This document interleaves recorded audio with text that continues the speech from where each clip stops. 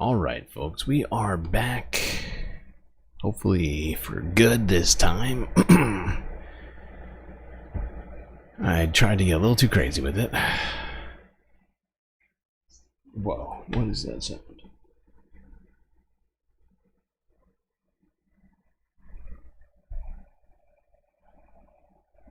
I say we just get right into it right now.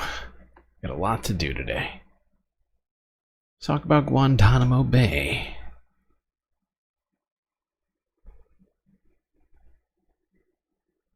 On the migrant and your reporting relating to Guantanamo Bay. Sure. So when President Trump ordered officials to convert the naval base at Guantanamo Bay, Cuba, into a massive detention facility for thousands of migrants who were in the country illegally, he promised to send the worst of the worst to that site and also to prioritize the detention of dangerous criminals there. But we have found that according to the agreement between the Departments of Defense and Homeland Security governing the operations at Guantanamo Bay, the administration gave officials broad and wide-ranging discretion, Major, to decide who to send to Guantanamo Bay, including the ability to transfer detainees there who lacked any serious criminal record in the U.S. or any at all. The conditions are very broad and sweeping in scope and include migrants who are suspected of using a smuggler, Major, to enter the U.S. illegally. That can cover many of the migrants crossing the U.S.-Mexico border, Major, because as you know...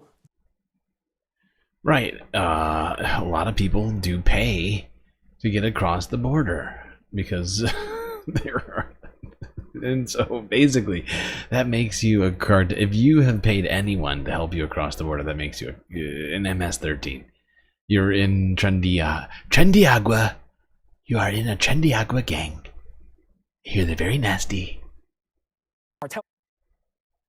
And other criminal groups control most of the illicit movement of people and drugs along the U.S.-Mexico border, and typically migrants have to pay them to be able to get safe passage and cross the border. And so we have learned that the administration has been sending non-criminal migrants to Guantanamo Bay. In fact, we learned that there are right now 42 migrants held at Guantanamo Bay, and 32 of them, the majority of them, are considered to be low risk, meaning that they lack any serious criminal record in the U.S. or in other countries. And Camilo, as I understand it, because I want to zero in on this thing you said about using the maybe CBS should stop saying the word illegal. As I understand it, the memo basically says if that happened, you are thereby, as a migrant, associated with a criminal organization. That's right. And I do genuinely feel like CBS should stop calling undocumented immigrants fucking illegal. Shut up. Just shut the fuck up. The memo, Major, is actually more sweeping. Jesus Christ. No, they really do have to stop calling undocumented immigrants illegal. They're helping launder this bullshit. They even said it themselves. Most of them aren't criminals. So why are we calling them illegal? Oh, good. Now it's doing it with the full screen? That makes sense. That makes sense. Why wouldn't? Why not? It was working perfectly. That's cool. That's cool. No, I'm into that.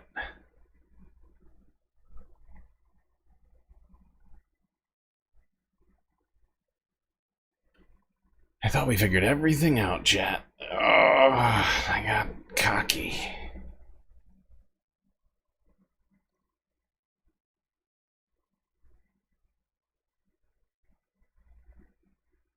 Alright, let's move on from that. That's great news. That's great news.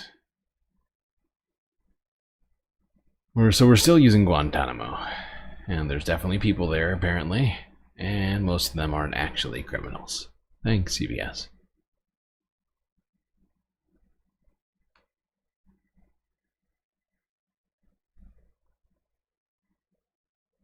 Where next? Oh yeah, you ever think about mistakes that are getting made? Oh right, there's been a ton of them. What happens if those mistakes are made? Good question. Let's find out. Thanks, Jeff, for the question.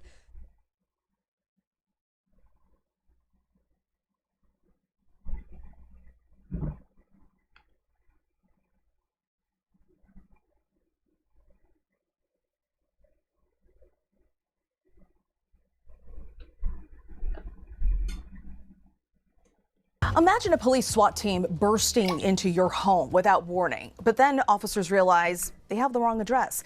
It happens more often than you might think in America. And now the U.S. Supreme Court is deciding whether federal agents can be held liable for those innocent mistakes. In tonight's Prime Focus, ABC's senior Washington reporter Devin Dwyer explores whether families can seek compensation for the physical and emotional harm, or if police are immune.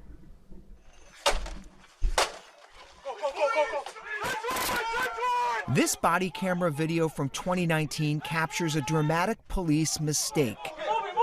Officers bursting into the Chicago home of social worker Anjanette Young as she was changing clothes just after 7 o'clock on a Thursday evening. Here we go.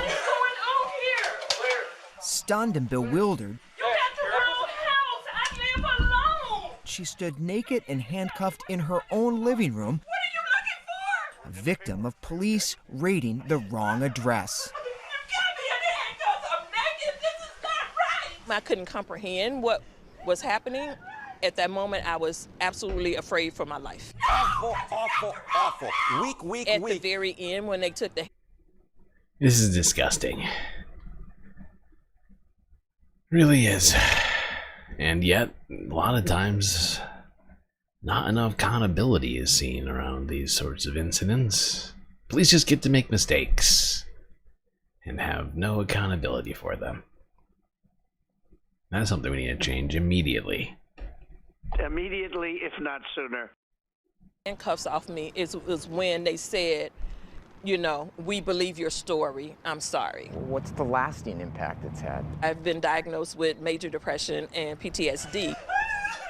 Time does not cure it. It is something that you live with, and you have to learn how to manage it. Chicago police, like most law enforcement agencies, don't keep track of wrong house raids or publicly report data. Yeah. A 2023 review by the city's inspector general found at least 21 cases over a 4-year period. The problem with the Anjanette Young case was the information giving. I love that the police get to decide what they report and what they don't report. They get to investigate themselves. And then we're all left guessing how good of a job they're doing. I thought we were going to be that was the meritocracy. I was told we were going to get the meritocracy up in here. And now, you know, it's the opposite of that, of course. Now we have every federal agency making mistakes all over the place and zero accountability for any of them.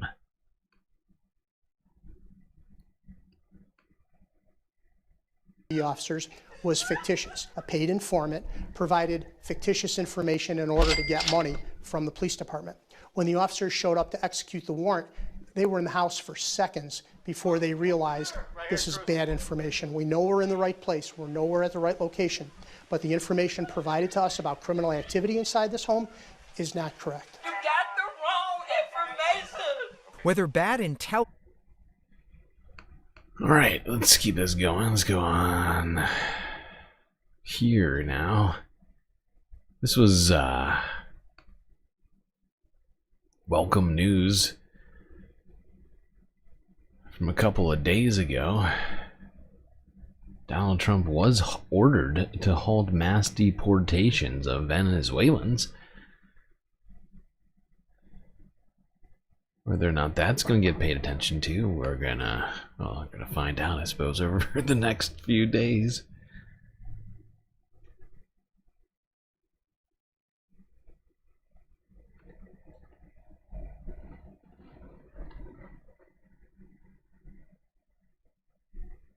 One of Donald Trump's key election promises was to begin what he said would be the largest deportation program in American history. Well, that program has set his administration on a collision course with the courts. A US judge has ruled that there is probable cause to find the Trump administration in contempt of court after it violated an order against deporting Venezuelan migrants under an obscure wartime law. Judge James Boasberg said that the government had shown willful disregard of his verbal order to turn the deportation flights around. His decision to begin contempt proceedings escalates a clash between the White House and the judiciary over the president's powers. Well, the alleged Venezuelan gang members were sent to a high-security prison in El Salvador. The White House says it will appeal against the latest ruling. John Sudworth reports. 4 weeks ago, President Trump's anti-immigration drive took a new turn. More than 200 people, many of them alleged to be gang members, were loaded onto flights and deported to a maximum security jail in El Salvador. Yeah, I mean... But with the flights already in the air, a dramatic court... Alleged is very operative, very much the operative word here. That's all we've got is allegations. It's a literal witch hunt. It's all we've got to go on. Because there's been no due process. That's why people keep bringing up that phrase so much lately. Because it is in fact the thing that was supposed to happen that suddenly didn't happen. That's, you know, been the backbone of the democracy, supposedly, for quite some time. Without it, this can happen to anybody. Because how do we know who they are? We don't know. We don't know for sure. We don't know what they've done at all. Not even close.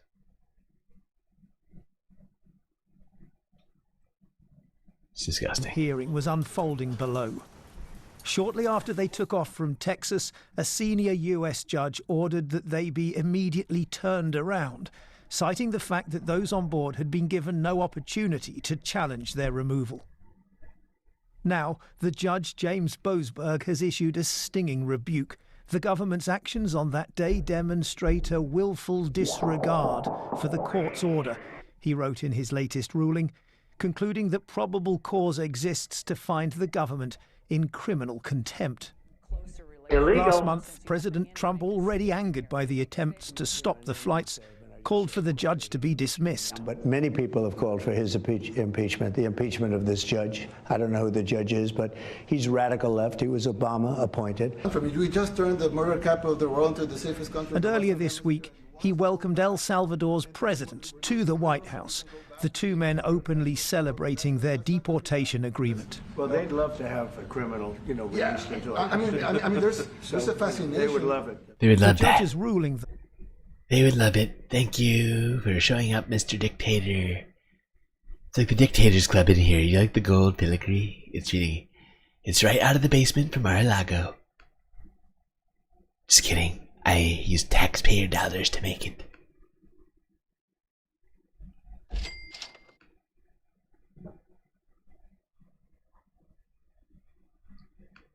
This tweet from Nayib Bukele. Oopsie, too late, he wrote shortly after the planes took off. The foreign policy of the United States is conducted. The retweeting of that post by the US Secretary of State Marco Rubio showed, the judge said, not only willful but gleeful defiance of his order to turn the planes back. A finding of criminal contempt against the US government would be rare. But those deported appear to have disappeared into a legal black hole with little public evidence offered for their gang member status. The judge has given Justice Department officials a week to rectify their actions or, he said, face prosecution. John Sudworth. Let's speak to CBS correspondent Jared Hill. Jared, what hope does the White House have? Okay. Whether it's El Salvador or Guantanamo, people are being disappeared without due process here in the United States. Seemingly bad precedent, if you ask me. Let's go here. I think this was in Missoula, Montana. AOC doing a speech earlier this week.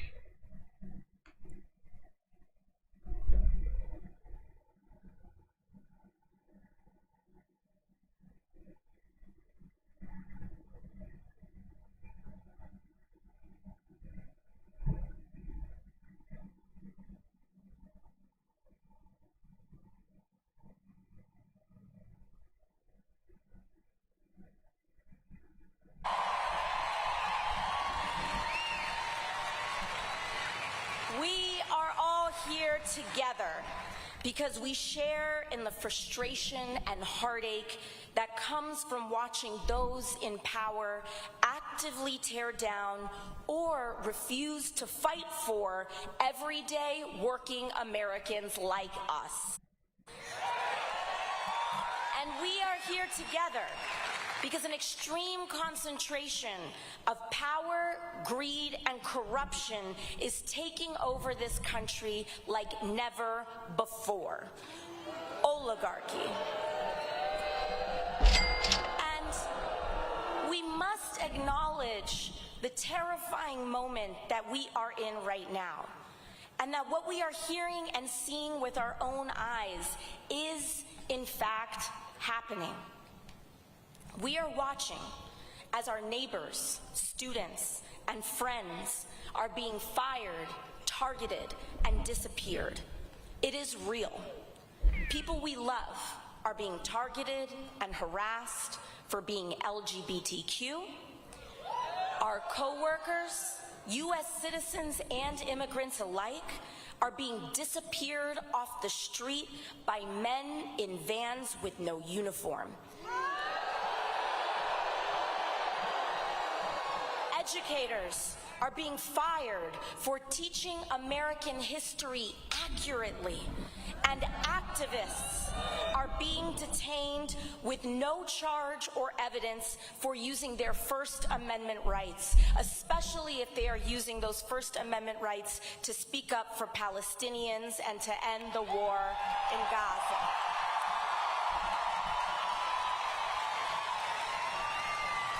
In fact,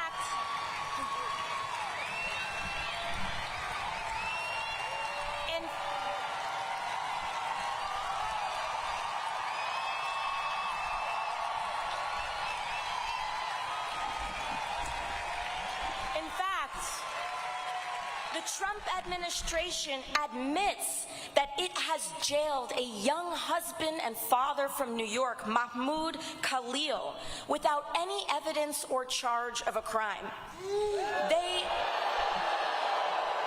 The Trump administration admits that they have thrown him in a cell thousands of miles away in Louisiana from his family because he attended a protest, and that they are detaining him for the content of his speech and nothing more. Donald Trump's detention of Mahmoud Khalil for his speech is anti-American, and we demand his release, along with the release. See a lot of people in chat suggesting this isn't enough, and perhaps not, but it's a start to something. I don't know what else, I don't know what else AOC might do in this situation. I mean, hopefully she's working in the background to begin impeachment, something like that. But, bringing people together, I think, is certainly an important aspect of trying to move these things forward, because American people are too often just separated and compartmentalized in this world, and we need to see each other out there agreeing. I mean, we're not, it sounds stupid, but in a way, a lot of people just need support in real life, right? And to feel like they're not alone in thinking these things. It's my opinion.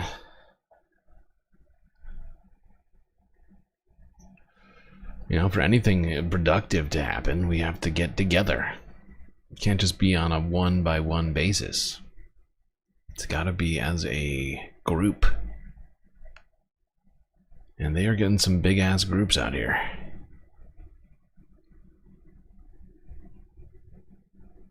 Alright, let's go here now. Go back to that goddamn meeting that happened earlier this week on, I want to say it was like Monday or Tuesday. With Bukele. Also jailing for writing an op-ed in her school paper. And we also demand the return of Kilmar Abrego. I fucking hate it when people put these little, like, it makes it impossible for me to click past it on big screen. There we go.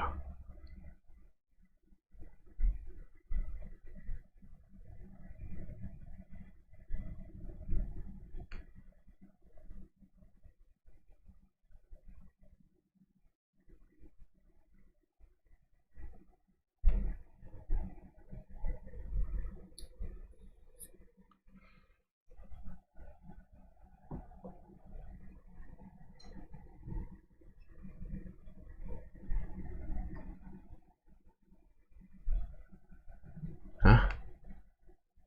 What's happening here? Anna Bauer, the senior editor at Lawfare, put this together. So the Trump administration is claiming it wasn't a mistake now, and we'll get to that clip in a second. Particularly Stephen Miller. Right, who is kind of, it seems like the president right now. Also a Nazi. Yep.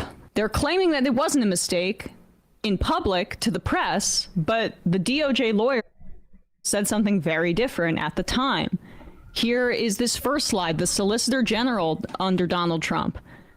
While the United States concedes that the removal to El Salvador was an administrative error, that does not license district courts to seize control over foreign relations. That was what was said in that document by the Solicitor General. Now let's go here to the second slide. Another admission of an administrative error by an ICE official, Robert Cerna. The quote is, "Through administrative error, Abrego Garcia was removed from the United States to El Salvador. This was an oversight, and the removal was carried out in good faith based on the existence of a final order of removal and Abrego Garcia's purported membership in MS-13. People that operate in good faith don't have to insist on their good faith. Yeah. ICE and all these detention authorities are goon squads that get paid hundreds of thousands of dollars a year to just make mistakes like this. And there's many of them. How do you remove somebody from the United States in good faith?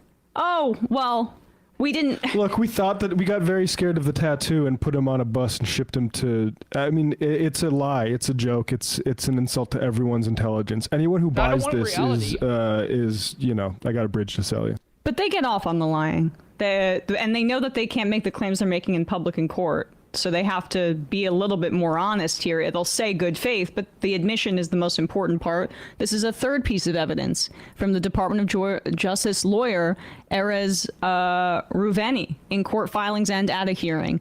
We concede he should not have been removed to El Salvador. This is when they have to put pen to paper and when they're in court. But now let's turn to what they're saying to the cameras. So this is the new tactic, right? The Supreme Court said that the Trump administration needs to be facilitating Abrego Garcia's release, and effectuating is the other word.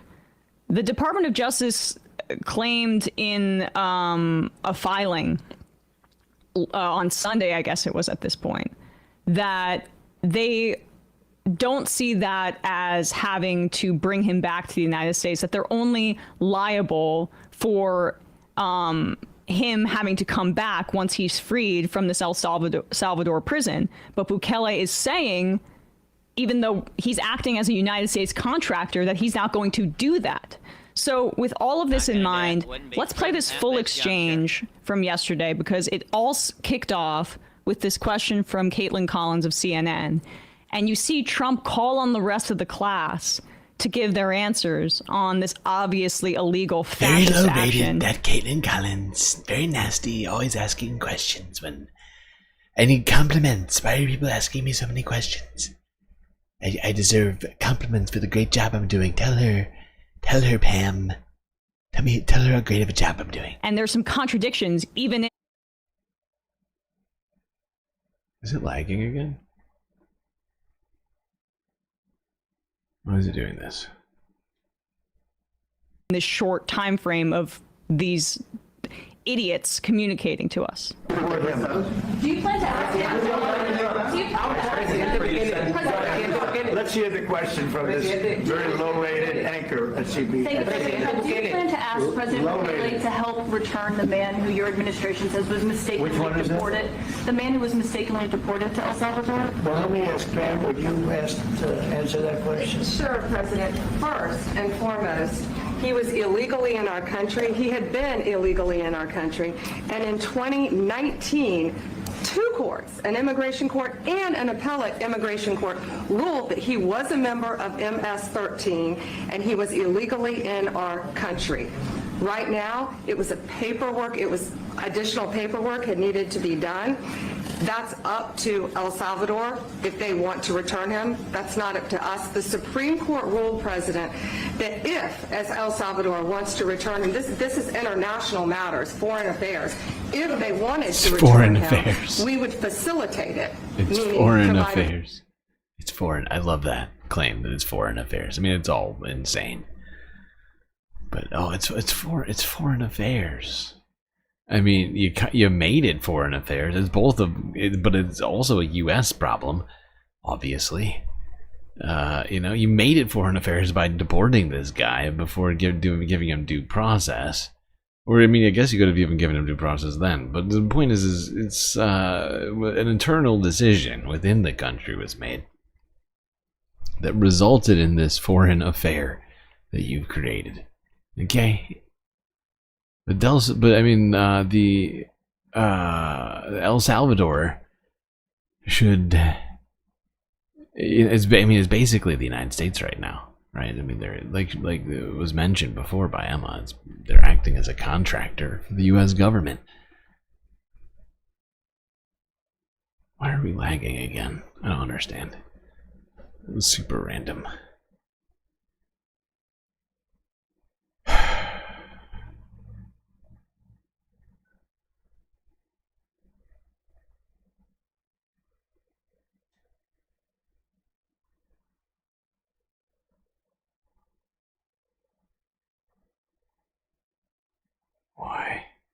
Why are we doing this?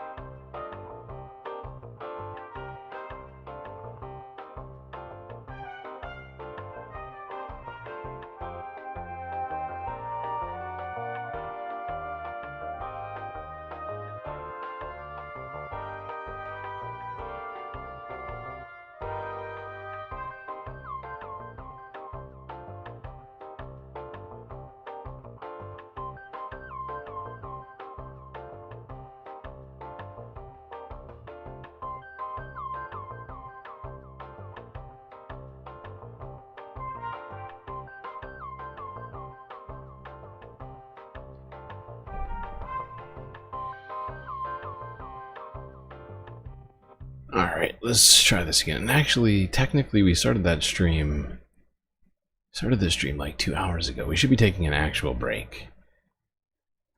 And boy, oh boy, do I need it. It's been a stressful day already. It's all these goddamn technical problems happening.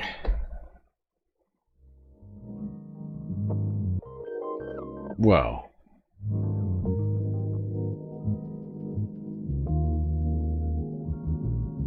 happened here?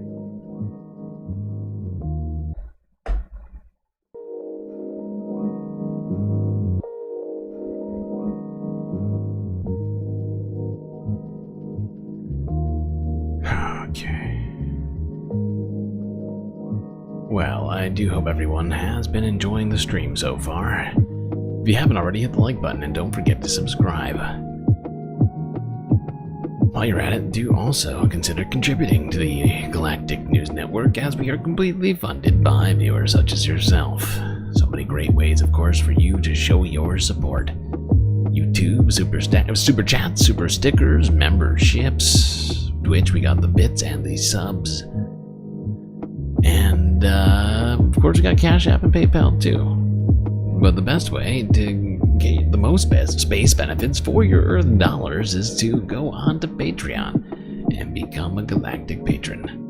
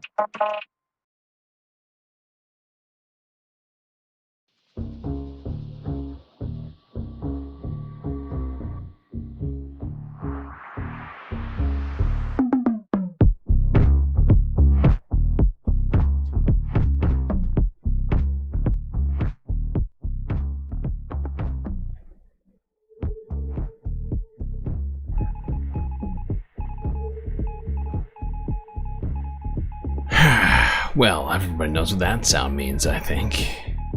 It's time for us to get back to the show.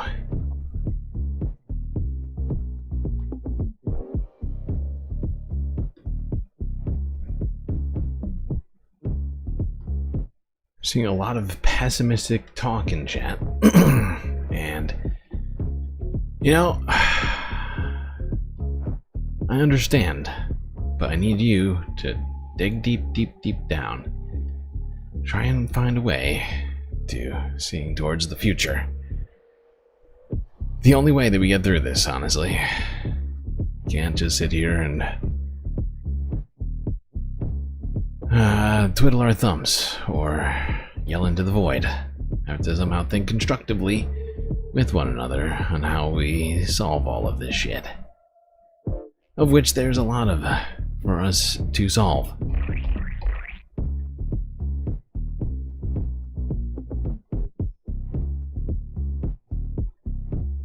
Alright. Let's get back to the show.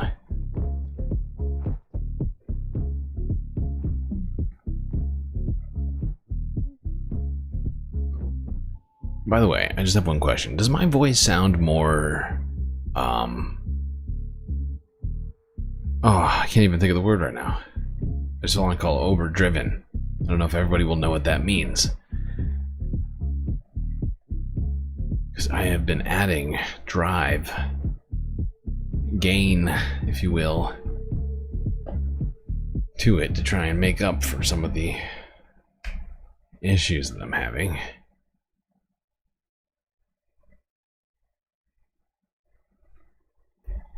If not, no big deal. Just wondering. Just really, I'm checking in with you, alright? See if your experience is good or bad. Okay, pause it for a sec. You are doing a great job. So you hear that, right? First of all, she falsely claims that Abrego Garcia was an MS-13 member.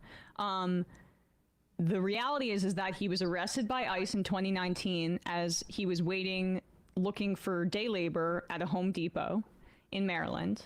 There was an informant that said he may be an MS-13 member, and so immigration judges denied him bond initially. Informants, I just want to say, not the best people. Not the best people, those informants. They'll just say things. Nasty informants. That bore out in the fact that his bond, yes, it was initially denied because of that informant claim, but he then later received in immigration protection, which is entitled withholding of removal. And it was determined where they granted that withholding of removal that he was not a danger to U.S. national security. Now, you also hear Pam Bondi say that this is foreign policy.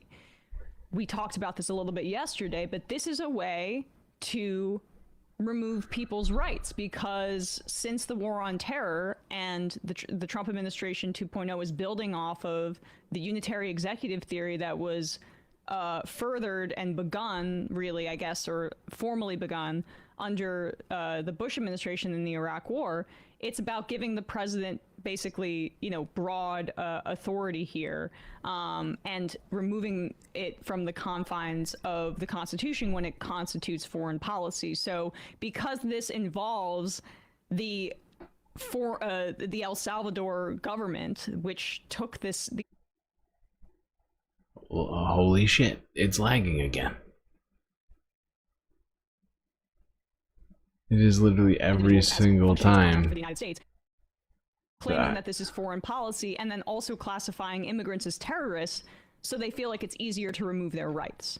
But keep going. I don't understand why this is happening now. Wait a minute. If you just also respond to that question, because it's asked by...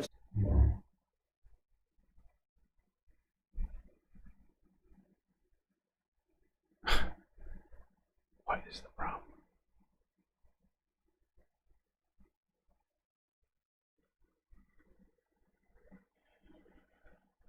I'm at a loss, Chad. I have no idea why we are having these issues.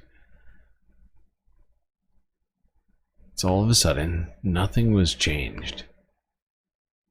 between Wednesday and today, yesterday, nothing changed. All of a sudden, all of this shit just not working. The only thing I can think of that changed is the weather down on Earth.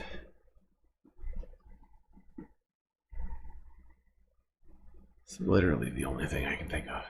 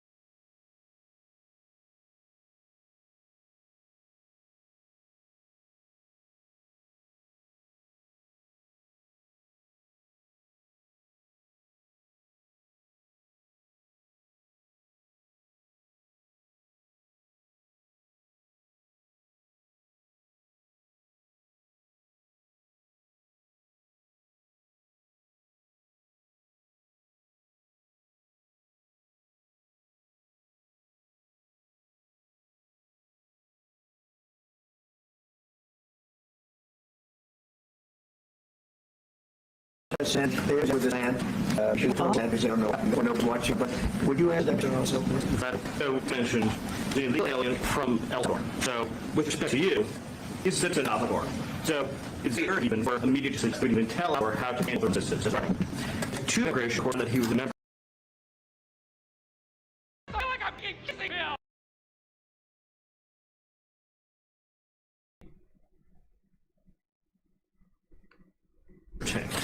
When President Trump declared MS-13 to be a foreign terrorist organization, that meant that he was no longer eligible under federal law, which I'm sure you know, you're very familiar with the INA, that he was no longer eligible for any form of immigration relief in the United States.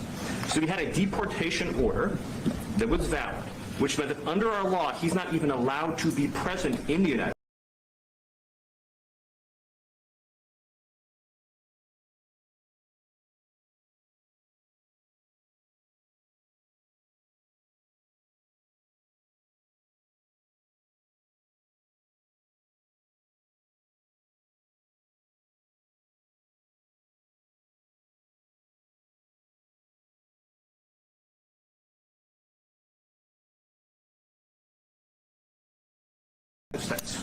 And had to be returned because of the foreign terrorist designation. This issue was then, by a district court judge, completely inverted, and a district court judge tried to tell the administration that they had to kidnap a citizen of El Salvador. Kidnap. What a word to use. Okay. Wow. Kidnap. This guy. Accusing other people of arrogance. And then... It's insane. This guy is like about to... This guy is about to laugh his ass off over here.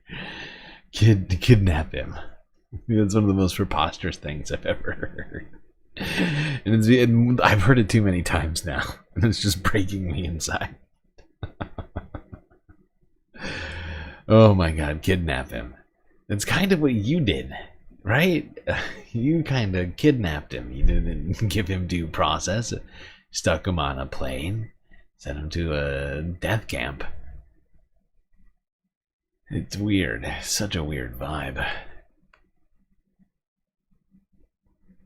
I can see that it's still lagging. It's killing me. It is killing me a little bit. I'm just gonna try and power through it. I'm sure it'll be fine.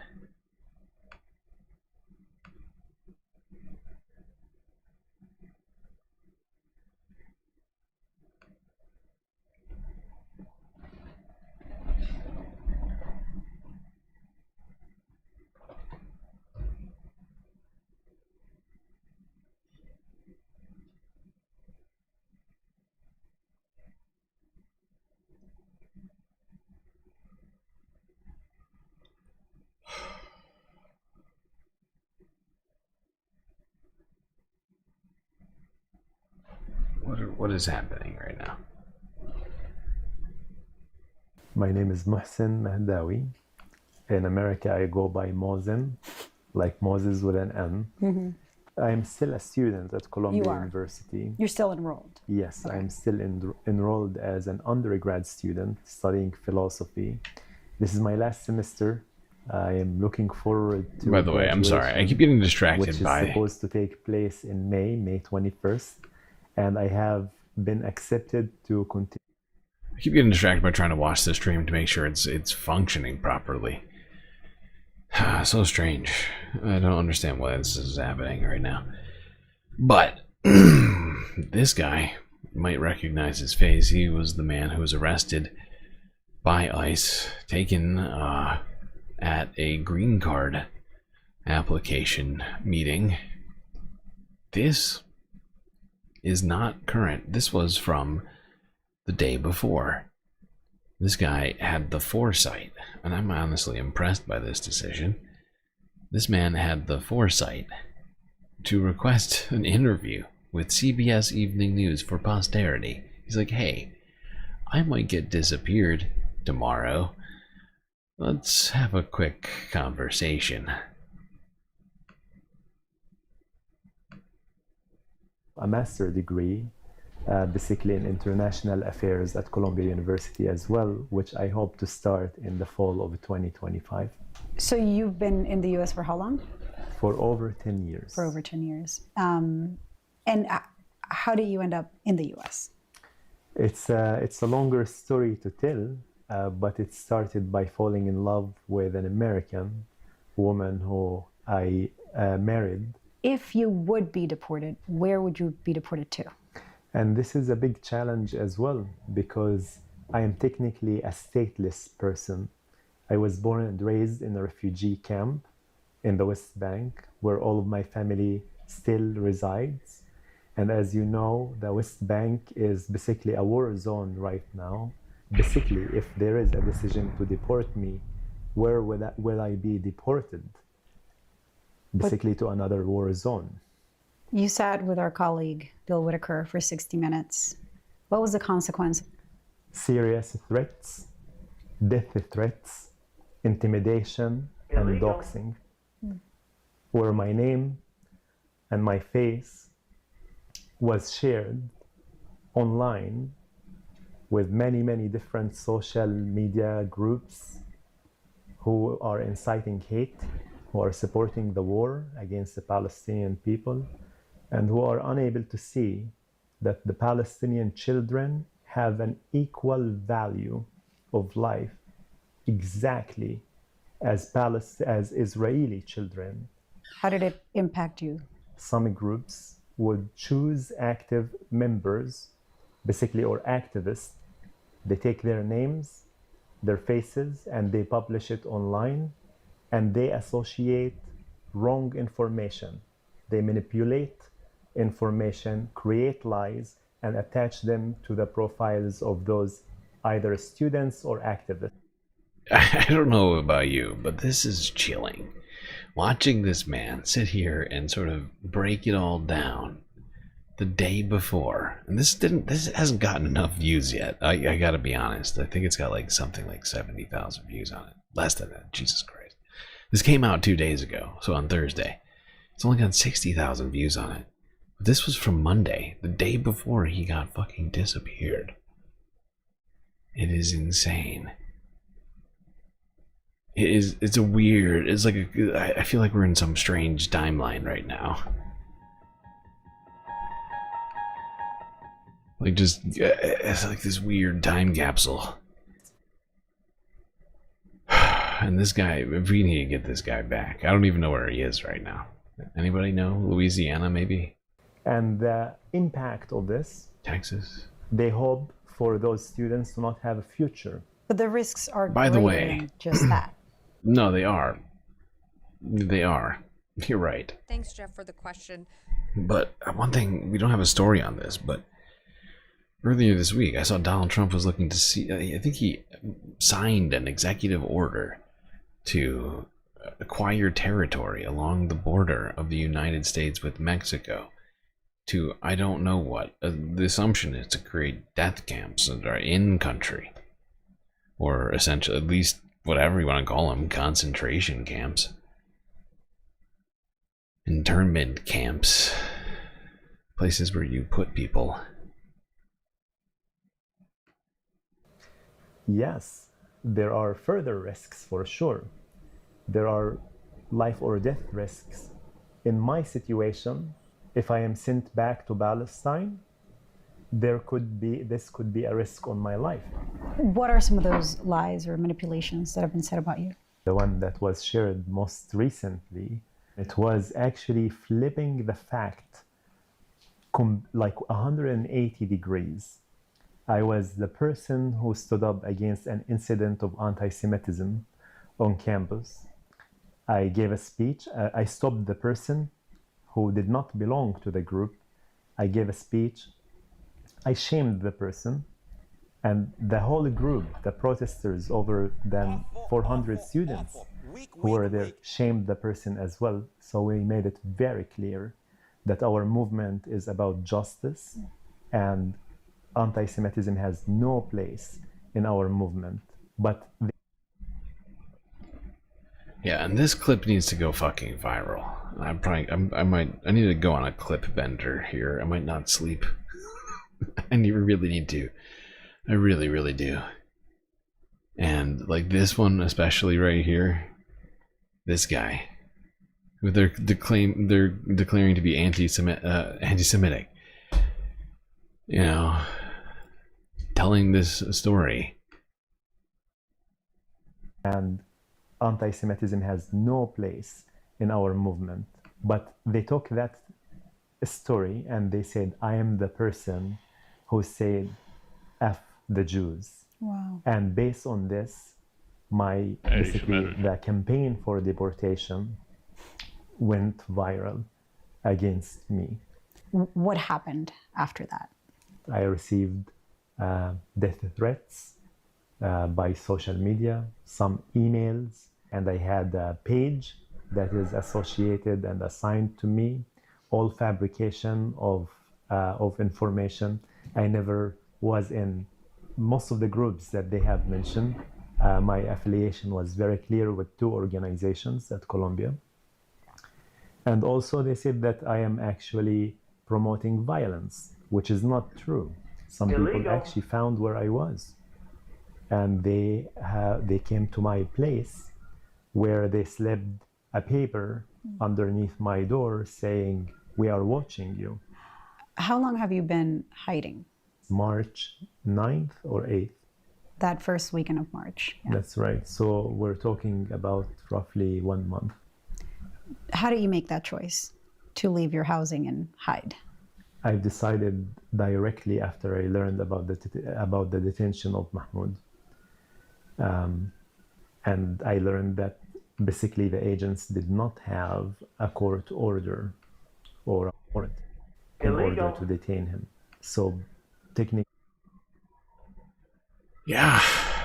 And if people with documented status can have themselves disappeared. Even people who spoke to journalistic organizations can be disappeared. Anybody in this country can be disappeared. And that's what they're opening up right now. That's where we're at. It's a horrifying state of affairs. The process for justice was missing there. I could be kidnapped at any point, like what happened with other students, like Rumsiya Ozturk. Mahmoud was detained. You sheltered in place. Now a court agreed with his potential deportation. How did that sit with you? It's a painful reality. It's a painful reality that we live in the United States, the country of the free world. So when I see a court decision saying that he is deportable, it feels like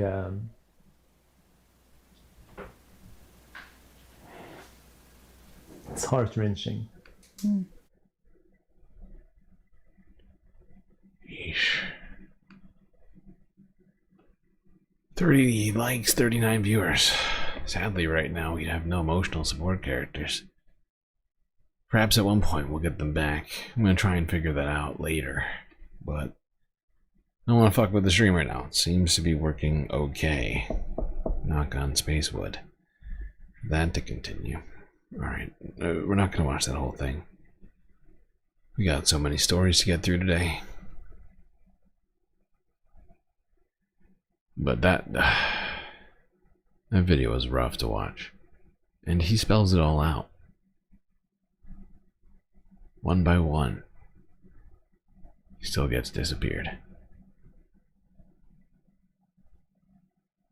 Alright, let's go over here now to the Associated Press from a couple of days ago in Tennessee.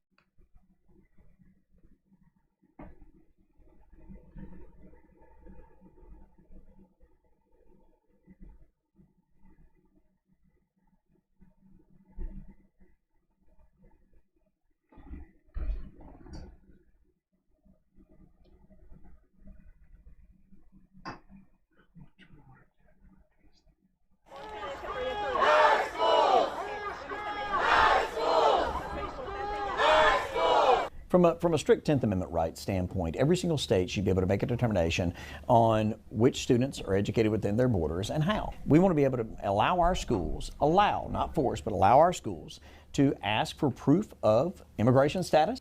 And then if you are not a legal citizen, if you're illegally in the United States, then that school would be able to charge you a tuition that would be commensurate with the additional cost of educating that child.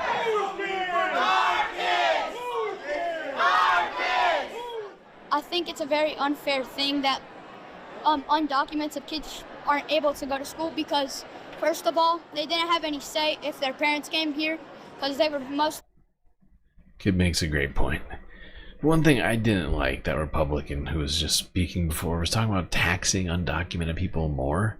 It's just going to be a flat tax. It's going to be based upon how much they have already paid into the system. Some of them pay property taxes and sales taxes and income taxes.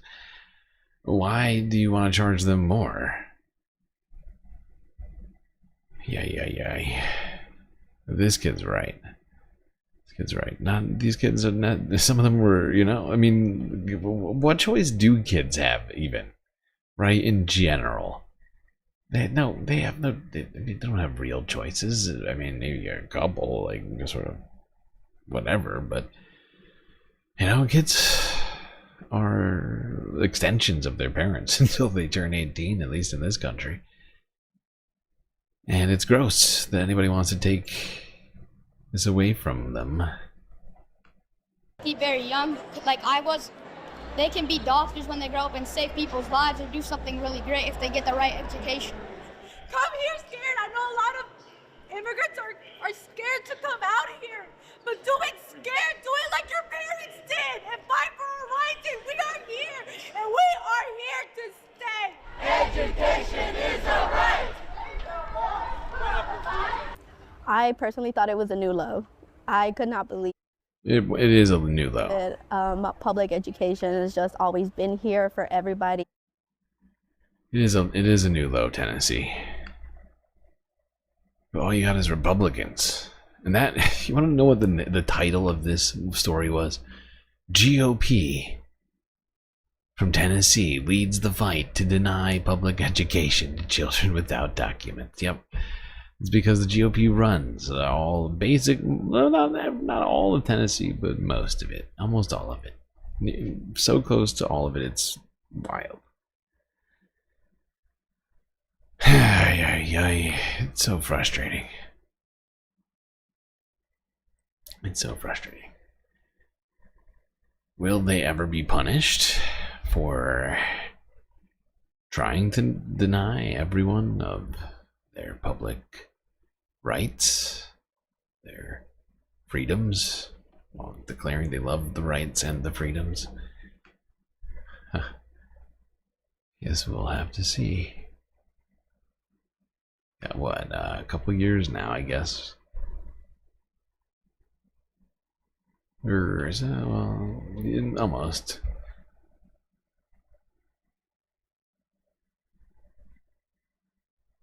Can Mom get a hello for her first time watching GNN? Hello, Mom. Welcome to the Galactic News Network. Glad to have Bosie's mom here today.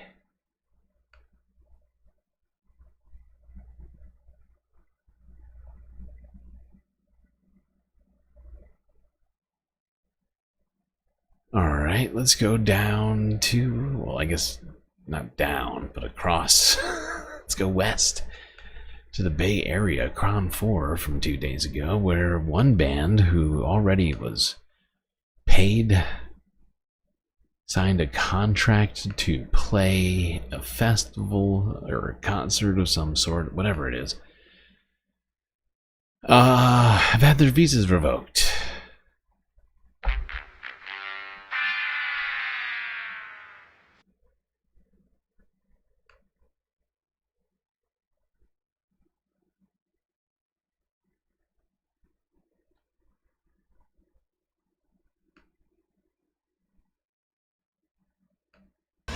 A music festival in Morgan Hill scheduled for April 27th, but the event canceled altogether after a band from Mexico had their work visas revoked.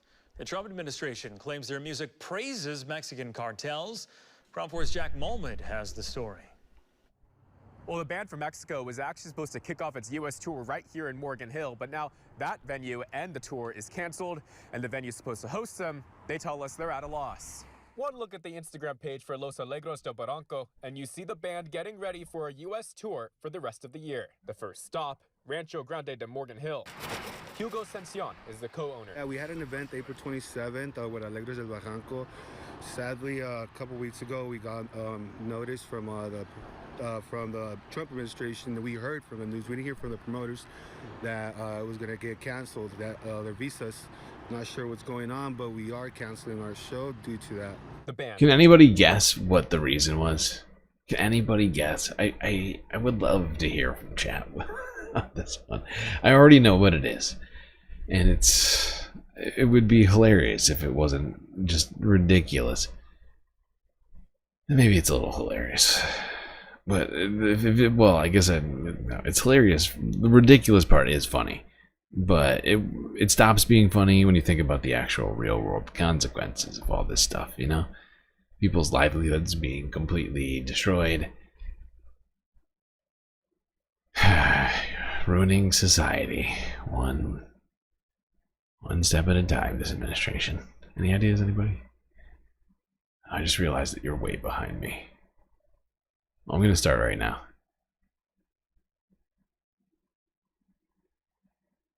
Get ready, folks. Here it comes. I'm under fire because of some of their songs talking about the cartel. The Deputy Secretary of They said the El Cartel. That because of this, the band's work and tourist visas are revoked. Sencion says they have the wrong idea. Corridos is a story, and I believe that's what they're doing, telling a story about cartels that are in Mexico. But now the damage is done. The venue losing out on a valuable payday. Because we already stole a certain amount of tickets, so that's all refunds we have to give back. Damn. They already had sold out this concert. And this band gets their visas taken away for having mentioned, the Mexican band mentioned the cartel at their visas. Can we take away Donald Trump's visa for mentioning the cartel?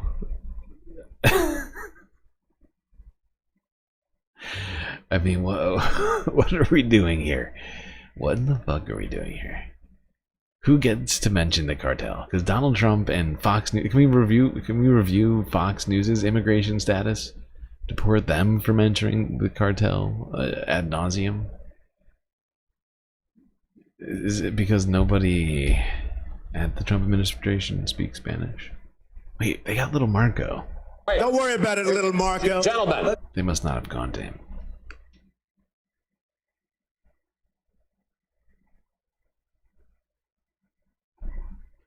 All right, let's go to upstate New York. Where, in Syracuse. This video came out, this was from I think over a week ago now. The video came out from 2 days ago, Syracuse.com's YouTube page. Why don't they have a regular news station? Syracuse.com, okay. This guy got followed home. With immigration, do you have any identification on you? Oh, hold on, where are you going, buddy? Yeah, you got. Oh, hey. You're not free to go.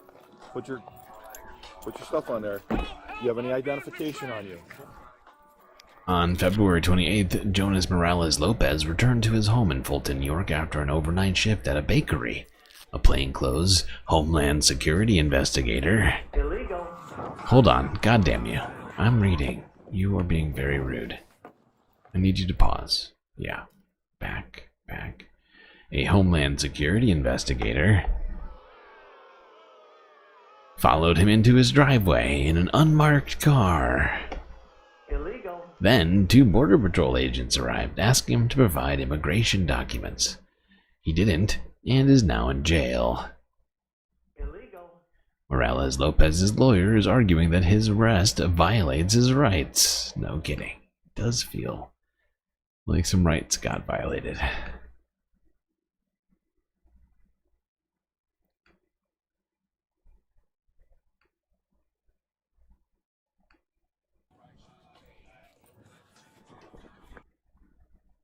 What are we doing?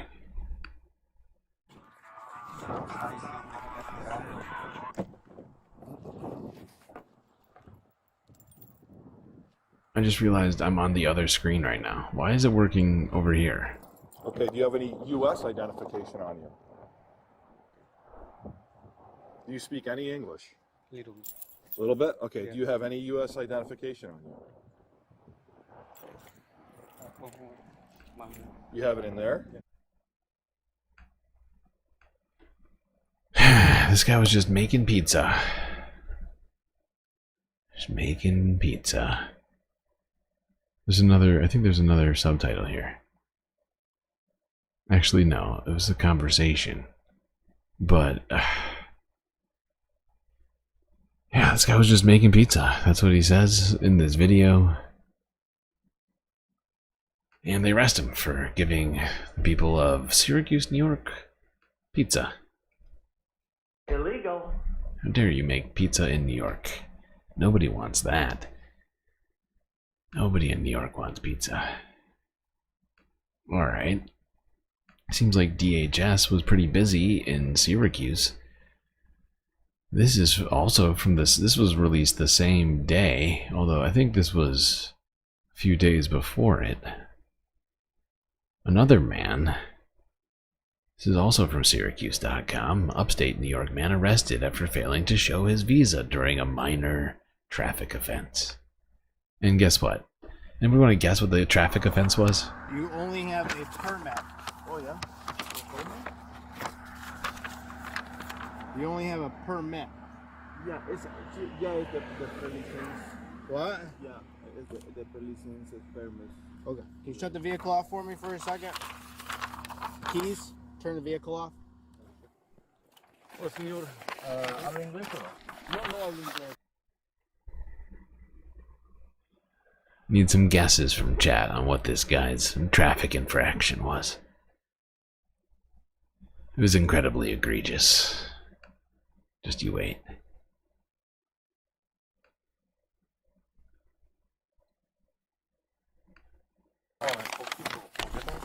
¿Tiene papeles o no? Ya, passport. Do you have passport? ¿Dónde? Yeah, sure. Passport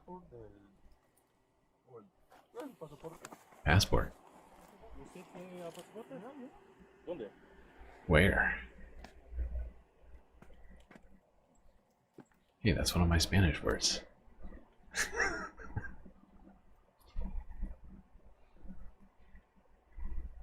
¿Tiene un visa? No, es pasaporte. Okay, usted necesita un visa. You need a visa. Yeah.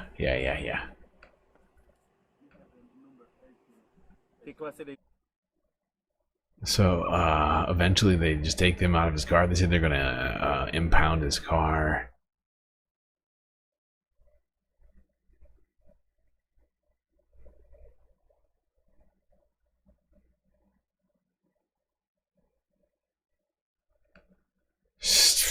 Living in an insane world right now. But yeah, do you want to know what he did? He didn't roll a stop sign, wasn't speeding, wasn't driving recklessly.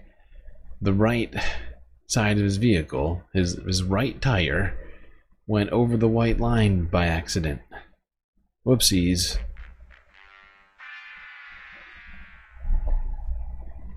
Justification. Oh, look at you, driving all over the road. Your tire went over the white line. Illegal. Fascists. And this is an example of something that I'm fairly certain the local police could be sued for.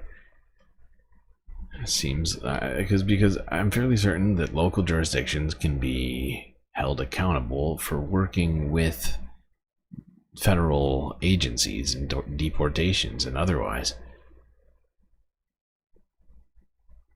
This is one of the situations in which they do actually, I think, have liability when they work with the federal government, who doesn't have liability.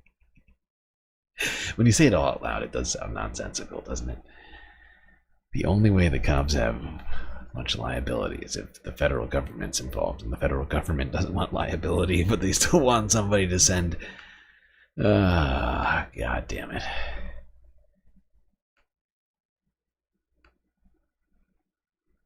We might need some changes in some places.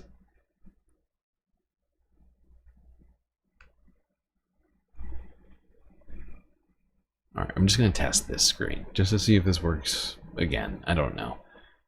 I'm feeling crazy. I did change it slightly, if you noticed. It's just black in the background. It's a deep, dark void. Alright, can we do this?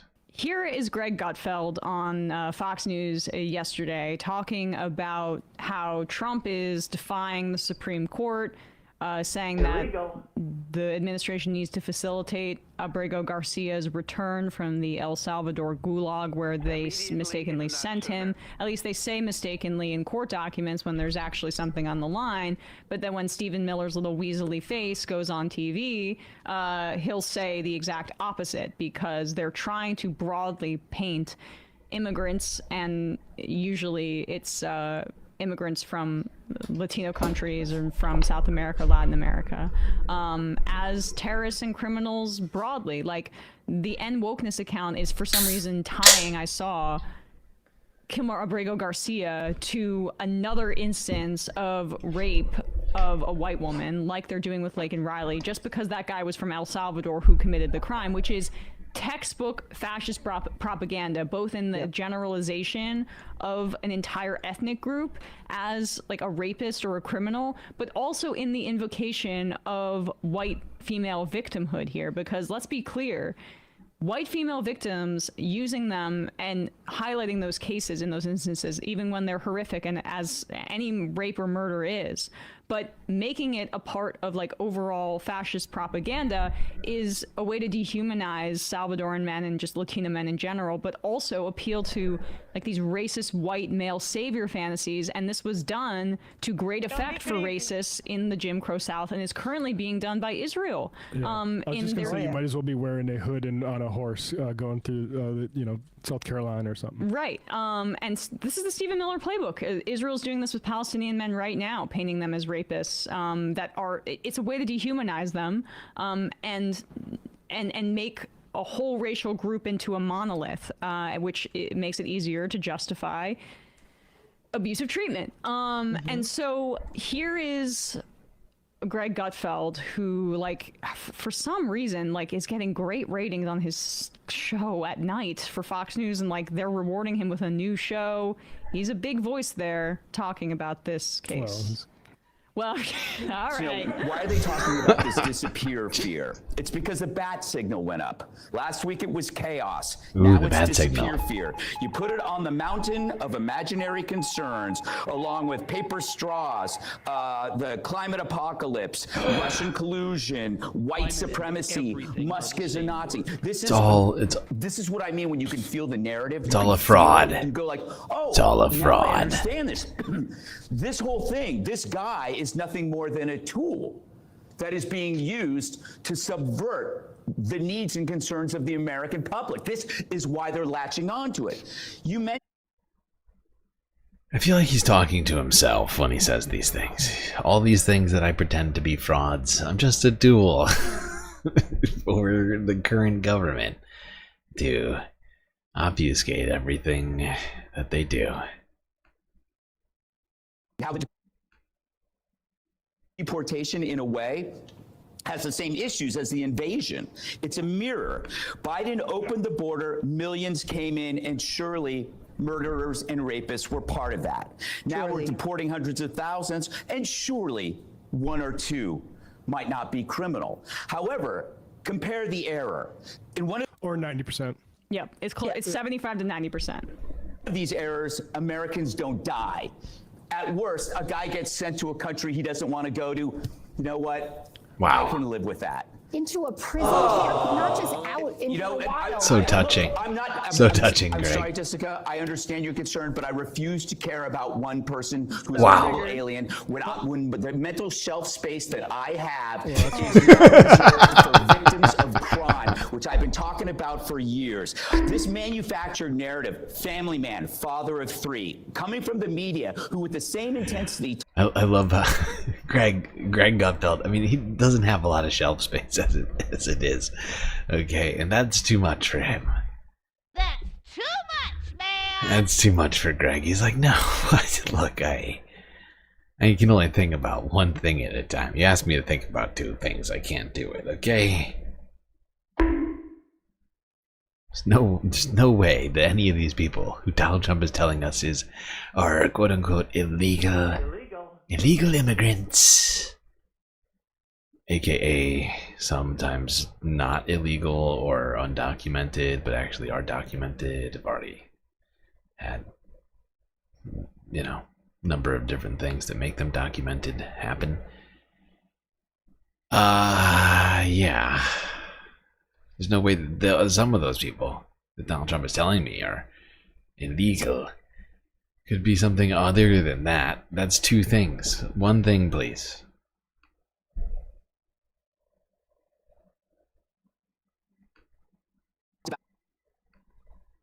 Having children was bad for the climate, are now telling us that when you have children, you are now a pillar of the community. Who's what? White American Who's citizen, doing that? They would just call him a MAGA extremist. Okay, but he's an illegal alien. real He has quick. kids and Has anybody here, I mean, I talk about the climate all the time. Have I ever told anybody not to have children?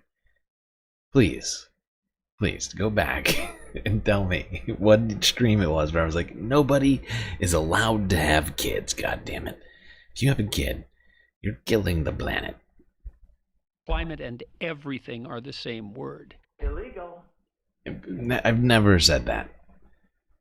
I think we should have kids. We need them for the future. It's the whole point, right?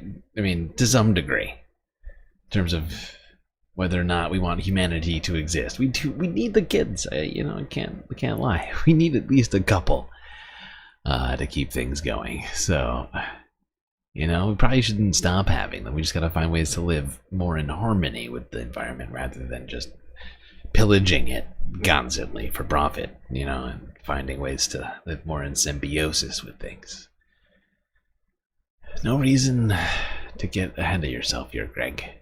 Can anybody think of anybody? Has Greta been out there saying? Is Greta shaking her finger? You shouldn't have the children. God damn you, Greta. God damn you.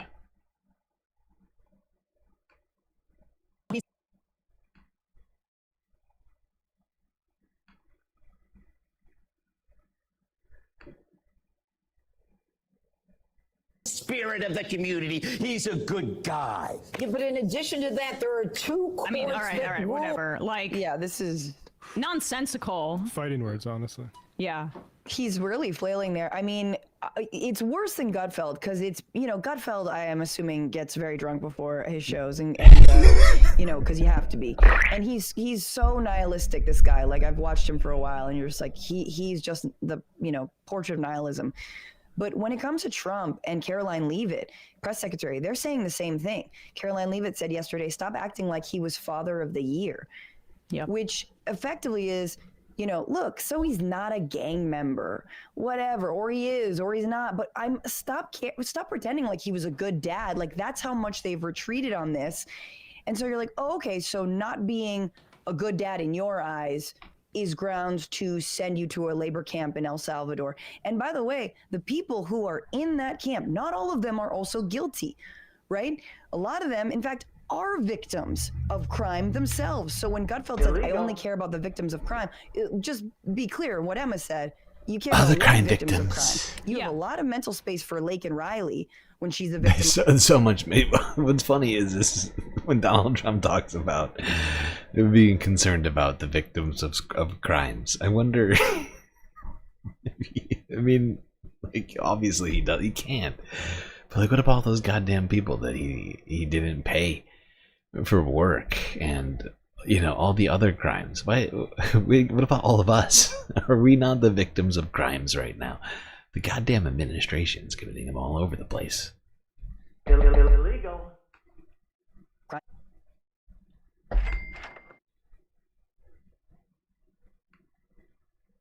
Any white woman, any white person who is victim of crime. Why is this happening to me? But immigrants themselves, and we saw this writing on the wall, and so it gives me no pleasure to say that we all knew this was going to happen, that we all knew there's no distinction between criminals, actual criminals, and undocumented people, that Stephen Miller's laughing in our face because anyone who believed that line is a sucker and an idiot, because they are, because the entire premise, remember, Obama, Biden, and even Trump 1.0 actually tried to go after criminals who don't have papers in this country. ICE in 2017 said, look, we can't really do our job because communities are afraid of us, and our job is to go after actual criminals, right? And so, but the community is scared writ large, so can you dissolve ICE? At one point, ICE wanted to abolish ICE. This is true. And Biden, for all the terrible things he did on immigration, was more focused on actual criminals. But it's the same premise with, like, let's say the IRS. When they are defunded or they don't care, they go after low-level people making not very much money, and they audit those folks. Same with ICE. When there's not a focus on criminals, they're just focusing on any undocumented people, and they don't care because that is the project. Because by virtue of the fact that these folks aren't citizens, they have legal status, but they're not citizens, it's enough. It's enough to say you should be deported, you should be sent to a prison camp. I don't understand people who... Yeah, it's such a low bar. Such a low bar that Greg Gutfeld is incapable of hurdling. Simple humanity that he's lacking. He's like, you know, I don't care. You could be an American citizen and get accidentally sent to a different country. I just don't care. As long as you fit a particular description to me and it suits me to continue having my job at Fox News, where I regurgitate horrifying talking points day in and day out, then it's fine.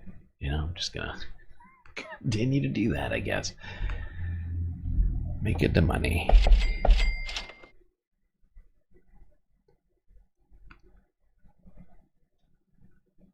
You know who's not going to be making the money anymore? Reuters and Newswire. They're losing their access to the Donald Trump White House. Here's Reuters from 3 days ago on the story. Thanks, Reuters. Where would we be without you? I guess we're going to find out. Oh, God damn it.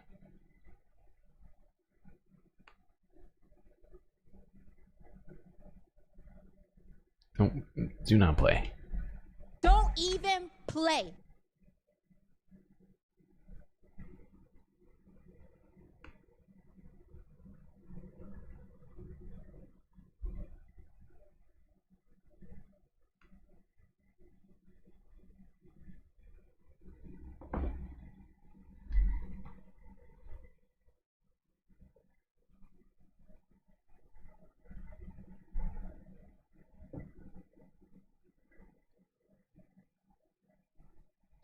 Why?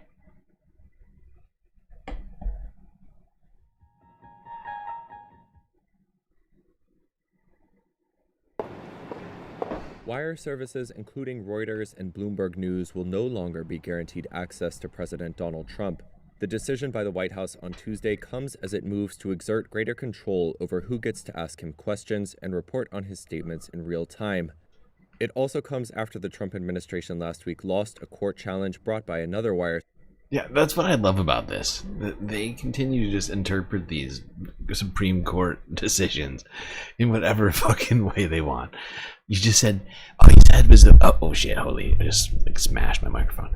All you said was that we can't borrow the AP. You didn't say Reuters or Newswire or Fox or CNN or CBS, ABC, MSNBC, NBC, CNBC. Any of these people, we can get rid of them. You gotta be more specific.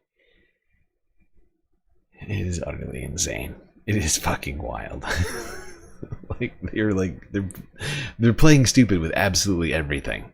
When they're, at least the people who are making most of these decisions know full well, not Donald Trump. Stephen Miller, though, all of these, Russell Vogt, those guys know. Those guys know. They know exactly what they're doing.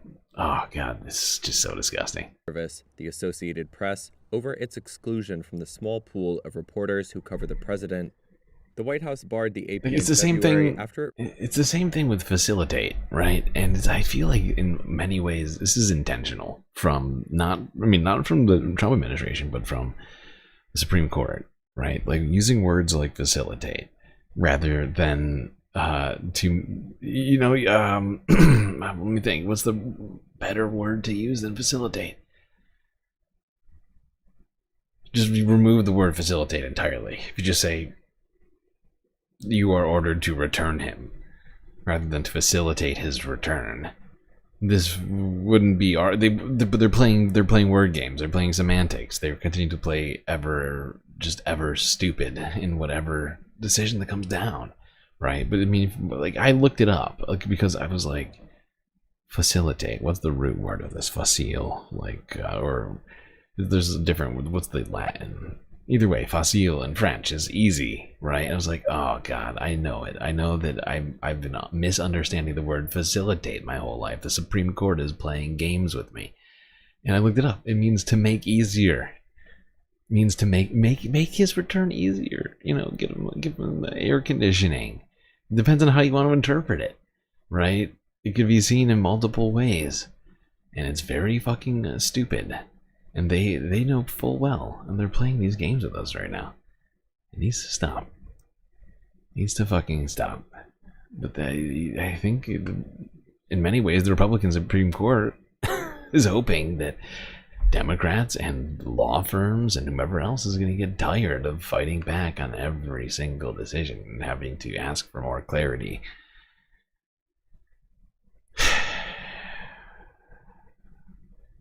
But that's where we are. Whoa, I just clicked the wrong thing. We're back in the pool. We don't need to be in the pool. Oopsies, there we go. There we go. Let's go here.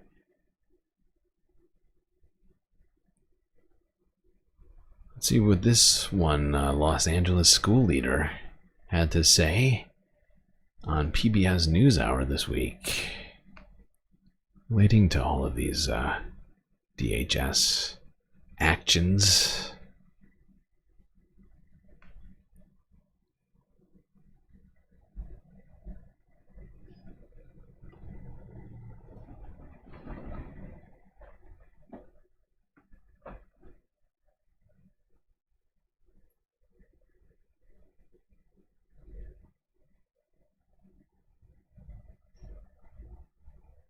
Officers with the Department of Homeland Security recently attempted to enter elementary schools in Los Angeles, but were not allowed in.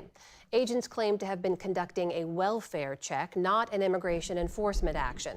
School administrators say DHS lied about having permission from caregivers to speak to students. The agency told the NewsHour, quote, any assertions that officers... DHS lied. Wow. Illegal. Sweet. I love that. But yeah, why would DHS, or the Department of Homeland Security, be doing a wellness check on anyone's child? Doesn't make sense. Wellness check. Wow. And at school. Lied are false. Laura Barone-Lopez has our report. Amna, the move by immigration officers at the second largest school district in the country has sparked new fears for families, teachers, and administrators. It comes after President Trump rescinded a long-standing policy designating schools, churches, and hospitals as protected areas from immigration enforcement actions. I'm joined now by the superintendent of the Los Angeles Unified School District, Alberto Carvalho. Superintendent, thank you so much for joining the NewsHour. Starting with these attempts by federal agents to enter 2 elementary schools last week, they were looking for 5 students in 1st through 6th grade. What can you tell us about what happened, and why were these students and these particular schools targeted? Thank you very much for the opportunity. All I can tell you is that teams of 4 agents showed up at 2 different schools 2 hours apart. We in fact believe that these individuals belong to the same team. They, after being asked by the principals to provide some degree of identification, they did present credentials that identify them as agents of the Department of Homeland Security, which they went to great lengths to actually explain to the principals that they were not with ICE. The problem began when, number one, they failed to produce a judicial warrant, which we require for any type of access to staff or students in our schools. And secondly, they blatantly lied because they conveyed to the principals that they had obtained permission from these children's parents to have access to them in school. Based on the statement that was released by the Department of Homeland Security after this incident, they actually conveyed that they were there to conduct wellness checks on these children on the basis of their undocumented and unaccompanied status, which contradicts the fact that presumably they would have. We need to find out whether or not they're being directed to directly from, you know, Director or Puppy Killer, R.I.P. Cricket. Whether it's Kristi Noem. I mean, we need a FOIA request on this shit, and we need to know who's being directed, why they're being directed to lie to schools. Don't you think that creates an unsafe environment for kids? Having federal agents coming onto school lying about who they are and what they are there to do? I thought they were here to protect the kids. Republicans keep telling me that all they want to do is protect kids. Whenever they bring up trans issues, it's always about protecting the kids for them. And they're letting armed people lie their way onto schools. That seems smart. No way that goes wrong.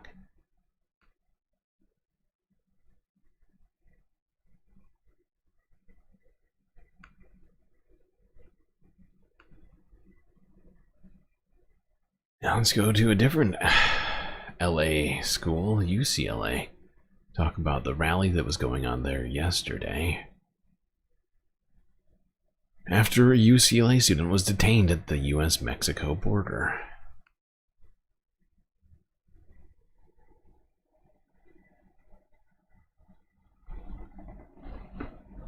We have new details tonight on a rally at UCLA for an international student. University officials have confirmed that the student was detained at the U.S.-Mexico border by U.S. Customs and Border Protection agents. NBC4's Darsha Phillips is live at the campus tonight with reaction from students and staff. Darsha.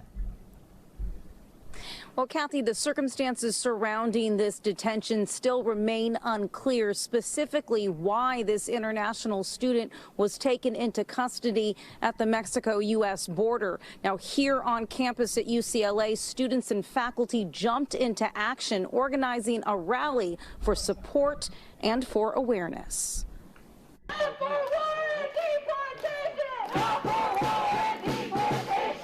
News of a UCLA student reportedly detained by Customs and Border Patrol spread quickly through campus.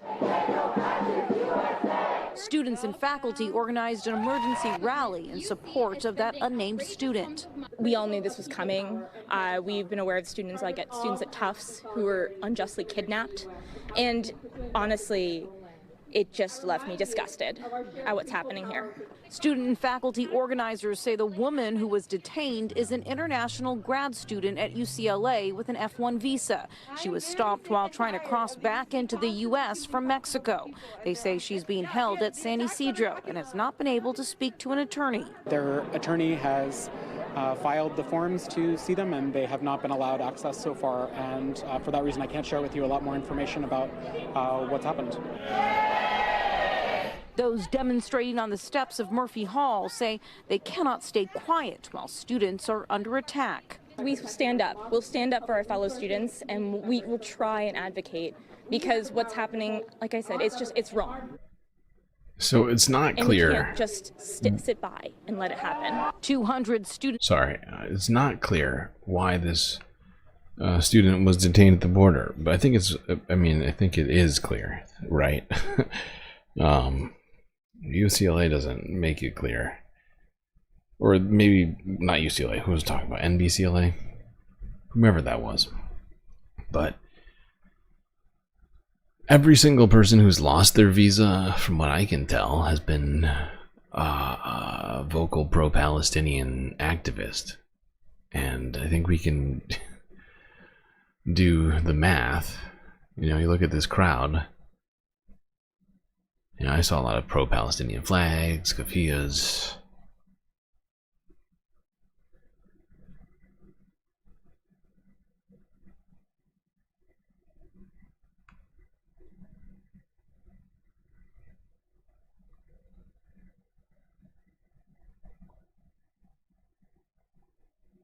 Now, let's talk about that criminal contempt charge that may be happening here in the future.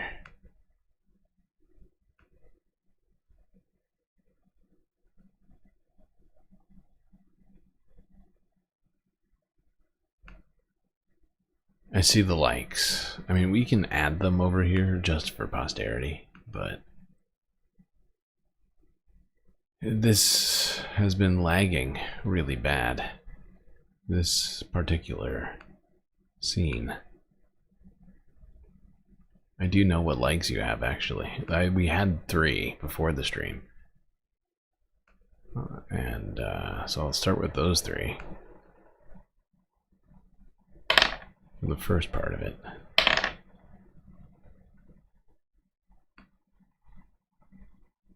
A federal judge has found probable cause exists to hold the Trump administration in criminal contempt of court for violating his order to turn around planes carrying deportees to an El Salvador prison.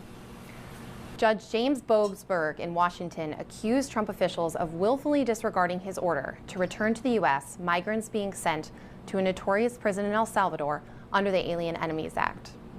The judge warned he could hold hearings and potentially refer the matter for prosecution if the administration does not remedy the violation. And if the Justice Department declines to prosecute the matter, Bogsberg said he will appoint another attorney to do so. The administration is planning to appeal. It has argued it did not violate any orders and has noted the planes had already left the U.S. by the time the judge's ruling came down. This marks a dramatic escalation in a growing battle between the White House and the courts over the president's authority to take sweeping executive actions. Yeah. Administration officials have repeatedly... They just keep playing these games.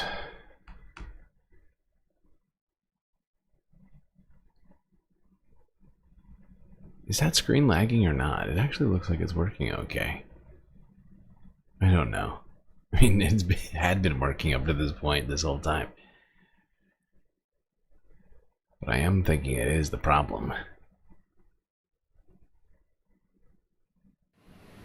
A U.S. federal judge on Wednesday ruled that Trump administration officials could face criminal contempt charges for violating an order halting deportations of alleged members of a Venezuelan gang who had no chance to challenge their removals. In a written ruling, U.S. District Judge James Boasberg found probable cause to hold Trump officials in criminal contempt of court, saying the administration demonstrated willful disregard for his March 15th order, barring the government from deporting alleged members of a Venezuelan gang to El Salvador under the 1798 Alien Enemies Act. He pointed to an X post retweeted by Secretary of State Marco Rubio, in which El Salvador President Nayib Bukele shared a link to a news story about Boasberg's order blocking deportations and said, "Yeah, we know about this part. Let's go here to CBS News. What happens if Trump administration is held in criminal contempt?" Great question. What would happen?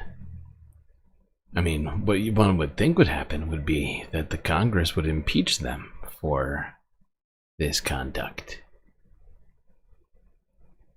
That's certainly something one would expect.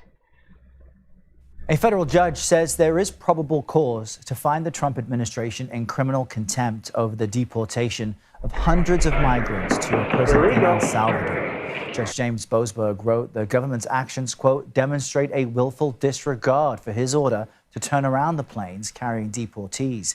The White House has previously denied violating that order. CBS News legal reporter Katrina Kaufman has been following this case and all the other big headlines and joins us now in Studio 57 with more on this. Katrina, good morning to you. What happens now if the administration is held in contempt?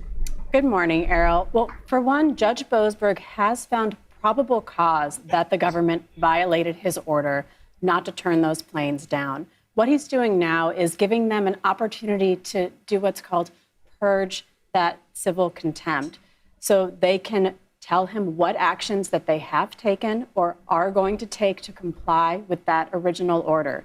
And if not, then he says that he could proceed with these criminal contempt proceedings. And what he would ask them to do, Errol, is to name the individuals who knew about his order and who allowed this to happen anyways. If the criminal contempt proceedings do take place, possible punishments for that are monetary fines or jail, but we haven't reached that level yet. However, he does say that they have violated his original order and he has probable cause for that. Okay, so you know what would be amazing? It would be, and unfortunately, because of what they're doing, it might be hard to prove, especially without a reporter in the room. I'm just realizing the problem with this plan. But just hear me out. Wouldn't it be amazing if they all had a signal chat or something like that of this discussion and then the entire administration was on it?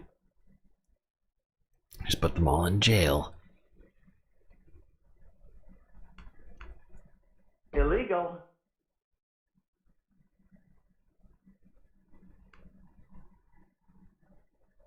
This is getting close to the end of our discussion of the immigration situation for now.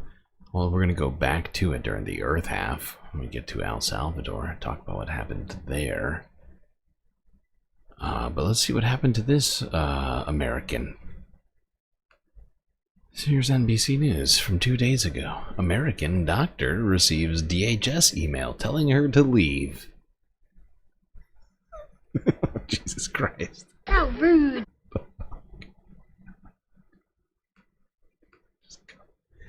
This is so fucking stupid. This is the dumbest timeline ever.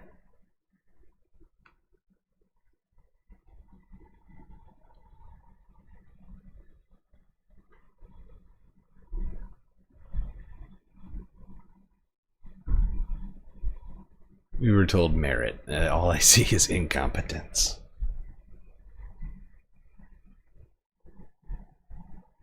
Where is the merit already? It is time for you to leave the United States. That's the first sentence Lisa Anderson saw in an email she got from the Department of Homeland Security Friday. The language seems pretty threatening to whoever it might actually apply to. She thought it was spam at first, but the email was very real after Anderson had it vetted. What created confusion is that Anderson, who's a physician and lives in Cromwell, was born in Pennsylvania and is a U.S. citizen. I really have no idea how my email ended up on. This is so stupid. Why? False email. She now carries her passport on the advice of attorneys and is looking for. I don't understand. We were told that we were going to prepare for an era of merit. No more DEI. And now they're sending, I assume accidentally, American citizens emails to get out of the country. No idea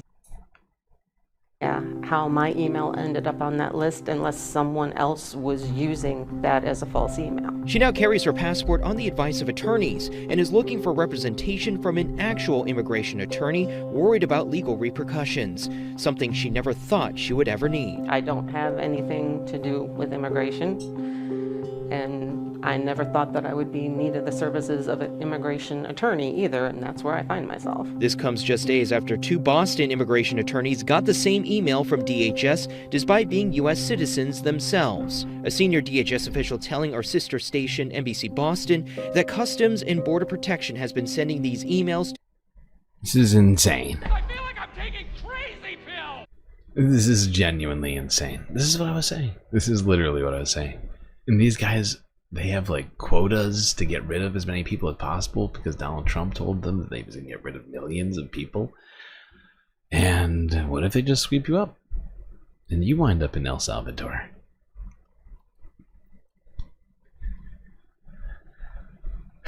This is fucking wild.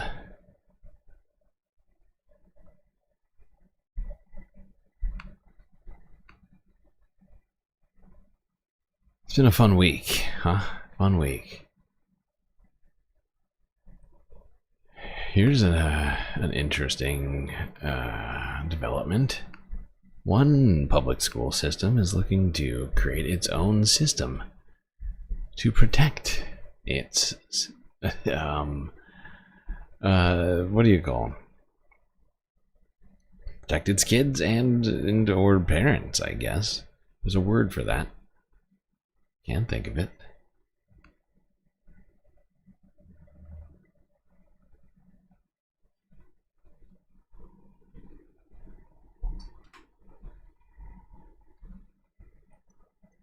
Amid a rise of deportations, many people in the immigrant community say they're afraid of what could be next. Now, the Long Beach Unified School District is considering an ICE notification system. By the way, it's something that would be the first of its kind in the county. NBC4's McCullough Medina has more. Mothers saying they must raise their voices as students and other parents line up at the Long Beach Unified School Board meeting with fears of immigration arrests. Students stay home from school with the threat of ICE raids. They're calling for more action from the district. We demand that LBUSD do more to further protect students in our schools and communities by providing comprehensive staff training, implementing an alert system. This is a deeply fearful time for many members of our community. Deputy Superintendent Dr. Tiffany Brown says despite no reports of ICE agents on any of the district's 83 campuses, she can understand the fears and the demands for more to be done. The possibility of what could happen is sometimes more scary than what has actually happened. Since November, the district has been working with the community, reminding them that they do not allow ICE agents on campus without a judicial warrant, and they do not collect immigration information status on any of their students. The district held Know Your Rights training sessions for students and parents and made more than 50,000 immigration rights red cards available in multiple languages. We need more of this. We need more school districts to stick up for their communities. You know, this is exactly what we need. You know, community-based systems in place to help people.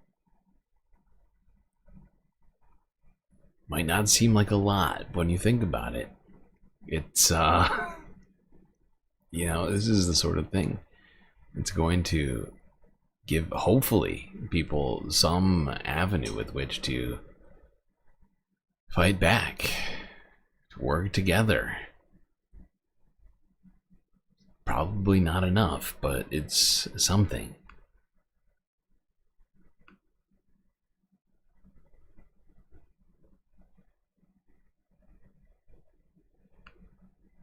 Let's talk about this, a different system.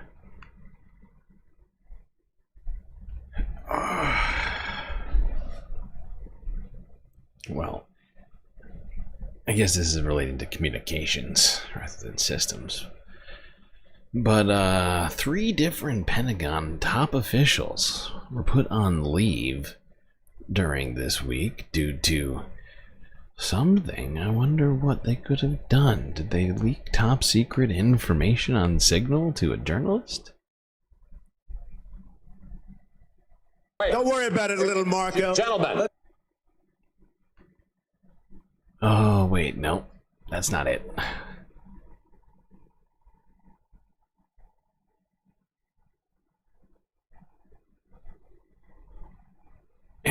Go web go.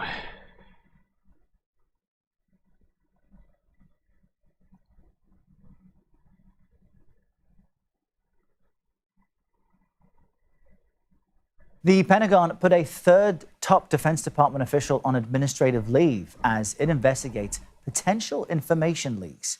Sources tell CBS News Colin Carroll, the chief of staff to the Deputy Secretary of Defense, was escorted from the Pentagon yesterday. Earlier this week, the 2 other people you see on your screen, Senior Advisor to the Defense Secretary Dan Caldwell and the Pentagon's Deputy Chief of Staff, were also placed on leave.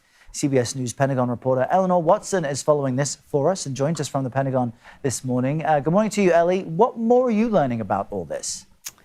Good morning, Errol. These 3 officials are not just any officials. It's worth noting that these officials are some of the closest to Defense Secretary Pete Hegseth's inner circle. Dan Caldwell, the senior advisor to the secretary, and Darren Selnick, the deputy chief of staff, are not just close to Hegseth on the org chart, but apparently have known Hegseth for years before coming to the Pentagon. Because of the 3 men's work at the organization, though, at slightly different times, concerned veterans for Love how these are 3 of Pete Hegseth's best friends in the world. Look at these guys. What a party they look like. I wonder what the poker games are like with these this group. Probably a great time. Hegseth used to lead. Those 2 men escorted out of the Pentagon on Tuesday, and then a third, Colin Carroll, escorted out yesterday as part of this wide-sweeping investigation into unauthorized disclosures. Hegseth's chief of staff authorized or ordered this investigation at the end of March in a memo saying that the investigation needed to uncover a complete record of unauthorized disclosures and to use lie detector tests if necessary. That memo he issued on the same day the Pentagon denied reports that Elon Musk was coming to the Pentagon to receive a classified briefing on war plans with China. Officials tell us that this investigation is China. Well, first of all, some of the things that I say will be incorrect. There it is. That's the part we wanted. So yeah, these guys getting put on administrative leave. Not for, you know, perhaps leaking war plans on a Signal app with an Atlantic journalist in the chat. No, no, no. Those kind of blunders are fine. I made a huge, tiny mistake. But if you intentionally tell people about the fact that Elon Musk was coming for a top secret meeting and the war plans with China, China! That unacceptable. That's too much, man! How dare you, sir? You're fired. Immediately, if not sooner. Speaking of Elon Musk, let's go here to see what he had to say about NGOs recently. He had some strong opinions, which is, I find, pretty ironic.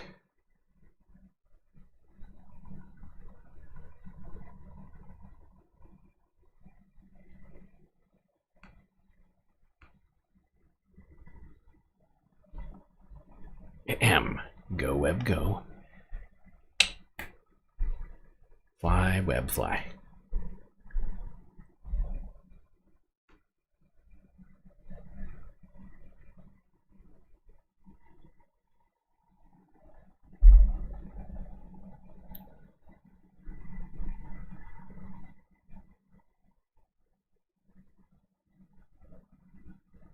Escalating the scrutiny of federal money sent to non-governmental organizations. National correspondent Kayla Gaskins explains in the latest Waste Watch from Washington. Waste Watch.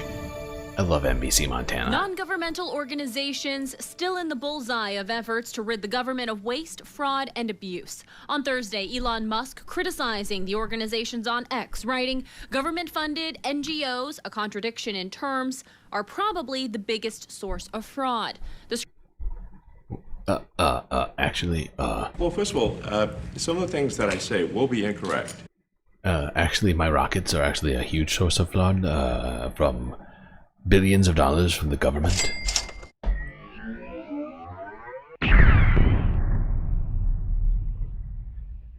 Yeah, Elon Musk suggesting that NGOs are a huge source of fraud, while his companies, not just SpaceX, but Starlink as well, all getting that sweet, sweet government cash. Private companies are sort of non-governmental entities too. And I guess, private companies, I've always suggested, receiving government funds without government control or oversight is also seemingly contradictory. It's weird. It's weird how that works. I love this from NBC Montana. This is Waste Watch. NGOs, a contradiction in terms, are probably the biggest source of fraud. The scrutiny of NGOs is not new for Musk. He said this to Fox News earlier this month. I think there needs to be a number of arrests in that regard as well, because these are fake charities. Illegal. Giant money laundering scheme. Wow. And this to Joe Rogan. Wow, it's a giant money laundering scheme, actually. Gross. Don't be creepy. Maybe we should look into some investigations of Elon Musk. Maybe he shouldn't be able to bail himself out. Have to spend his, time until he's, able to prove himself innocent, if that's even possible. In jail. I am sick of this guy being involved in anything.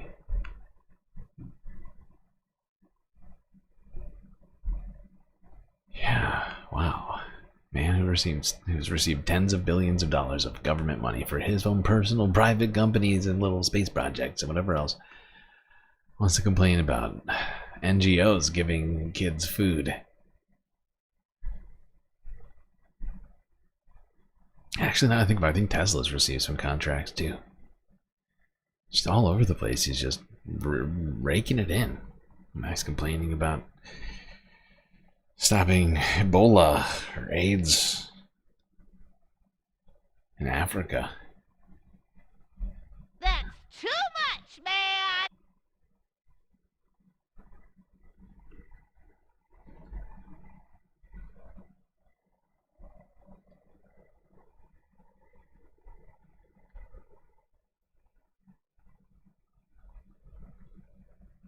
Not just about me or about Bernie, it's about you all coming together in this space as we prepare for our future.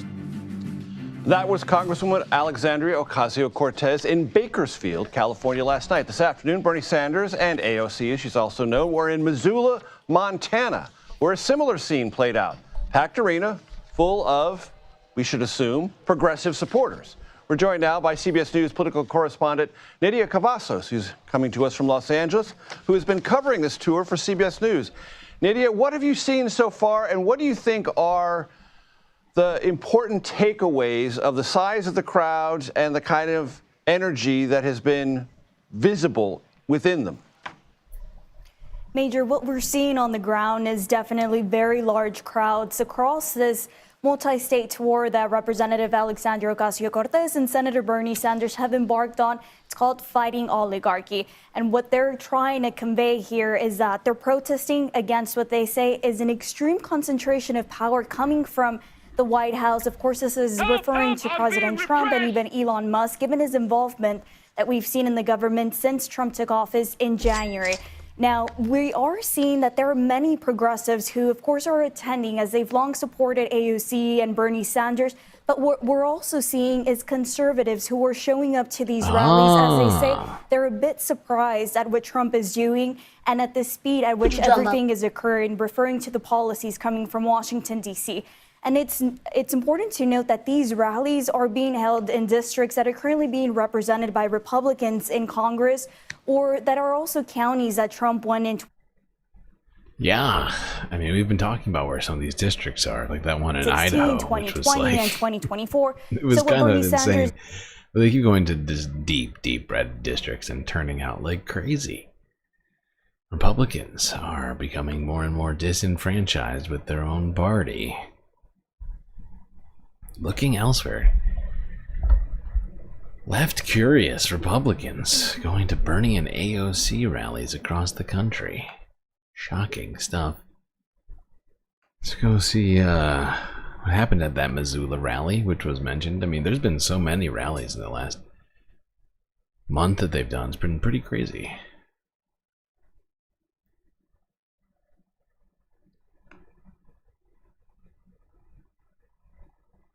Back to NBC, Montana. From Thursday.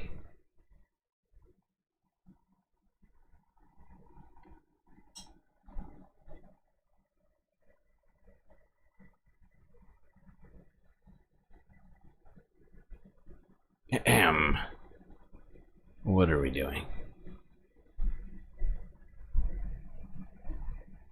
Long lines formed as thousands of people gathered for the rally, with some standing in line for hours, while others took to their bikes to mark the event. NBC Montana's Jacob Owens talked to some of those folks to find out what it all means for them. Sweet. Crowds grew and grew in anticipation of U.S. Senator Bernie Sanders.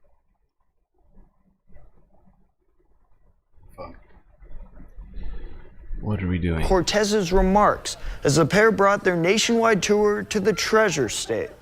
One woman told me she'd been waiting in line since 5 in the morning. When I was younger, I used to camp outside for concerts, and now I'm fighting for the rail for Bernie. While others hit the street to support Sanders, biking in a group of more than 100 to Wednesday's event. We decided we wanted to show support for people and community and bicycling and clean air and clean water and clean land. So a bike ride makes great sense for Free Cycles Missoula. Lines stretched around the Adams Center by mid-morning, bringing thousands to a political rally in the middle of a workday. An unusual sight for a non-election year. Yeah, in the middle of a workday. My God. Unusual indeed. Missoula. I wonder how many Republicans are Volunteers like told NBC Montana Dahlberg Arena hit capacity of about 7,500 just before 1 p.m. Excuse me, One sir. woman. You're being very rude. It's also super loud. Yeah, I just wondered to myself how many Republicans are freaking out to themselves, crying at night. Why? Why, Bernie? Why?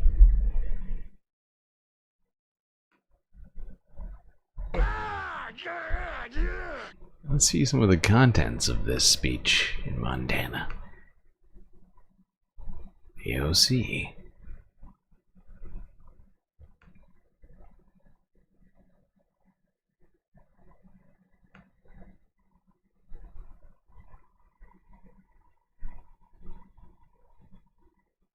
Don't you start lagging, I will slap you.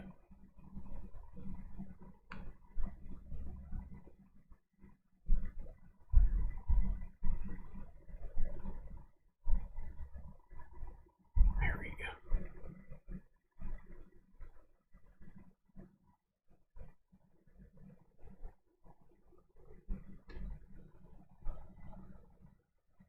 What are we doing? But Let's look at what Republicans have been quietly doing in Congress, voting to advance cuts on hundreds of billions of dollars for Medicaid and veterans benefits so that they can take that money and give it to their donors in the form of tax cuts and sweetheart government contracts to companies like SpaceX. And you know who from Montana voted for that, by the way? Both of your senators, Steve Daines and Tim Sheehy. And your House members, Ryan Zinke and Troy Downing. They know that that's not what you want. They know that it is deeply unpopular to chip away at some of the only social safety nets that people have. They know it hurts you, and they know, but they are not there to serve working families in Montana. They are there to serve themselves and the billionaires who pay them. But they know that the only chance that they have to get away with such a deeply unpopular agenda is to try to stoke deep divisions along race, identity, and culture to keep us fighting and distracted.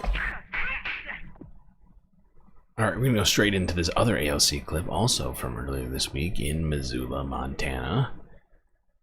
I believe they're the same one, at least. If I recall correctly, I've got only 197 videos to try and keep straight in my head. Not difficult at all, actually. Super easy, barely an inconvenience. How about we... Yeah, there we go.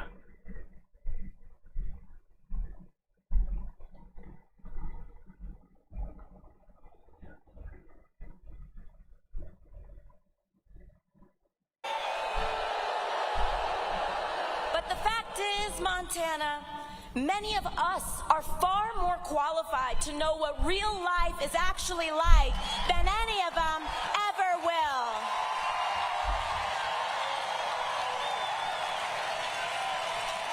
I tell this story not because it is special, but because of how common and disturbingly normal it all is. While the details may differ, so many of us know what it feels like for life to be one bad day, one piece of bad news, one major setback from everything falling apart. And I'm here to tell you today, Montana, that we don't have to live like this anymore. We can make a new world, Montana, a better country where we fight for the dignity of all people. And it looks like living wages, Missoula. It looks like stable housing, Montana. It looks like guaranteed health care for all people, America. And it looks like respect for all our differences, no matter who we are or where we come from. Look at that crowd. Look at it. It's glorious. Look at all these people. Oligarchy or democracy. And we are here today because we choose democracy. We choose freedom. And that means that we choose to out-organize the oligarchy. That's where people get organized over there.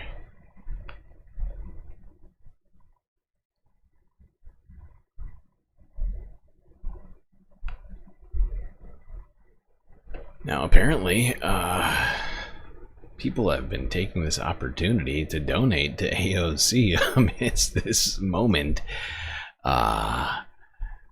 And the numbers are kind of shocking considering it's 3 months into a new presidential term. Yeah, but according to CBS New York, AOC has raised over $10 million.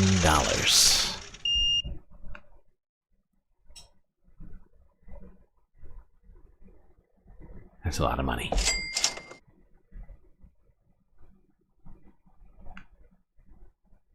And corporations, and I never will.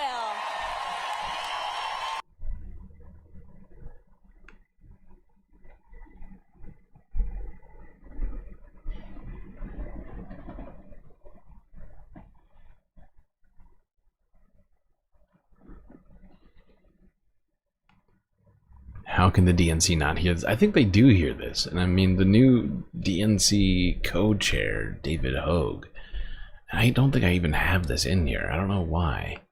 It should have been in here today. We'll do it tomorrow. But he was suggesting that the plan this year in the DNC is to literally kick a bunch of Democrats out with better Democrats. The so-called fighting oligarchy tour continues. People who for Congress don't, members, you know, Senator like Bernie in Sanders deep blue. and Representative Alexandria Ocasio-Cortez. The tour just wrapped up please shut stops up. in California. Please stop. And now they're headed to Please stop Montana. talking. Let's get to CBS News correspondent You're Nidia killing me. Cavazos. You're killing me. There we go. Nidia, No. we talked to you just yesterday in Bakersfield. Damn it. Why are you doing this to me? About the mission of the store and just how it has been received so far. All right, I need everyone to shut up. Yes, well, Senator Bernie Sanders and Representative For the love of God. Alexandria Ocasio-Cortez have embarked. I'm just gonna turn the volume off. What was I saying? What was I saying? Oh, right, I was responding to that comment. I think the DNC is hearing it. Even if maybe not the whole DNC, but they may not have a choice on the hearing it or not hearing it. Since it sounds like internally there's going to be something of a potentially incoming civil war within the, I don't mean literally, I just mean Democrat on Democrat political actions, you know, primary people who are in safe blue districts.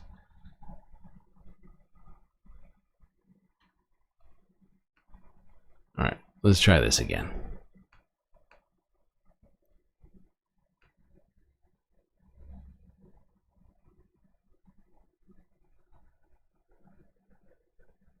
And now you don't want to play for me? This is fun. I like Fighting that. I like oligarchy tour continues for Congress members Senator Bernie Sanders and Representative Alexandria Ocasio-Cortez. The tour just wrapped up stops in California, and now they're headed to Montana. Let's get to CBS News correspondent Nidia Cavazos. Nidia, we talked to you just yesterday in Bakersfield. Could you talk more about the mission of the store and just how it has been received so far? Yes, well, Senator Bernie Sanders and Representative Alexandria Ocasio-Cortez have embarked on this multi-state tour. They're fighting oligarchy tour, and their message here has been to encourage their supporters to fight back against the policies they say are coming from Washington, D.C., and to push back against the government they say is being run by billionaires, of course referring to President Trump and Elon Musk, given the involvement that we've seen that Musk has had in the government since Trump took office in January. Now, they've been successful with their crowd sizes here, and they're also trying to send a message, given that these rallies are being held in Republican districts or districts that are being... I just have to see that again. Trump took office in January. And to push back against the government they say is being run by billionaires, of course referring to President Trump and Elon Musk, given the involvement that we've seen. Look at that. Look at this crowd, dude. This is insane. You can, I don't know if you can tell, but there's a crowd, there's a second tier of a crowd up here on the other side of this wall. That is crazy. How many people were here?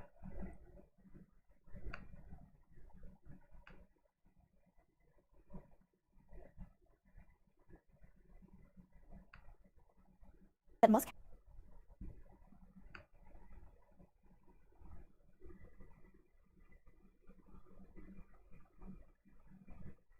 What are we doing? Had in the government since Trump took office. You're killing me. in January. Now, they've been successful with their crowd sizes here, and they're also trying to send a message, given that these rallies are being held in Republican districts or districts that are being represented by Republicans in Congress. Yesterday, they had a rally in Bakersfield, for example, and this is a district that's being run by Representative David Valadao. They did have a venue that was at capacity. Then they went on to Folsom, California, and this is a small city in California with roughly 85,000 population, and there were over 30,000 people who showed up. And so their message here to their supporters and the people who are attending their rallies is that they're not alone in fighting back and in feeling enraged by what's coming from Washington, D.C. And now this also comes as we did have a chance to review the filings yesterday for AOC, and she managed to raise over $9.5 million in just 3 months, marking the first quarter, and also... My God. AOC's got the juice. Oh, girl, baby girl. She's got the juice right now. And somehow Bernie still has the juice too.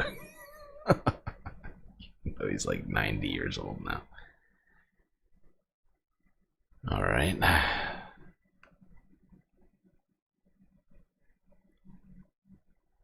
Let's take a look at some polling. See what Harry Enton's got for us over on CNN from yesterday.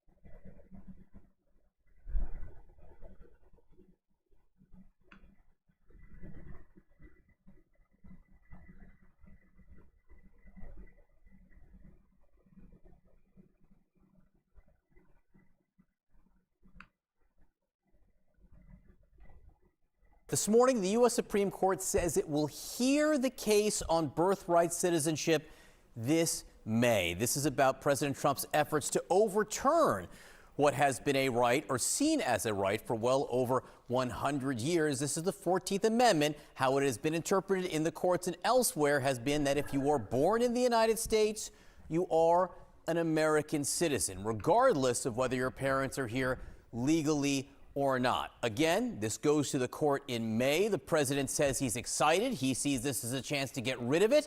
CNN's chief data analyst, Harry Enton, is here. So, this effort to end birthright citizenship. Yes. How do Americans feel about it? Yeah, okay. So a lot of scholars, legal scholars, will say this is a fringy idea. And I think the American public agrees it is a fringy idea. Take a look here, ending birthright citizenship. And keep in mind, this polling specifically asked about for children born to immigrants illegally here. Look at this. Just 41% support, 56% oppose. You rarely get 56% of the country to agree on anything. But on this one, they do agree that ending birthright citizenship, even for children who are here to parents who were born or who are here illegally, they oppose that idea. And keep in mind, I've looked at every single poll on the subject, different question wording. In every single one, the majority oppose. Oftentimes, the opposition number is actually higher than this 56. If anything, this is the low level, at least at this point in time. Okay, again. There we go. Harry Enton saying this thing that Donald Trump's Trump believes to be what everybody wants is actually the opposite of that.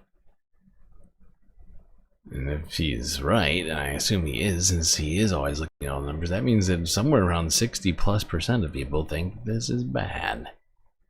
Shocking.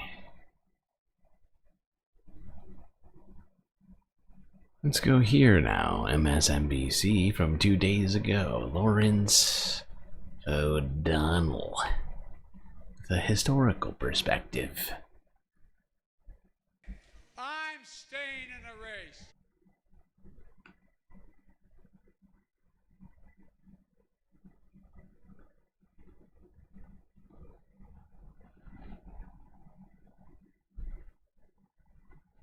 No, it is wild that 40% of people support it. It doesn't even, it breaks my brain a little bit. I'm trying to push past it.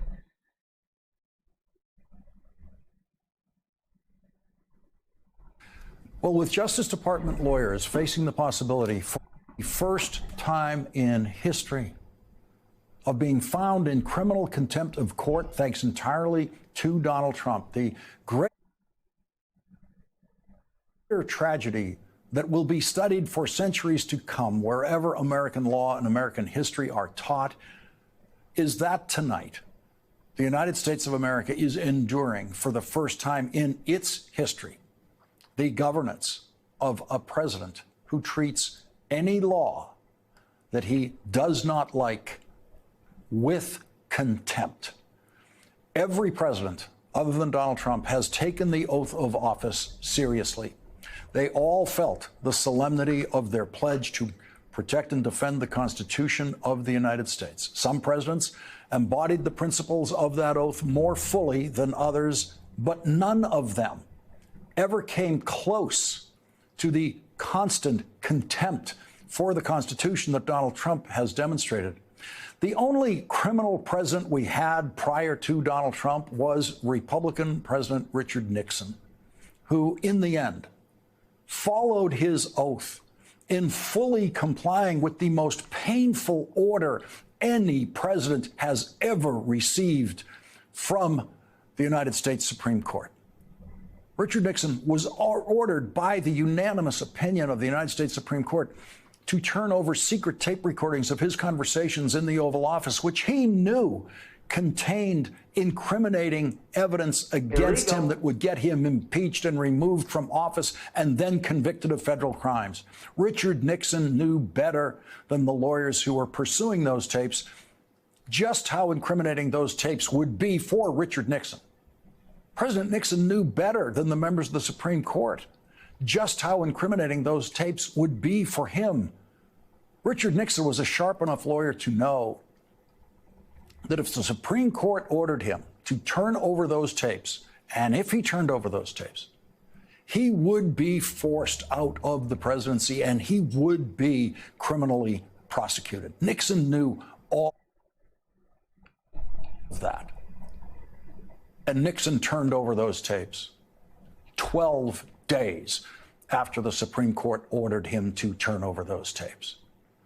And so, as bad as Richard Nixon was, as criminal as Richard Nixon was, Illegal. Richard Nixon, the only president who escaped prosecution after serving his term as president by obtaining a pardon from his successor. Richard Nixon had more respect for the due process of law and more respect for the Constitution than Donald Trump. Wow. Wow, Lawrence. At 2 Nixon. At woke Nixon. Cared about the Constitution. But in a way, Lawrence is right. Donald Trump does not give a shit. Not a single shit about anything that former presidents pretended to care about or actually cared about. Yeah, go down the list. He has had zero shame about any of the things that he has done to destroy that Constitution. It's certainly not a perfect document. Had a lot of problems with it, but supposedly the basis of our government. I'm getting pretty sick of all the goddamn hypocrisy. Alright, we gotta take a break. Gotta take another break. We blew through the break, I think. Right? Technically? Am I losing my mind? I think I'm right. Yeah. Yeah. Maybe we should just do them on the even hours after this one. Alright, quick break. We'll be right back after these space messages.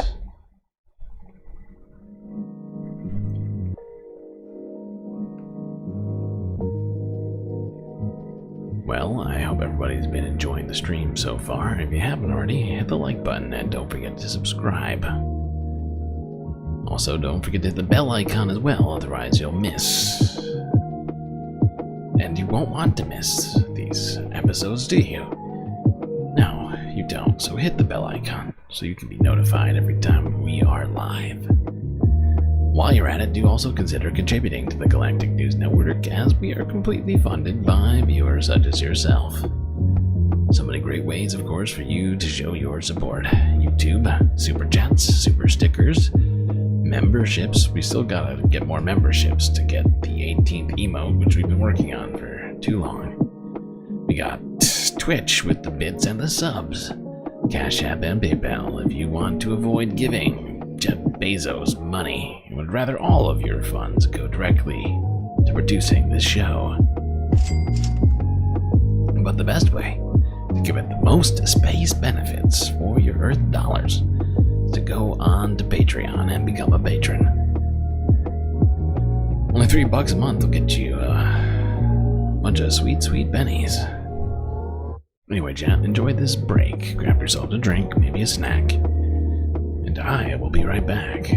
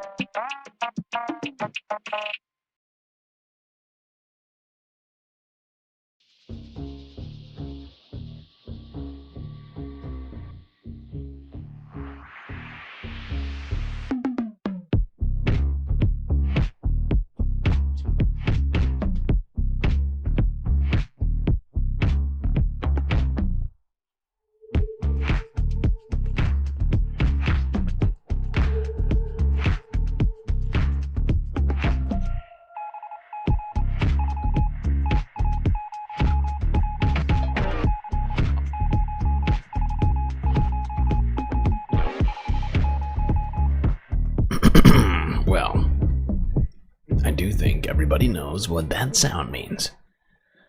It's time for us to get back to the show. So get in those seats, Space Fams, otherwise you're gonna miss it. What do we got next? Boy, oh boy, do we have an action-packed Saturn day today. This might take the entire history of the universe to get through all of these videos.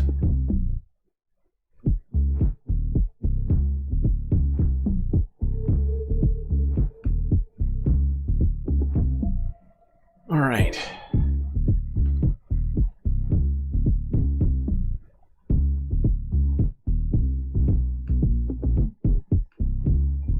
Let's go here.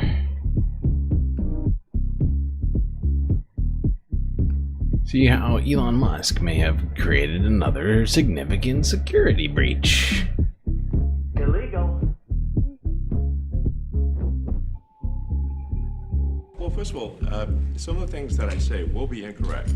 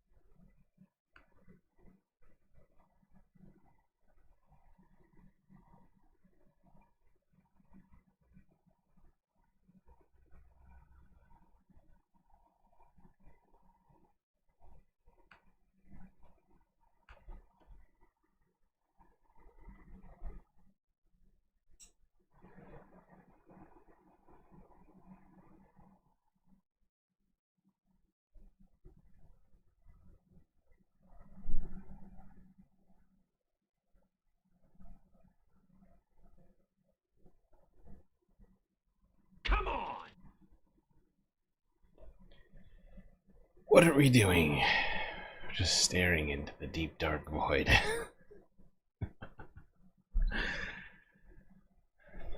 This is insane. I have no idea why this is even happening. It's not one thing, it's another thing. That has been the story around here. Oh, now you want to do it? You want to play? No. I wanted Trip. You wanted Trip. Why are we on this video? I wanted her there, but now You I are don't know. killing me.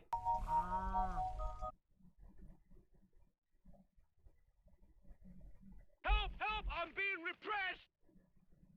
Go back.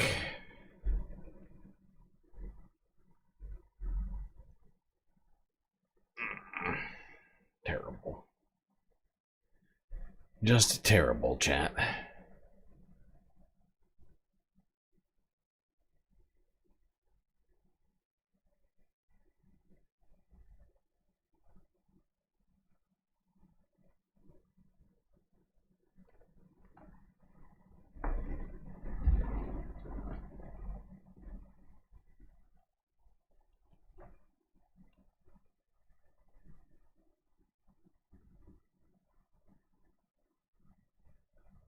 Since President Trump re-entered the Oval Office, billionaire Elon Musk and his DOGE team have been sweeping through federal agencies, accessing sensitive data as part of the effort to scale back the size of government. We're getting new information about the scope of that access at one independent federal agency, that's the National Labor Relations Board, which protects workers' rights to organize and investigates unfair labor practices. A whistleblower complaint filed by an IT staffer at the NLRB claims that DOGE gained access to closely guarded data, including case files, and that could have led directly to a, quote, significant cybersecurity breach. Illegal. That whistleblower, Daniel Baroulis, joins me now along with his lawyer, Andrew Buckeye. Welcome to you both. Thanks for being here. Thank you for having us. So Daniel, let's just start with you. You had been at the agency for about under a year or so. It was about early March when the DOGE team arrived at the headquarters. When and how did you notice that something wasn't right, something was going on? Sure. I was doing metrics review, kind of looking around, trying to do optimization of our own, because we're always trying to save money. And we were identifying different things, and we noticed something that was off. Me and a couple of different people noticed different points, but it kind of added up to a bigger picture. They're called indicators of compromise in the private sector. And so when I noticed these indicators, red flags went off in my head, and I said, something's up here. So I investigated farther at that point. And what did you find as you investigated further? What was happening to the data that you saw? Sure. At first, I didn't have a good picture, so I started to try to rule out possibilities of what benign could have caused these large exfiltration of data, could cause these large spikes of internal transfers. Exfiltration of data, to be clear, Sure. you saw a large amount of data being moved out of the NLRB system. Is that right? That's correct, leaving a network interface that faces towards the public internet, something that would only occur if you were to transfer a file outside of our secure system. And that caught your attention. Why? I'm assuming that kind of thing doesn't usually happen? It was very abnormal. There's a 200 or 300% increase in that time period as to what normal baseline is. So that's definitely unusual and warranted more investigation. And in the affidavit, you say that you detected the removal of 10 gigabytes worth of data. Do you have any idea what kind?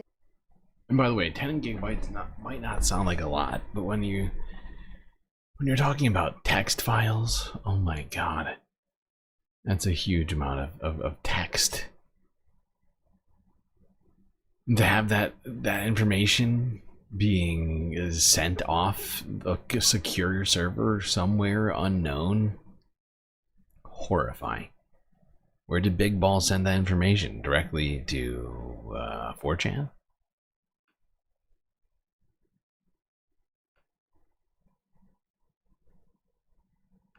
Data we're talking about. Why this would cause concern? Sure. So what that data spike correlated with was data that was transferred off of an internal record-keeping device that was only used for internal case data. So this system only has the private information about union organizers, the privileged business proprietary technologies, competitors, those kind of things are in that system only. There's no other data, there's nothing else except that. So that correlated data spike lined up at the exact time window and the same amount. And so that's what we can determine was taken, was data out of that system particularly. So Andrew, the White House responded to our request with a statement about this, and they said, quote, it's months old news that President Trump signed an executive order to hire DOGE employees at agencies and coordinate data sharing. Their highly qualified team has been extremely public and transparent in its efforts to eliminate waste, fraud, and abuse across the executive branch, including the NLRB. So Andrew, they're arguing this is all part of their work that they're doing to cut waste, fraud, and abuse. If the administration is taking the position that having data exfiltrated out of the United States government and potentially into other nation states, if that's about efficiency and effectiveness for the nation, it doesn't make any sense. Within 15 minutes of DOGE engineers creating accounts, usernames and passwords within internal systems within DOGE, within 15 minutes of the creation of those accounts, somebody or something from Russia tried to log in with all of the right credentials, meaning they had the right usernames and right passwords. And the question is, how do they get that and why?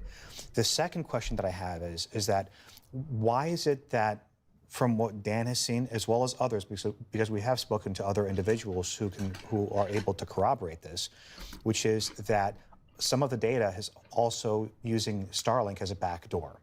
And that's another way to get data out of internal databases within agencies. And Starlink has now direct access. Jesus Christ. Elon satellite company has direct access to our most sensitive data. That makes sense. That makes sense. This is horrifying. I don't know if Chad is as horrified as I am, but this is just so stupid. Fucking insane.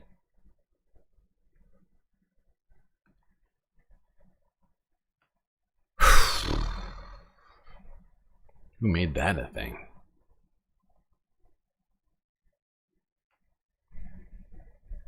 See how people in South Dakota have been feeling. Maybe 70%. Trump district. 70% plus Trump district.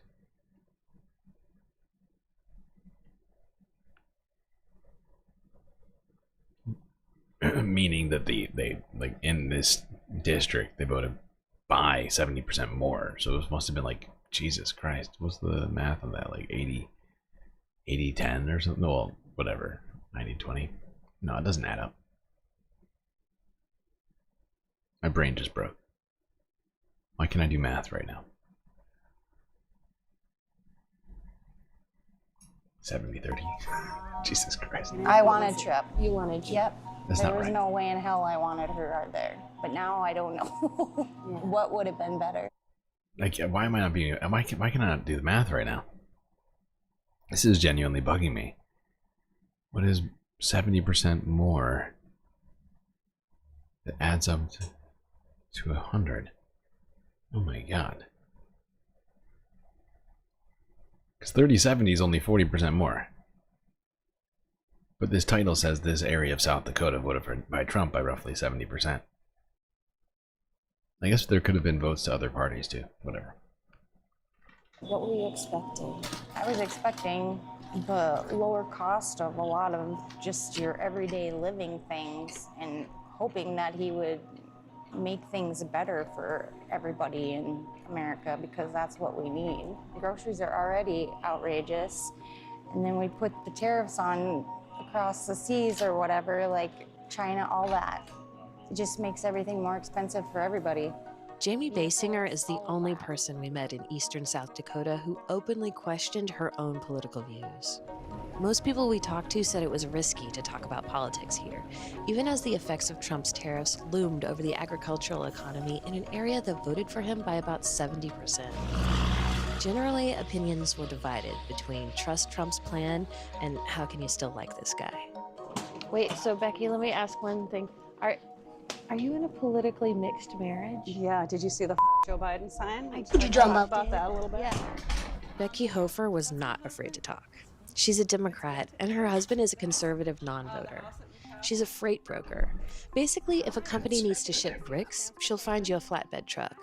If you need to ship meat, she'll get you a refrigerated truck. Ooh, you need the truck tomorrow? Can you guys, like, fork a pallet jack into the back of the trailer for him to pallet jack him to the front? This gives her a window into real-time shifts in the economy. You gotta wonder, how did these two get together? And why? It's very strange to me.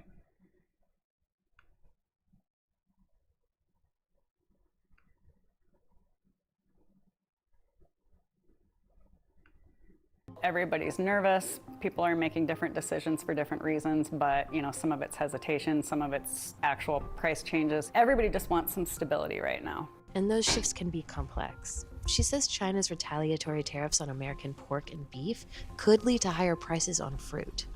Right now it's produce season in California. We need to get out to California. What goes out to California? Meat. We haul pork, we haul beef. Where does it go? It goes to Asia. If it doesn't go, the price of produce is going to go up even that much more because they're going to have to pay more for the trucks. You know, as we've talked about, you're in a really conservative area, very pro-Trump area. Like, do you feel frustrated in trying to talk to your neighbors about what's going on?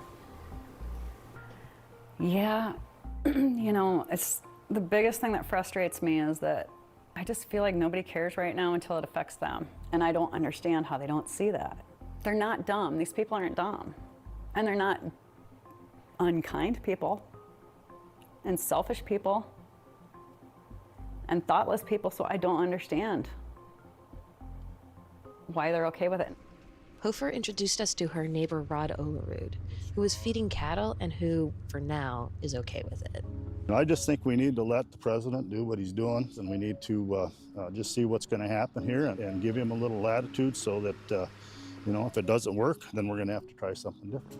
Okay.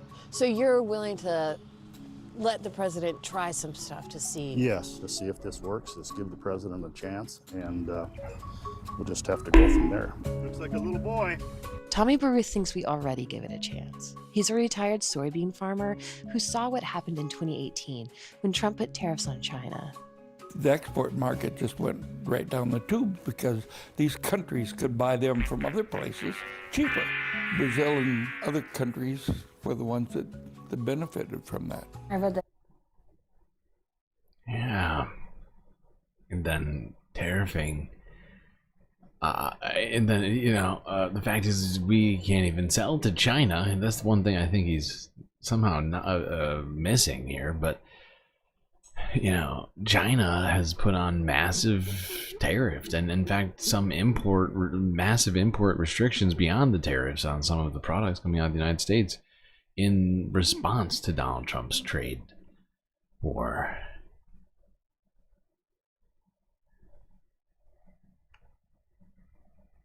It stayed that way that now China buys a lot more from Brazil. Exactly. And a lot of times those markets don't come back. Doug Bjerke runs a lawn mowing business. He says Trump's plan will work out in the long term, even if some crop prices fall. Yeah, the price might come down, but when them people start starving, they're going to come back to the table. You mean in the other countries? Yeah, we're a gracious nation feeding the world, and we shouldn't have to. Aren't I a good without guy? Getting something for it. Rick Ekman says in the 3 days after the tariffs, cattle futures dropped below the point of break even for his.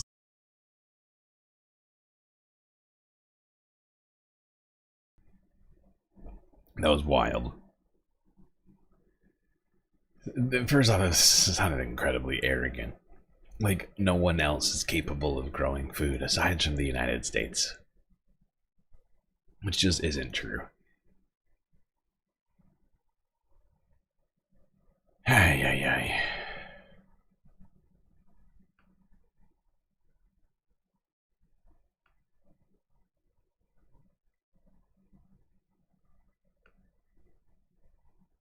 What is happening? We had him do this before. Yeah, he really likes you. Did you vote for Trump? No. No, I did not. Why not? You want me to be truthful? I think to get to where he's at today, he's stepped on people, and he's got no morals, I don't think. I don't like the man. I don't like him. Why do you think so many of your neighbors do support I don't know. I guess I don't see anything good about him. Does it affect the way you think about America? It scares me. Terry Nebelsick, a lifelong Republican and retired school superintendent, was very careful in how he talked about the political climate. He's concerned that Trump's push to dissolve the Department of Education will cut public school funds for needy kids, potentially at a time of economic turmoil. If poverty is happening to adults, children are hurting. And where adults sometimes just have to work through it and make sure there's food on the table. During that time, we have children and adolescents who are forming who they're going to be. And I do think that the public school is a collecting point for people to be able to reach those kids and make sure that they're fed and have medical attention and have. So do you support what Trump's doing then? It's confusing. It's a little confusing. I feel like he's avoiding talking about Donald Trump right now. He's like, well, we have a place and we're a thing that we do. Basic needs met. Again and again, our conversations in this Midwestern nice town came back to character and values. When Sheila and I raised our children, we taught them to be honest, not try to cheat anybody, to respect. Trump doesn't do any of those things. Do you find a lot of farmers around here agree with you, or are they fans of Trump? This is a very Republican state. I think it's too soon for them to say they're wrong. Ellie, I love the conversation Too soon. that you are Is able it? to bring to us and bring What's to it gonna life. take? Given everything that we just saw, What is it gonna take though? Seriously.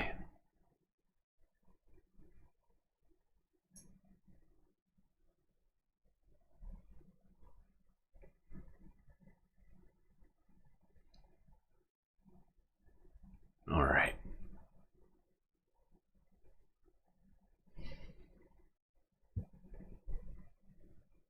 Let's segue with a little Marjorie Taylor Greene.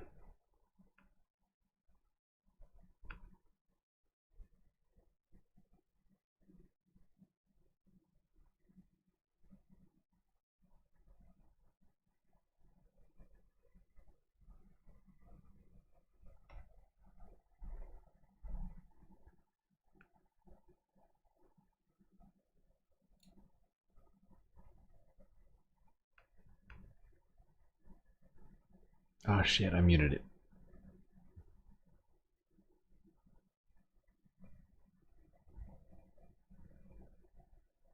damn you.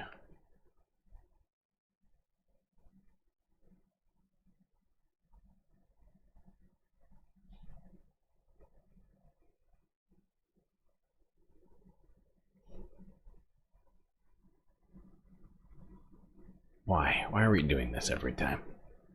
This is killing me. It's taking so long. I might need to restart the browser. It's acting crazy. This is untenable.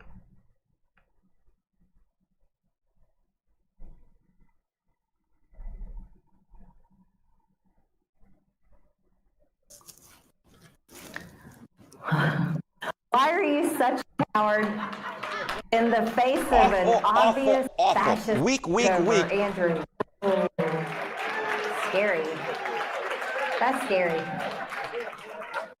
You know, I've yet to see a fascist gathering that Really? doesn't exist in the Republican Party. No. As a matter of fact, President Trump is the most transparent president in history. You can be transparently fascist. Being transparent isn't. Fascists are pretty clear about their The man intentions. literally talks to the press every single day.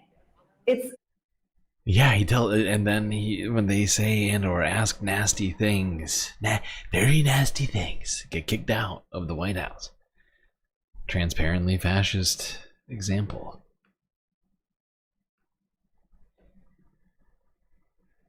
Fascinating stuff from Marjorie. They're so radically transparent. It's impossible for them to be fascists, of course.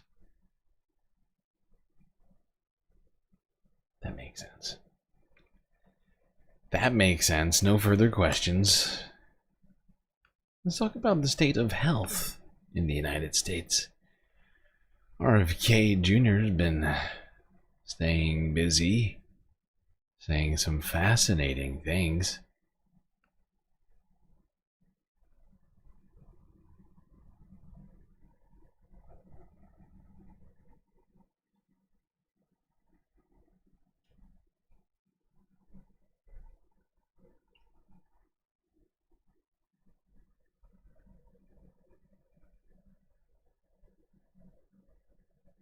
This is an individual tragedy as well. Autism destroys families. More importantly, it destroys our greatest resource, which are our children. These are children who should not be suffering like this. Wow. These are kids who, many of them were fully functional. Wow. And A guy who sounds like he's suffering, trying to speak with his non-functional voice is, oh my god. Wow.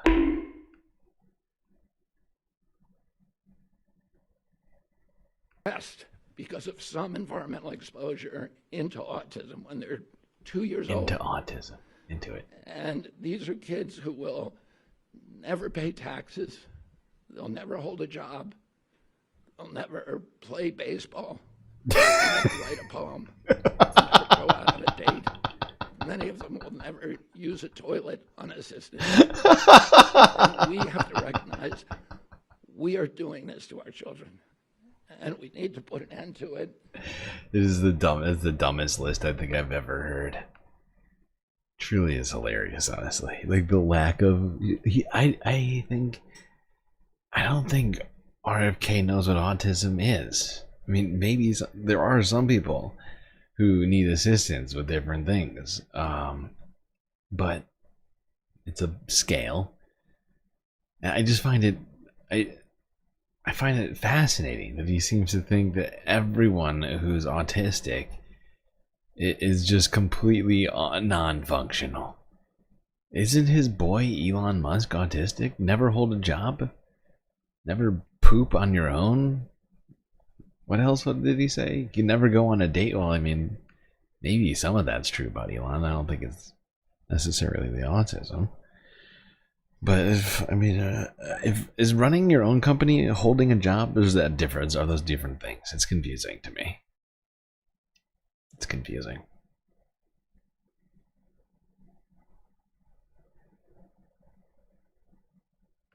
Let's talk about what autism Today, Health Secretary actually Robert is. F. Kennedy Jr. pledged to find out what is driving the country's rise in autism spectrum disorder, or ASD, after a new report from the Centers for Disease Control and Prevention said that rate had continued to climb. The ASD prevalence rate in 8-year-olds is now 1 in 31. Shocking. There's an extreme risk for boys. Overall, the risk for boys of getting an autism diagnosis in this country is now 1 in 20. The CDC said the increase was most likely driven by better screening and diagnosis, which Kennedy rejected. Separately, there are reports that the CDC plans to study a supposed connection between autism and vaccines, despite dozens of studies showing no connection between the two. Ali Rogan digs into the science. Health Secretary Robert F. Kennedy Jr. has recently delivered contradictory messages on vaccines. In one interview recommending them, it's one thing to say the measles vaccine is the best way of preventing spread, but it's another thing to then say, and therefore, we suggest that you get the measles vaccine. We encourage people to get the measles vaccine. while in another, again raising questions about a link between vaccines and autism that has been thoroughly studied and debunked. The studies that they did were very, very narrow. More than 25 years ago, a supposed link between Jesus autism Christ. and the measles, mumps, and rubella vaccine was put forward by British doctor Andrew Wakefield, a gastroenterologist and surgeon who in 1998 authored this study in the Lancet Medical Journal. The study was based on just 12 cases of vaccinated children, but contained no control group, patients who hadn't been vaccinated for comparison, and it relied on parents' memories rather than official records. It was quickly criticized for its flaws and later revealed that Wakefield hadn't disclosed conflicts of interest, that he was being paid to work on a lawsuit against vaccine companies, and that he had falsified some medical records to support his conclusion. Illegal. We were able to show that he'd manipulated it, the study, and fabricated the appearance of a link with autism for personal gain and personal glory. And the result of that was Aren't I a good guy? he was banned from medicine, and the research paper that he published was retracted by the Lancet. Yet the alarm he created was real, leading to falling MMR rates and rising measles cases. Researchers around the globe set out to test Wakefield's findings, with studies that track large populations over time, that compare affected groups against those without a condition, and that analyze other research.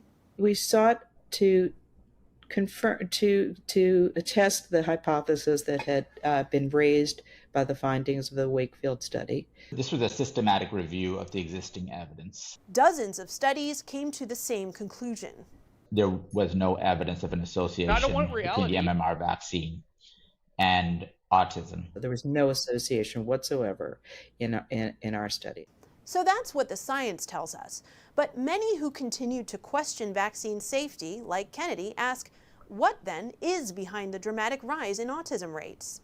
Autism rates have gone from 1 in 10,000 or 1 in 1,500 to 1 in 10,000, depending on what study you look at. In my generation, as a 70-year-old man today, in our children, it's 1 in 34. You can't even... I love that. You can't even get the numbers right.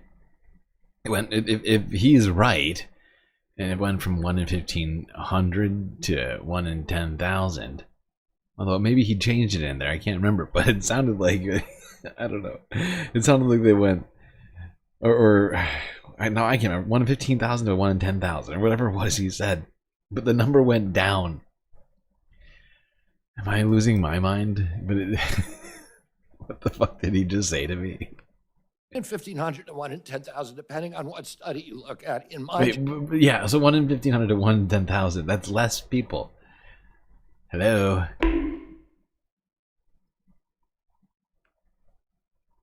generation, as a 70-year-old man today, in our children, it's 1 in 34. You can't even believe these numbers. 1 in 10,000 children had autism. 1 in 10,000. What's that? And now it's 1 0.01%? in 36. There's something wrong. 1 in 36. Think of that. There was one landmark 1989 study of individuals in Utah which found the rate was 4 in 10,000, not 1 in 10,000, as Trump and Kennedy said. Official estimates began in 2000 and show the rate in children jumped from 1 in 150 that year to 1 in 31 in 2022. Still a huge increase. And researchers say there are a lot of reasons for that. Some we understand, but many we don't. The first is changes in how we diagnose people or who we're including as having autism. The second is changes in recommendations from the American Association for Pediatrics to what pediatricians should be looking for in signs during wellness visits. The third reason is due to increased awareness and acceptance of autism in our communities. And then the fourth is changes in some trends over time for factors that we know are associated with increased likelihood of autism. Things like preterm birth and fathers being older in age when they're having children. But those alone don't explain all of the increase. Some of the things my lab studies and is focused on have been genes and how genes contribute to autism and how other environments or environmental factors also contribute to autism and brain development. There we go. Not vaccines. Which I think we all knew. Aside from RFK and the anti-vaxxers. How many anti-vaxxers do you figure are in this country right now with kids?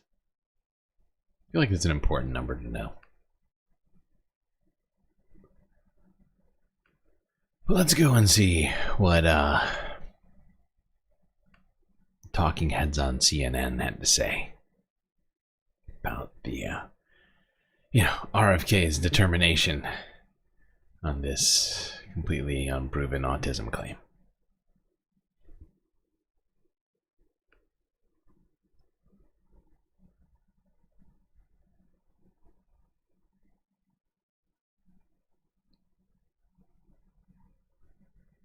What are we doing here? Even get this from? Who knows where he gets it from? It doesn't make sense according to the science. It doesn't make sense according to humanity. And it's time, I think, for all of the nation to stand up and say so. Look, Dr. Georges Benjamin came out. He's the executive director of the American Public Health Association. And he said that Secretary Kennedy should be fired or resign. I wholeheartedly agree with that statement. Sooner. Day after day, we hear another travesty that's happening to public health. We hear about funding cuts of critical programs. We have a whole population that's been dehumanized and disgraced, if you will. And quite frankly, public health is sick of it. And increasingly in our circles, we're talking about pushing back, asserting. Already during the pandemic, we saw an assassination, if you will, of the integrity of public health science. You saw an anti-science culture fomented in the U.S. government. And it's like we've fallen off of a cliff, and where will it end? It is amazing to me, Chair Michael and Abel, that the Trump administration and all of their merit-based whatever could not find someone with actual qualifications or at the very least deference to the people who have qualifications to be in this role. I mean, to Dr. Purnell's point, this is Christopher Banks, the CEO of Autism Society of America. Claiming autism is, quote, preventable is not science-based. Autism is not a chronic disease, nor a childhood disease. It is a lifelong developmental condition. It is not an epidemic, nor should it be compared to the COVID-19 pandemic. And using language like that perpetuates falsehood, stigma, and stereotypes. All he has to do is just say, I'm going to let the people who know about this talk about this. But he did that instead. Look, I'm not a doctor. I would probably do this a little differently. I think science matters. It's important. I think we should probably use this opportunity, especially with the growth in AI, to figure out how we can better address some of the needs of children with autism. I mean, Doctor, you would know better than me where this begins. Let's put the focus there and figure out how we how do we do that going forward. by the getting rid of DEI? I think is increasing to do that. So that's probably what We get rid of the DEI, then that'll solve it. Right, Jim Michael? I mean, that's what the president's doing. Do you think that's a good plan? Will that help us deal with this? I guess in a different way, he just means just not dealing with it. Not funding research on it, or unless it's to figure out if the vaccine definitely doesn't cause autism once again for the dozenth time or whatever it is, 12th. How many studies have there been done now to try and answer this advised question? HHS secretary to do. A lot of families have to deal with this. A lot of parents worry when they pass on who's going to take care of their children. This is a very sensitive issue. What are we talking and so I about? would just have a very different outlook in addressing What's going to happen now? I mean, he says he's going to find the cause of autism in this year, this calendar year. Well, first, Abby, he's been on the job for 90 days, a little less than 90 days. So I think that we should just give him the benefit of the doubt. Yeah, he's You're not what are you talking about? Oh. Hold on, one at a time. Hold on. Guys, 1 second, okay? Let me just. This is the new Republican talking point. They've run out of ways to actually defend it, and so they've now they've shifted the goalpost into the future. They cannot talk about the present. The only way they can answer questions is, look, I don't care what's happening right now. We're living in an ethereal time. All right, you just gotta be chill, man. All right. Have you heard of the future before? Time is like a construct, dude, and later it's gonna be better. And you just, and that's their plan. It's like, let's just watch it happen. If we just watch it happen, you'll see it's going to improve. And I have nothing to back that up with. Thank you.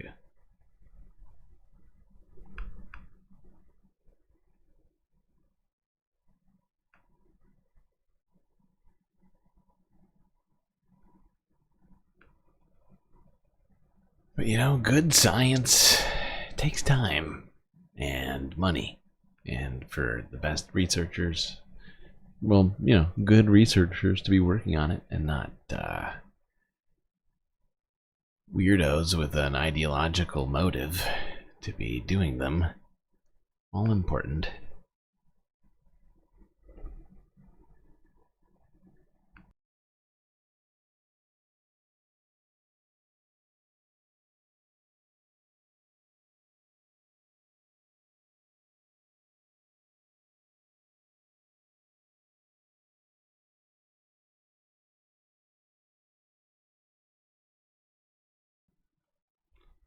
Let's delve further now into Secretary Kennedy's remarks from today. Stephanie Sy has more.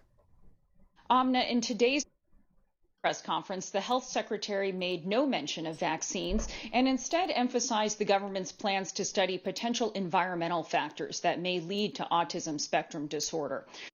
For more, we're joined by Christine Ladd-Acosta with Johns Hopkins Bloomberg School of Public Health. Christine, thank you so much for joining the NewsHour.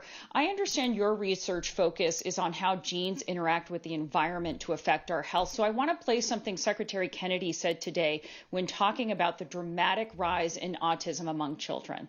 We know it's an environmental exposure. It has to be. Genes do not cause epidemics. They can provide a vulnerability. You need an environmental toxin. Public Secretary service Kennedy- announcement. I just want to make sure everybody understands this. While he might be the head of the HHS, RFK Jr. is not a medical professional.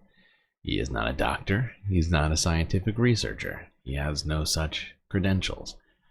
He's a guy, much like Alex Jones, who yells conspiracy theories. Well, I don't know if you can call what he does yelling. Rasps? He rasps them out. Yeah. What was it that he just said? I gotta hear that one more time. It sounded really stupid. I just want to make sure that I heard it.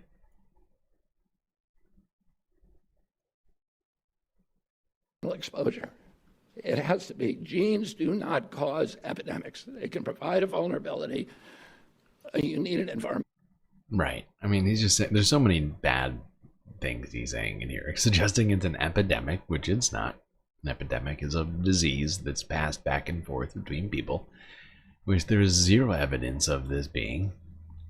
And also suggesting what else? I mean, so many fucking dumb things in here, all just mashed together.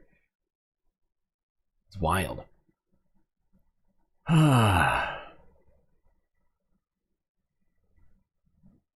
I cannot believe this guy is in charge of the HHS. They really scraped the bottom of the barrel with this one. To follow that up, Dr. Oz. Secretary Kennedy really emphasized in his press conference today this idea of environmental toxins, and he referred to anything from food additive to medicine to ultrasounds as being potential factors. Over the decades, has there been enough research into those potential environmental factors? It's a great question. There has been some research in more recent years on environmental factors, and by environment, I really mean anything outside of our genes. And to date, the science really points most strongly to several factors we've learned or environments, including preterm birth. So individuals that are preemies have a higher likelihood of autism. Pregnancies where moms experience pregnancy conditions have also been associated with risk of autism in their offspring. And there have been some studies on chemical toxicants, things like the air we breathe and air quality, and trying to understand whether that impacts autism. Certainly, there are other environmental exposures that we do think need to be considered, and in particular, in the context of a person's underlying genetic liability for autism.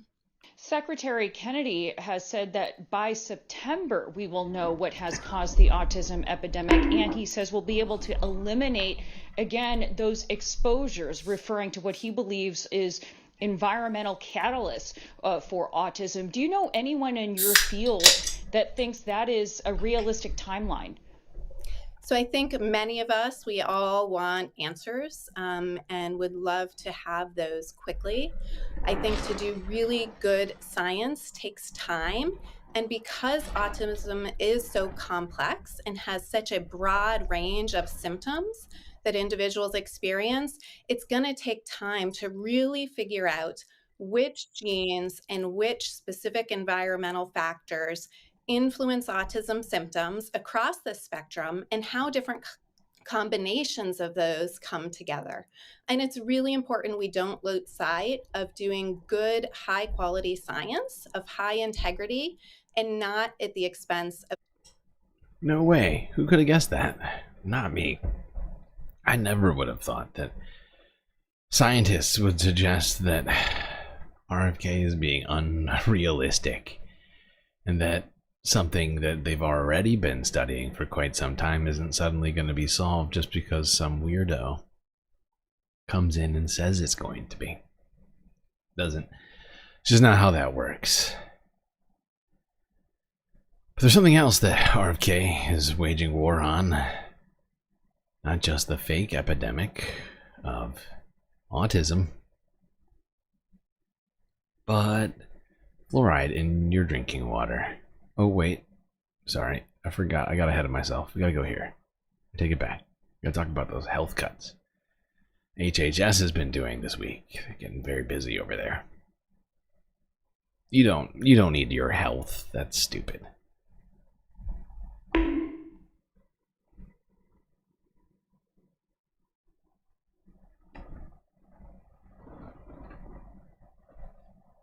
CNN has reviewed an internal document from the Trump administration that outlines plans to slash the federal health budget. So that could mean that the nation's public health policy could be drastically reshaped under Health and Human Services Secretary Robert Kennedy Jr. I want to go live now to CNN health reporter Jacqueline Howard. Jacqueline, how deep are these potential cuts and how could we all be impacted by them? Well, Pamela, as for how deep these cuts are, they do include a more than 40% reduction in the budget for the CDC, more than 40% reduction of the National Institutes of Health's budget. And keep in mind, this document is a preliminary memo. It's dated April 10th. So it's not clear whether this is a final plan, but if it is adopted, it could include those significant cuts, which could impact programs that involve HIV. This is all so insane. 40% cuts at both the CDC and the NIH. They're already cutting all the funding to researching at universities. Who's going to be left to research diseases? I guess we'll just hope that no new diseases form, or like no mutations of any currently existing diseases form. Or, I don't know, I'm just trying to think of all the things that might happen. I don't know, maybe if we need our vaccines updated, which is usually because of mutations, but oh my god. This is insane. Prevention, gun violence, injury prevention, youth violence prevention. We're even seeing that under the NIH, it could reduce the number of institutes from 27 institutes down to 8. And this seems to be part of the Trump administration's overall plan to transition the Department of Health and Human Services to what they're calling the Administration for a Healthy America, or AHA. And this document gives us a glimpse into what federal health agencies might look like under that transition. We're also seeing potential impacts on global health and even childcare programs like Head Start. So this does give us a glimpse into what the health policies may look like under the current administration. Yeah, if you're poor or you're brown, watch out.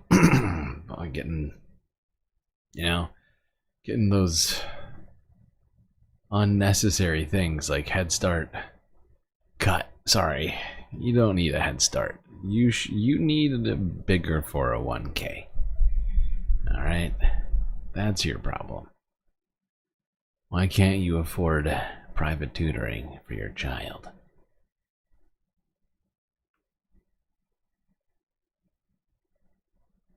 Your kids have a head start just by being in America, okay? We're not even going to pretend that your environmental, societal place in life is at all determinative of that. It's fine. You're fine. Quit complaining. Help! Help! I'm being repressed! Let's go to a place where things make more sense.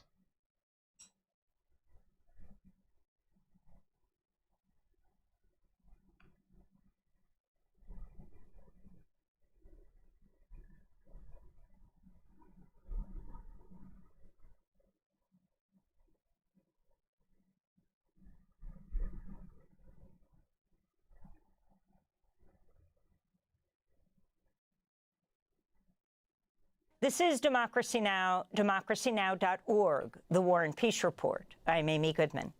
In his first news conference as Secretary of the Department of Health and Human Services, Robert F. Kennedy Jr., a vaccine skeptic who now oversees the nation's federal health agencies, focused on new findings about autism published in a Center for Disease Control report, which found an increase in apparent autism rates among 8-year-old children.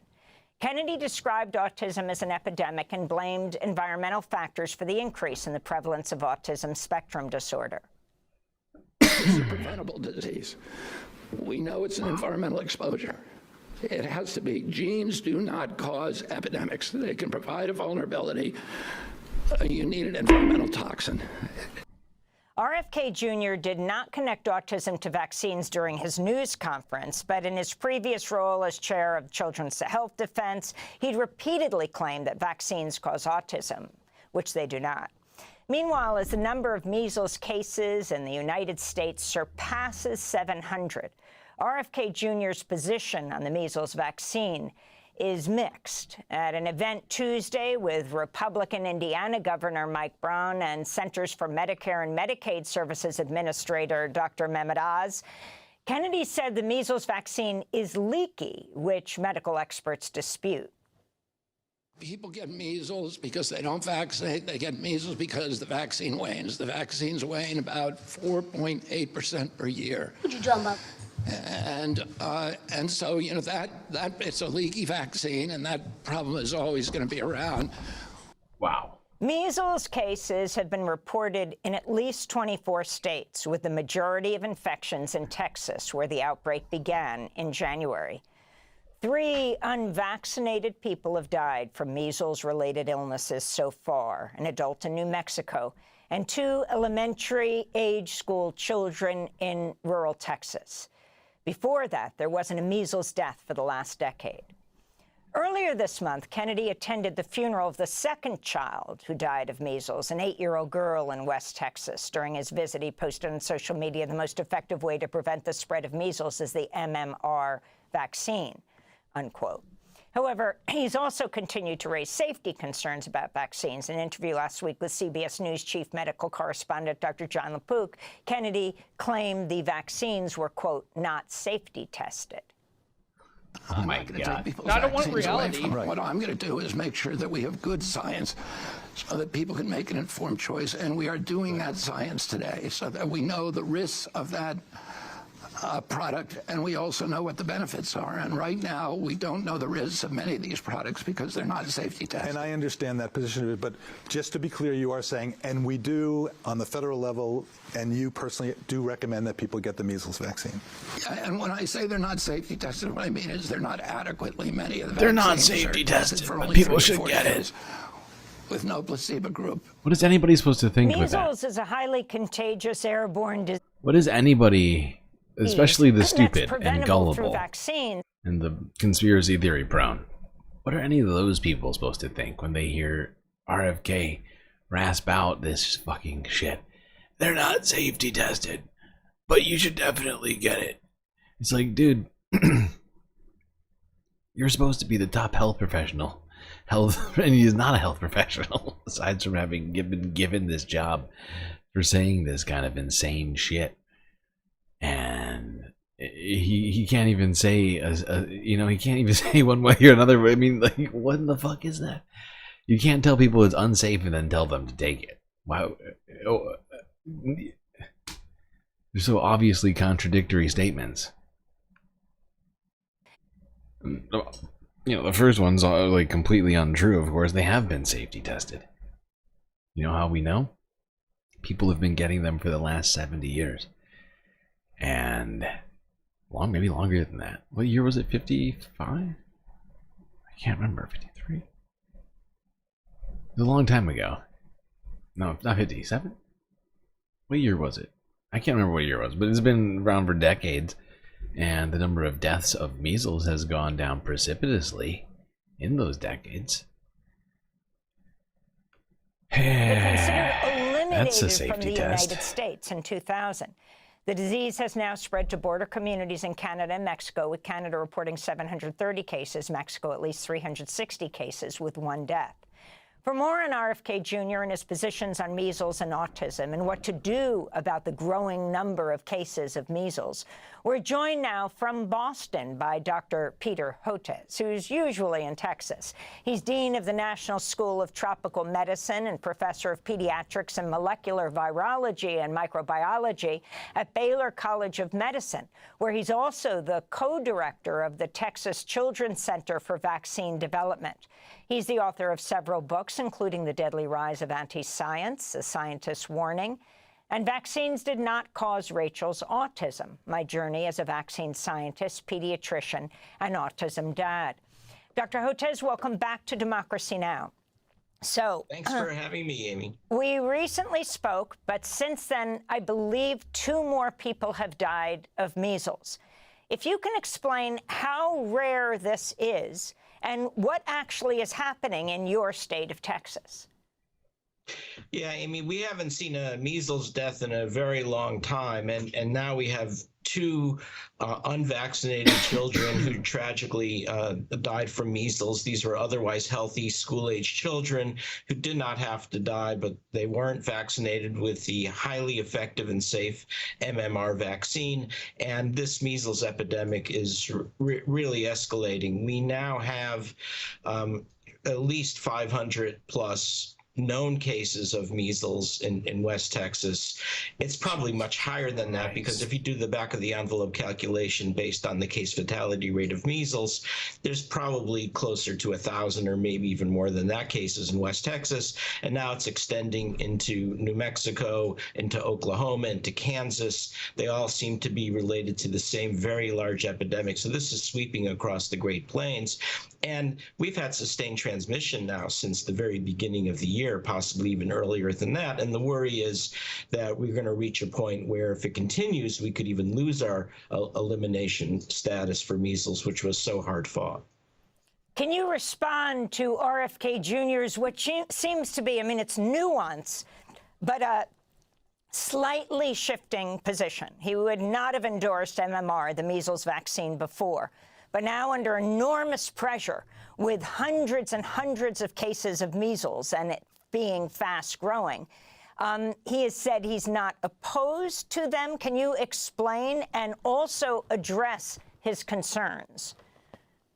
Well, his comments are insufficient. He grudgingly acknowledges the importance of the MMR vaccine and immunizations when it's the only way we're going to be able to contain this highly dangerous and lethal epidemic. So he needs to be much more of an advocate for MMR vaccinations. And he surrounds it with disinformation, Amy. You know, he says the measles vaccine is a leaky vaccine. I'm not even sure I know what that means, but it's absolute nonsense. It's one of the most effective and Yeah, well, I didn't even think, I mean, that much about that comment, but what the fuck does a leaky vaccine mean? I mean, is it going through the syringe somehow? It's leaking out into the, like, what, into the environment or something? It's leaking. safest vaccines we have. A single dose over 90% protection, 2 doses 97% protection. You know, I'm a vaccine developer, a vaccine scientist. We make vaccines for global health. We've reached 100 million doses of our low-cost vaccines for COVID administered globally, and now vaccines for parasitic disease vaccines. When we're designing our vaccine, our strategy, when we whiteboard this out, our gold standard is the MMR vaccine. We aspire to make a vaccine that's as good as the MMR vaccine, and yet he calls it leaky, which is absolute nonsense. He also gives an absolute false number. He says there's a decline of 4% protection, vaccine protection per year. It's absolute nonsense. It's nothing like that. If it declines at all, and there's some estimates that it could be 0.04%, not 4%, so 100-fold less. So that's really unfortunate. And then when he talks about vaccination, he then often will pair it with this false equivalency, talking about a steroid, budesonide, which has no preventative activity, or vitamin A, which is not preventative, or he's using other unproven interventions. And that really sends a mixed message, because it tells parents, hey, you have the choice. Either you get the Exactly. And that's the problem with having the top health official in this country. You know, pushing completely unproven claims next to talking about the inconsistency of it is just wild. Saying that it's unsafe and then saying people should get it doesn't make sense. And then suggesting that they have other things that they can do. It's idiotic. All right, let's go here. Talk about that fluoride ban. Or his fluoride recommendations. He's telling people to stop putting fluoride in the water. Yeah, gonna cut all their fucking, you know, healthcare and whatever else.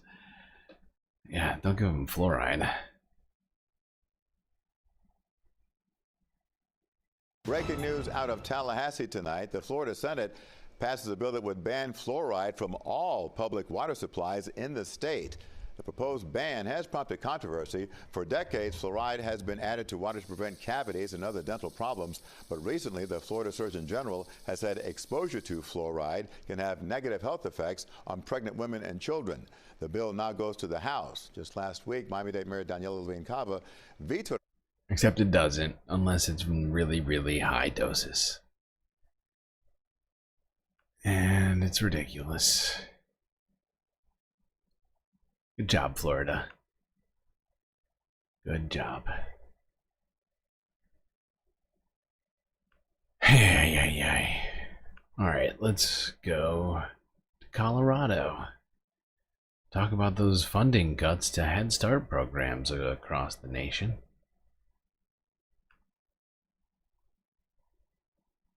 You wouldn't want those kids getting a head start. Illegal.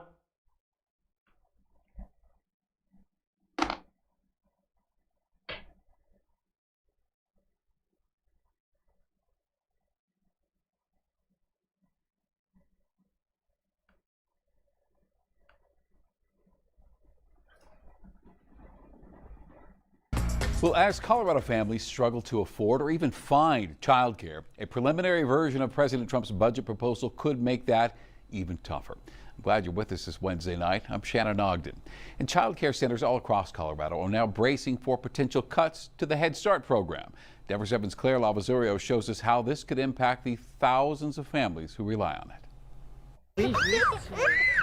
In the town of Milliken, these children are the future. all 72 spots at Blooming Little's Learning Center are full. Do you guys want to race? Yeah. Owner Vicki Barron knows there's an overwhelming need for early childhood education in her community, but there aren't enough daycares to fill that need. Here in northern Colorado, they do consider a lot of this a desert for childcare. Now the White House is considering a budget proposal that would leave more than 11,000 children in Colorado without access to early childhood education.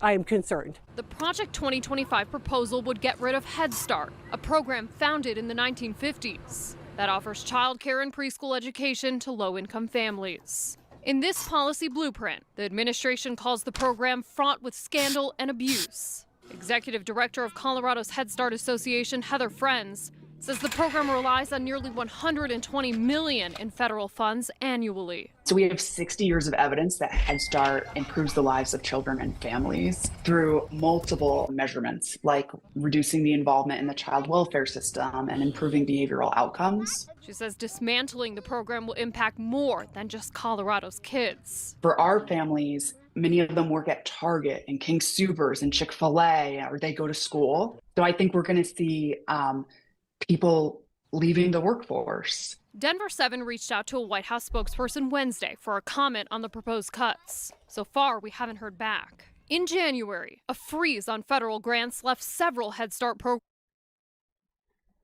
There we go. We gotta give the owners of Walmart a tax cut so that they can get their workers to, I guess, quit their jobs?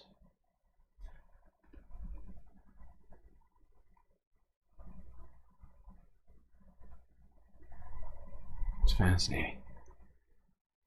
But then how will they survive if they don't have benefits either? Because all their benefits are being cut. Huh. There's no way that this goes wrong.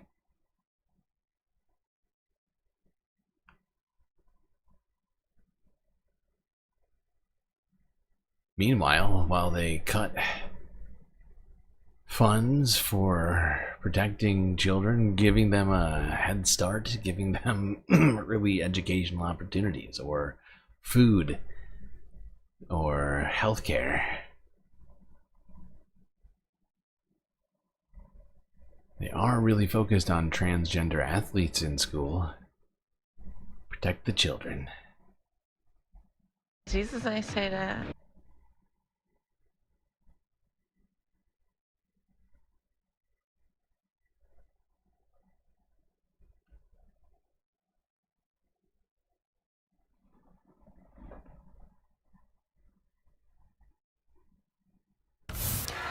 In a major move today, the Department of Justice announced it is suing the state of Maine for refusing to comply with President Trump's ban on transgender athletes competing in high school sports.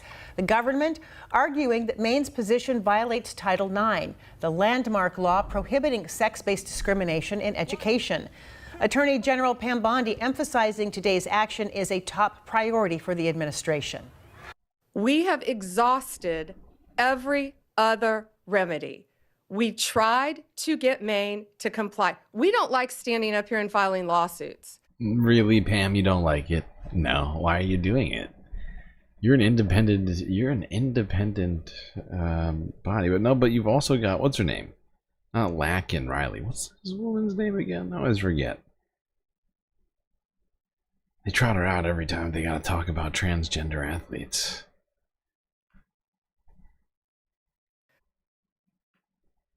We want to get states to comply with us. That's what this is about. This latest legal confrontation escalating tensions over transgender rights between the Trump administration and Democratic-led states like Washington. Joining us live to discuss, King 5 political analyst and former state attorney general Rob McKenna. Rob, Thanks so much. We want your take on several headlines dominating the. Okay. So yeah, they're going after all the states who they think are not listening to their belief or the executive order. I mean, I don't know exactly what they're suing for. It's a little confusing. I don't understand. It's annoying. I mean, they're claiming it's Title IX.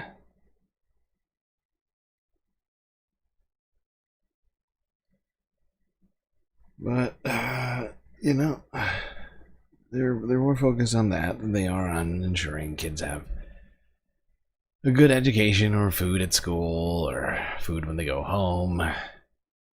The lead in their water. This is the important stuff, people. Okay? This is what we need to be focused on.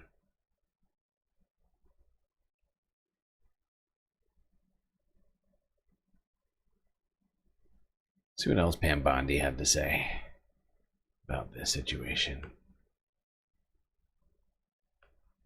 Here's a quick clip of this. She's not stopping at Maine and whatever was it, Wisconsin? I can't remember the second state that she was suing, but she is starting an investigation into multiple other states. Here's Forbes breaking news from 2 days ago. Person that did this and keep them behind bars as long as possible. David? Two questions. One on topic and one off topic. Sure. I'll start with the on topic. Minnesota and California, you mentioned you're looking at them. Are there active investigations into those states? Are there conversations? In which state do you expect to be next based on those conversations? Both. We have reached out to them. We have sent them letters. We're in the same posture we were in the beginning here with Maine. So let's see what they do. Let's hope they comply. Again, we don't want to sue anyone. We just want you to comply with federal law and protect girls. How to protect the girls from getting an education. It's fine. Don't worry. I'm sure those women's sports, girls' sports activities will be ended soon. And you just can have 7 hours or however long school is of home ec. Come on.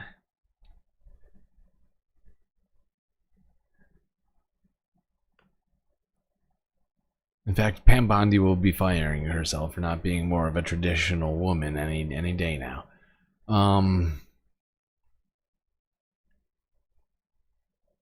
Let's see. Yeah, let's go here to Connecticut. Start talking more about those funding cuts that the Trump administration has been doing.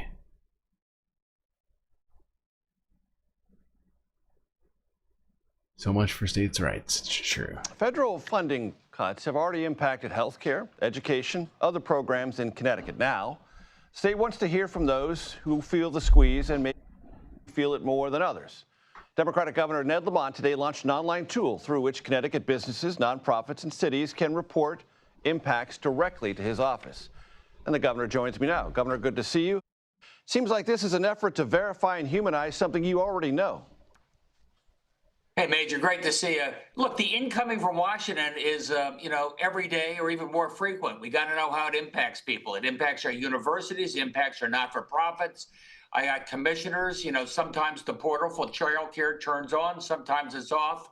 So this online portal is one way we can help keep up and manage. So the governor of California, Gavin Newsom, today filed a lawsuit against the Trump administration over tariffs, saying that they're illegally applied and that he's already having to rewrite his own budget because of the economic impacts. Two questions. Do you support that idea of suing the Trump administration over the imposition of tariffs? And is your own state budget having to be rewritten because of them? I don't think so, but I can tell you that tariffs are incredible uncertainty. They're putting a drag upon our economy. we're a big aerospace state, so we import, say, $3.5 billion worth of parts from Canada. That's going to add to the price of jet engines at Pratt & Whitney. If they want to put 20 or 30% on hydropower, that's going to jack up the price of electricity in my region. It's tariff is a 6-letter word for tax, and it's costing us a lot. Some of these federal spending cutbacks are related to diversity, equity, inclusion. How do you process that? And what is your answer to administration assertions repeated over and over that anything that is DEI is by its very nature racist? It's idiotic. I think it's so far off. We have. It's just stupid, is what it is. Yeah. Tariffs and funding cuts and mass firings. There's no way that that combination of things can go wrong. By the way, do we need houses? Or can we just, I mean, I guess we'll all just go to jail, right? They'll become homeless. That's what's probably going to happen. We'll all just become homeless and then we'll go to jail. And then that's how we'll solve the labor shortage from all the deportations at the farms. Let's talk about HUD. Housing of Urban Development. Chairman Yields. That's not. Gentleman Was from it, wait, Texas, Mr. Housing Green, and Urban Development? ranking member Whatever it's called. of Oversight and Investigations, is now recognized for 5 minutes. Thank you, Mr. Chairman. And friends, for reasons that I shall not announce, I believe the chairman to be an honorable person, and I want to make that a part of the record today. Mr. Begg, excuse me, are there people in this country who engage in invidious discrimination when it comes to housing? Yes. And do these people engage in a form of invidious discrimination that would deny a person access to housing because of color? Illegal. Yes.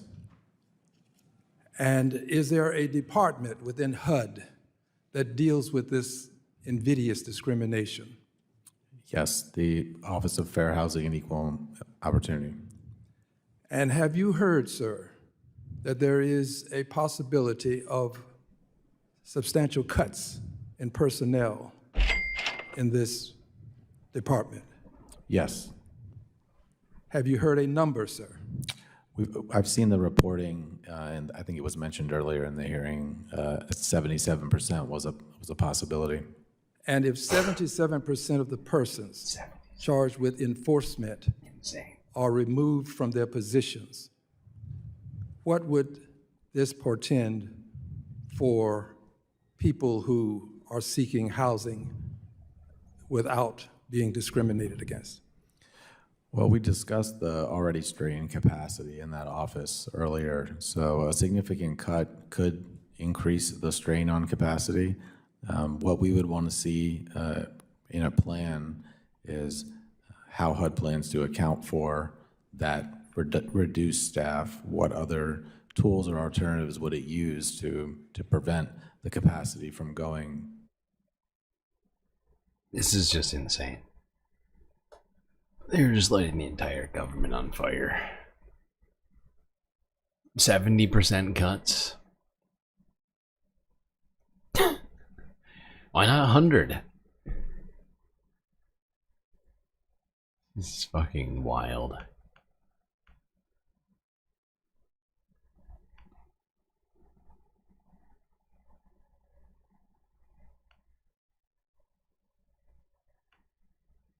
Now, if you were planning to buy a home or maybe think about refinancing your mortgage, now might not be the best time, considering the bond market's been doing some real weird stuff and rates are quite high still.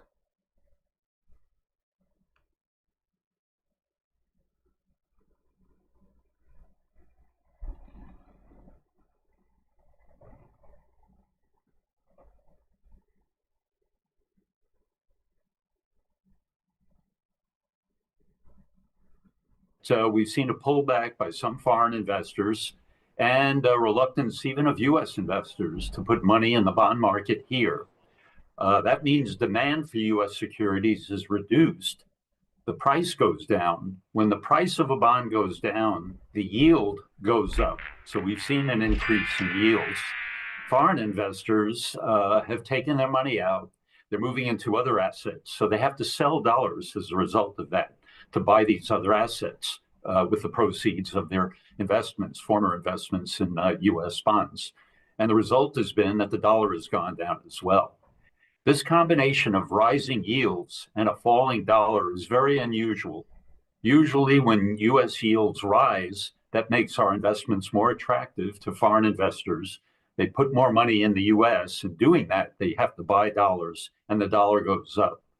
So when you see bond yields going up and the dollar going down, that means that investors are pulling out of the U.S. market, which seems to be the case now. Mm-hmm. Well, the most visible impact is on the housing market. We did see yields come down pretty rapidly until about a week or so ago.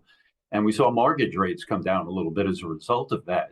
And it looked like housing demand was picking up a bit. We monitor it week by week. And things have been improving. At least they were improving through last week. Now with yields on U.S. securities, most importantly, the yield on the 10-year Treasury note, moving back up again, that means mortgage rates are already following. And that means that affordability in housing is being squeezed. People are finding it harder. Yep. Everything Donald Trump does makes things worse for America. Makes things more expensive.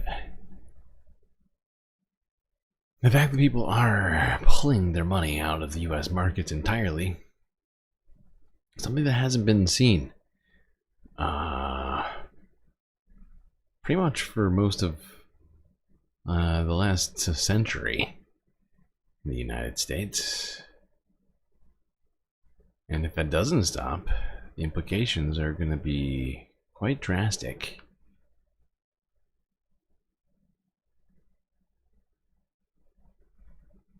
And you know what? Some local governments aren't doing enough as it is.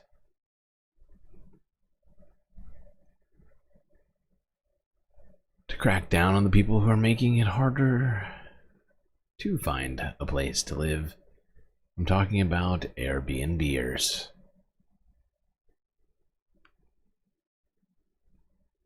This is Hawaii news now from 4 days ago. Honolulu fails to collect nearly $30 million in short-term rental fines. Also new at 5, city leaders are expressing shock and frustration after learning the owners of many illegal rentals are not paying the fines they owe. After cracking down and vowing to shut down the illegal industry, the mayor says he's going back to the drawing board. Our Daryl Huff has the details. The mayor says they've gotten a lot better at finding and fining illegal rentals in residential areas, but actually collecting the money has been a lot harder than anyone expected. It has to be better than it is right now. So we've learned something here, and I'm not happy about it. I'm angry about it, to be honest with you. It's egregious, and the signal that it sends to the short-term rental operators is that you can violate the law and get away with it, and you'll never have to pay a dime in fines. In America. And that's why we need to hold Airbnb accountable, because they're the ones who facilitate the transactions. They're part of this, you know, and they need to be held liable for what they're doing to communities. And if they're, you know, do you see what I'm saying? If they're facilitating this, they're part of this. And therefore, if we can't hold one party accountable for it, well, you go up the ladder. Say, hey, you facilitated something that was illegal and have now cost the taxpayers money. Give us money now, please.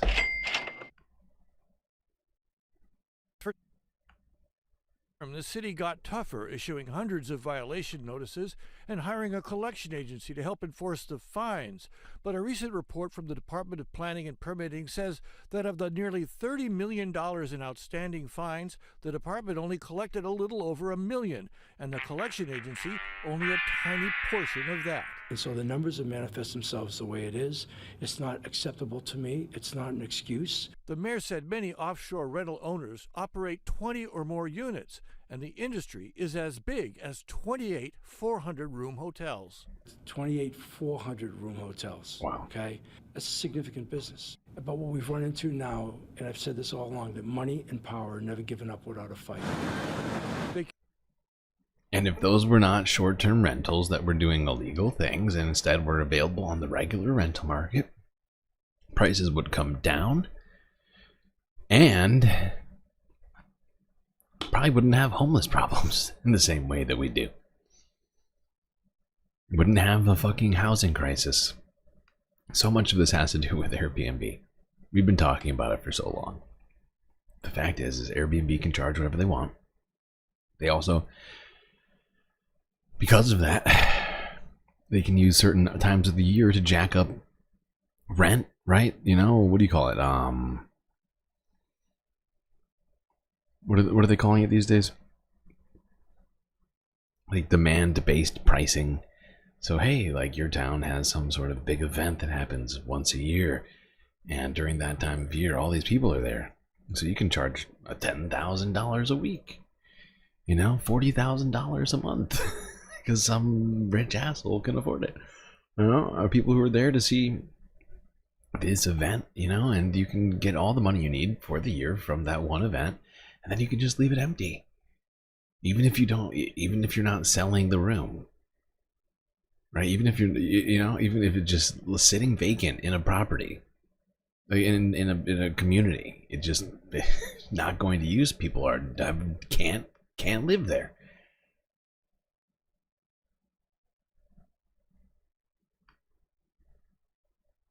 It's insane. And they're collecting less than 5% of the fines that they're supposed to be. It's a massive drag on the economy.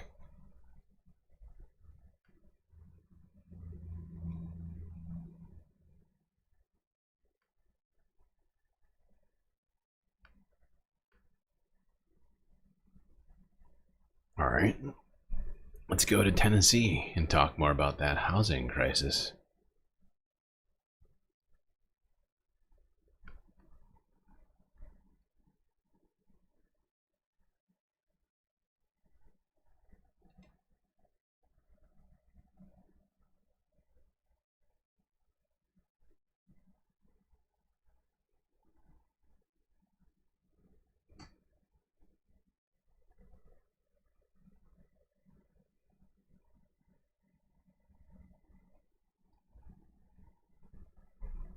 Metro Nashville is preparing to close one of its largest remaining homeless encampments, known as Old Tent City.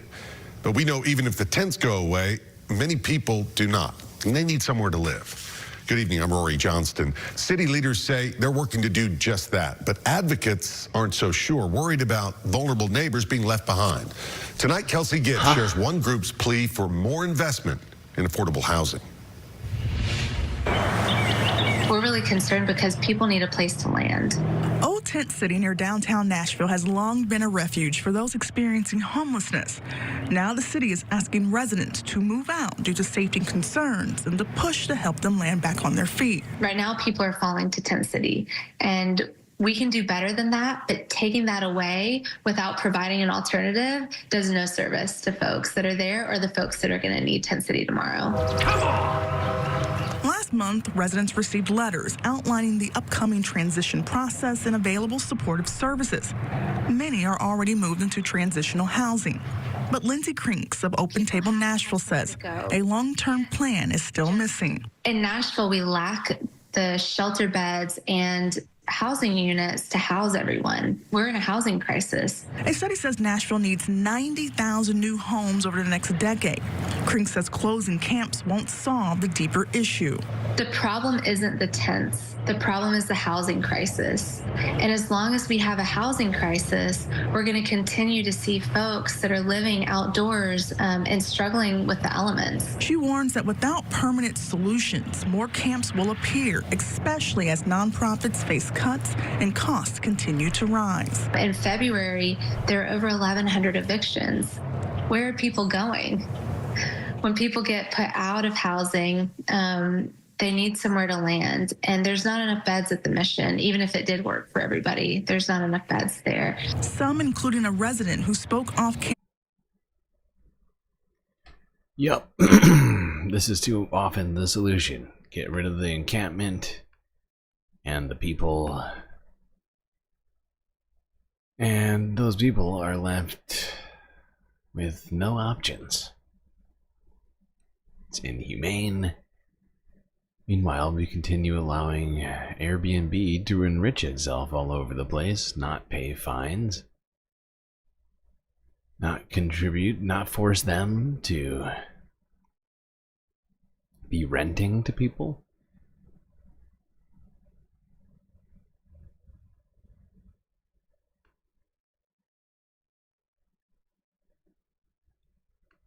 You know, it's not like Airbnb, you know, like, I don't know if you've heard any of the horror stories about people living in Airbnbs, but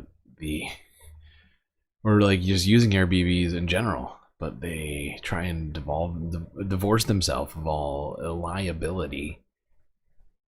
And if you're staying in one, you know, you don't have the same rights as a renter. You don't have a lease agreement with them. Certainly not in the same way you would with an apartment, right? We spoke with the dog, yep. We spoke with this dog laying on the ground, and it said, "This is not cool, man."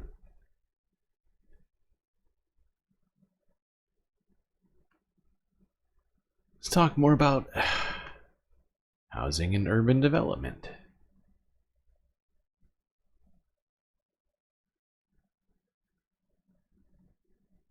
How does that sound? Does that sound good for you? All right. Yeah.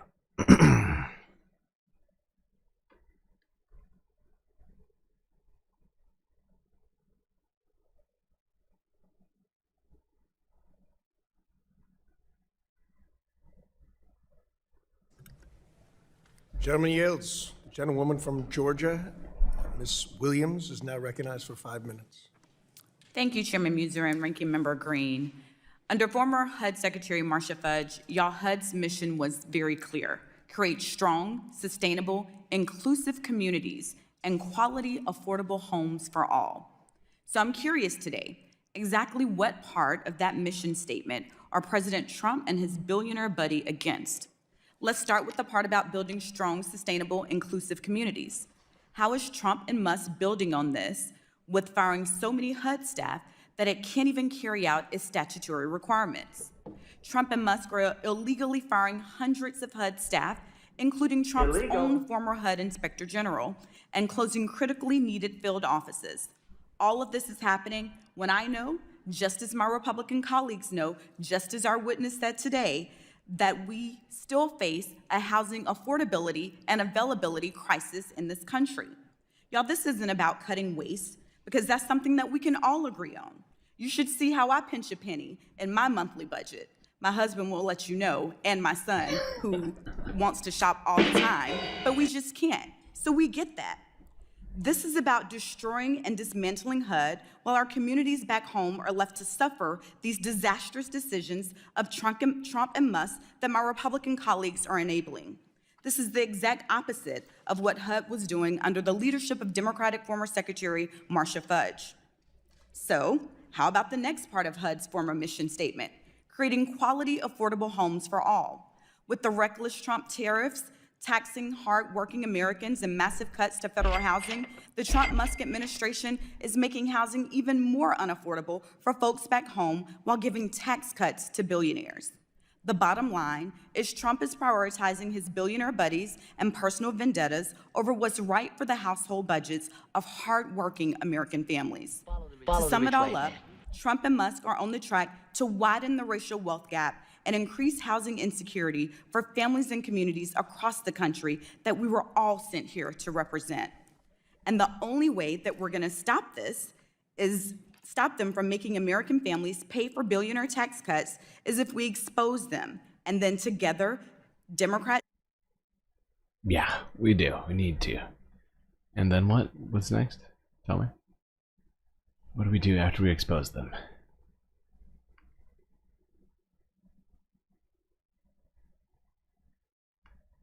And Republicans must demand better from our government. So let's do that today. Mr. Begg. Yeah, Republicans wanting better. Huh. That might be a little more difficult.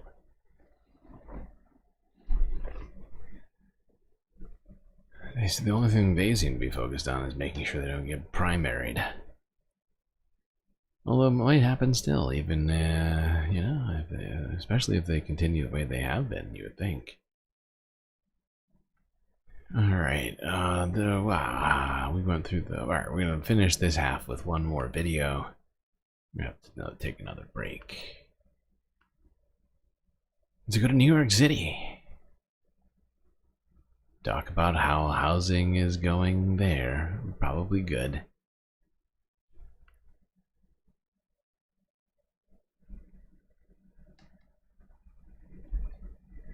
It's probably actually fine.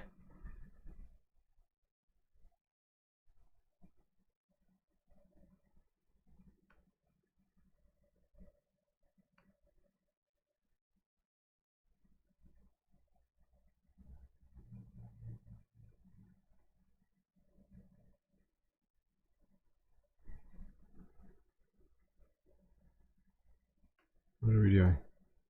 Play.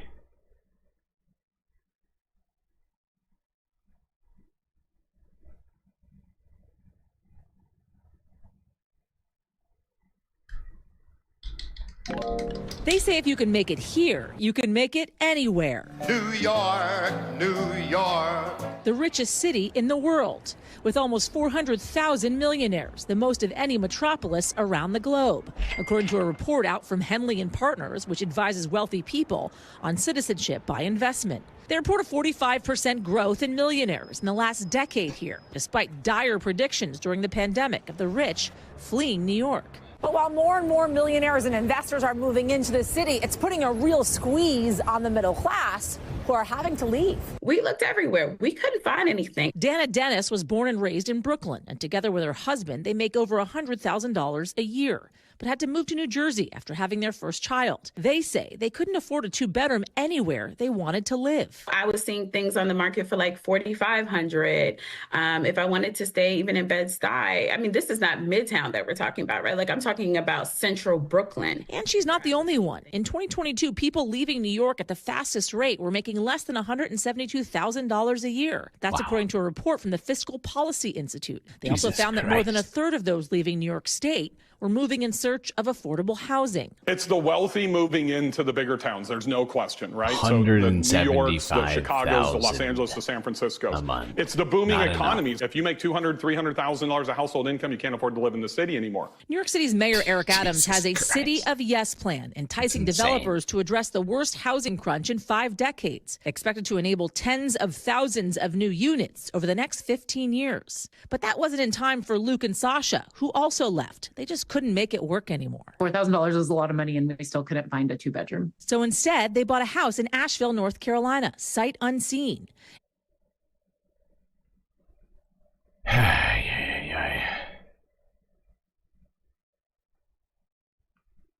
It's insane. It's insane where we're at right now. Okay, we gotta take another quick break. We'll be right back after these space messages.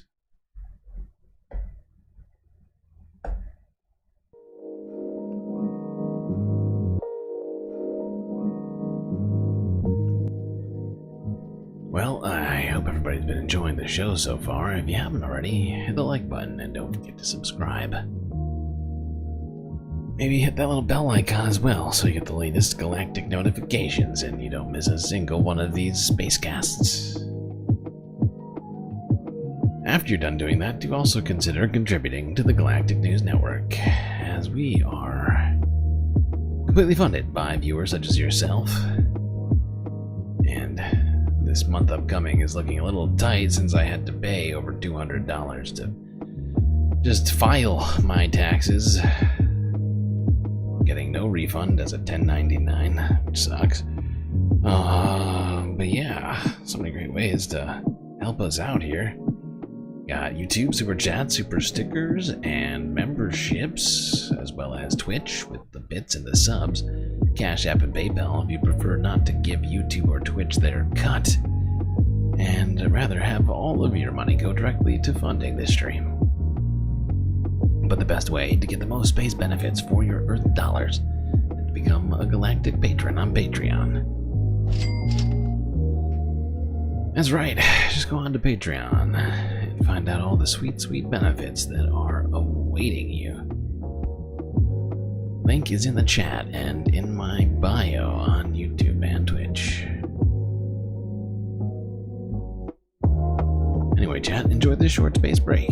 Grab yourselves a drink, maybe a snack. And I will be right back.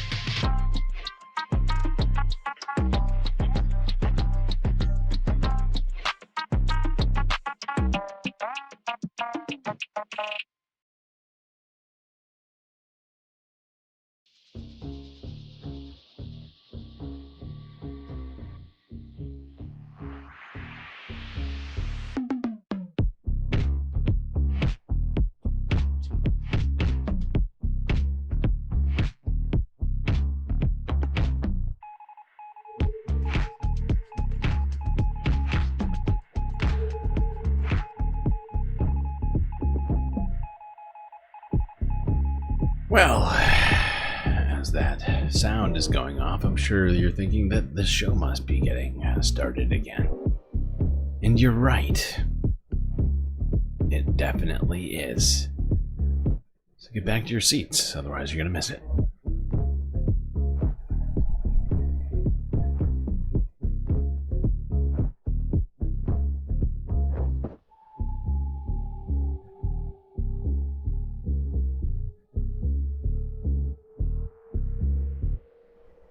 Now let's talk more economic stuff, financial stuff.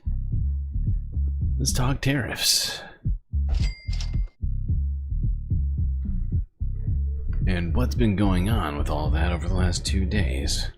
Apparently, the Attorney General of California, Rob Bonta, is suing the Trump administration over his tariff policies.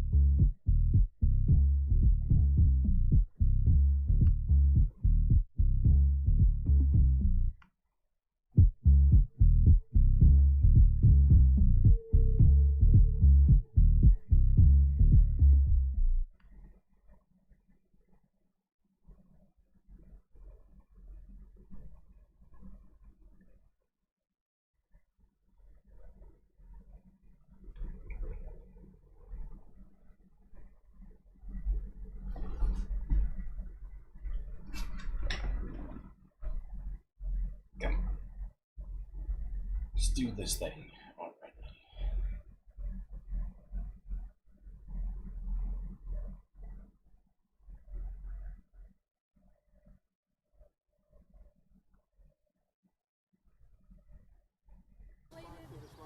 I'm sorry? How do you think the court's going to respond to this lawsuit? Well, I got my attorney here.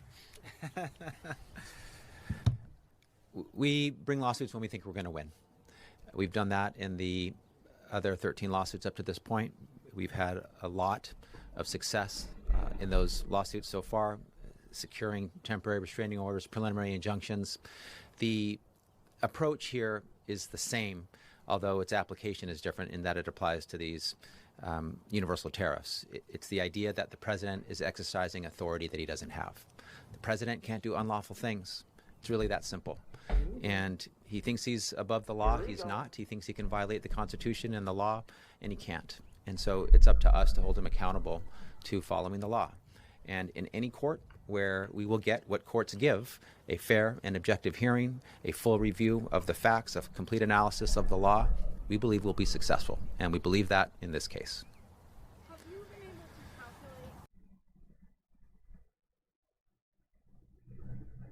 Yeah, that's right. California suing Trump, suggesting that he can't do the things that he's doing.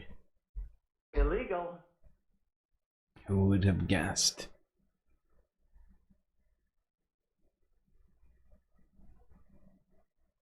Is it lagging right now? It does seem like it's lagging a little bit. I can't tell. Yeah. Don't do that.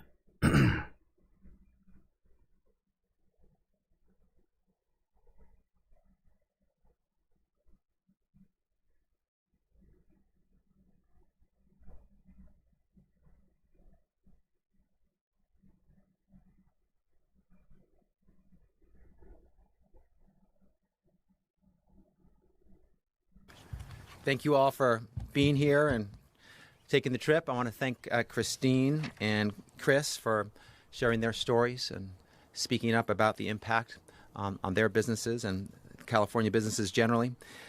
Rob Bonta, California Attorney General. And we're here because President Trump's rogue and erratic tariffs are wreaking havoc on our nation's financial systems and causing uniquely immense harm to California's economy, the fifth largest economy in the world and a major driver of our national economy. Together with Governor Newsom, I'm filing our 14th lawsuit against the president in less than 14 weeks. This one challenging the tariffs he unlawfully imposed under the International Emergency Economic Powers Act. We're asking the court to rein in the president, restore to our economy, and uphold the Constitution. The president is... Now, I'm not entirely sure that this one's going to work out, because I'm fairly certain Congress gave up their power in that most recent CR. Didn't they? Did they, like, write in some, like, random addendum that said, actually, we don't want control of tariff policy as long as it's Donald Trump?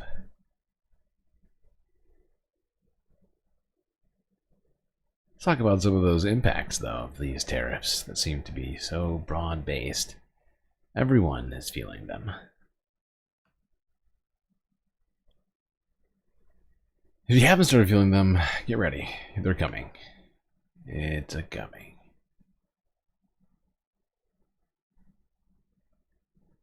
China!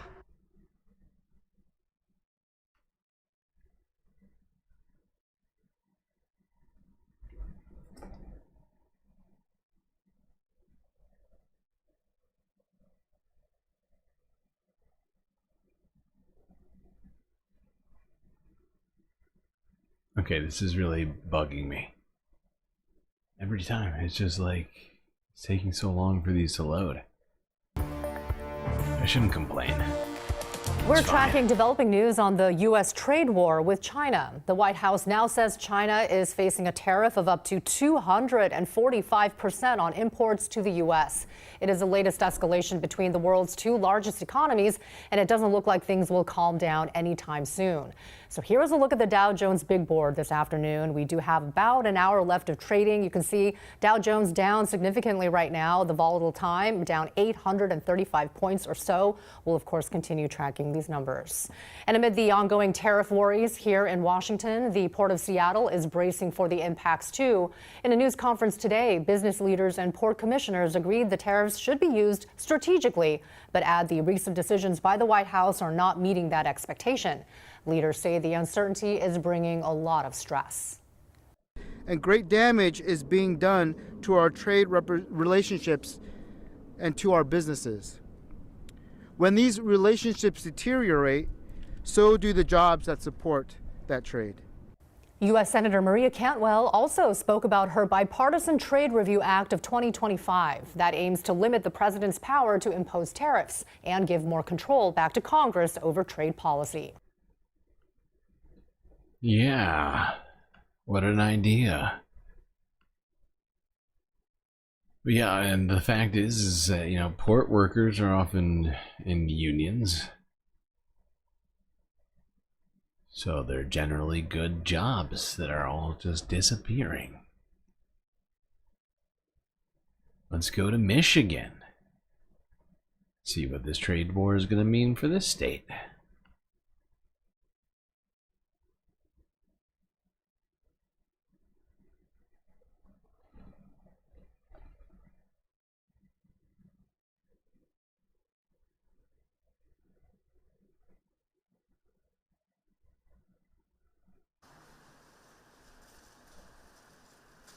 The tariffs are grossly affecting us and our consumer because as I'm speaking right now, within the next 24 hours, we will have multi-containers from China landing in Long Beach, California for a big QVC order that we negotiated last September. We didn't plan on these, of course no one does. I don't think they're going to partner up with us and share this huge tariff. This definitely affects my bottom line. I mean, right now, we're going to make very little money on this, and I borrowed money, a lot of money against it. That idea is it's going to affect everything. hilarious. The scotch tape, the paper, everything. It's Yeah, I'm not sure if she's being serious about that, but there's no way that the shipping company is going to suddenly pay part of your tariff that you have to pay. Not gonna happen. Not going to do it. Wouldn't be prudent at this juncture. Chaos, I think, it'll be. And people have said to me, well, why don't you make it in the United States? We don't have the capacity in the United States. It'll take years to tool up these factories. Many companies are going to go out of business here in the United States, small. I'm on a lot of business organizations. I just came from 2 meetings. Little people are not going to survive this. We're a little person. We have some backup, but many little companies aren't going to survive this. It's just an impossible situation. Yeah, she doesn't look prepared to start manufacturing in that facility there. Let's go here. CBS News. Talk more about those small businesses facing uncertainty. Only certainty in this world right now is stupidity.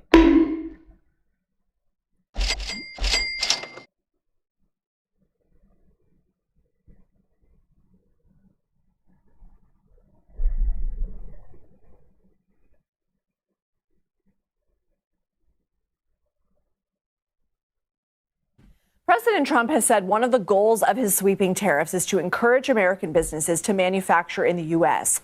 And the administration is putting a heavy emphasis on China. The U.S. currently imposes a 145% import tax on a wide range of Chinese goods, with some exceptions given to smartphones and electronics. The president often points out, if you want to avoid the tariffs, build in America. But my next guest writes for a piece for Wired that it's impossible for most small businesses to pull that off. Zai Young joins us now. He's a senior writer at Wired. Thank you so much for being here. What are some of the reasons that you were told moving production from China to the U.S. is way easier said than done? Hi, Lindsay. The first thing, obviously, is the cost, right? Producing in China is undeniably cheaper than in the United States. So for business to think about, oh, if I move my manufacturing to the United States, they need to think about whether their customers are going to be okay with the new increased prices.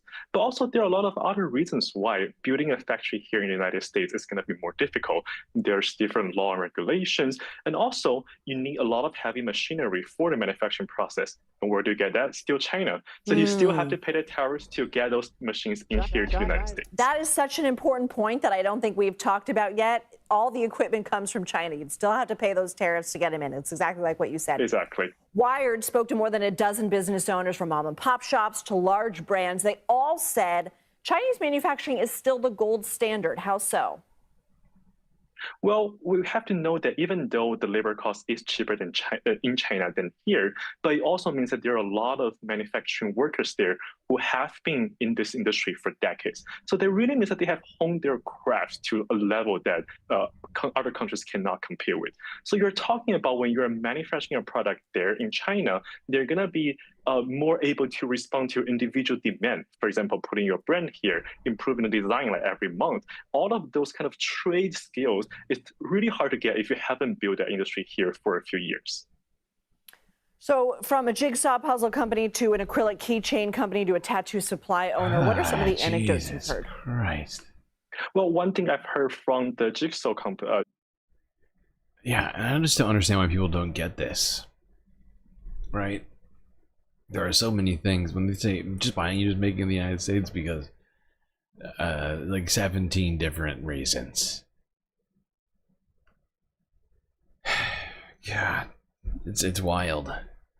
People don't see how much effort, resources, and money and experience since manufacturing has been modernized basically in China over the last few decades. All of the existing technology is there. It's made there, and we don't make it.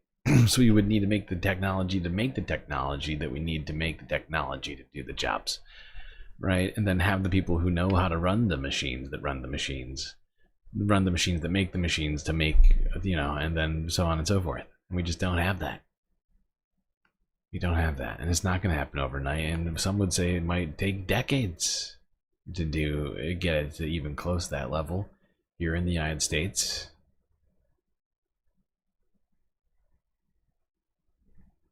Especially considering in many ways we're sort of disincentivizing people from coming here. in so many ways.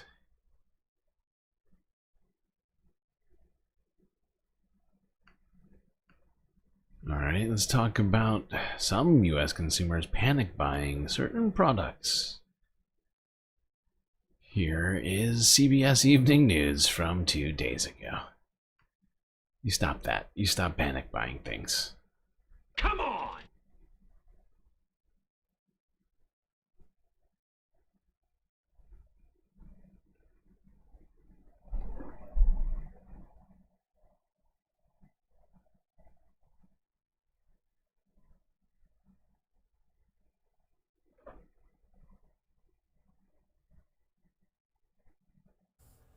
A Japanese delegation held a high-stakes meeting at the White House today in an attempt to avoid an increase in U.S. tariffs of 24% at the end of President Trump's 90-day pause. South Korea is looking at an even bigger import tax hike. And in tonight's In Depth, CBS's Jerika Duncan reports on the impact to U.S. small businesses that sell South Korea's high-demand cosmetics.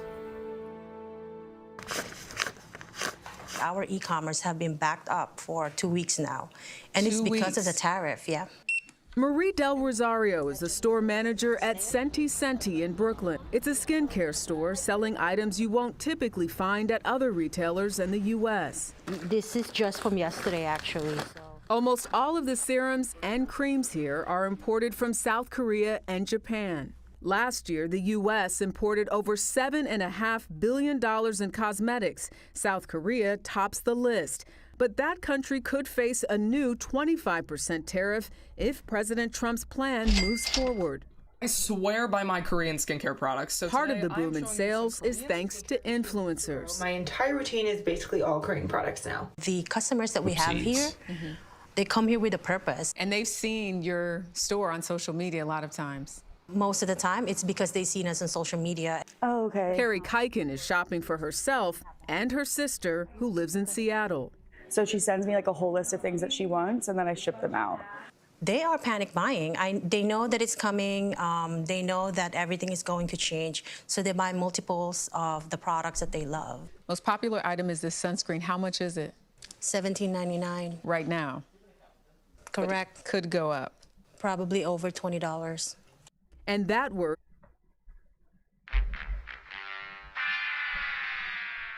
Yeah. This is going to be real fun for everyone. And hey, maybe you'll spend hundreds of dollars stocking up, thinking, you know what, this is going to be worth it. And then maybe they won't even come on. Who knows? Who the fuck knows? We can't, literally, businesses can't plan and people can't plan when they don't know what the fuck is going on. And that's what the Donald Trump administration has created. Just a massive black hole of uncertainty that we're all staring into, wondering what it all means as Donald Trump lights fire to things and then puts it out himself, then lights it back on fire when someone upsets him. And the fact is, a lot of people are not even interested in coming to the United States anymore, as it turns out. Not so great when you think about it. Fuck yeah!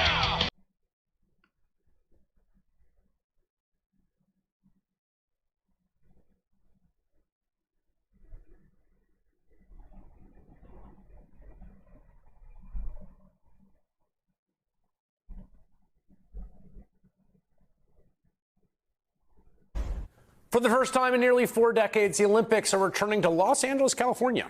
Today, we got a look at where many of the venues for the 2028 Summer Games will be, from Long Beach to Pasadena, Dodger Stadium, even the Universal Studios lot.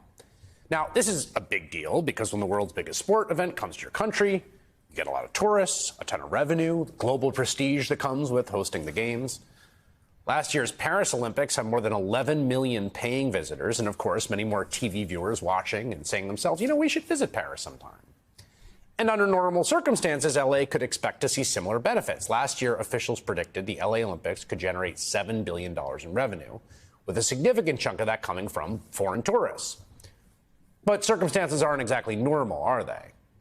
Donald Trump's entire shtick as president is that America is being ripped off by foreigners, and we're kicking people out, not letting people in. Heck, we've canceled the visas of more than 1,000 foreign students in U.S. colleges, let many of them be hunted down for deportation with no due process. Our Secretary of State, Marco Rubio, says, if you think the wrong way, Don't worry about it, little we don't really need Marco. you. Listen to this. Visiting America is not an entitlement, he writes. It is a privilege extended to those who respect our laws and values. That's good.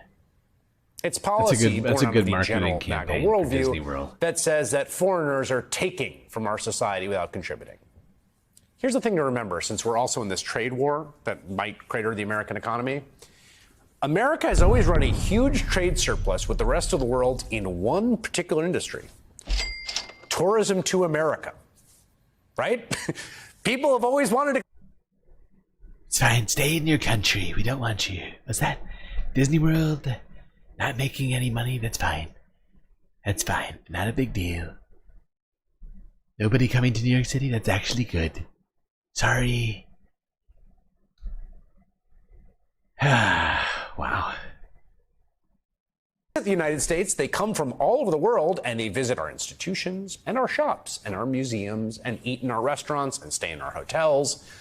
The U.S. travel industry says it generated $1.3 trillion last year and supported 15 million American jobs. That's not just from foreign families on holiday. Much of it also comes from an educational system that was the envy of the world until a couple of months ago. Because the world also sends its budding scientists and engineers and doctors to America to get educated. That's fine. That's fine. We don't need all of that. Make America again. MAHA.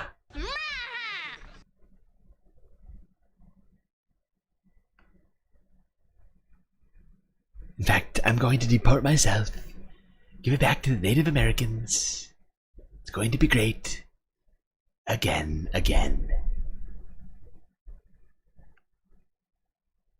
We don't need all those nasty tourists spending money. We'll pay ourselves.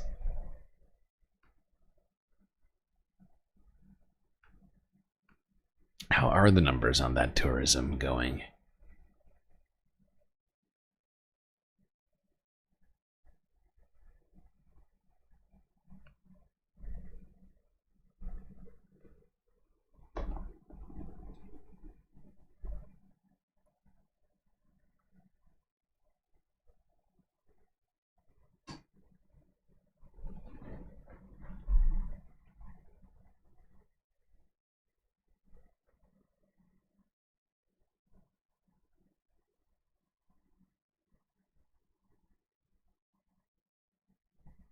And also from Governor Newsom, well, he is rolling out the red carpet for our neighbors to the north. Watch.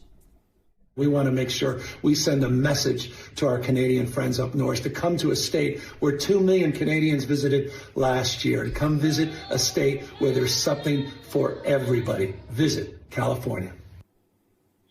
Okay, the governor's invitation comes as the U.S. is tracking a big drop in tourism from around the world. Take a look at this. Travel from Canada and Mexico was down double digits in March. We're also seeing fewer visitors from Western Europe, Central and South Asia, South America, I should say, Asia, Africa, even Australia, really all over the world. We are seeing this big drop. On the flip side, though, more Americans are thinking about moving abroad. That's according to a recent Harris poll. 42% have already considered or plan to consider and relocate MAHA. outside the U.S.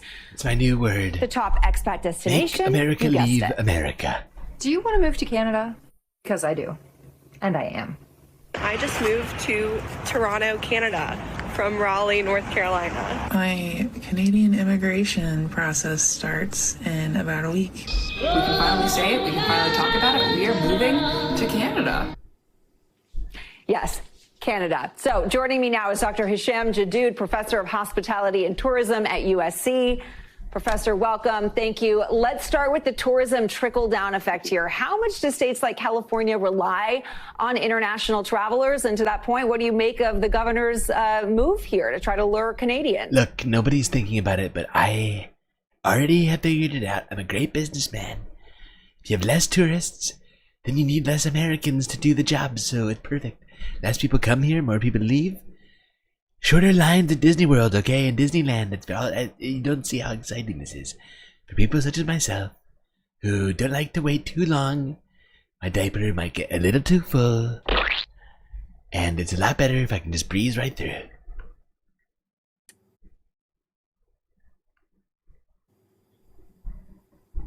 Thank you for having me. It's a pleasure to be here.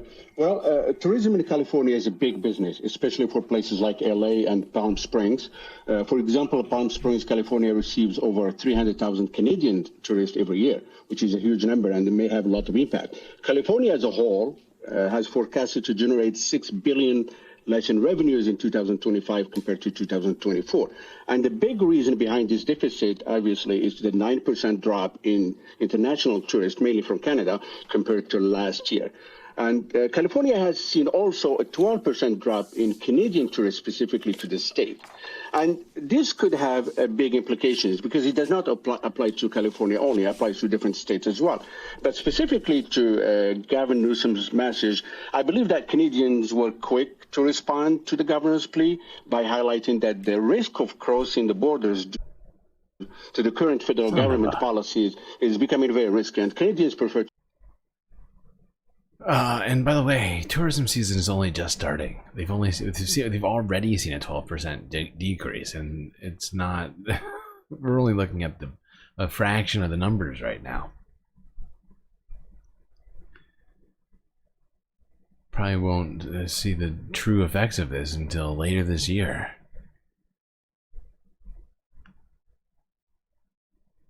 Ay ay ay.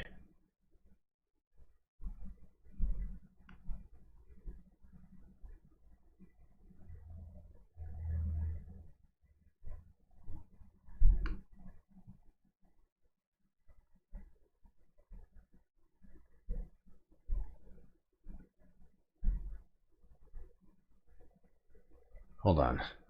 I made a mistake. I made a huge, tiny mistake. I have to solve something here. This should not be here. Why is this in here in this list?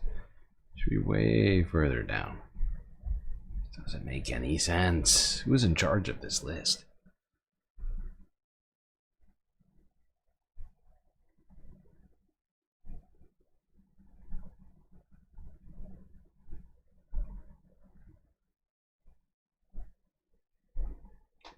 Okay.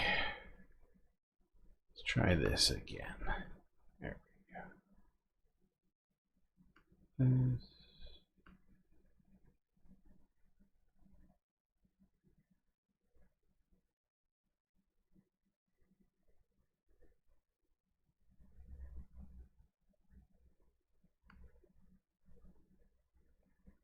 All right, let's go now. No, don't do that. This is rude. How rude. This is very, very rude. Where are we going?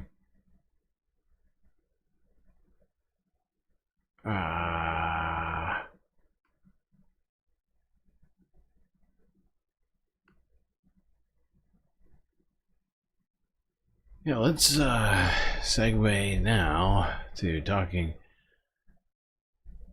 about some fiscal type stuff. For the first time in nearly 4 decades, the Olympics are returning to Los Angeles, California. No, I Today we got to look at where many you. of the venues for the. Please shut up. Please shut up, Chris. Thank you. Before we get to talking Federal Reserve related stuff, let's talk about Social Security. One Republican was confronted by his constituents, Representative Luttrell. Here's Forbes breaking news from yesterday. Let's see what he had to say about this. I'm sure he's got a really good answer for raising the cap on Social Security. He's probably completely prepared for answering this question. It's going to be a great answer. Everyone prepare yourselves for a really good Republican answer to this question. Very easy question, I would answer. I would point out.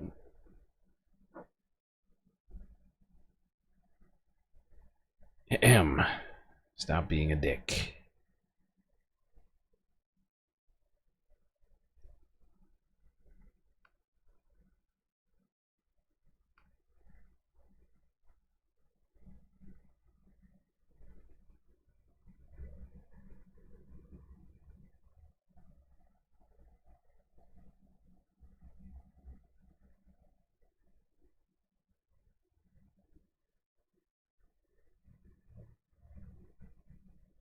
Oh, it's muted. Son of a bitch. Don't do this to me.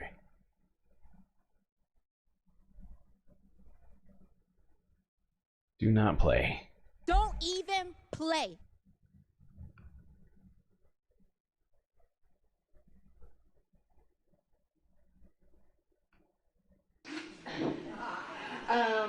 Clearly, the solvency of Social Security is an issue.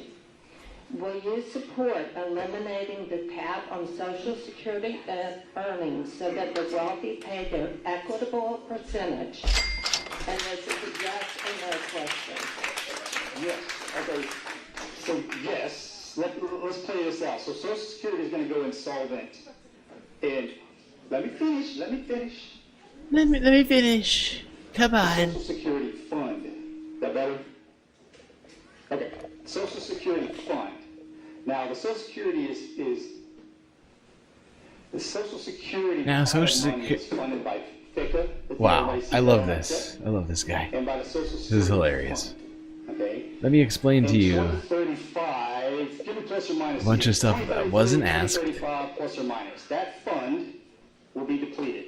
Why do you keep pointing at her? Answer the question. Those funds will Let be me depleted. finish. And when that happens, it will be taxes from FICA that pay Social Security. Okay? From that percentage, because when the fund goes away and we only have FICA in there, that will drop 100% benefits to 75, 80% plus or minus. Okay? In Congress, Huh? this is one of those This is one of those questions I can't problems answer. that nobody wants to talk about. All right? Yeah, And like this is an you. absolute issue. This is a numbers This game. is one of those. It is a math problem that you can read wholeheartedly. Oh my god. There's that really good Republican answer. Now this is I just got done explaining a bunch of stuff that everybody understands. Now, let me tell you about how I don't, well, not me, but people don't want to talk about it. Let me see if I can filibuster this answer. I'm gonna, let's see. Money. Do you understand how money works? Can we talk about that? And if Congress would act on it, that would be amazing. You're in I would love Congress. to get in there and have these debates and discussion and find something that would fix this problem before it shows You're a up congressman. in 10 years. Why can't you? Because my rich donors. Great question. That's a great. I love. That's a great question. It's the same question you were answering.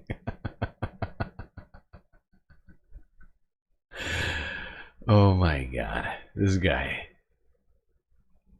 Awful, awful, awful. Weak. Maybe if you can't tell, but I did sort of mislead you. He doesn't have a good answer for this, as it turns out. This Republican from Texas. His constituents look a little bit confused. I mean, for instance, let's just look at this guy's face right here. He's like, what is it you're talking about over here?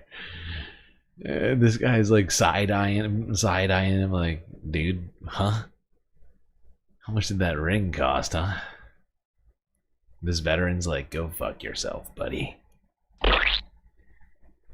You're lucky we're on American soil.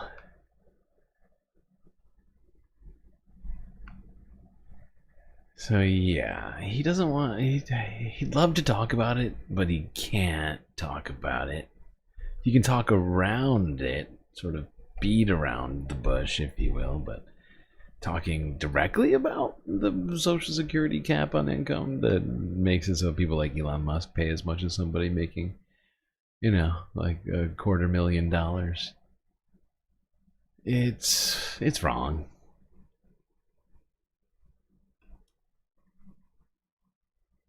All right, let's talk about fiscal policy. Federal Reserve gave us, well, not the Federal Reserve, but Federal Reserve Chair Jerome Powell had a little sit-down talk here at the Chicago, what's it called? What's the name of this goddamn thing? Economic Forum of Chicago, or whatever it's called.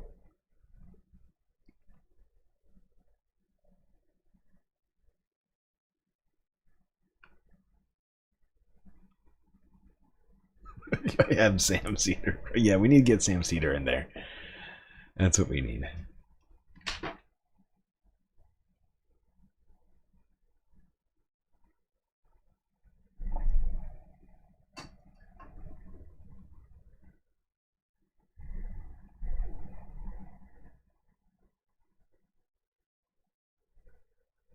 Come on.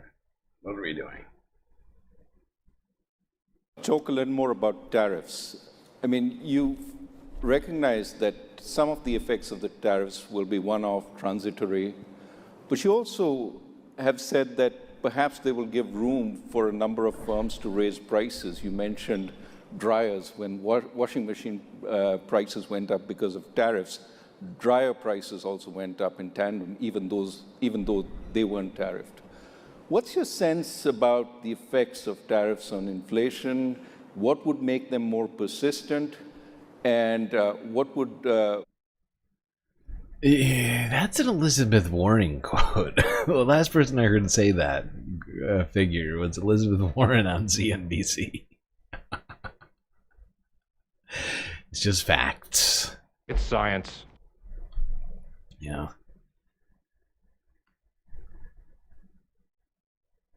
Greedy people will take advantage of those tariffs. What would make them more persistent, and what would make them have effects on growth? So, in a kind of a simple starting point is one tariff comes in that gets passed along in prices and raises inflation, but it's just a one-time thing. So the price level goes up, and that's it. But that can happen in some circumstances, but it depends on a number of things which we don't know yet. And I would point to a couple of them, or three of them actually. One is just the size of the effects. And as I mentioned, the tariffs are larger than forecasters had expected, certainly larger than we expected, even in our upside case. We looked at a range of cases. So that's one. The second one is how long does it take for the tariffs to have their effects on inflation? To the extent it takes longer and longer, that raises the risks that the public will begin to experience higher inflation. They'll come to expect it, and companies will come to expect it. So that risks higher inflation. And the third is just what I mentioned in my speech, which is my remarks, which is got to keep inflation expectations well anchored. So if we have those three things under control, that's what it will take. And indeed, our role is to make sure that this will be a one-time increase in prices and not something that turns into an ongoing inflation process. That's a big part of our job. What about the how are you going to do that on quantities? I love that. How is that part of your job? That, for example, have been current. I would have loved the follow-up to that question. How is it that old Jerome Powell here, whose only real tool is raising or lowering interest rates, is going to be able to keep prices from rising more than once? What are you talking about? It's so stupid. Jerome, you're deluded. Okay, buddy? Plus, not even, here's the other thing about that statement. Let me just go back to this, because that's not even Jerome's goal. It's never been his stated goal ever. I've never even heard him suggest that before. Like, up until now, he wants prices to go up every single year. 2%. 2%. He keeps saying it over and over and over again. 2% inflation. 2% inflation target. Target of 2% inflation. Can we target 2%? 2% target. 10,000 times I've heard this man say that. And that means the prices go up and up and up and up and up every single year if your target is 2%. So how are you going to keep it from, how do you keep prices from going up more than once? You just maybe you pretend like you live in like a particular slice of time, I guess. Just lie to yourself. That's what you do. The fact is, the Federal Reserve can't do anything right now. And they're trying to pretend like they have some sort of answer to any of this. They don't. They do not.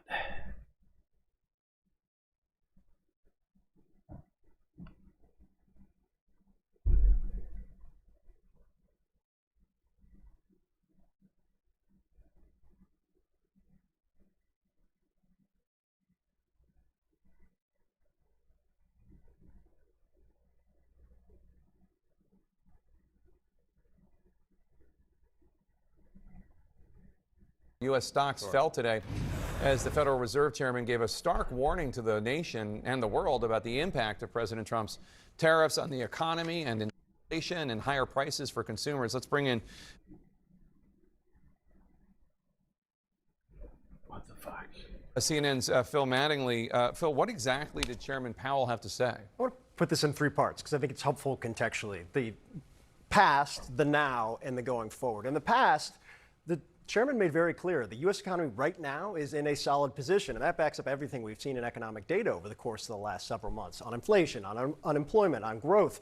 It's in a solid place. So the Fed doesn't feel any need right now to move, in large part because the now. What Powell was saying about the level of uncertainty out there, not just for business leaders trying to figure out investments or way to take their companies, but for the Fed, for the policy officials about what to do next. He said, historically unique developments with great uncertainty. This is the guy who's going to be critical if things go bad, and they have no idea and nothing to kind of tether it to as they think through their next steps. And then he said this.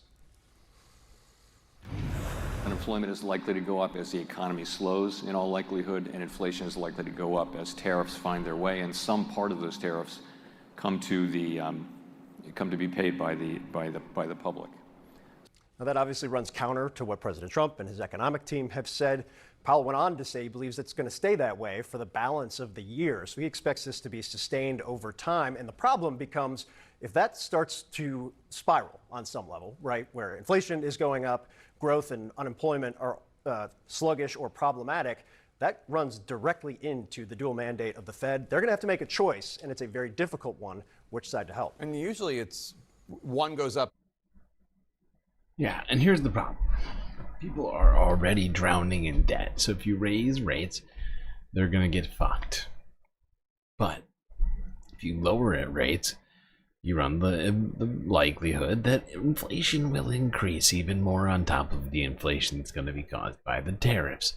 And unless we institute price caps along with lowering interest rates, we will almost definitely have that happen. And people are already freaking out about what it will mean for inflation once these tariffs come back on. And I mean, even the 10%, the 25% on steel and autos and whatever else is going to add to it to begin with.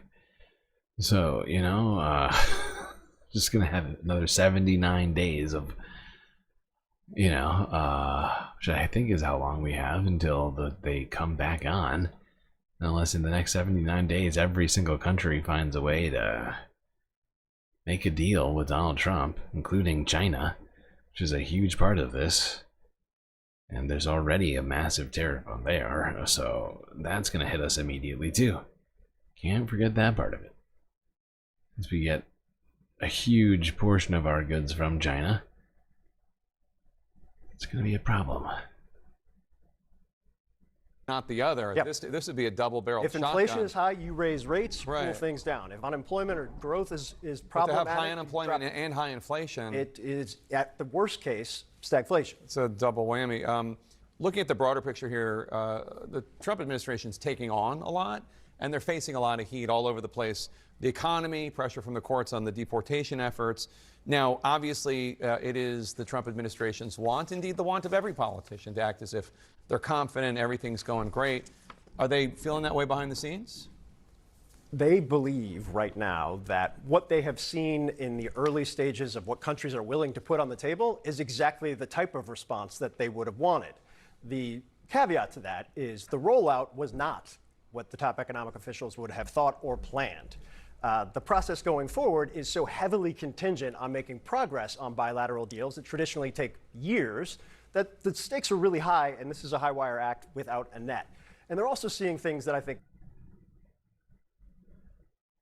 All right, let's keep it going on these tariffs. Not the tariffs, the Federal Reserve's response to the tariffs and what this may have in store for the future. Now, Donald Trump came out and did another thing that presidents generally don't do, aside from criticizing judges.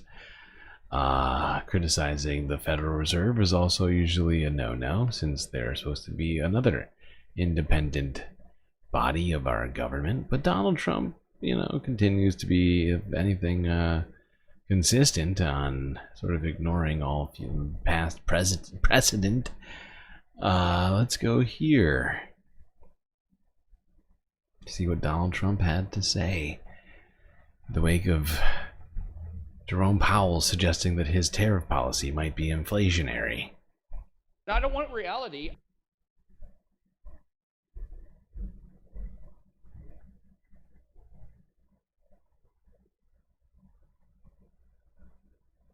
I mean, it is insane that anybody who just disagrees with him lightly and suggests something that's different than what he has to say just has to be fired immediately. It is insane. All right, you want to work for me? Let's do this. Come on.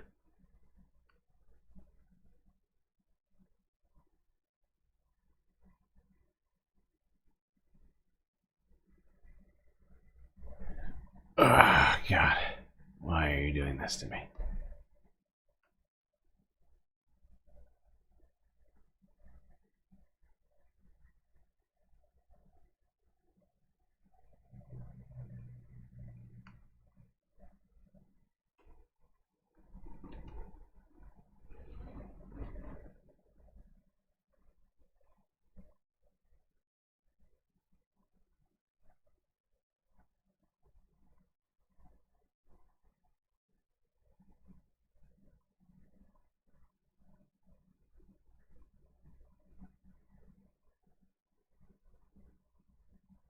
Now to the economy. Another volatile day on Wall Street as each of the three major stock indexes fell by more than 1.5%. The downturn was spurred by comments from Federal Reserve Chair Jerome Powell, who spoke at the Economic Club of Chicago today. Powell cautioned that President Trump's policy changes, including tariffs, could inflict lasting economic damage. You just realized this is the one that I want. As the economy slows, in all likelihood, and inflation is likely to go up as tariffs. I think this is the same one we just watched. I don't know how this happened. This is the one I wanted. Jesus Christ.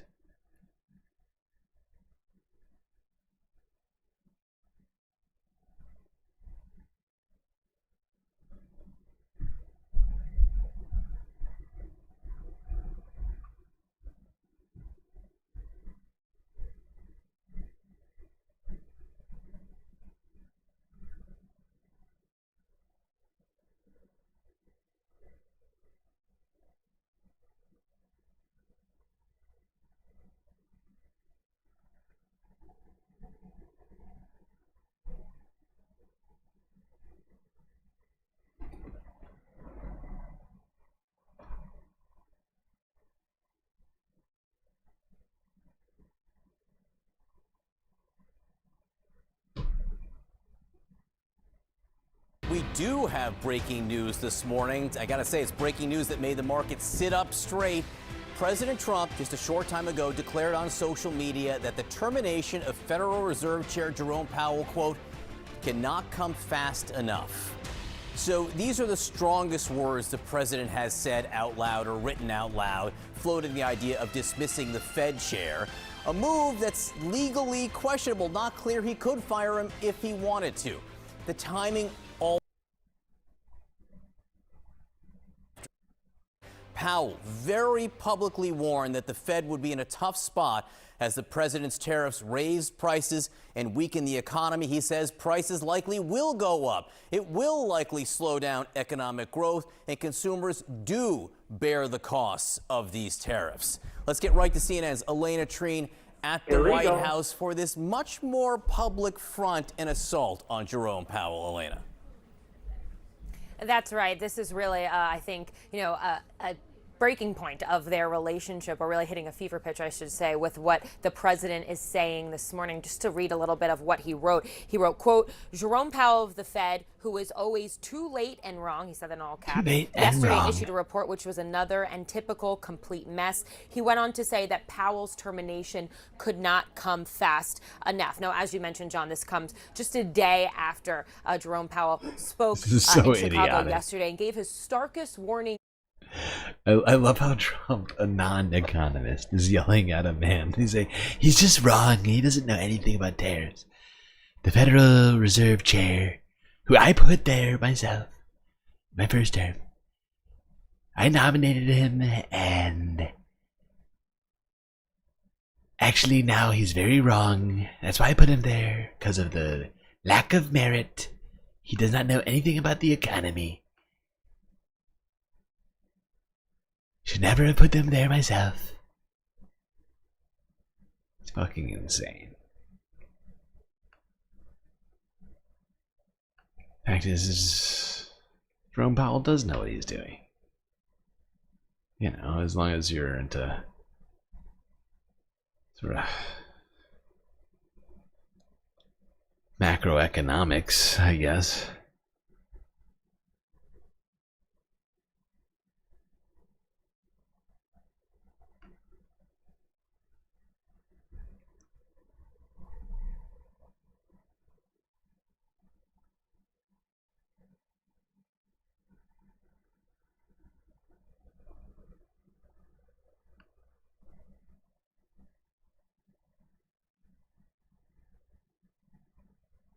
Put Jim Cramer in charge of it.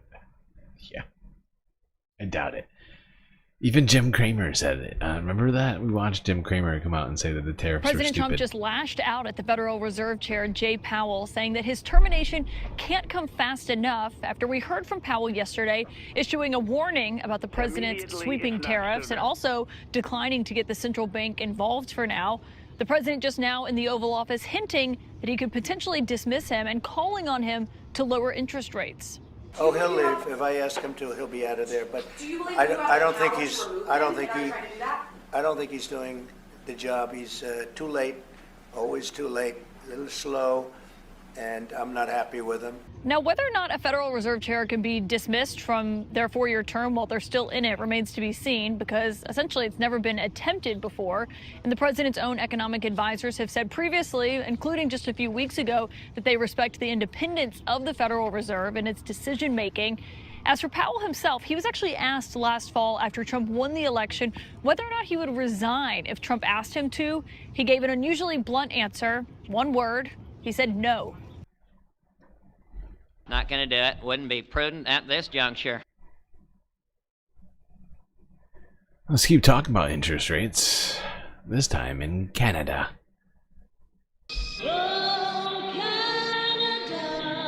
And the Bank of Canada has decided in its latest meeting to leave interest rates where they are currently at. Here's CTV News from 2 days ago. CTV News 2 days ago. Let's go. CTV News 2 days ago. There we go. Good job. Great job.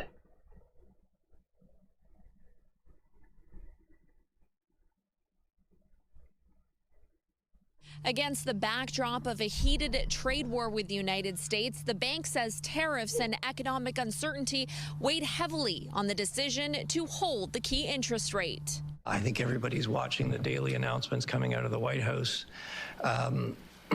and seeing the erratic, unpredictable course of U.S. trade policy. But this economist says it was not the right move. Yeah, I think there was a case to be made that we should have continued to provide more monetary stimulus through lower interest rates. Particularly people who have like variable rate mortgages, they would have seen a direct reduction in their payments right away. The bank is laying out two possible scenarios. If tariffs are limited, the bank says Canadian economic growth would weaken temporarily and inflation would remain around 2%. Scenario number 2 would see the trade war cause Canada to fall into a recession this year, with inflation rising above 3% temporarily next year. There's this big cloud of uncertainty in terms of just the... No, I don't know for sure, but I mean, I get the sense that Canada did the similar things that the United States did in the wake of the financial crisis, and not a lot of people are on variable rate mortgages anymore, from my understanding, or at least a lot less than there were during the financial crisis, 2008. So it wouldn't affect as many people as you might think immediately. But yeah, there are some people still on them, and that would, affect it potentially if their bank decided to lower their rate, because they don't have to. Private banks can do whatever they want. The interest rates might get lowered by the Federal Reserve.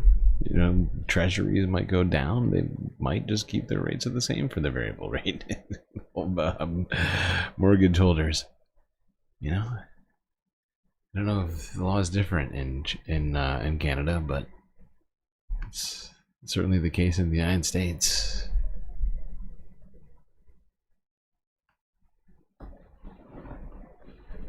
Trump is 6'5". He's definitely not 6'5".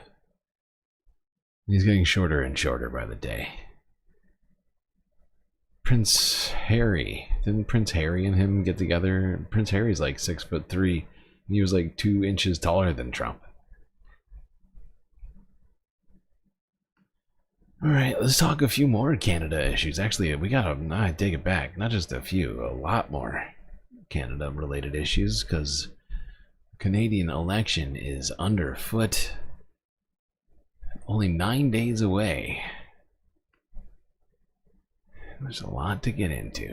Before we get too much into the election, let's talk about a couple of things relating to America, since we just got done talking about America. Things like those tariffs and the growing changes in our relationship. Start here. Talk about those duty-free shops, which are taking it on the chin.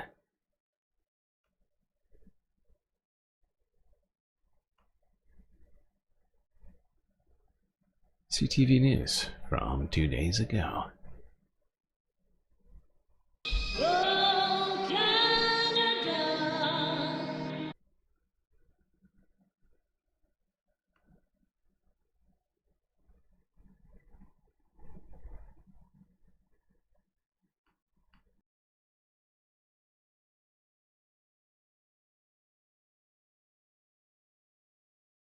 A crisis tonight for Canada's duty-free shops. Good evening. Thanks for joining us. Amid the ongoing trade war with the U.S., duty-free shops warn they're at risk of collapse without immediate help from the federal government. CTV's Danton Acker was at the Emerson border crossing earlier today and joins us now live with more details. Danton, how is the current climate impacting the Emerson duty-free shop? Yeah, well, Marilee, when I was out there this morning, its parking lot was nearly empty, and without customers, the shop's owner says his situation is dire. The Emerson duty-free shop is feeling the impact of Canada's elbows up sentiment. Except those elbows hit us in the face, before they get to the Americans. Owner Simon Resch's family has been running the shop for more than 4 decades, but now he says it's at risk of closing for good. There's no getting out of the fact that there aren't people on the highway right now, and that's because of what's going on between Canada and the U.S. The ongoing trade war with the U.S. has left the road to the Emerson border crossing quiet and the parking lot at the duty-free shop nearly empty. Resch says in the past month he's lost well over half his customers. We can't sell to anybody except people who are leaving Canada going to the United States. We can't pivot our businesses. We can't target other markets, other consumers. And he's not alone. It's like our sales went off the cliff. Frontier Duty Free Association Executive Director Barbara Barrett says the duty-free sector is in a full-blown crisis. The association represents Canada's 32 land border duty-free shops, all independently owned and family-run. We'll lose 1/3 of our stores in the coming months if we don't have some sort of support or intervention. Yep. Perhaps unexpected duty-free shops, which are completely dependent on people traveling between the two countries, are going to have a problem. Wow. Never could have guessed that. Give me a joke. Oh, man. It's going to hit a lot of people. It's going to hit a lot of people in all sorts of places. Expected and unexpected. But hey, maybe Americans leaving America for Canada for good will make up for some of that business. Let's go to global news from 2 days ago. A growing number of Americans are considering moving to Canada. Immediately, if not sooner.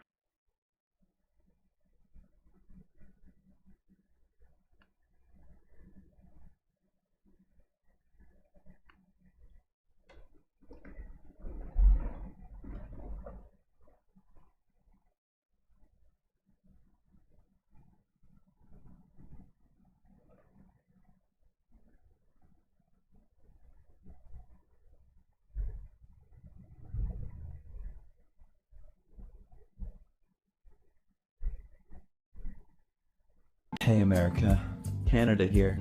There's a lot of talk about us joining you as a 51st state. Random. But what if your state joined us as a province? That's from Join Canada, eh? A satire website and social media campaign that has Americans voting on which U.S. state they want to become Canada's 11th province. So this is an opportunity for Americans to vent and to laugh and to relate to Canadians. So far, it's garnered more than 1 million votes, with Michigan in the lead. Atlantic Canada's closest state, Maine, is in 8th place. But satire aside, one immigration lawyer says American interest in moving to New Brunswick is growing. She estimates it's risen by 1/4 since Trump was elected. In New Brunswick, we've got some pretty close borders to the U.S.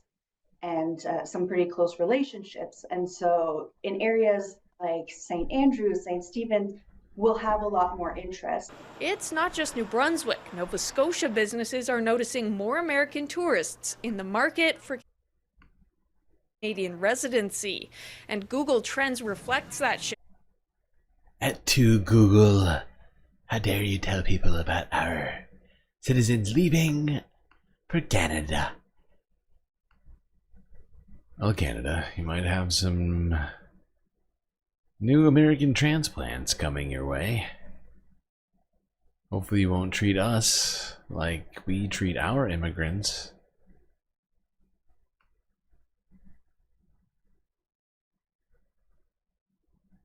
Alright, let's get talking about that election. And there have been 2 debates since we last left off. One in French and one in English. But first, let's talk about how one party has been benefiting a great deal from the threats of Donald J. Trump. I did everything right and they indicted me.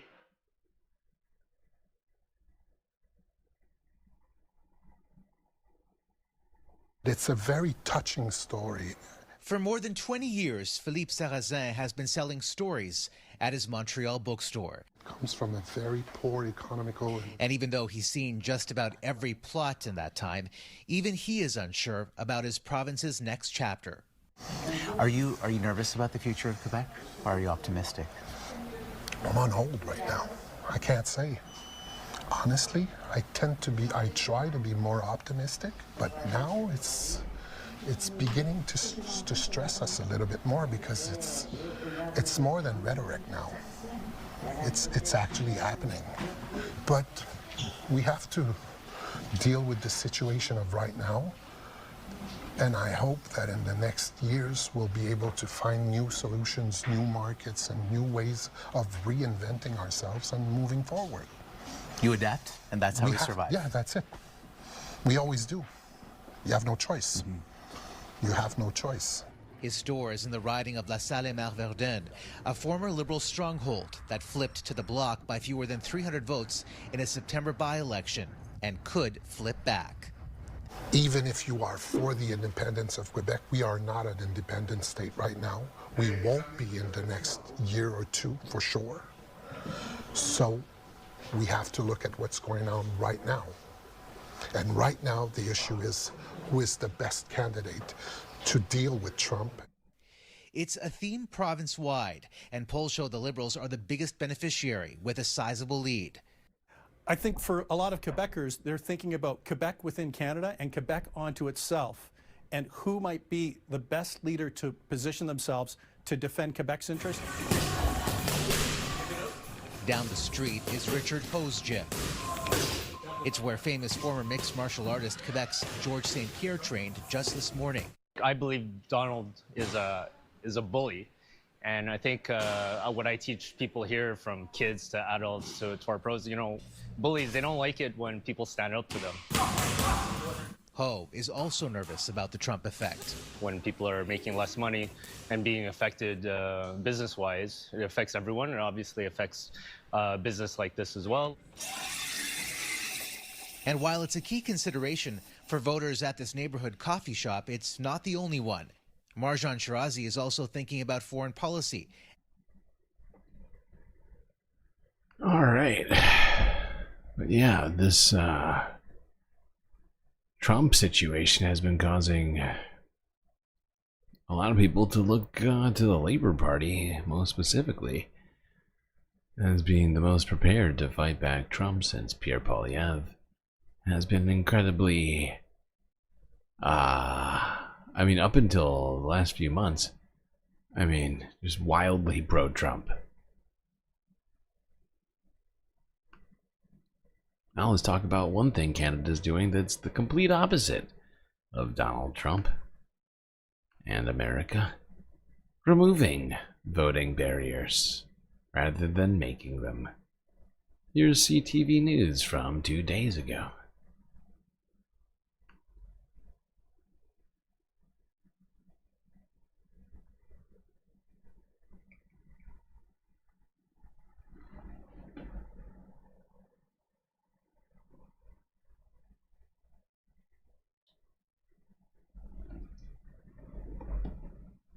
When the advanced polls open later this week in Perth County, Sisay Lagas Magasi will vote in Canada for the first time, and he's excited about it. Yeah, of course, absolutely. I am excited, yeah. Magasi is one of many new Canadians who will be taking advantage of the Multicultural Association of Perth Hurons voting van to get to the polling station. It's a new venture to try and help newcomers experience democracy, some for the first time. We love our country, we love Canada, and then we're very excited to vote. That's why most of our newcomer and people in need ready to vote. Wordoffa says their voting van is available to anyone who needs a ride to the polls, but they are focusing on new Canadians who may find the election and voting itself confusing. Especially who living in the outside city. There is no bus, there is no transportation. Because of that, they have a reason not to come to vote. We give them opportunity. As you see in this area, there is no transportation service. So we are trying to help people who don't have this access to come to the voter station, and we are helping that right now. Voting is something most Canadians take for granted, but if you grew up in places like Syria or Ethiopia, where democracy doesn't really exist, voting for the first time feels like an honor. I think it's really important to vote, and it really shows how the nation is very democratic and everything. So the nation has a lot of democracy. If you know some country, you have to vote only for one party. But here, you have right to vote for any party. And then we're lucky. Canada making it easier for people to vote rather than making it more difficult, like with the SAVE Act. back in the United States, which is absolutely going to make it more difficult for people to vote.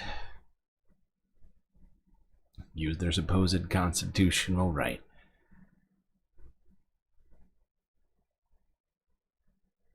Let's go to that debate. Here's CBC News from 2 days ago.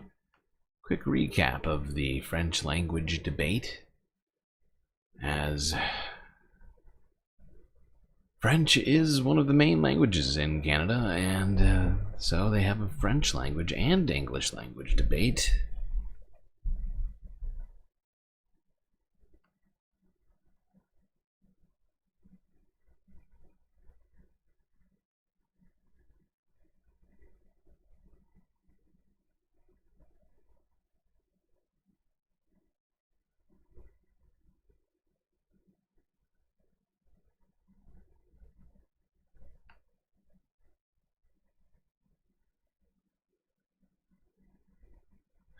People in chat seem very concerned about the added dangers of driving with Canadian flags all over your car.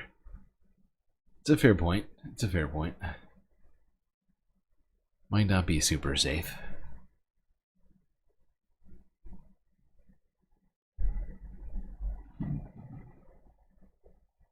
Here's what went down in the federal leaders' French debate. The first time all of the leaders faced off. The first thing on everybody's mind, how well did Liberal leader Mark Carney speak French? Je voudrais remercier les gens à la maison de nous joindre. He was fine. He made no big mistakes in this debate, but he did speak slower than his opponents. Now for the debate itself. No surprise, all the leaders went after Carney, who is leading in the polls. Votre priorité, dans les premiers jours, vous avez eu le temps de rencontrer le roi. Les mêmes partis, les mêmes ministres, le même caucus, la même idéologie, la même hostilité aux valeurs québécoises. Je viens d'arriver et j'ai coupé... Je viens d'arriver. Vous étiez le conseiller économique à Justin Trudeau. Est-ce que vous niez ça? But Carney said he was the best person to fight Donald Trump's trade war. Il respecte de la force. Il respecte des gens qui connaissent comment le monde fonctionne et le secteur privé fonctionne. Now, being aware of his audience, Carney noted that he wouldn't compromise on Quebec culture when negotiating with Trump. That led to a testy exchange with Bloc Québécois leader Yves-François Blanchet. D'une part, vous n'avez jamais parlé, en tout cas pas à moi. I forgot to do. Et on essaye pas de travailler sur. Forgot to do all the translations. That's my bad.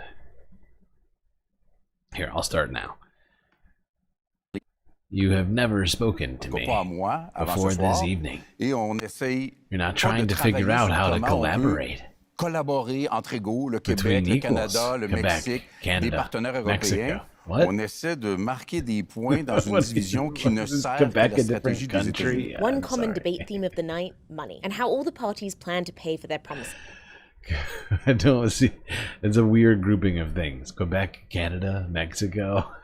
One is inside of the other, and you're all inside of Canada. Why would you treat Quebec like Mexico? I'm so confused. Including housing, tax cuts, and healthcare. J'appelle ça These are Harry Potter financial frameworks. You need magic to make it work. Malheureusement, vous avez dit le 16 Magic. c'est des rares moments. Now, none of the parties have released costed platforms so far, a week and a half before Election Day. Quand même inédit, en tout cas. It's been a long time since we've seen that at the time of this leaders debate, the leaders don't have a costed plan. Comment vous allez So we don't know how we're going to pay for vos these baisses d'impôts. tax Est-ce que cuts. c'est pas, et Don't je you think mesure it's mes mots, irresponsible? totalement irresponsable devant To l'électorat Canadian canadien? voters to Carney do promised this. a platform by Monday. Polyev said his party platform will be released in a few days, while the NDP was less definitive. Another key issue, the US and the topic of tariffs. Leaders were asked what US goods they no longer buy. J'achète des fraises de serre québécoises. This was in reference to Carney's comment on an election program earlier this month. He said he doesn't buy his own groceries, so he couldn't say where his own strawberries came from. Je fais mes épiceries moi-même aussi et j'ai aussi fait je It's cuisine not chez super nous aussi. relatable. C'est une conversation délicieuse. J'adore le bœuf. I love J'achète beef. le I bœuf buy canadien, c'est le meilleur Canadian beef. bœuf au monde. It's the best beef. Unsurprisingly, housing and cost of living came up a lot. In a spirited debate, Singh pointed out that I gotta say, not buying your own groceries is not the most relatable thing. Ah, boy. Get the peasants to bring me my groceries. was once federal housing minister. Et combien de maisons avez-vous construit? Plus de 200 000. 200 000. Plus de 200 000. maisons. Par rapport aux experts, 6 maisons. 200 Donc, 000. on ne peut pas croire. Vous m'avez posé la question. You can pause to read our fact check on this. Then the leaders also sparred over pipeline and oil production. Monsieur Poilievre, est-ce qu'on doit produire Mr. plus Polyev, de will you pétrole produce au more Canada? oil in Canada? Oui, il faut avoir le pétrole. Yes, we need to have low risk oil. Je What does that favorise mean? l'investissement I'd dans be in l'énergie favor of propre, dans investing in l'énergie clean energy, renouvelable. Mais je dis renewable qu'il faut energy. progressivement I sortir say du we pétrole, have to parce que progressively les wean off coûts of par petrol famille, and c'est plus élevé oil que tous les scénarios horribles que to make things évoque M. worse. Poilievre.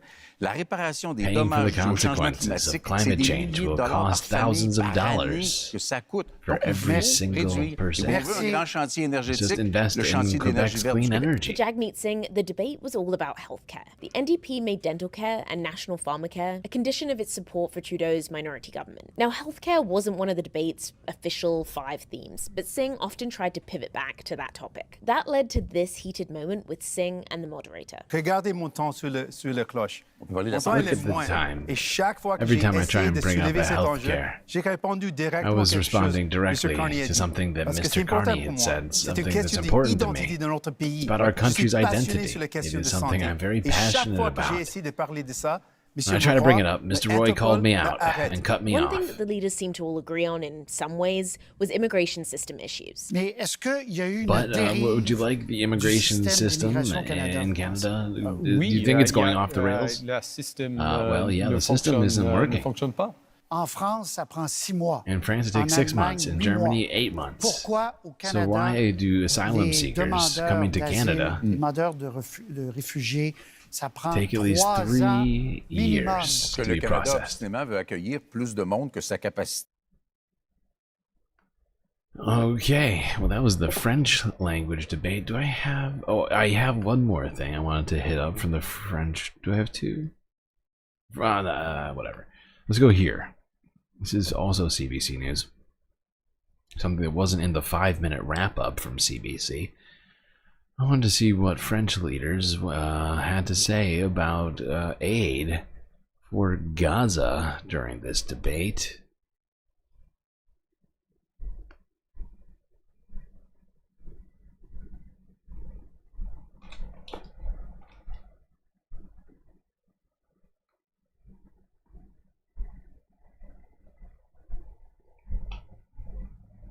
Seven emotional support characters.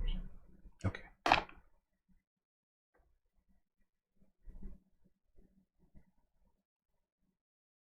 Multinational bureaucracies and Let's talk about terrorists. Gaza. Currently, Doctors Without Borders, just today, said that the situation was worse than ever.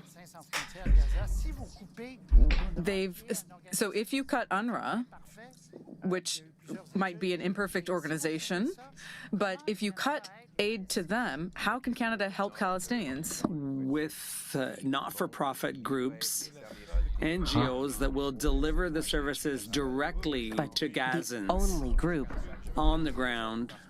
I'd like to because it's a waste of money when that money that's not even getting to the people. I will start by saying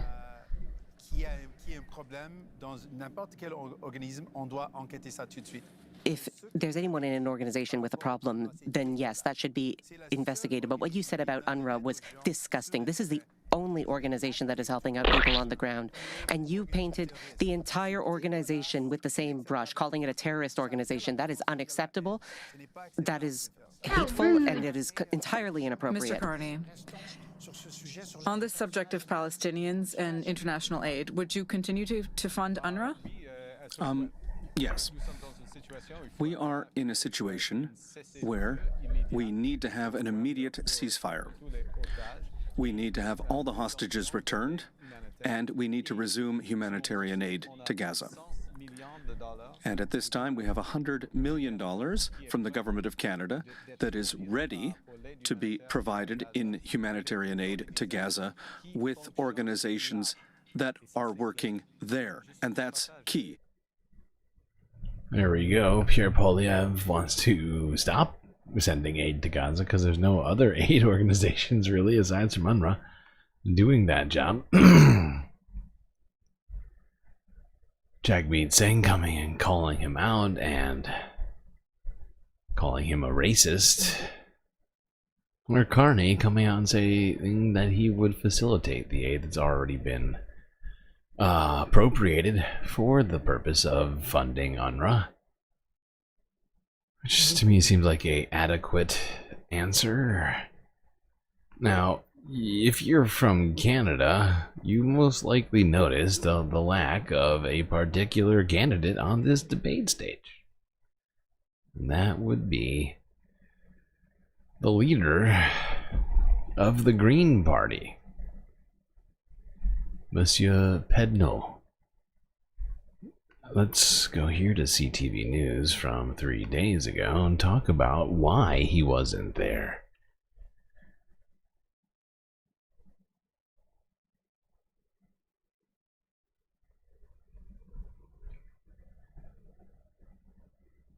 Ahem. CTV News.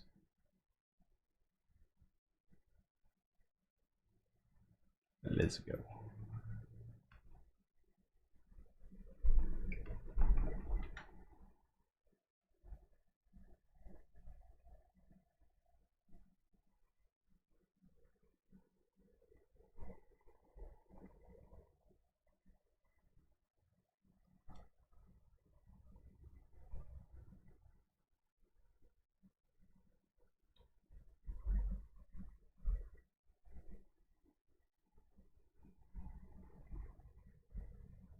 And let's shift back to the Green Party now. I'm pleased to be joined by Elizabeth May, the co-leader of the Green Party. Ms. May, thank you very much for being here with us today. We appreciate it. I want to ask first, what are you feeling and what is your reaction to this decision of being disinvited from the debates? Deep shock, tempered with anger. I have been in leaders' debates about the leaders' debates since I first became leader and was included in the debates in 2008, which was only based on a widespread expression of citizen anger that I was being kept out of the debates when we'd met the rules. It's happening over and over again, so my sense is one of deja vu all over again. One set of rules for Greens, it seems, and others. I mean, we have over 200 candidates who are running. They put their lives on the lines to do this, and we are in every single province and the Yukon and the Northwest Territories on the ballot and running. And as recently as a few days ago, the Debates Commission confirmed that we had met all of their criteria. So the Debates Commission made it very clear we were in. They made a sudden decision that we received British Columbia time this morning at 4:20 in the morning. But Jonathan Pedneau, as co-leader, was very clear when he spoke to the media in Montreal this morning. This is a complete shock. We met the rules that were set out for us. And here we have a situation where Canadians from coast to coast are going to hear from the leader of the Bloc Québécois. Now, I don't... Yeah, so quite suddenly. I believe it was like the day before the debate or whatever it was. It was quite close to the debate. They were like, hey, sorry, but you're disinvited. Sorry, Green Party.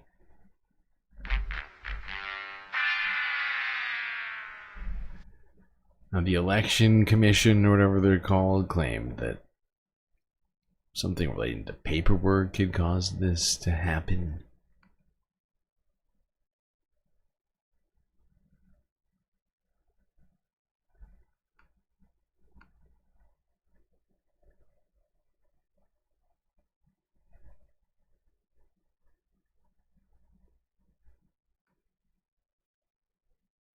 Why does everyone say that now? Say what now?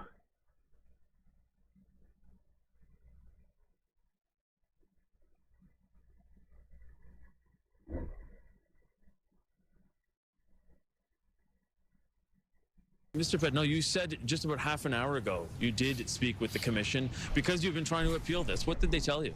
Well, we heard from the Commission. They sent us an email with another letter basically saying that they stand by their decision, which I think is unfortunate. It's a sad day for democracy in this country, especially with such an important election. I think all voices should be at the table. At the same time, though, you had said earlier in the week that you had made a strategic decision to remove some of your own candidates in ridings that you thought that they didn't have a chance in, or that you were trying to make sure that you were blocking the Conservatives. So in that regards, the fact that you had removed candidates and then didn't meet one of the criteria, do you not see some of the responsibility on your part? I think we have to be clear about what the criteria are. By 28 days before election day, the criteria was to have 90% of our candidates confirmed. That's well ahead of the deadline set by Elections Canada for confirmation. Confirmation is only happens when you have 100 signatures, and throughout the country we face significant challenges because of the toxic nature of the political conversation we're having today, and a number of candidates decided to withdraw. We decided in a few ridings to withdraw a few candidates, but the point here is that we did meet this criteria. The commission invited us, they reaffirmed that invitation, but only after they got pushback from the Bloc Québécois and certain conservative commentators did they cave back. And that's unfortunate. Perhaps they were scared for their jobs, I don't know, but certainly this is depriving Canadians from an important progressive voice at a time when I think a lot of young Canadians would have loved to see a 35-year-old guy. Yeah, well, leader of the Green Party here, Monsieur Pedneau, is seemingly a little upset that he was removed from this debate. And I would probably be upset too. Now, the Green Party aren't exactly polling super high, but maybe they would have been doing better had they had the chance to actually show up to the debate and say words. But yeah, let's go to the English language debate now. This is from yesterday, Global News. Some of the standout moments from this debate.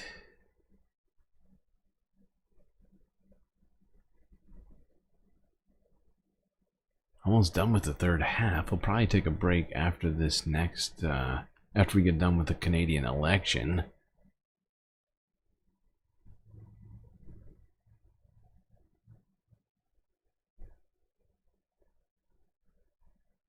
This has been a difficult day for democracy, a sad day for democracy. We still haven't heard anything back from the commission, but we took the day to gather more information as to what exactly happened, and it appears that the commission caved in to pressure. Sorry, we don't need this. He basically says the same stuff that he was saying in that other interview. I'm going to take this one out. English language debate. Talk about that. Granted, he wasn't there for this one either, so I guess it still applies. But we don't need to hear him say the same thing twice.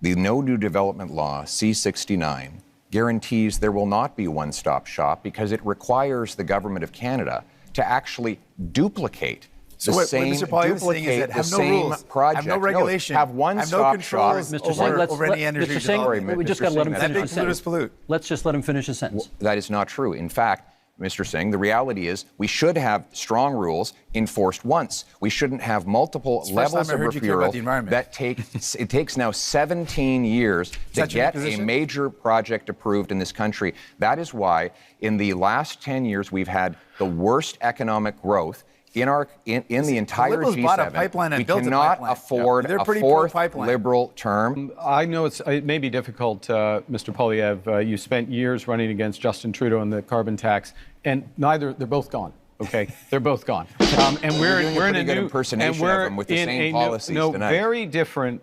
Look, I'm a very different person from Justin Trudeau. You say that you are a great crisis manager.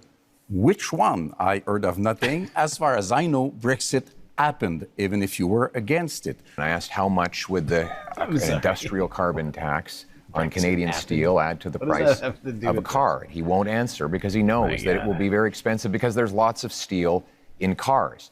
Now, well, Mr. Carney has temporarily But do you know the answer? Hid in the you don't know carbon the answer tax. either. You're just It's throwing out thousands of dollars. Thousands of Just dollars. making it up, though. You don't know. And I'm sorry to crash your party, guys, but you are telling fairy tales. Clean oil and gas is a fairy tale. You know, I was born in Fort Smith in the Northwest Territories, just north of what the oil sands became. When I was born and when I was growing up in Edmonton, early days, it was a fairy tale, quote unquote. But you know what happened? Canadian ingenuity, Canadian engineers, Canadian governments, both the federal government and the Alberta government got together and created. You gotta be kidding me. The worst pollution if I may, in the world. If I may, The worst may I finish? The worst answer. 1 week after the election. 1 week after the election, we all. That is a terrible answer. Canadian innovation fixed it. They're actually burning oil, not a problem anymore. Totally fine.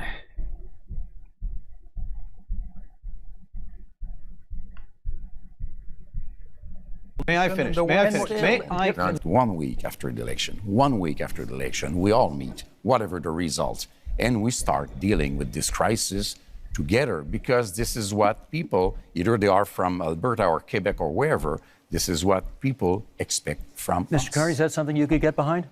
I look forward to meeting with everyone. You're welcome to come, Steve, if you'd like.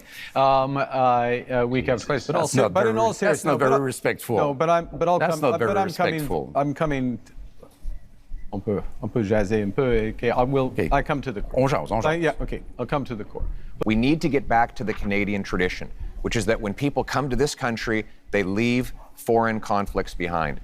The rampaging riots targeting Jewish communities is utterly unacceptable, and it points to the growing chaos that we see on our streets after 10 years of incredibly irresponsible liberal policies. Your treatment of Palestinians is frankly disgusting. Your treatment of people who provide care and service for people. Wow, the rampaging riots targeting Jewish communities. Wow. I really hope Pierre Poilievre doesn't win.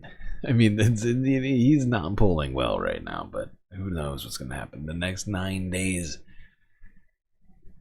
Ah, Jesus Christ.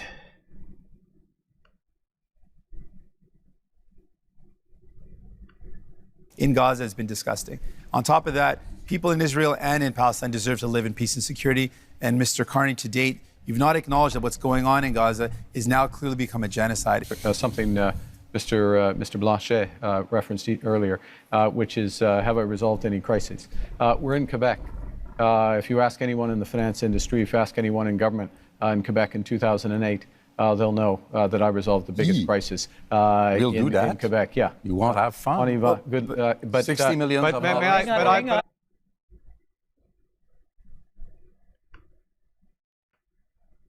Well, getting heated here in the English language debate. Very heated. And it's almost weird to see four different parties on a stage. You know, as an American. Used to only having two real choices. Let's recap this a little bit more with CBC News.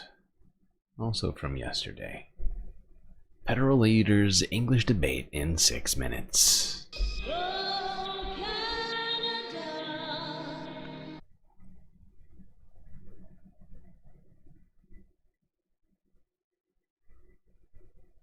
Here's what you might have missed from the federal leaders' English debate. Let's get into it. 4 leaders share the stage for the final time on Thursday night. This comes just as Canadians are about to cast their vote, with advanced polling opening as early as this weekend. Liberal leader Mark Carney was the target for much of the debate. You supported blocking pipelines in Canada that gave Donald Trump and the U.S. a near monopoly over our energy. My record is a month long as Prime Minister. Mr. Carney, you had time, as you mentioned, not very long time, but as Prime Minister, you showed us your priorities. The first thing you did, you made a tax cut for millionaires, which was reversing on the capital gains. You are becoming a real Canadian leader, saying one thing in French and another one in English. This continued for 90 minutes into the event, with other leaders peppering Carney during a round when they could ask one question to any opponent. Mr. Singh, you have the first option here. Who do you want to ask your question of? Mr. Carney. I want to know, will you, before the election, reveal all the details of your assets. Carney joked that he would use his time to ask himself a question, but ended up using it on conservative leader Pierre Poilievre, questioning about his lack of security clearance while serving as opposition leader. I'm going to ask a question of Mr. Poilievre. Why not? Former Prime Minister Justin Trudeau also came up several times. Mr. Carney, Justin Trudeau's staffers are actually here with you at this debate in Montreal, writing the talking points that you are regurgitating into the microphone. How can we possibly believe that you are any different than the previous 10 years of Liberal government? I do my own talking points. Thank you very much. I know you want to be running against Justin Trudeau. Justin Trudeau isn't here. There was way more crosstalk than the French debate on Wednesday. Conservatives have a plan for change. And that plan includes voted against every measure to help people out. Cutting income taxes. Because hard work is actually being punished. You want to save people $2,000, but cut their dental care, which is thousands of dollars. False. Cut their child care, which is thousands of dollars. Cut pharmacare coverage, which is thousands of dollars. False. That's not a very good math deal right there. The debate also addressed the Republican elephant in the room, Canada's relationship with the United States. And leaders mostly repeated their talking points from the last few weeks. 90% of guns that come in that are used in crime are smuggled illegally over the porous, Liberal-run borders. Illegal. That's why the the police. border officers. It's not true, and that's why the police. In the actually, facts. if I could. Each leader also got to say what they thought was Canada's biggest security threat. The physical security threat to our country is. Half of that is technically right. Rampant I mean, crime a wave lot of that is American running out of guns. It's just hilarious to me to hear Canada talk about the United States like Donald Trump talks about Mexico. The horrible liberal-run borders. Oh, it's always those goddamn liberal borders. Why?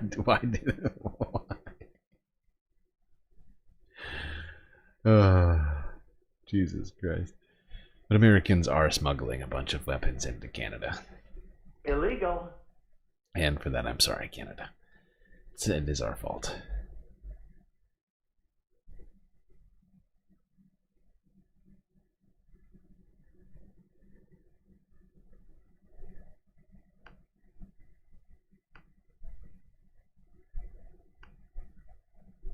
All right, let's take a quick break. It's that time. Going for 6 hours, 3 halves done. More if you count the first stream, where we had to restart. But I feel like a lot of people's minds are already made up in this Canadian election, and it looks like, but it's not a guarantee that Labour is going to take a significant number of seats, and most likely will be leading the government.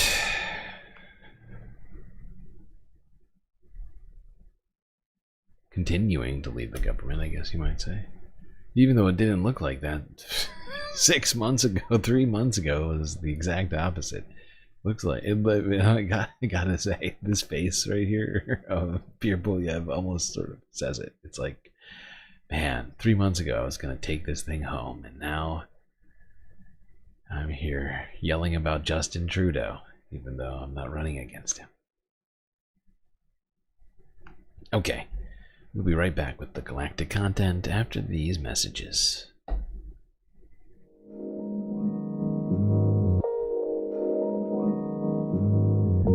Well, I do hope everybody's enjoying the stream so far. If you haven't already, hit the like button and don't forget to subscribe.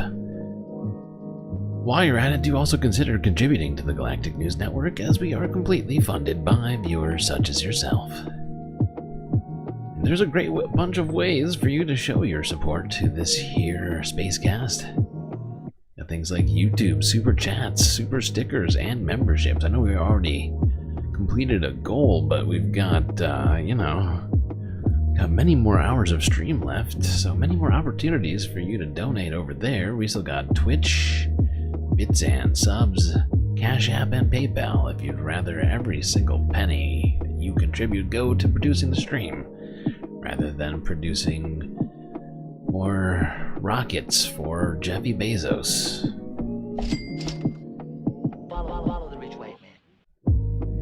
But of course, the best way to get the most space benefits for your Earth dollars is to go on to Patreon and become a Galactic Patron. You can get an avatar in this stream, hang out in the pool or at the bar, look around me, be these are your galactic patrons hanging out, dancing and cooling out by the pool. You can too for just $3 a month. Along with other benefits, what is stopping you? Anyway, chat, enjoy this short break. Grab yourself a drink, maybe a snack, and I will be right back.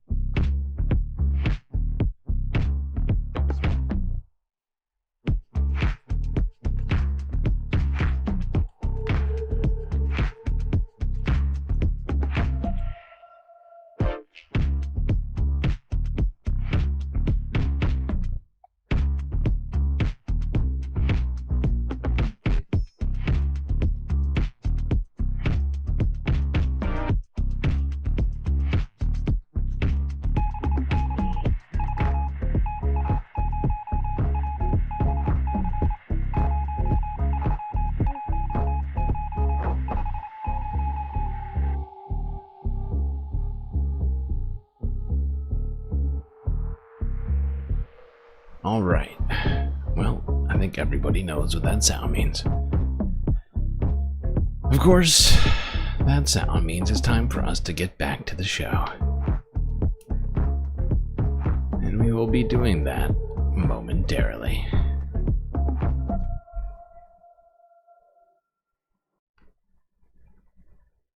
All right, where do we leave off? Canada. Now, let's go real quick to start off the fourth half of this show, or fifth, depending on how you want to count it. I'm counting it as 4. Seems crazy, but I'm doing that. But let's start this off now instead of Canada, on the other side of the United States, down on the Mexican border with the United States. CBS Evening News from 2 days ago. Talk about why armored tanks are basically being deployed along the U.S. southern border.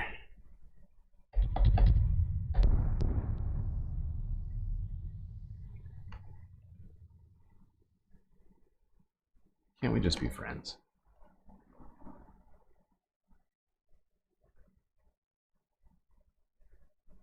Two Marines deployed to the southern border were killed in an accident in New Mexico, not far from El Paso, Texas.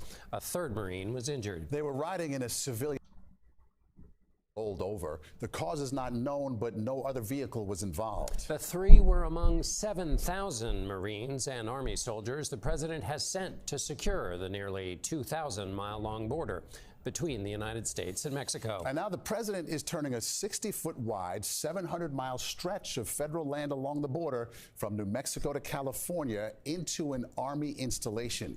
This will allow troops to detain migrants crossing into the area known as the Roosevelt Reservation.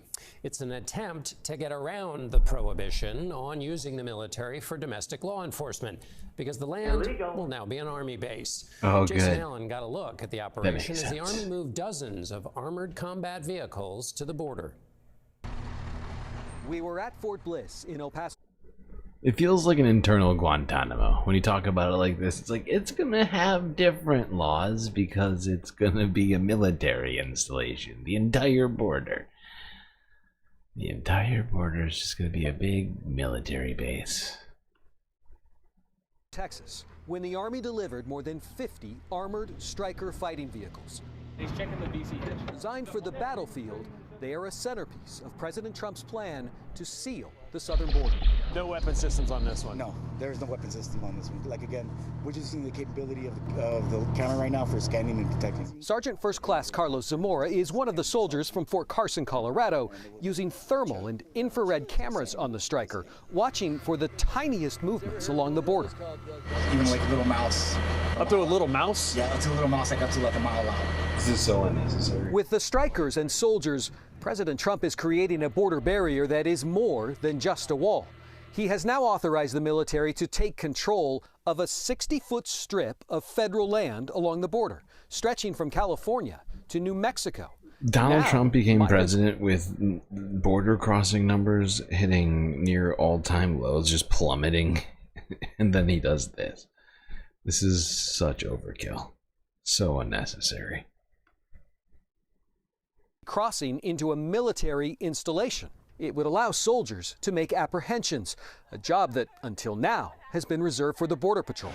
These Strykers can carry as many as 9 people. The ones that are here now have been stationary, but they can go on patrol if that's something Border Patrol needs. When crossings have dropped as much as they have, do you good question. need that extra observation help? This guy's not biased at all. His budget. Terrain is very tricky. Border Patrol agent Orlando. I love this. I love how we ask him like he's gonna give us the real answer. This dude's job definitely depends on this, and like loves having all this extra equipment. He's like, yeah, we need this. Yes. Answer is yes. Marrero Rubio showed us how improved access to busy crossing zones helped drastically cut border crossings before the Army arrived. There were about 7,200 crossings during the... Wait, so they were going down before the Army arrived? Then why do we need them? Thanks, Jeff, for the question. Money. entire month of March. In 2023, there were some days when more than 10,000 people crossed on a mountain where foot trails have been worn into the hillside on this morning. This is idiotic. I have no idea why we're doing this. Why don't we cut this? Can we cut this?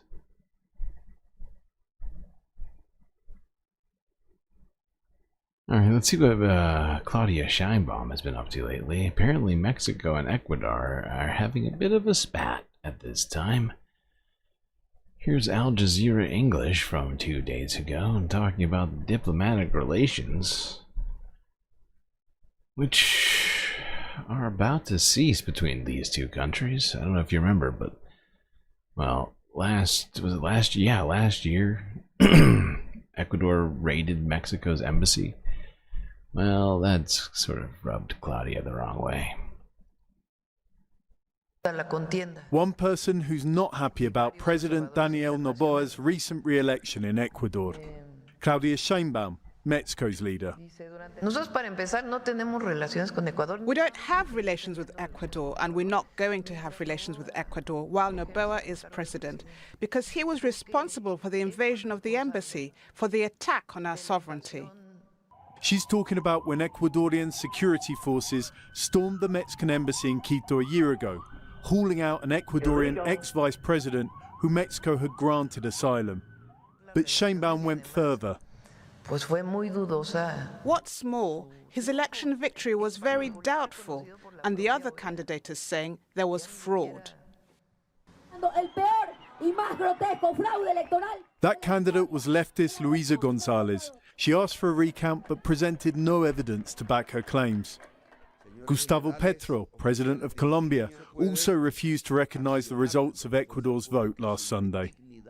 But the European Union mission for the elections completely rejected the claims. I'll say, ill-intentioned people who have invested great effort in creating uncertainty among the population, sowing distrust in electoral institutions, and promoting a narrative of massive and systemic fraud, which we categorically reject. The Organization of American States said the same. Noboa won. What's notable is that Sheinbaum and Petro would both describe themselves as from the left, while Noboa is from the right, so there seems some clear...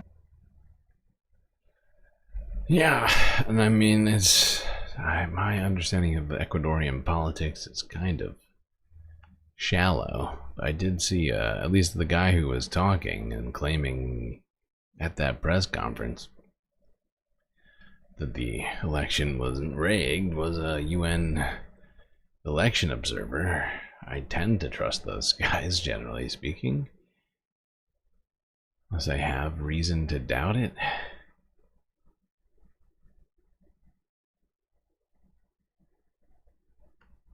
Alright, now we're gonna end politics talk a little bit. Although, well, politics will be intermingled in this. We're going to move on and talk environmental issues real quick. This evening, it's weird that it's only 8:30. Believe me, we're going to be going late tonight. I mean, not super late, considering how late we often go, but this, I don't know. We're gonna be potentially doing the longest stream of all time. I already said that earlier today. I'm just going to remind people, I'm going big tonight. 197 videos we have to get through tonight. And we've got a lot to go. I don't know exactly where in the list we are, but I could probably test it. Actually figure this out. How many? How many have we gone through? We're starting off here. We have more videos to get through than we have finished. We gotten through 96. This next one's gonna be number 96 out of 196. I did take one out, so I somehow, oh okay, updated 196 videos. I feel like we should add 4 for an even 200.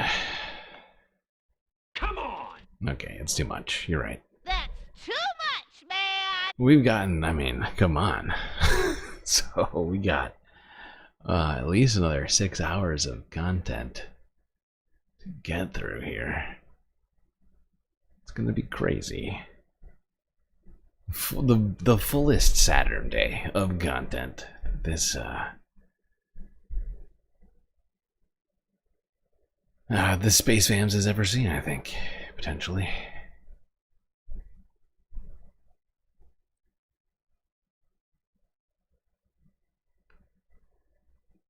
But now I've lost my place in my other list. There we are. Alright, let's go start off our environmental talk in Hawaii.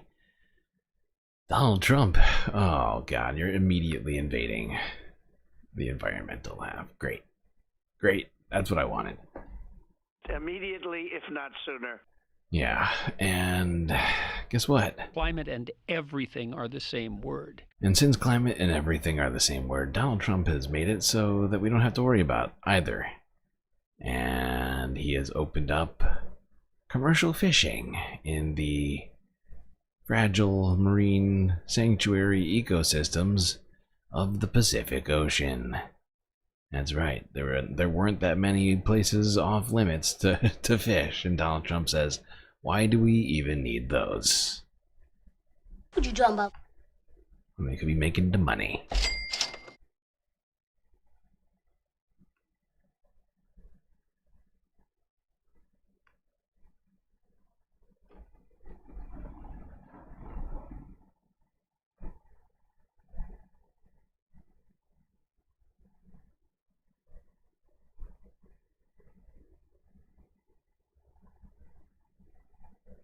Today, President Trump signed an executive order to boost America's fishing industry by allowing commercial fishing in certain protected areas. While it's intended to improve access in the U.S.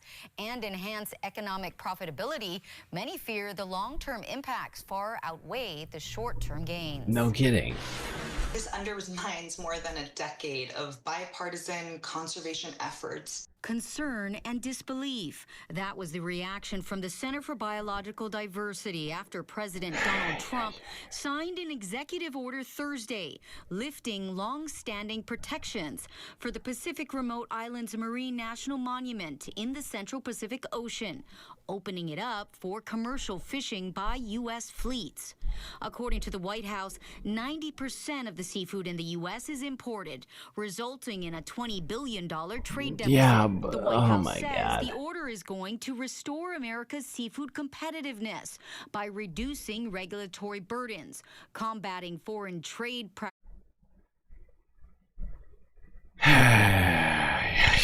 This is just so troubling. We're already having a collapse of the ocean biosphere. Coral reefs dying all over off the coast of the United States, which is putting all sorts of different fish species in danger. And we're doing this.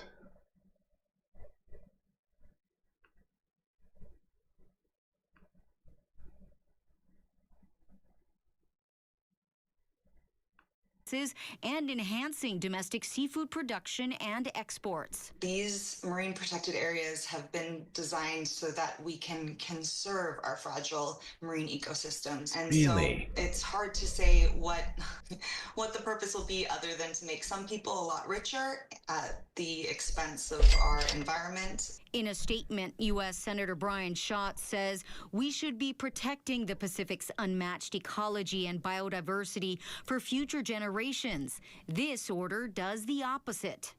Many fear the recent move by the White House will eventually mean that commercial fishing will be allowed in Papahanaumokuakea, which is the largest protected marine area in the world.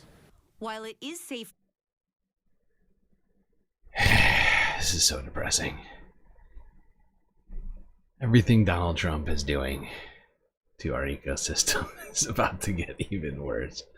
He's gonna run out of just purely fascist shit. He's just gonna start lashing out at the environment step by step. It's horrifying. It is horrifying. Nadia Yvette Chambers with a sweet, sweet super chat. Thank you, Nadia. What do we got here? Canada's cordoned off the U.S. since Reagan when he dumped everyone in insane asylums out onto the streets.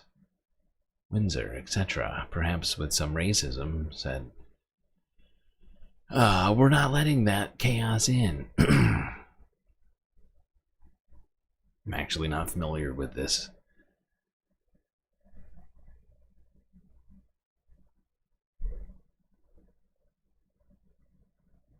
Either way, thank you for the super chat.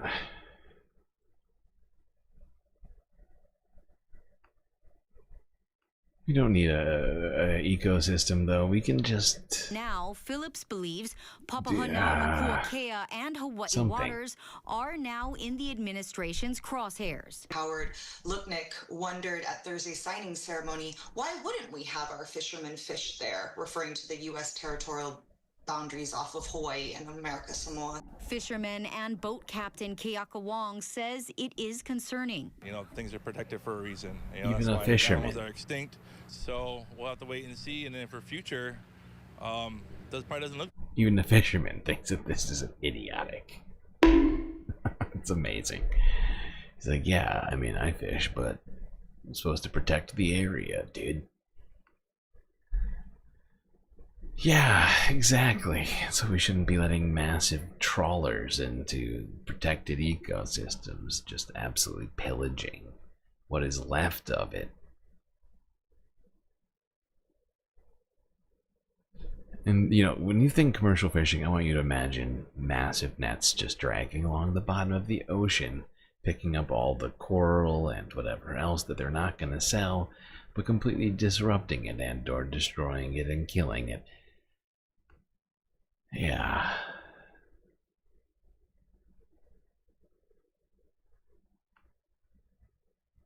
Not good. It's not good is what it is. Yeah. Let's stay in Hawaii and talk about what's headed for it right now, or perhaps even already technically there. Flash flooding across the islands. Here's Keihan 2 news from 18 hours ago.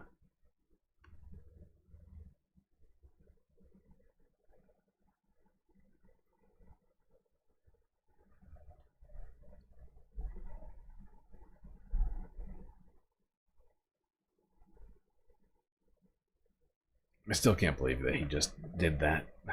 Why don't we also make it legal to hunt dolphins and sea turtles and bring ivory back? From waterspouts to road closures and power outages, the storm is putting a bit of a damper on the holiday weekend.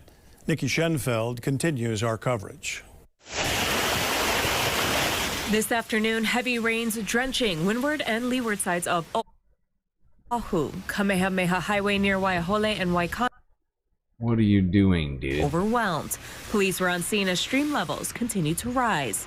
The city and county of Honolulu saying crews have been busy the last few days, clearing streams from Kaneohe to Wahiwa ahead of the heavy rain.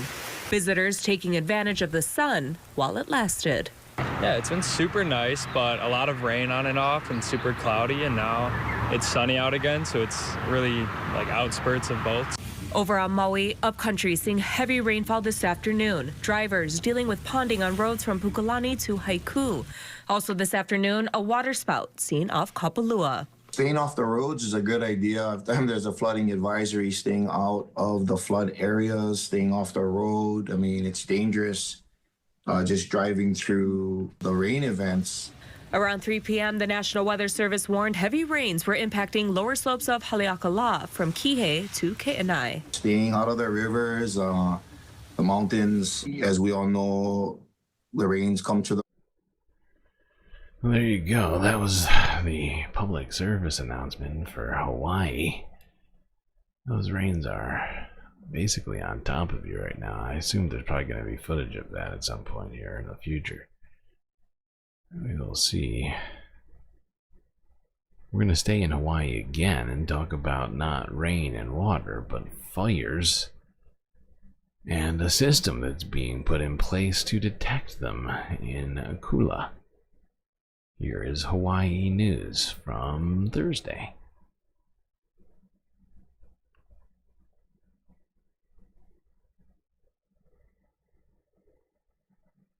Don't be a dick.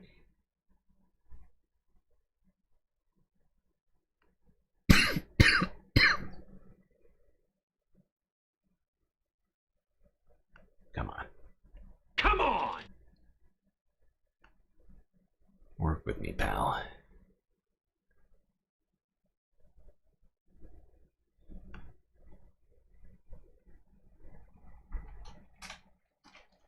Make Ivory great again.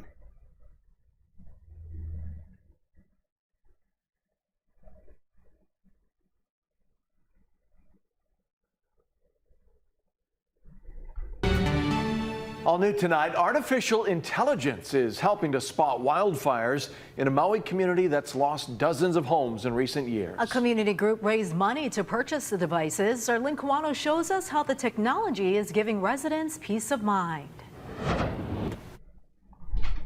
A nonprofit using private donations was able to put up smoke detection cameras in Kula, close to where structures burned in 2023.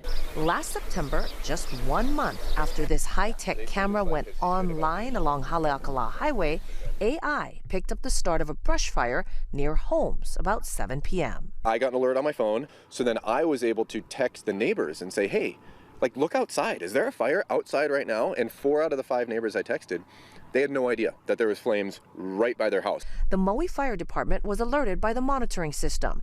2 structures and several vehicles burned that night, but Kyle Ellison of the nonprofit Malamakula says the camera gave residents time to take action. Now, I don't know why we need AI to monitor the cameras, but this is one of those uses of AI where I'm like, I mean, if we have no other way to do it, let's do that. Rather than, you know, just replacing just every job they can or whatever else. But this one's not so bad. Preventing tragedies, probably for the best. Maybe not use it for healthcare. Do use it to avoid people actually dying rather than making money for companies. You know, like for the benefit of society. Rather than some corporation. Okay. Not gonna... No, yeah, let's go here. To Alaska, where Mount Spur may be erupting in the near future.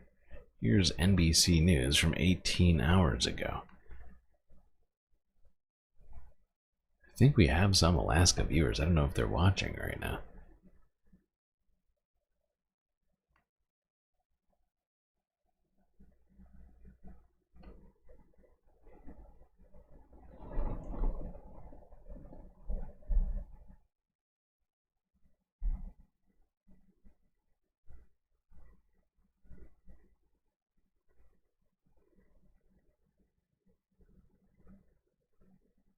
From a bird's eye view, this Alaskan megavolcano looks peaceful. It's definitely steaming. That heavy steam could mean something explosive is coming. This is potentially a once-in-a-lifetime thing. Alaska Helicopter Tours pilot Christian Brown taking riders up to Mount Spur to see it for themselves. Oh, wow.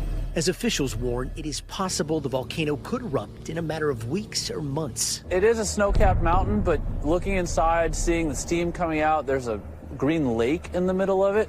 From a distance, you can tell that it's a large mountain, but as you approach it and you start to really look up at it more and more, the true scale of it becomes pretty apparent. This entire region is just shaking with earthquakes right now. Mike Williams can see the steam himself from miles away. Of course, we got to keep a constant eye on the volcano. The owner of Eagle Song Peony Farm lives in the remote Alaskan bush, 40 miles from the nearest road, yet close enough to spot Mount Spur. That's where Mount Spur is.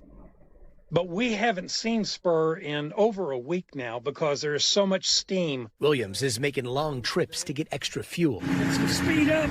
Preparing in case he needs to hunker down. So it's been in our minds, it's been in our contingency plans to get all the fuel in that we need. We've been here for 31 years, so Mount Spur is very much a part of our life. Meanwhile, schools in nearby Anchorage say they have their own eruption plans, with enough masks for staff and students. And while a layer of ash could blanket the state's largest city, the real impact could be in the sky. Ted Stevens' Anchorage Airport connects Asia to North America. It's the fourth busiest air cargo hub in the world, just behind Memphis, Shanghai, and Hong Kong. 100 wide-body cargo jets pass through here every day. When Spur last erupted in 1992, the airport was forced to temporarily shut down. Mount Spur is blowing its top. On Tuesday, the volcano sent up a cloud of ash more than 11 miles high, turning the summer sky dark. Now the airport says it's ready, working with airliners and other airports for contingency plans. For Michael Neely, who runs those helicopter tours, volcanic ash could shut down his business for days. It could drastically impact our operations. He says his company is prepped with a full plan in place, but despite the threat, it's an exciting time. Most people come up to Alaska because it is wild, it is remote, you're not top of the food chain. This also gives everybody a chance to come up and see Alaska in its wild, true form. And experience. I think the lake is green because of sulfur. I could be wrong.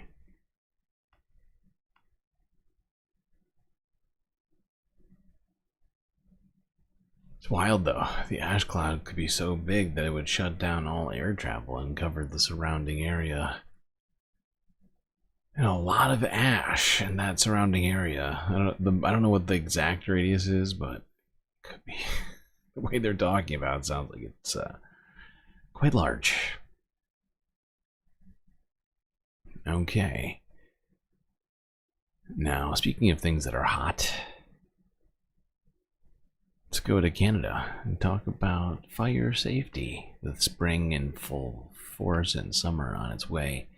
Maybe think about having a little bonfire, little barbecue with the fams. But what's most important is fire safety while doing that.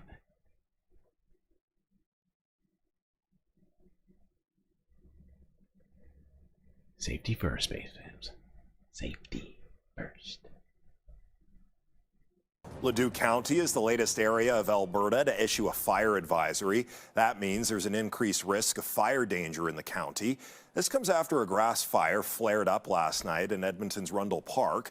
With drier, windier weather, fire experts are offering tips for enjoying the outdoors safely. CTV's Nav Sangha has more.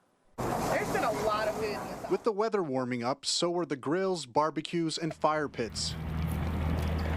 With the open flames comes responsibility. Edmonton Fire Rescue Services is sharing some safety tips. Fire Prevention Officer Courtney Tupker says barbecues should be kept far away from the home and frequently cleaned.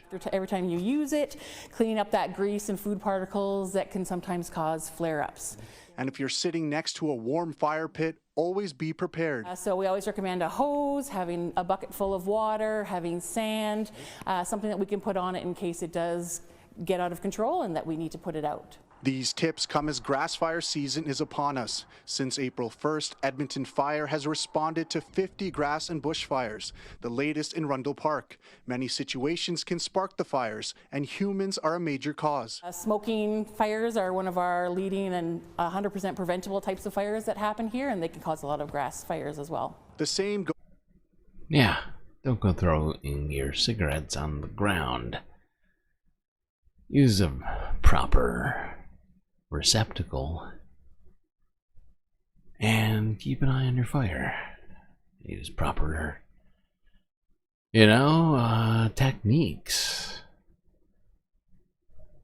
A lot of stuff that you can take into account depending on where you are, like tree limbs overhead, spacing between you and flammable shit.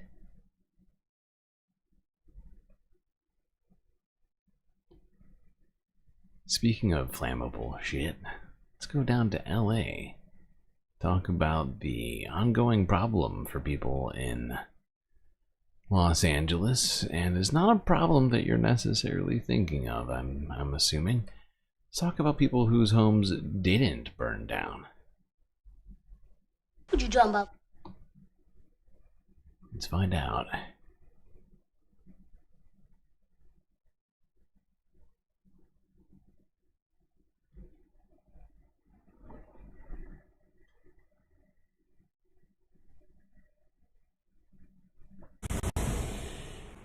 Welcome back, everyone. Well, their homes survived the Eaton fire, but they're still not able to live in them. KTLA's David Lazarus is here with the struggles some Altadena homeowners are having trying to really move back in. David, you said some wish it would have just burned down. I honestly didn't see this coming until we got into the story and took a closer look and realized that for people who survived the fires, whose homes were relatively unscathed, the so-called remediation or the cleanup that followed created all sorts of additional headaches. Take a look.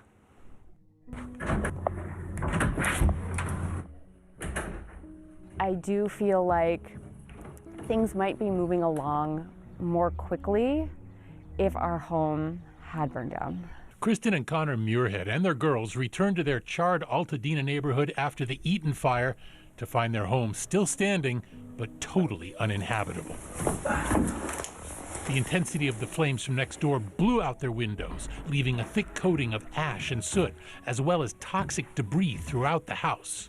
What landed on our walls, what landed on our things, you can't clean a lot of what's in our home, and even if you could, I don't think we would feel secure or confident that it was really clean. We've been classified as severe damage. Sisters Lisa and Debbie Maymarian, who have called Altadena their home for their entire lives, also have the same health and safety concerns. Task Force 1601. They, along with their dad, safely evacuated their childhood home. By the grace of God, the house didn't burn. Blessed, lucky, fortunate. Double-edged sword, too. That's because so much ash and soot seeped through the crevices of their property, making it uninhabitable for health and safety reasons. It'll be a very long time, honestly, even after it's cleaned, before I feel comfortable being at home, if ever. Yeah, and the fact is, you know, if you look around, like the ones that did stand up, many of the windows were burnt out, glass melted from all the heat, allowed all this ash into the house, burning the carpet.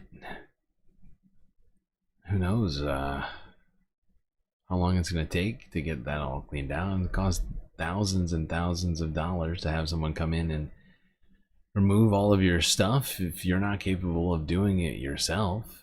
You know, if you're working a job and have, you know, it all depends on your situation, of course, but, you know, huge effort in some cases to try and actually, you know, bring back one of these homes. Now, I think it's maybe a little pessimistic, that one woman suggesting she'd rather the house had just burned down. I think that's maybe too much. That's too much, man!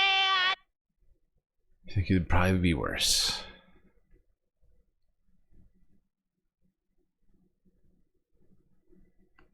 Now let's talk about safety testing for new homes,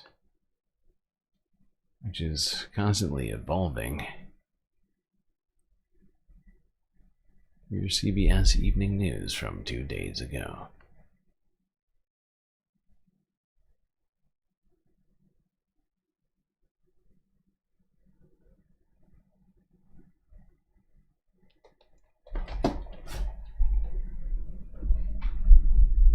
For years, the auto and insurance industries and federal regulators have been working to build safer cars that give us protection in a crash or fire.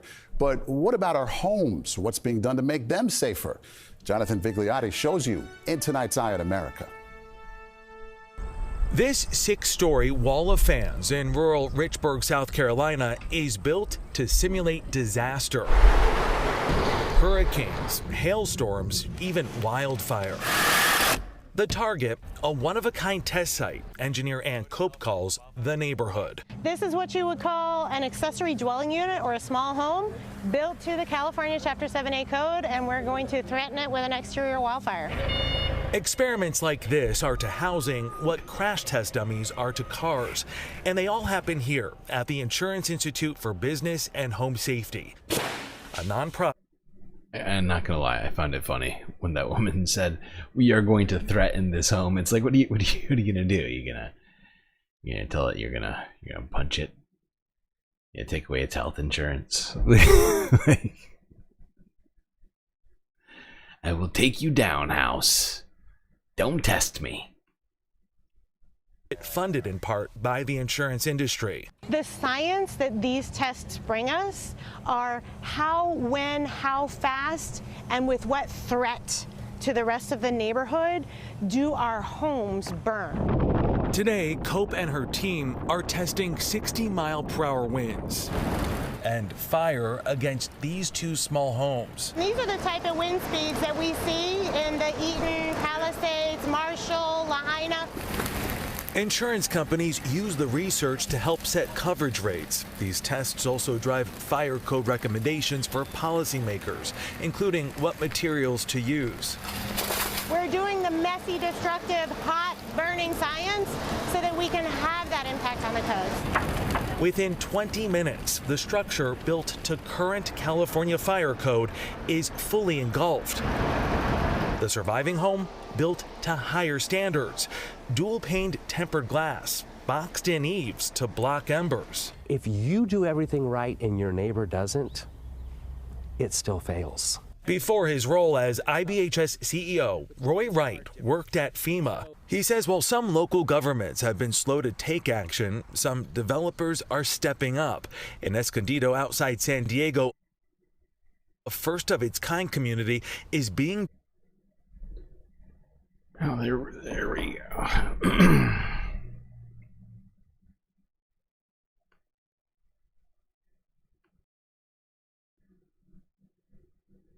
The hard science being done.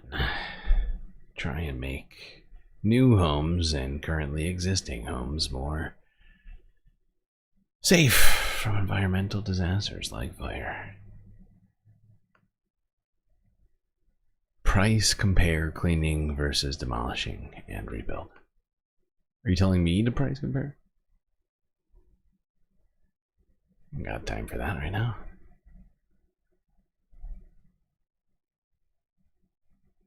We have like 100 videos left to get through, and we've been going for 7 hours. You're out of your mind. I appreciate the super chat, though. I do.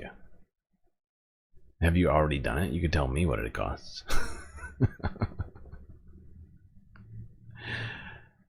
I'm already questioning how I'm going to do this whole thing. 100 more videos left. That's going to leave us... We're going to be going for like 15 hours today or something. And technically, we've already been going for longer than I just said, even though I said 7 hours. It's actually been more than 8.5 hours long already. It's going to be like a 15-hour stream if you count the first part of it, which I don't really, because it was such a fiasco.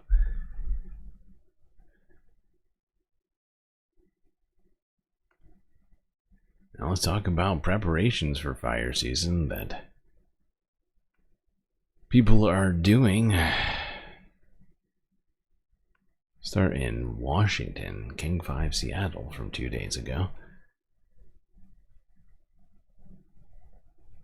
where firefighters are preparing for wildfire season, which is upon us, although it's been having a weirdly slow start, which I'm fine with, unless people just aren't reporting it. I'm just not paying enough attention, but I feel like I am paying attention. Although I'm also not counting the LA fires, which wasn't because it wasn't part of fire season. And same thing for South Korea. That was pre-fire season. And Japan.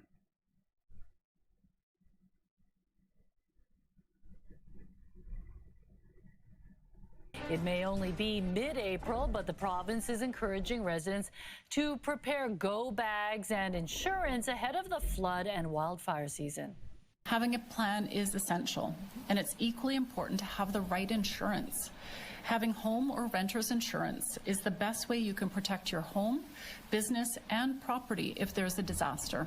What if nobody sells you that The coming insurance? spring runoff could lead to flooding in some regions, although officials say the snowpack is what is lower this? than normal, Why- and that what? means there is potential Hold for on. prolonged drought this How did year. this happen? The BC Wildfire Service says How the did I province skip? could see an I skipped active past the spring video. wildfire. It may only be mid-April, No. but the province is encouraging Excuse me, residents ma'am. to prepare go back. God damn you. Why are you doing this to me? There we go.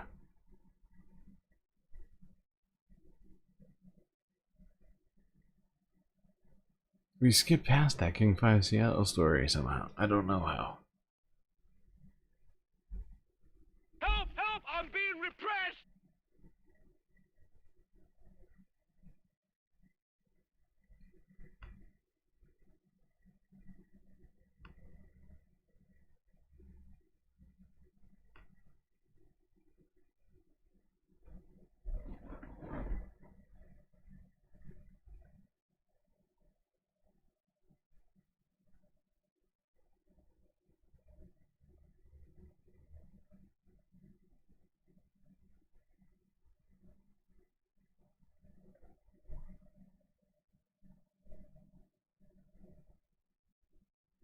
For years, the auto and insurance industries and federal regulators have been working to build safer cars that give us better protection in a crash or fire.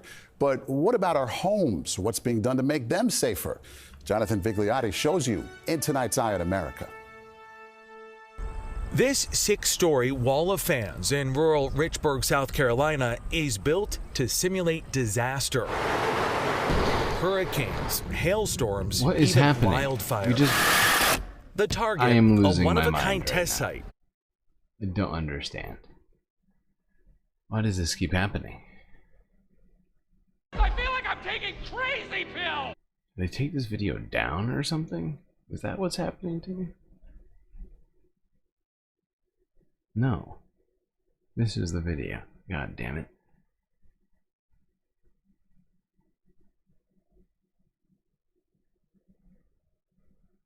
We're at the Washington Department of Natural Resources Interagency Fire Academy for the first of 3 trainings that are getting firefighters ready for wildfire season. I need 3 people. Let's go, you 3 right here. From hoses Just bowl it. to hands-on drills. Beautiful. Every move matters when you're training to fight wildfires. We teach them all the fundamental things they need to know about being safe in the wildland environment. All right. Before they ever hit the fire line, hundreds of firefighters train here, So we're here? each year with DNR. Everybody have your PPE on? Incident Commander Sean Kibbe calls this training critical. We go at a relatively slow pace out here so that when they're ready to go to the fire line after they complete the course, they've got those basic skills really set in. Let's go, brother. As federal funding remains uncertain, DNR says Washington could be footing more of the firefighting bill. Seeing the president fire people at the Forest Service and the Parks Department haphazardly with such a broad hammer was heartbreaking.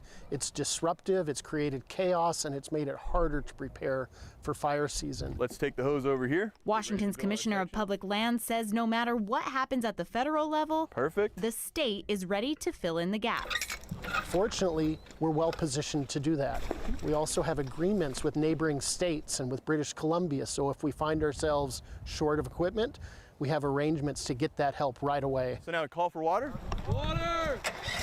Kibbe says it's too soon to know how the season will shape up, And you can start spraying? but the best approach is to be ready. Our meteorologists. Yeesh.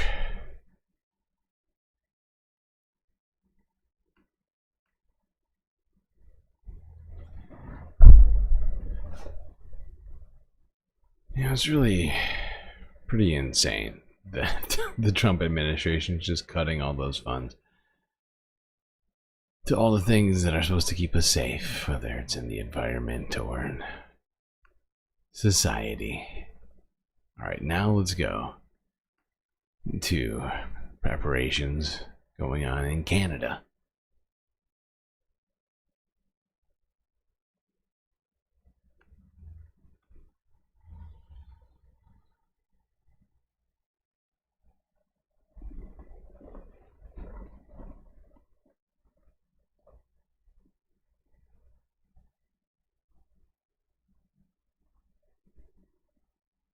It may only be mid-April, but the province is encouraging residents to prepare go bags and insurance ahead of the flood and wildfire season. Having a plan is essential, and it's equally important to have the right insurance. Having home or renter's insurance is the best way you can protect your home, business, and property if there's a disaster. The coming spring runoff could lead to flooding in some regions, although officials say the snowpack is lower than normal, and that means there is potential for prolonged drought this year. The BC Wildfire Service says the province could see an active spring wildfire season due to those drought conditions and warns of higher fire risk unless there's significant rainfall in the coming weeks. Yeah. We'll see how the rest of this spring goes. Fingers crossed. Everything not good. I mean, everything goes good.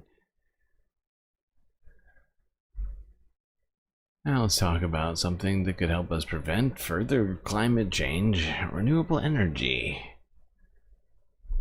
Solar panels. Why they're gonna cost more thanks to Trump's tariffs.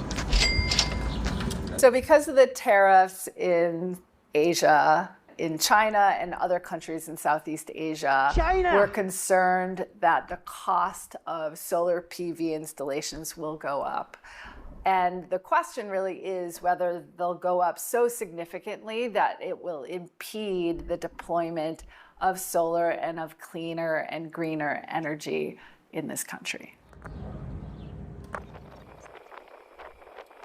Different components, the racking systems that the solar panels go in, the solar panels themselves, the inverters or the batteries associated with those solar systems. Many of those components are manufactured in China. And so in 2018, actually, we saw some tariffs apply to some of these components in the solar industry. There were some price upticks as a result and some slowdown in terms of installation. And so we have what happened in. Yeah, not only is Donald Trump ending all the programs that incentivize this stuff, he's also making it more expensive to buy them. On top of that, with these tariffs on China, who is the main producer of solar panels. Probably not good.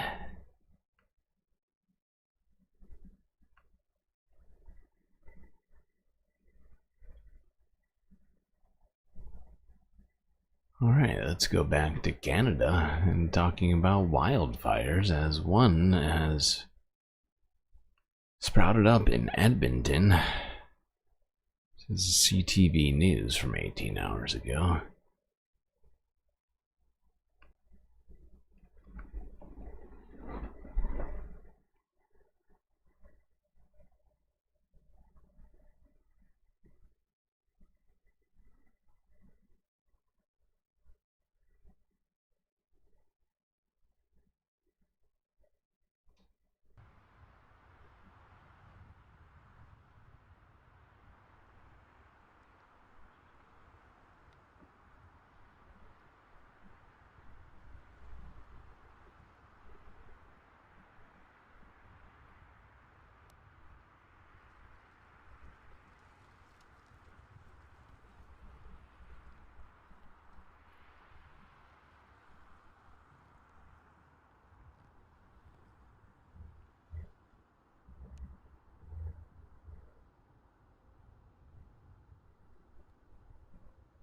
Let's see, there's at least 4 different spots.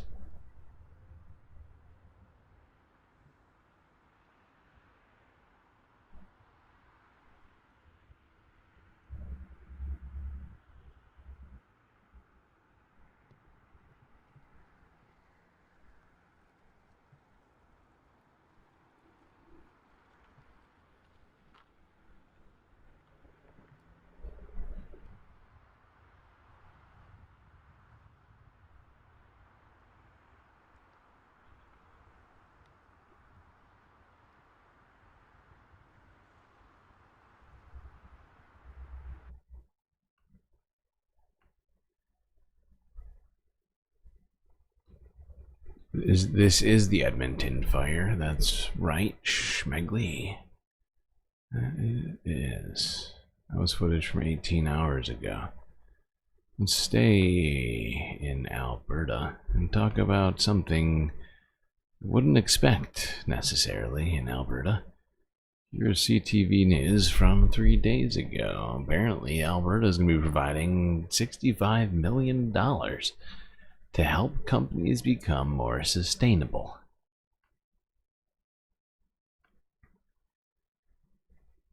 Although, who's going to get that money? Might be an issue.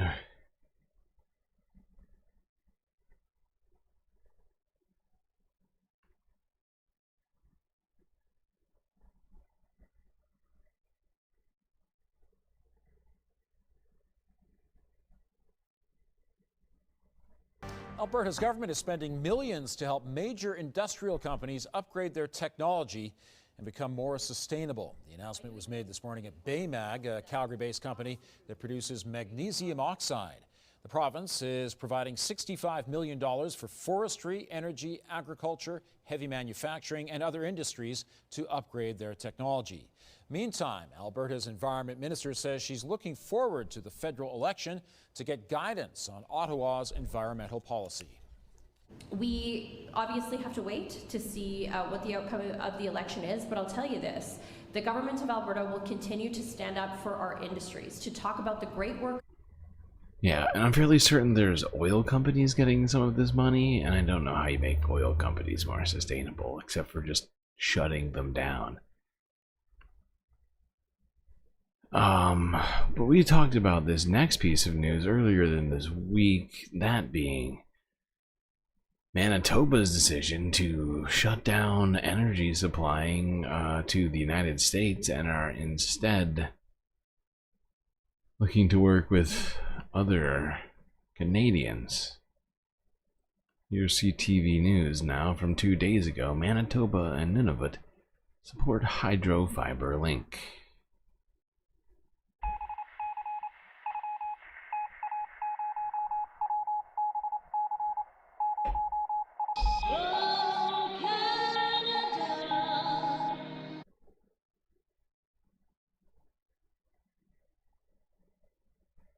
Manitoba energy will one day be flowing to Nunavut.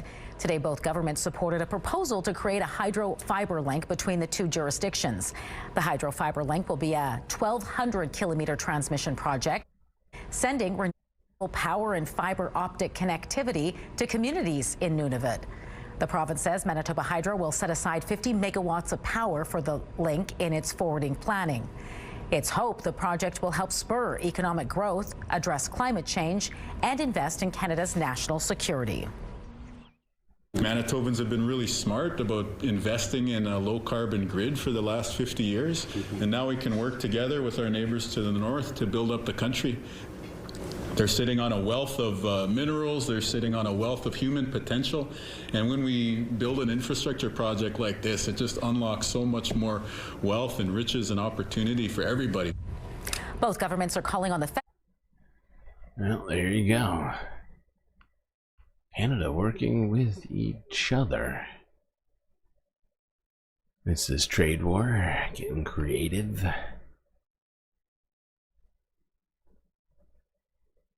Now, let's go and talk about a different sort of situation in the United States, with Canada cutting us off. Donald Trump has been unleashing the power of the most dirtiest energy available. And one power plant, which has been claimed the dirtiest power plant, I think in the United States, is receiving an exemption from concerns over those emissions. Here's NBC Montana from yesterday. Coal strip exemption sparks debate over economic benefits and environmental impacts. Yeah, you would think that, yeah, I mean, Jesus Christ, why are we even talking about this? I feel like I'm taking crazy pills!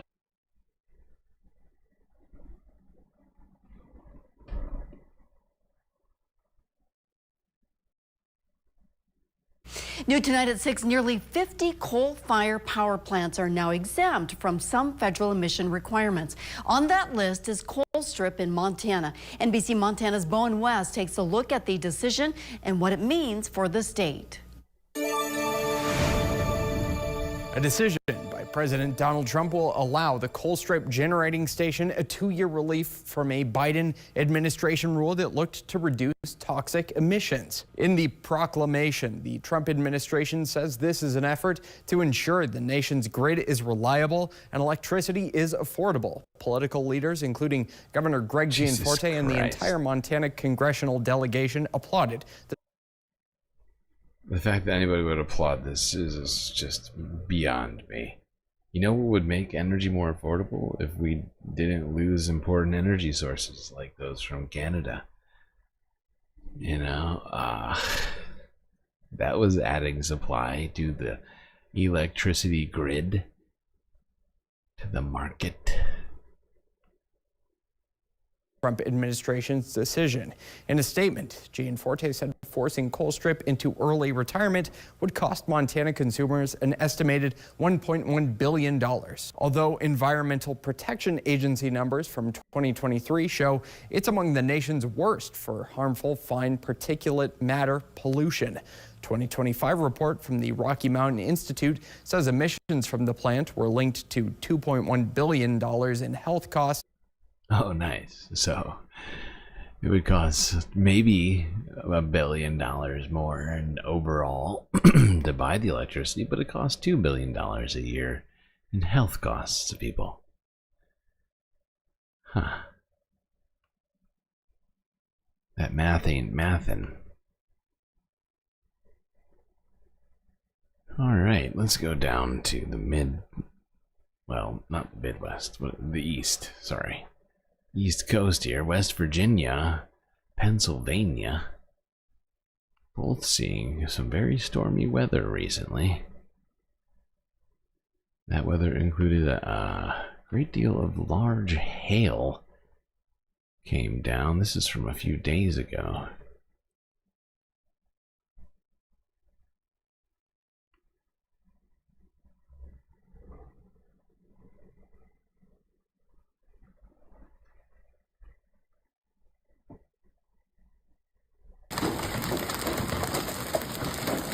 Large hail battered parts of West Virginia on Monday as the National Weather Service issued a severe thunderstorm warning. What's happening? Why did this just pause? There we go. Damn, that's some big hail. The NWS warned the storm would contain golf ball-sized hail and winds gusting up to 60 miles per hour.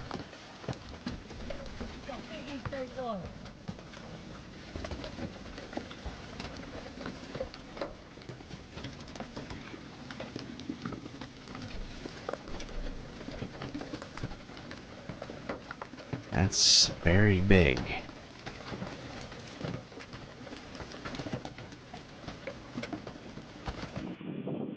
As lightning flashed and thunder boomed, the high winds sent a trampoline flying in Chester, Virginia.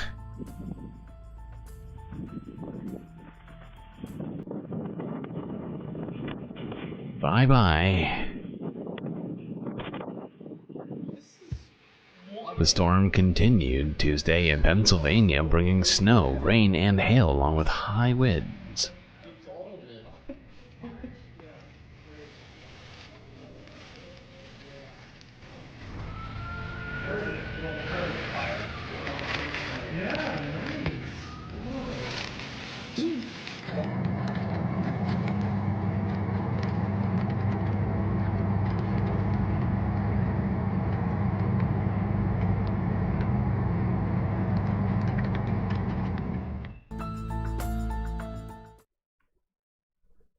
Alright, let's stay on the East Coast. Let's go to New Jersey now and talk about public transit, something we need more of across this United States before we destroy ourselves with the automobile. Here's CBS New York and talk about the state of the transit union.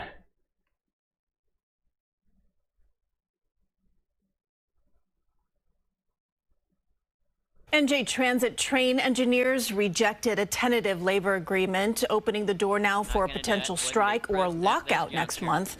Details of the deal, which was signed last month, were not released to the public. It was rejected by a margin of 87%. The Brotherhood of Locomotive Engineers and Trainmen says that they've gone without a raise since 2019. NJ Transit CEO and president released a The Transit Workers Union firmly rejecting this deal, which may lead to a strike for those that use public transportation.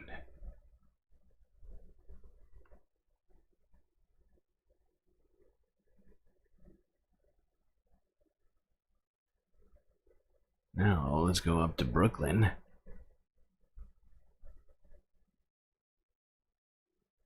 Also, the useless AI rubbish and Bitcoin mining. What is this in response to? I don't know. I have no idea what you're talking about. I mean, I know what you're talking about, but where did this come from, Nadia? Either way, thank you for the super chat.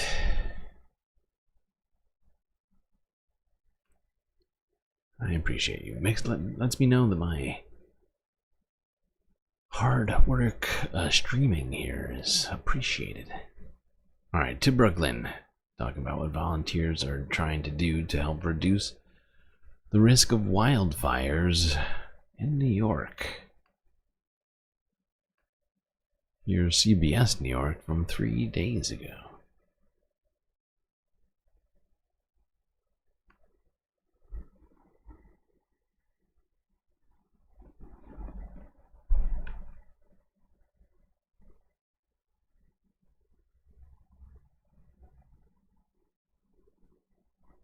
Volunteers in Marine Park are planting new vegetation that they hope will be more resistant to flames. This comes after a series of devastating wildfires burned through acres of the Brooklyn Park.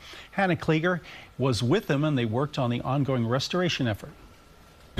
Student groups and park lovers spent their day planting northern bayberries, winged sumac, and Virginia roses, plants they hope will curb the risk of brush fires in their beloved green space. They're more resilient. They don't get as dry. Scott Middleton is executive director of the Marine Park Alliance. He says you can still see the charred remains of burned vegetation and damaged trees in the forest of the Salt Marsh Nature Trail. Hopefully it'll continue to be rainy and wet, but we had a huge fire on the other side of Garrettson Creek in the middle of March. That's after hundreds of wildfires raged citywide last fall, during what experts said was the driest period in recorded New York City history. In this park, the city says close to a dozen acres were burned in Yeah, last year we saw a lot of very unusual fires all the way up in the northeast.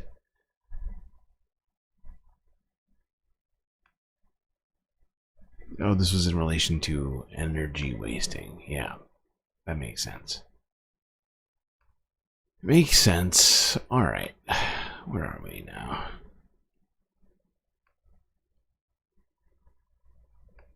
So you have people attempting to plant more resilient species and also remove things that are going to contribute to potential fires.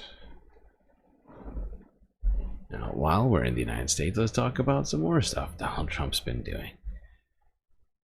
You know, it just all this shit just seems so vindictive, and for no good reason. It's insane. This next title should be an Onion article. CBS News from 3 days ago. Trump overhauling the Endangered Species Act to erase building regulations. Help! Help! I'm being repressed! Jesus fucking Christ. The builders are much more important than the bald eagle. We need much better buildings. Alright, we don't need fish.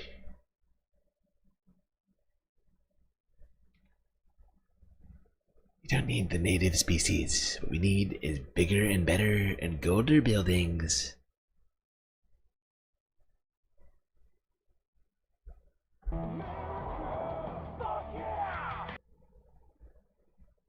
President Trump is trying to make it easier to build in locations where endangered species live across the U.S. He's planning to do this by overhauling the Endangered Species Act. It was established in 1973 to protect fish, wildlife, and plants listed as threatened or endangered.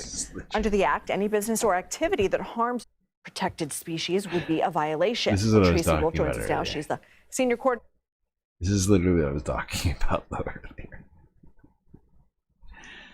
Gonna bring back hunting of all the best species. Bring back hunting of the sea turtles. And what else is endangered in the United States that isn't already gone? More dolphin hunting. Ivory is back on sale, people. I know it's been illegal for decades, but it's actually great again. To make the ivory trade great.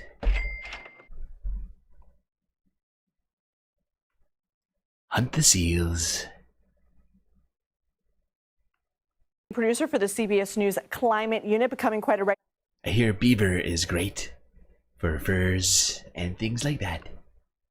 Here on the Daily Report, and we are grateful to you for that. So, how exactly could the president make it so that you could build in areas where endangered species live? So, anytime industry or business wants to develop a building, wants to drill, wants to log, anytime they want to do some major economic activity, there's a host of environmental regulations that industry needs to abide by. What President Trump is trying to do here with the Endangered Species Act and with a lot of other environmental regulations is cut that red tape. So when the Endangered Species Act was established in 1973, the main framework of that act was to protect critical habitat for threatened and endangered species. And so what it did was it established the definition of harm, meaning you can no longer harm an animal if it could lead to that species extinction. Well, harm in this sense means building or destroying its habitat. When you look at why species go extinct, more often than not, it's not because we are hunting that species to extinction. It's because we're damaging critical habitat where the species lives that eventually renders the species extinct. So the whole purpose behind the Endangered Species Act was to conserve critical habitat. And what Trump is trying to do here is say, hey, I'm not saying that we're no longer allowed to kill these animals. I'm saying it's okay for us to go in and build in these critically endangered. Yeah. Yeah. Oh, how much better. That's so much better. Thank God. We'll just let bald eagles live at Mar-a-Lago. You know? Just build over everything where they live. They can just live on top of those buildings. That works. It won't be as bad as killing them.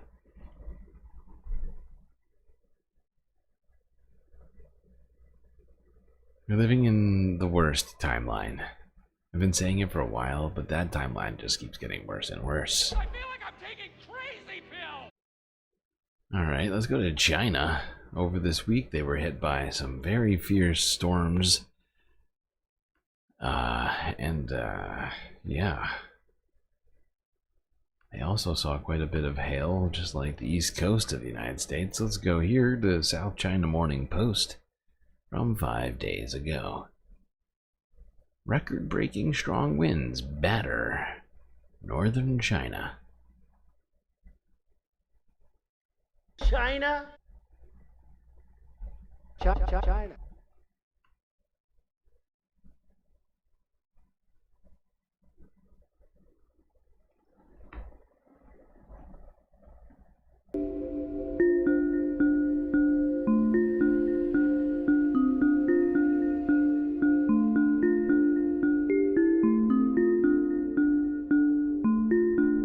A delivery man turned back to help a passerby who struggled to move in the winds. A woman knocked down by debris.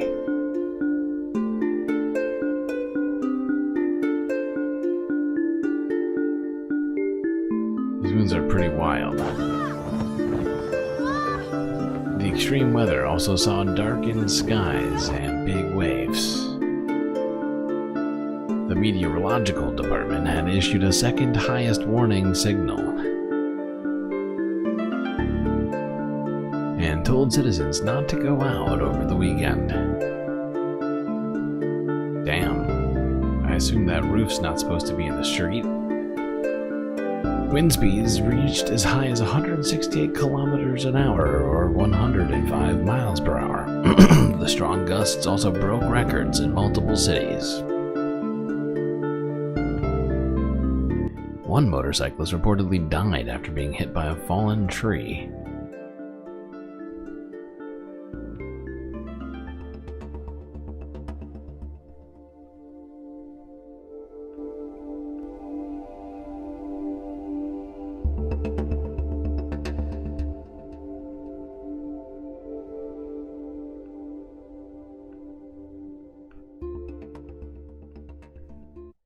Okay, actually, hold on 1 second, everybody. Sorry about this. I gotta do something.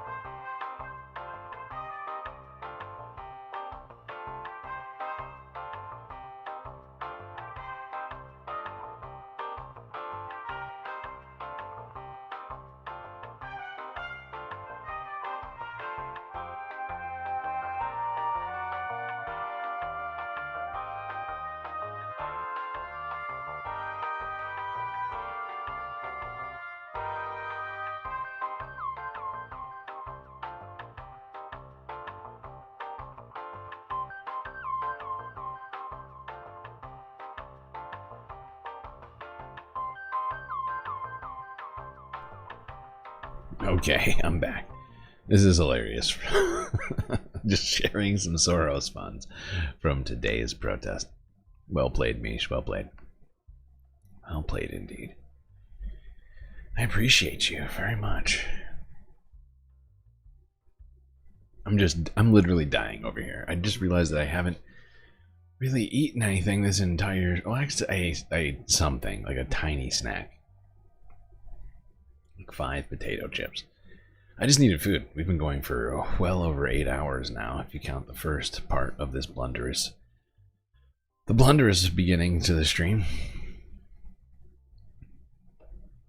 And I needed to put food in my mouth.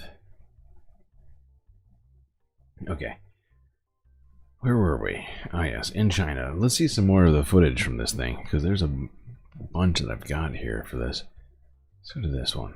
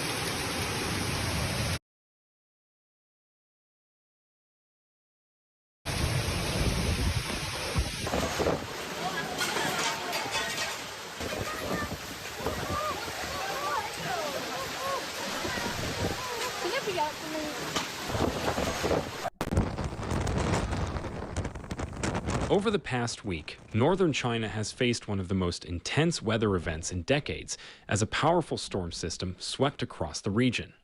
The capital city, Beijing, along with neighboring provinces such as Tianjin, Hebei, and Liaoning, experienced hurricane-force winds, plunging temperatures. Winter is coming. And widespread disruptions to daily life and infrastructure.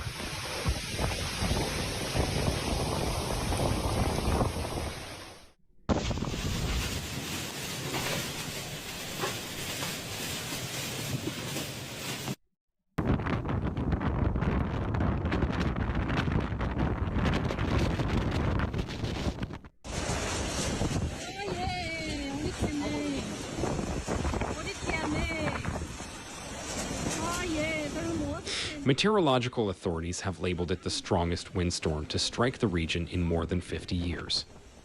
The storm, which began intensifying on April 11, brought gusts reaching speeds of up to 150 kilometers per hour, approximately 93 miles per hour, prompting the China Meteorological Administration to issue an orange wind alert, the second highest warning level.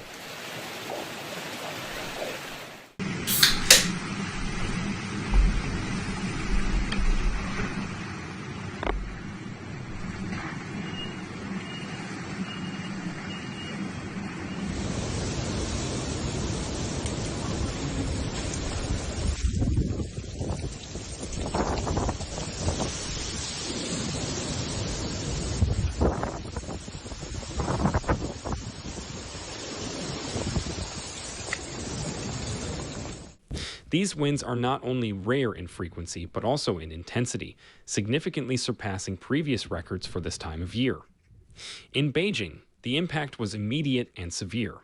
The city's skyline was visibly altered as hundreds of trees were uprooted by the violent winds.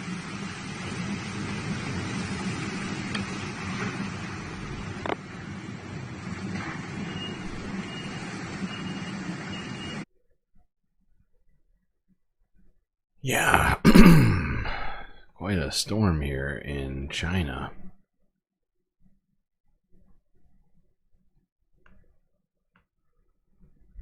All right, that's going to be it on the environmental stuff for today.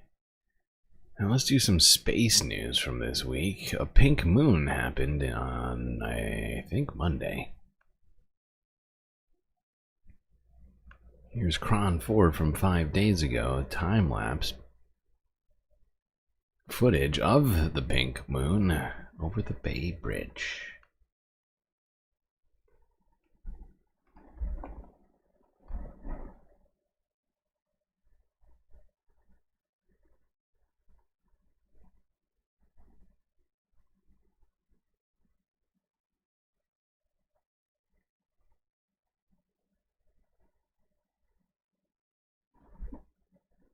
It's more orange than pink to me. I can see how you might see it as pink.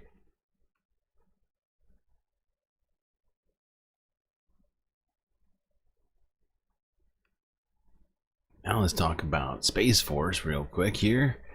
In a recent decision not to award Space Command to Alabama instead of Colorado.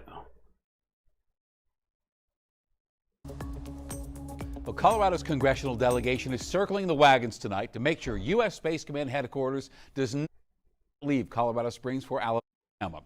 A just released report from the Defense Department Inspector General suggests moving it to Alabama is the best decision. And tonight, Alabama lawmakers claim President Trump will announce this move this month. Glad to have you with us this Tuesday night. I'm Shannon Ogden. Now, Denver 7 poured over the 2023 report from the Inspector General. 54 pages, very thick, heavily redacted, but we dug through it all and we pulled out all the key points for you. First, the IG said moving Space Command to Huntsville, Alabama would save the government $426 million, quote, because of lower personnel costs and construction savings. Now, a major drawback to moving it to Alabama from Colorado Springs was brought up by Space Command's commander at the time, General James Dickinson. Now, General Dickinson told the Air Force Secretary, quote, there is a risk that most of the 1,000 civilians, contractors, and reservists will not relocate to another location. Space Command staff also noted that constructing operational facilities and well, there we go. That's your latest Space Force news.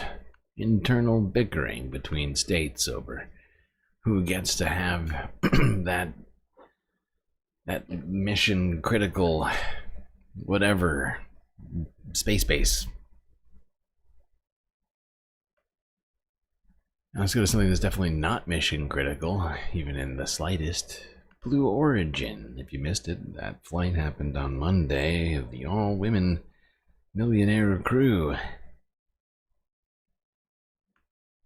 This was the CBS Mornings live feed from Monday. Or I don't think it was the live feed, but it was the video of it they posted.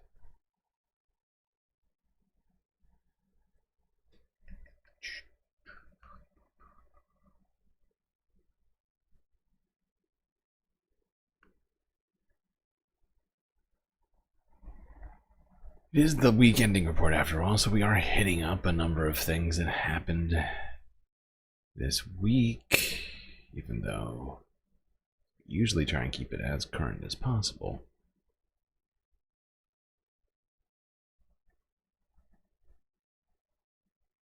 And in fact, we're getting word now that they are so close, inside of 1 minute, as you hear my voice, T-minus. We're going to listen in now. Jeff Bezos' space dildo. From West Texas.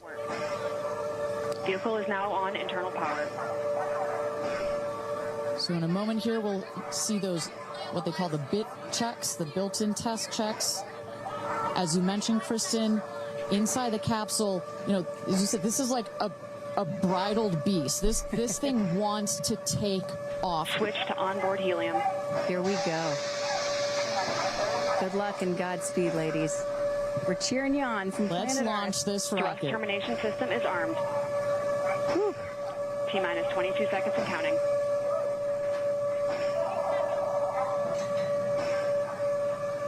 That is internal.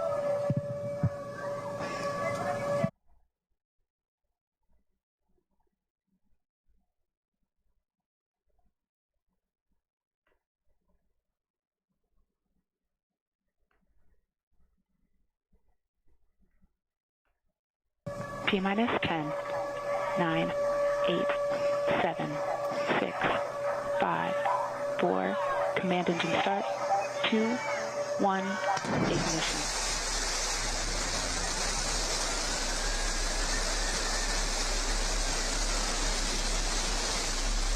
Liftoff. New Shepard has cleared the tower.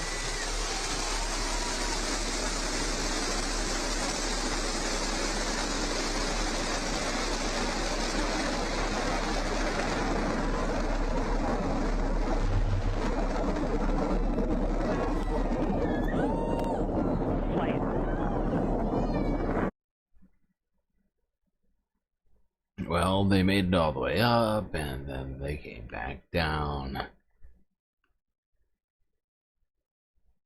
Took about 11 minutes. In the capsule that simulates all of this, including the sounds, and when you hear the motors of the parachutes pop out, that is the best moment in flight. Because I know Blue Origin does everything they can to make this as safe as possible, and y'all have an impeccable safety record, but it still has to feel really good when you know that you're coming back to Earth with those parachutes fully deployed.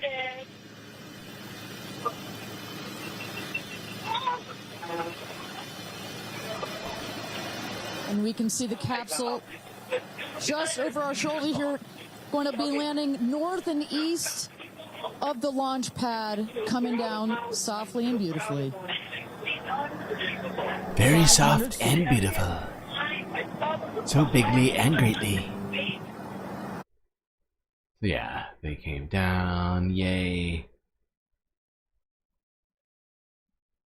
Then Kris Jenner and Chloe were clapping. And fucking Katy Perry told us this was the first time she ever felt connected to love. was being away from everyone on the planet, which was really weird. A lot of weird stuff happened. A lot of weird stuff this week. Speaking of weird, a weird flash of light was seen over Mexico City a couple days ago.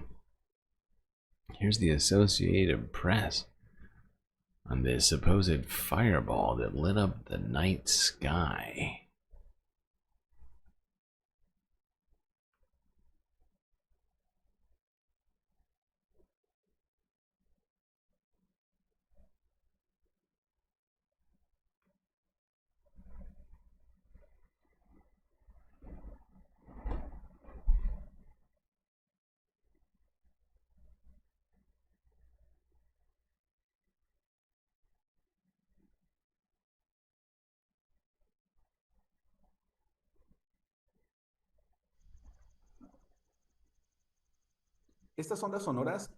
These sound waves happen when the object enters the Earth's atmosphere and begins to generate shock waves because it begins to penetrate the atmospheric layers.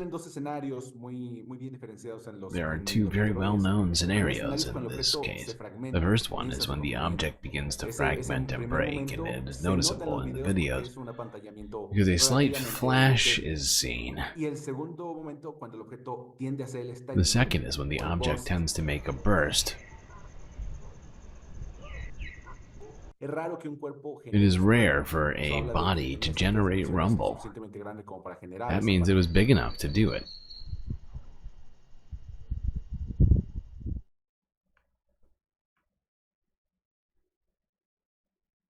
Yeah, a strange flash seen over Mexico City. Different speculations on what may have occurred. But meteorite, it would seem. Quite a big one.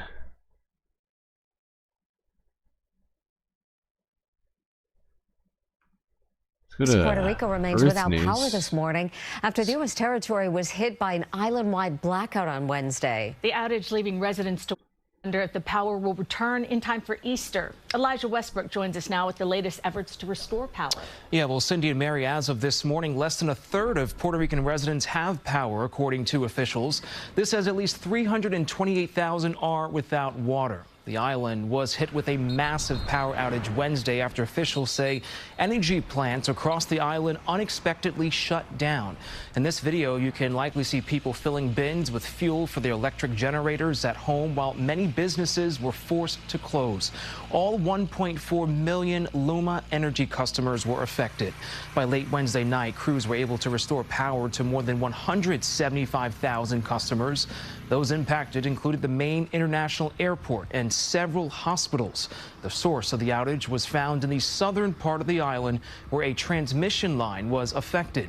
Locals expressed frustration, stating that the power outages have been happening too frequently. The clinical laboratories have a lot of reactives in refrigeration, and the samples of the patients are frozen. This is serious.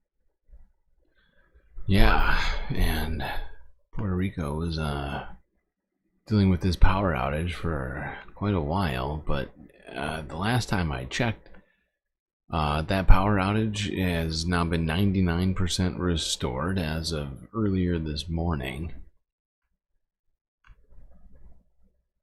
Now, let's go to a nearby island, at least part of that island. Let's go to Haiti. Talk about something which France is apparently doing. I think it was Emmanuel Macron who said this, if I recall correctly. But France has apparently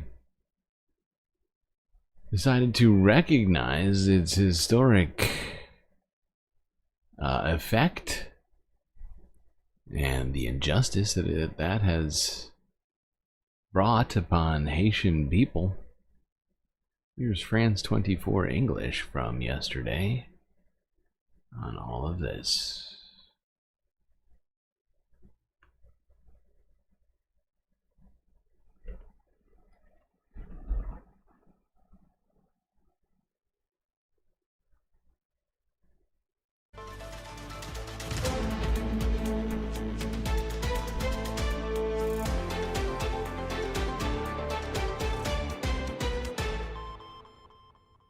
It was 200 years ago today.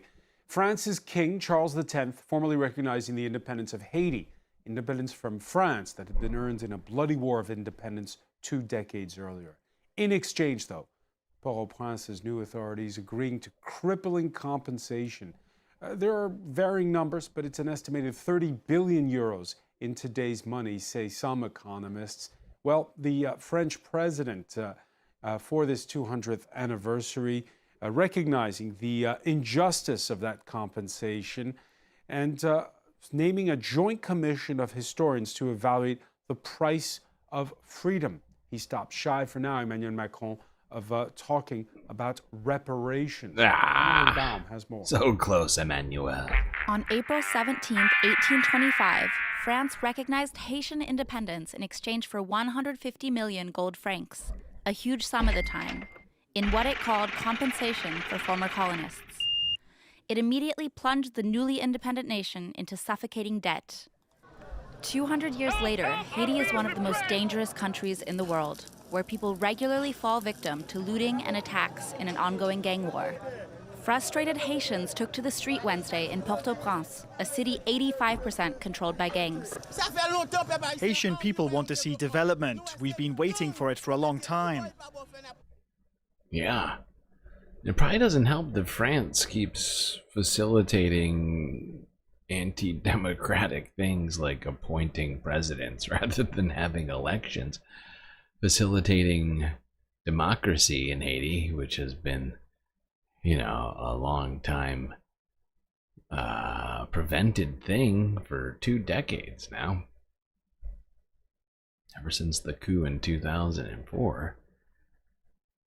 So yeah, I mean, reparations seems like the place to actually start rather than stop. Unfortunately, Emmanuel Macron was unwilling to go that far. Now, let's go a little further south and talk about El Salvador again. We did talk about, of course, what's, in the United States, what we've been doing, sending people there and talking about judges' rulings back in the United States about all this, but people are in El Salvador right now who aren't supposed to be there, like Xiomara Abrego Garcia, for instance. Now, this allegation has come out suggesting that these labor camps are potentially also death camps. Let's go to Kyle Kalinski's Secular Talk from Wednesday.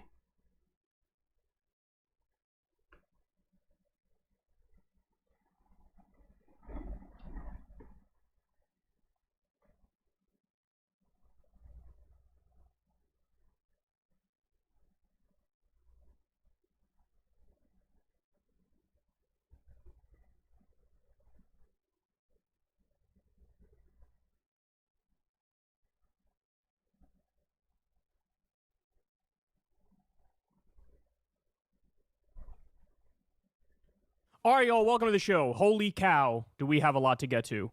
So in just a second, we have a report about how Trump's El Salvador prison that he's sending people to and is trying to send Americans to next, it might be a death camp. Immediately, if not sooner. Serious enough for you yet? Are people waking up to what's happening yet? So we're going to talk about that. We also have AOC surging to be a 2028 leader for president.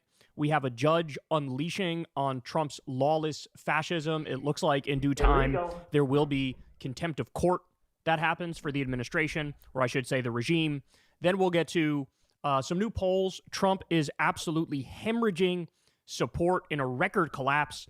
And in particular, we're talking about independents. Independents are not buying what he's selling, not by a long shot.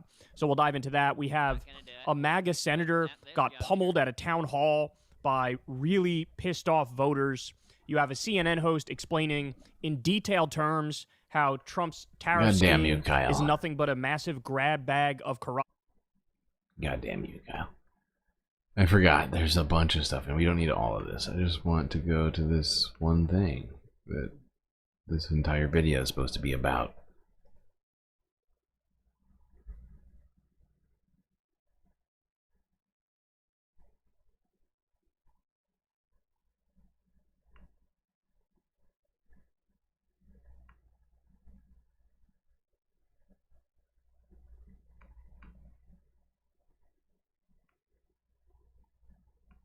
This CCOT place, and what they found is immensely disturbing. I'm going to warn you up front, this is genuinely hard to watch. So let's watch one of these investigations that this woman posted on TikTok, then I'll give you some more information. Here we go.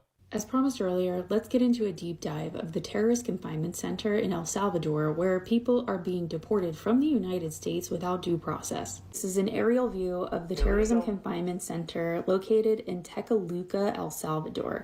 It's often referred to as just CCOT as an abbreviation, so that's what we'll be calling it.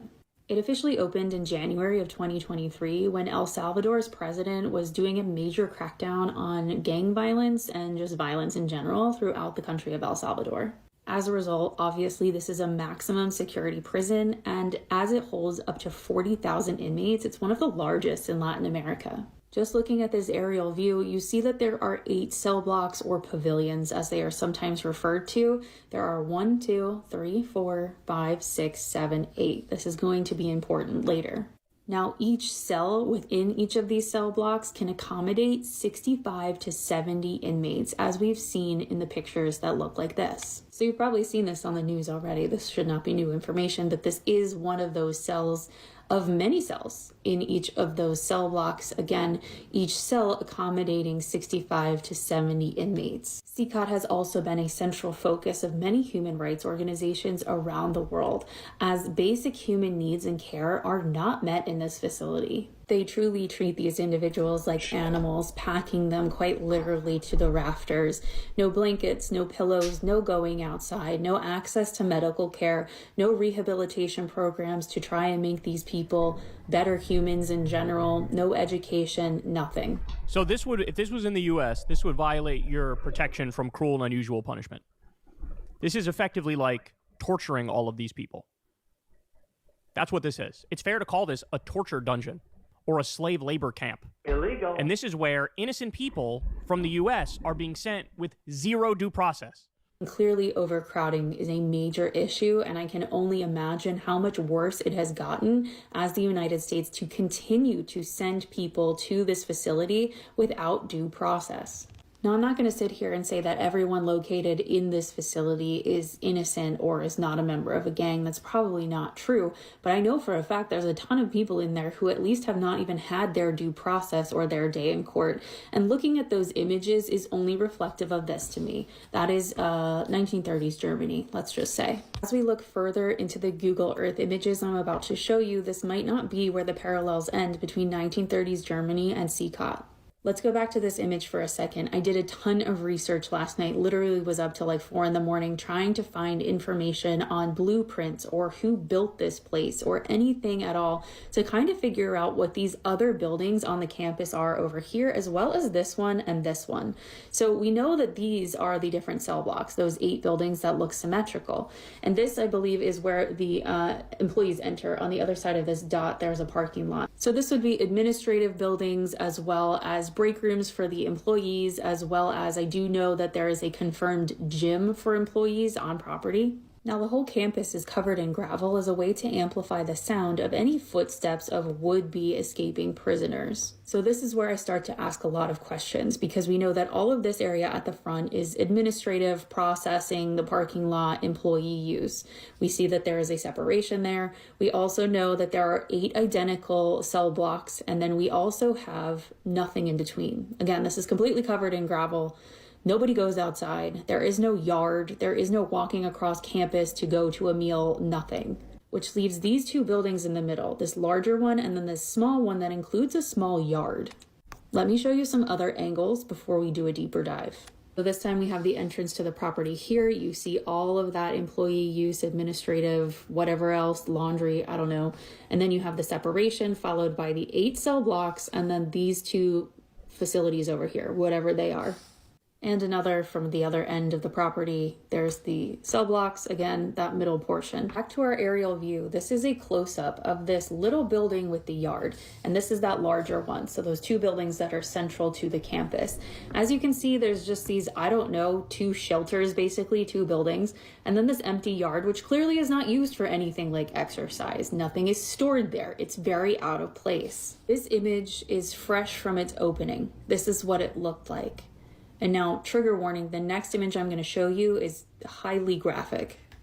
This is the Google Earth image I pulled today. Today is Sunday, April 13th, 2025. And as you can see, there are some major changes at this point. In between these two buildings, which are centrally located again in the middle of the campus, gone is the grass here. In fact, there seems to be a lot of, I guess, pavement or tar or something, as well as these very strange diagonal lines between the two parts of the property.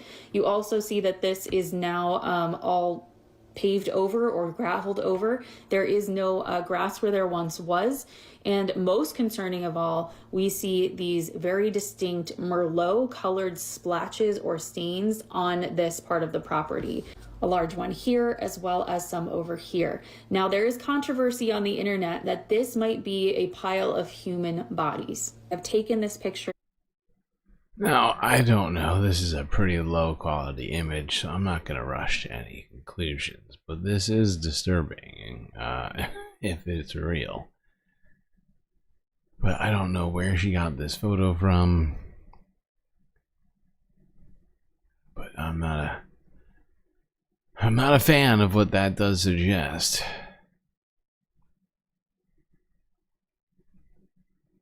Alright, let's move on from this one and go to see what was going on with Pete Hegseth. Salvador was in the House, of course, this week, and he and the defense minister of El Salvador, met up in Washington, D.C. earlier this week.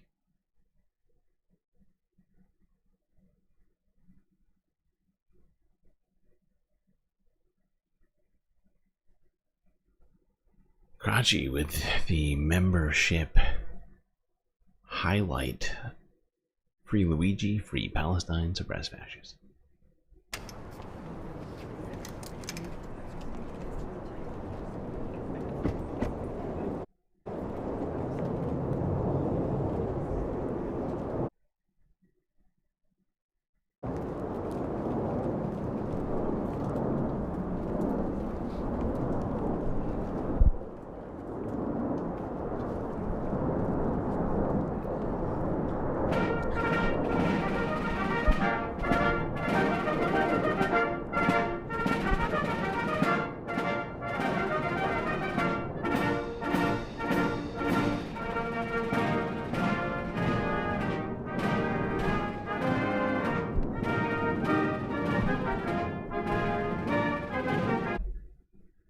Here we go, very weird scene. El Salvador and the United States working together to fill up concentration camps.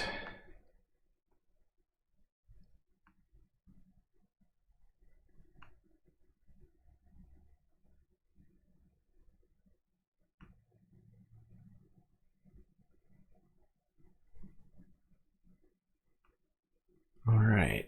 Now, the senator from Maryland, I don't know if you heard, but he went to El Salvador to get some fucking answers on this situation, as the man who was deported recently, mistakenly, admittedly, by this administration, is also from Maryland, so he is technically one of his constituents. And I can't even imagine just being like the senator of a state and be like, what? You just took somebody out of my state and sent them to El Salvador by accident? Cannot imagine. She got it from Google Maps. Okay.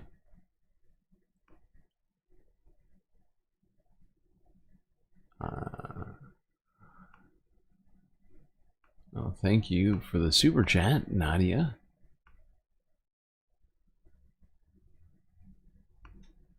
I don't know what IMNSHO means.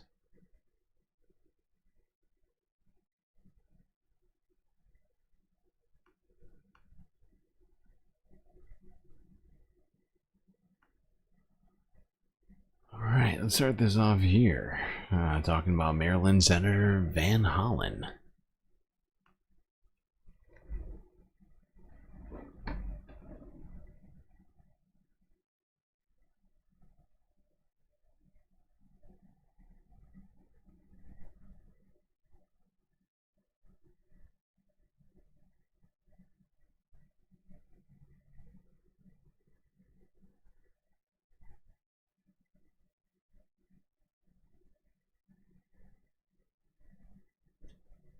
About to board my flight for San Salvador. U.S. Senator Chris Van Hollen of Maryland said on Wednesday he was flying to El Salvador to check on a wrongly deported man and discuss his release with officials there. Kilmar Abrego Garcia, a Salvadoran who was working legally in the U.S., was sent there on March 15th despite a court order preventing the deportation. His case has sparked protests, while judges have ordered President Donald Trump's administration to help bring him back to the U.S. The Supreme Court has ruled 9-0, that he was illegally taken out of the country and put in a prison in El Salvador. And this is about due process. This is about rule of law. Van Hollen's fellow Democrats say the case shows worrying signs that the Trump White House is willing to disregard the judiciary. It comes as lawyers representing Venezuelans sent by the U.S. to an El Salvador prison say their clients are being denied access to attorneys and contact with the outside world.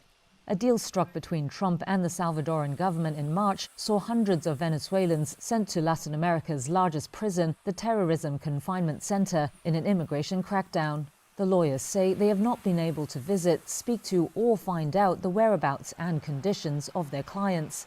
They say they have also only been able to gain the clients' identities through leaked information. Private attorneys paid for by the families of the deported have filed writs of habeas corpus at El Salvador's Supreme Court. That's to try and compel the government to justify the Venezuelan deportees' detention or release them. It's fucking insane. The government has really shit the bed. And this is gonna make coming out of this situation, even if Republicans are completely voted out of office, to repair the damage from all of this in terms of public trust, global trust, and who knows what else. I mean, I have some ideas, but it's really all in flux as we speak. Let's go here. It's the Associated Press from 3 days ago.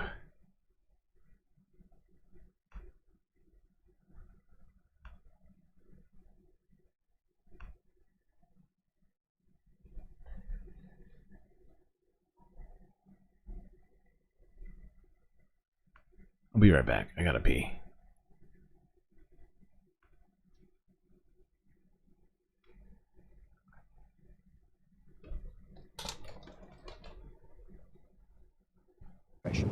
Entonces los acusados aquí son la administración Trump. If you listen to President Trump and the Trump administration, you would think that the U.S. courts have found that Mr. Abrego Garcia is part of MS-13, but in fact, they have not found that. In fact, recently a U.S. federal court judge said that the Trump administration did not have evidence to support the claim that he had ever been part of MS-13.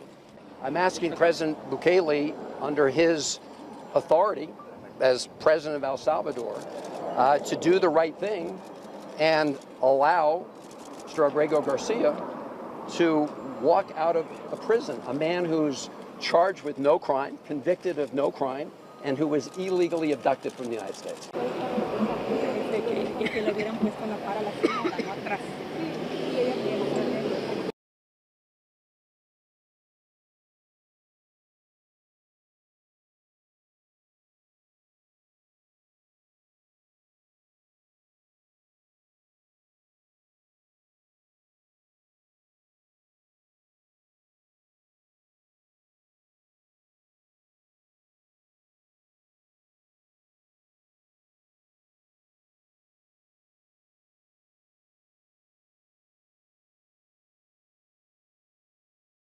Maryland Senator Chris Van Hollen was refused entry Wednesday morning to the notorious terrorism confinement center in El Salvador.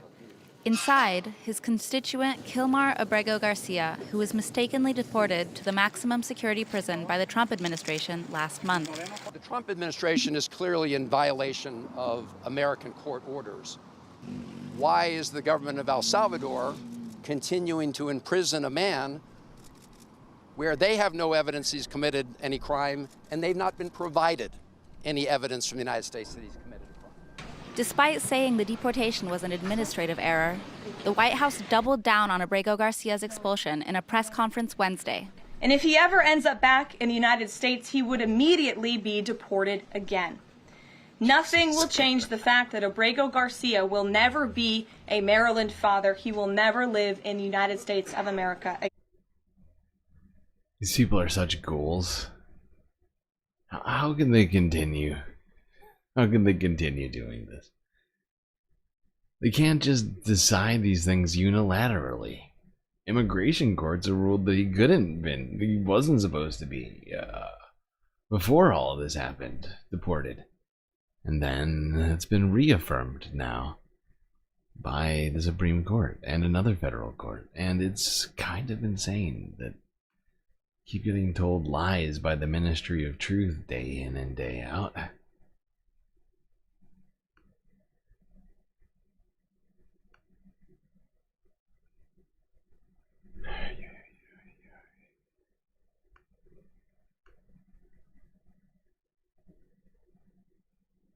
Now, there have been some new revelations in this situation, if you didn't hear.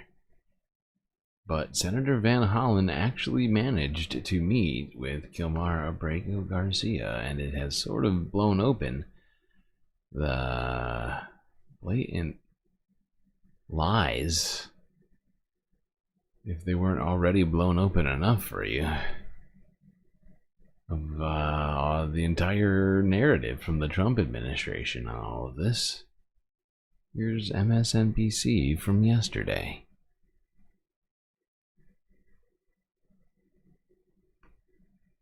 I hope to meet with representatives of the government. I hope to have the chance to actually see Kilmar and see what his condition is. That was Maryland Senator Chris Van Hollen when he was on his way to El Salvador yesterday, saying one of the main goals of his visit was to essentially do a wellness check on this constituent of his that the Trump administration said it mistakenly shipped to El Salvador and then said they couldn't or wouldn't try to get him back.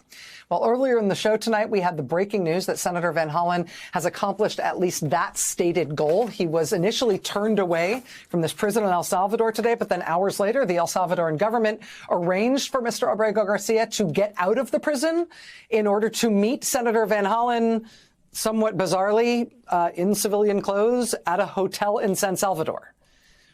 Now, we do not have a sense of what this is going to mean for Mr. Abrego Garcia overall. His lawyer tells us tonight he's just learning this meeting happened from social media like the rest of us are learning it. El Salvador's president just posted online that Mr. Abrego Garcia will now stay in El Salvador's custody. But again, it is the U.S. government that has been ordered by U.S. courts to get Mr. Abrego Garcia back to the United States, so we shall see. We did just obtain this statement from Mr. Abrego Garcia's wife. She says, quote, "My children and my prayers have been answered. The efforts of my family and community in fighting for justice are being heard because I now know that my husband is alive. God is listening and the community is standing strong. We still have so many questions, hopes, and fears. I will continue praying and fighting for Kilmar's return home. Thank you to everyone, including Senator Van Hollen, my CASA family, all our unions, faith leaders, and community for continuing this fight for my family to be reunited." We are just learning about this situation as it unfolds. This hour, we'll bring you whatever new information we get as we get it. Stay with us. Now, here's the thing about all this.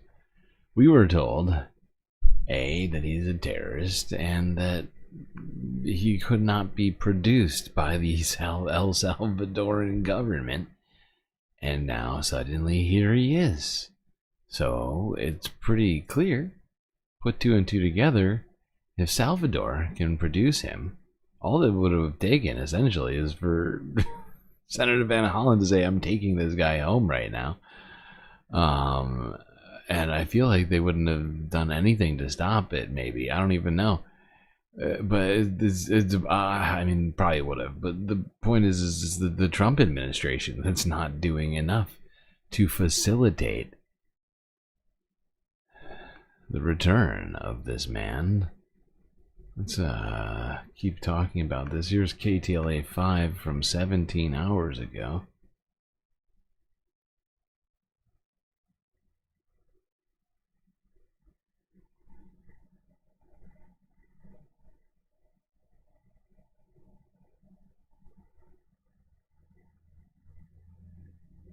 New details tonight about the Maryland man who was deported to El Salvador and why Kilmar Abrego Garcia says he is traumatized by his time at the notorious Secot prison.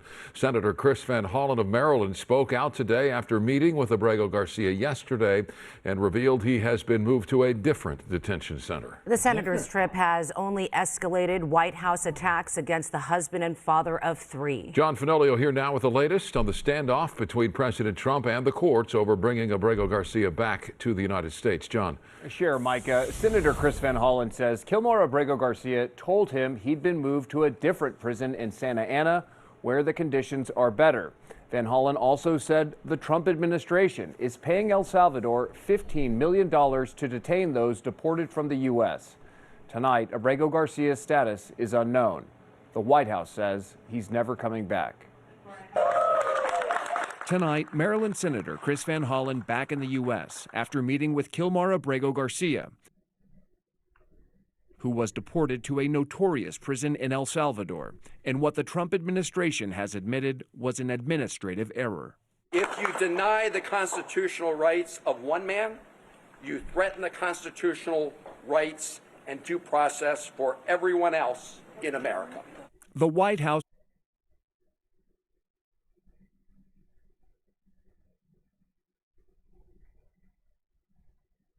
Wow, this is petty as shit.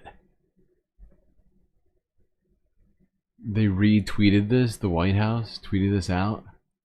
An editing of the New York Times' article wrongly crossed out and replaced with "who's never coming back."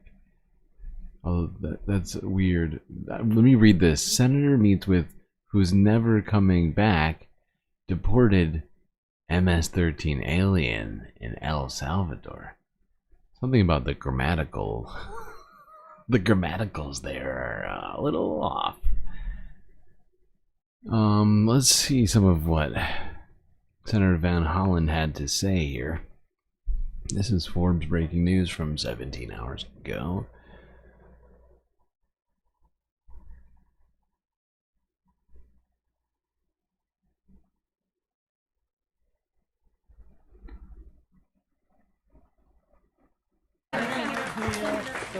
Does Kilmar have any idea the firestorm his deportation has caused here in America? So I told him. That was the first he'd heard. If you can address the camera. Sure. The first he heard is that after I told him that his family was fighting for him, I told him everybody else that was fighting for him, including his union members, but also people from across Maryland, in fact, across the country, who recognize that depriving Kilmar of his constitutional rights is a threat to everybody who resides in America. He had not heard that. I believe that gave him additional strength. Senator, what did Abrego Garcia say that the officials in El Salvador told him about why he was sent to that prison and how long he would be there? They haven't told him anything about why he was sent. Or how long he would be there? They didn't tell him anything about that. Have you? And In fact, I asked the vice president exactly that question. You know, why is he here? Is he violating any laws in El Salvador? Do you have any proof that he's committed a crime? No. Why is he here? Because the Trump administration is paying us to keep him here. Did he send in word from other migrants that were also there, that were also deported to that prison? Did what? Did he say what he had heard from others who were also deported to that prison? He did not know about what was happening in the outside world. Did you have any? Wow. So this man is being kept confined without ability to know what's happening in the world back home. And according to U.S. Senator Chris Van Hollen, and vicariously through him, the vice president of El Salvador, the only reason this man is in jail is because Trump said so. I did everything right and they indicted me. Shit is disgusting. Utterly disgusting. Oh my god, did we already get through the 4th and or 5th half? Depending on how you want to see it, that is crazy. 10 full hours. We still got a bunch more stuff to talk. We gotta take a break, Space Fams. Can't just go floating off into the abyss without doing space messaging.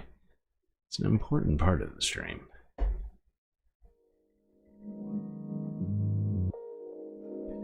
And some of us just need a break. Anyway, I hope you're all enjoying the stream so far. If you haven't already, hit the like button and don't forget to subscribe. I'd also recommend hitting that bell icon as well so you don't miss a single episode of this spacecast. While you're at it, do also consider contributing to the Galactic News Network, as we are completely supported, funded, produced by individuals such as yourself. So many great ways for you to do all of that with the YouTube and the Twitch, the super chats, the super stickers, the memberships, bits, subs. But of course, every time you do that, YouTube and or Twitch takes a nasty cut of that money. You could instead go to Cash App or PayPal and just give it to us, but you have another option, because with Patreon, a very small fraction of that money comes out, and you also get access to a wonderland of space benefits unseen by the rest of the Milky Way galaxy. Only $3 a month. Get you an avatar on the stream, hanging out here at the pool, or maybe the bar, in the lake, or the street. Really up to you. Get a shout out every stream, and much, much more, so get yourself over there. Link is in my bio on YouTube and Twitch. Alright chat, that's enough space messages for me. Enjoy this break, grab yourselves a drink, maybe a snack, and I will be right back.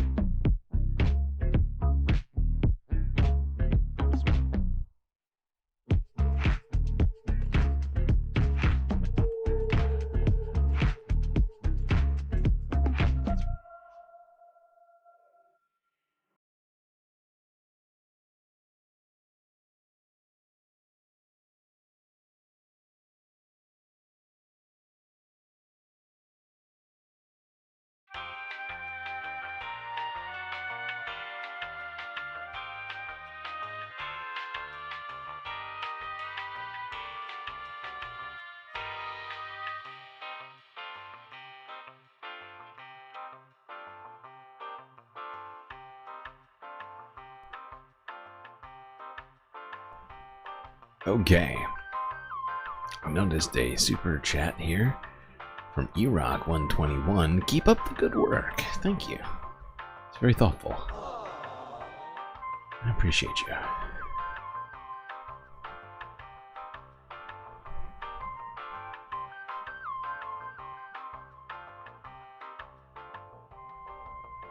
But it is time.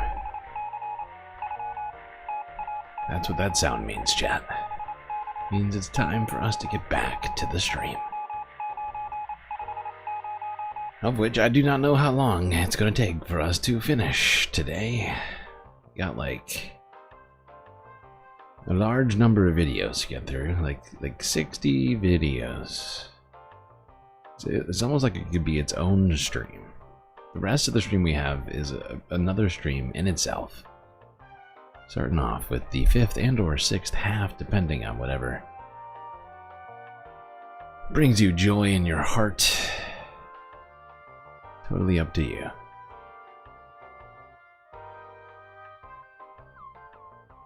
Sorry, that break went long, hence the elevator music. But, you know, it's been a long stream for me. And I was just trying to retrieve some energy. Get me through the rest of this. Let's keep talking about the immigration situation in El Salvador. The United States Supreme Court has paused at least the deportation of Venezuelans. Let's go to France 24 English, talk about that revelation. Yeah, France 24 English from 8 hours ago.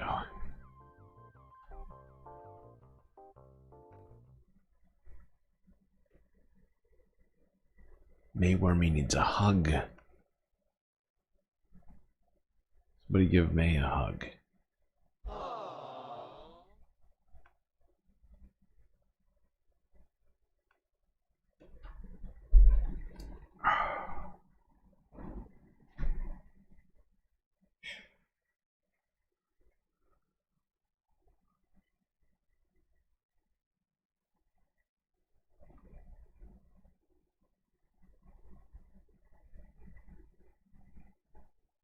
The U.S. Supreme Court paused President Donald Trump's efforts to deport one more group of alleged Venezuelan gang members.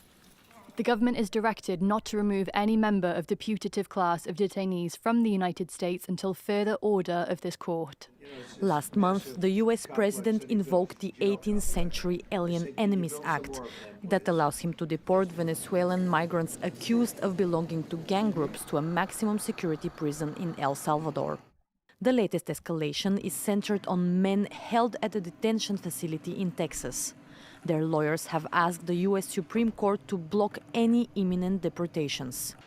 Earlier, a federal judge said that Donald Trump could face criminal contempt charges over the willful disregard of the court orders. This contempt proceeding will not resolve the broader questions posed by the Trump administration's invocation, blatantly illegal, I should say, invocation of the Alien Enemies Act to deport summarily a whole group of people alleged to be members of a Venezuelan gang that nobody ever heard of until President Trump invoked this statute. This statute was designed for wartime.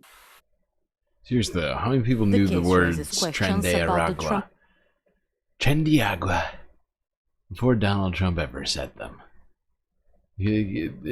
If the only evidence is one man saying it over and over again, it's not an invasion.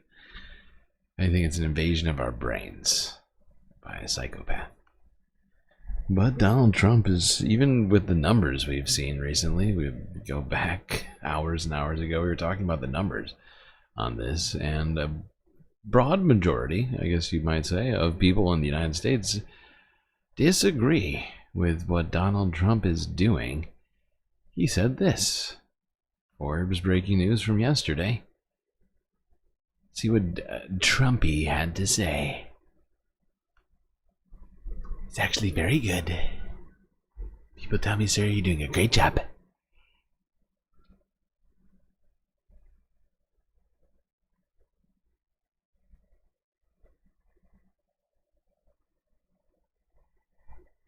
Mr. President, yesterday Judge Boasberg, in a case against your administration, said the Constitution does not tolerate willful disobedience of judicial order. Do you agree with that statement? Well, you're going to have to speak to the lawyers. We have great lawyers.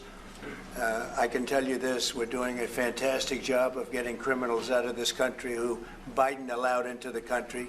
Hundreds of thousands of criminals, murderers and drug dealers. And I was elected because of the fact, I would say maybe that was the number one fact for a lot of reasons, the economy, a lot of things. But one of the primary reasons I was elected is because I said, I'm going to get the criminals that he allowed to come into our country so stupidly through open borders. I'm going to get them out. And I got a lot of votes, record-setting numbers of votes. As you know, we won everything. The popular... Record setting in terms of non-records. I set the best non-record record. And people say that's really good. All 7 states, we won everything. And that's what the public wanted. That's what I'm doing. But you have to speak to the lawyer. That is what the public wanted, even though the public don't want it anymore. Because I'm not actually doing any of the things I said. We're gonna do it.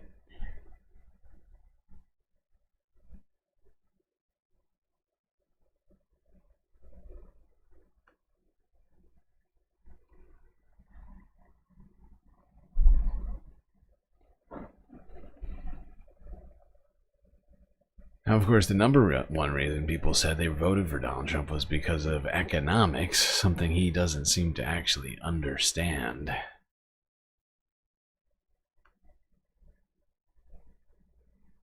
As he obliterates the American economy.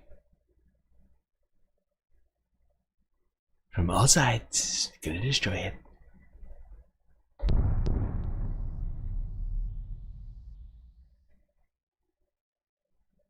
Alright, let's go all the way down to the Darien Gap. And there's been a serious change at the Darien Gap over the, honestly, like the last 6 months. Things have been headed in a particular direction. That's not through it.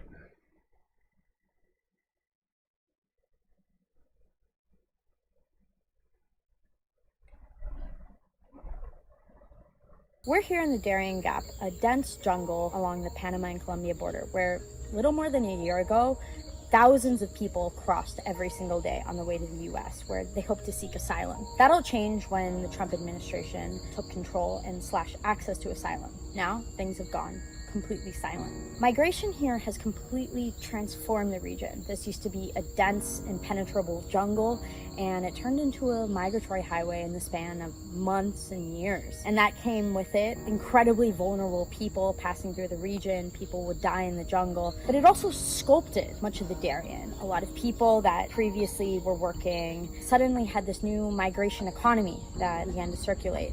And now that migration is completely plummeted and these jungles that previously had masses of migrants flooding through them are now completely empty, it's completely shifted the region once again, with a lot of people scrambling, trying to figure out what's next. So we're here in the Darien.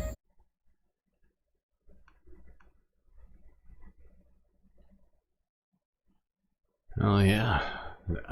You know, people stopped coming to the United States. They stopped having reasons to go through this area, and it's causing unexpected consequences.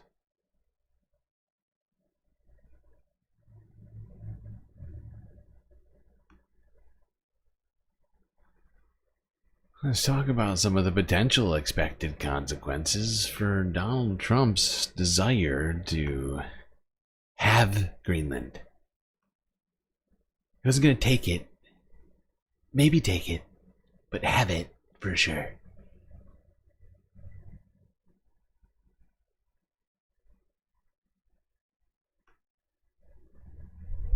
I hear there's a lot of rare earths.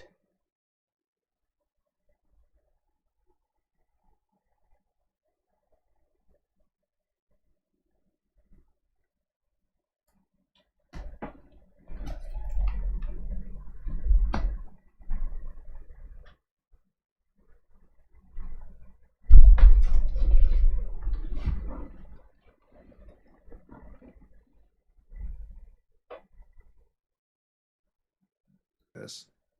It does feel like a huge threat to the NATO alliance, but in his first term and in campaigning for his second, President Trump has made it clear that he's not quite a fan of NATO. What would the ramifications be? Are there specific things that you have in mind as you talk about a shift to the geopolitical world order here? Well, I think that, you're right in saying that, Trump is not a fan of NATO, but the United States was, of course, a critical architect of NATO, and in many ways has supported NATO materially to a quite substantial degree over the course of decades. And that underpins a lot of how we think about the strategic sort of positioning of Europe and the United States vis-a-vis other powers, particularly Russia, but also other powers more globally. And so, rewiring that alliance would be just a very big departure. It'd be a very big departure from the world order that the United States helped to create in the aftermath of World War II. And it would hark back to, I think, the attempt to acquire Greenland would certainly tear NATO to shreds. And beyond that, it would yield the beginning, I think, and we're already seeing the hints of this, of a new era of territorial competition, where the threats to acquire territory and actual acts to acquire territory are going to become much more common, like they were in, let's say, the 1800s or the like, right? So it will become, it'll be sort of a, back to the future in that front. Back to the future. I saw one commentator.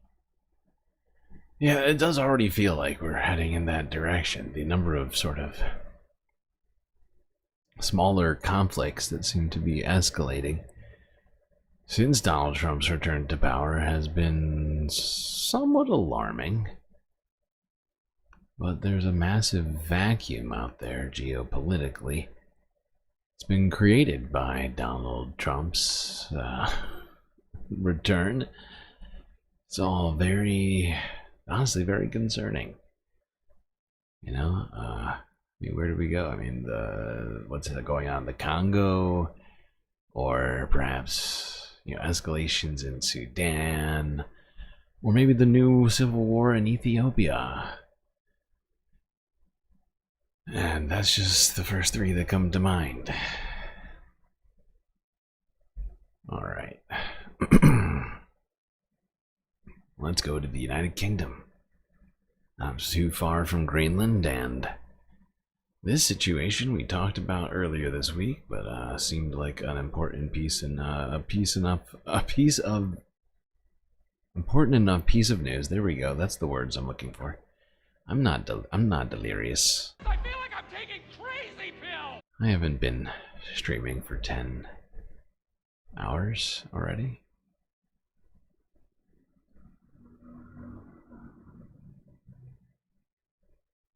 But yeah, there was a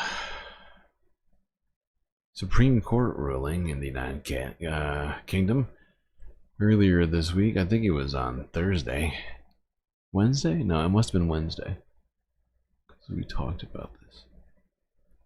Wednesday is the only other day we streamed.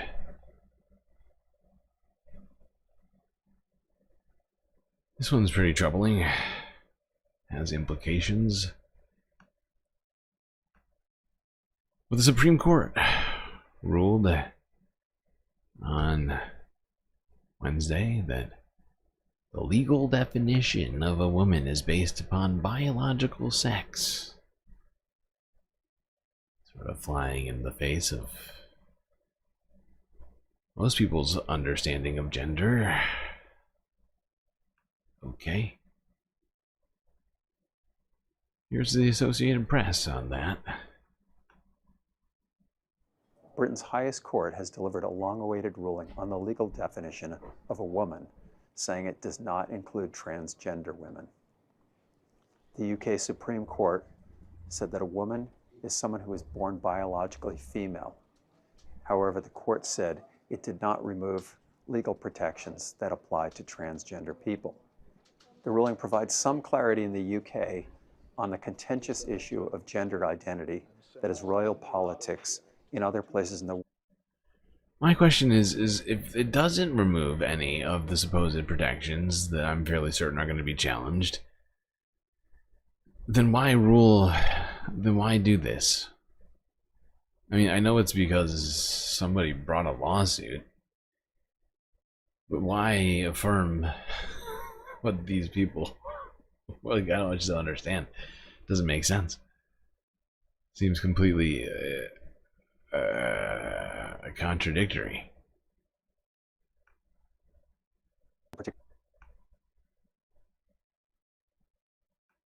In the US. The ruling settles a long-running dispute between feminist groups and the Scottish government over a law that was intended to bring... What just happened?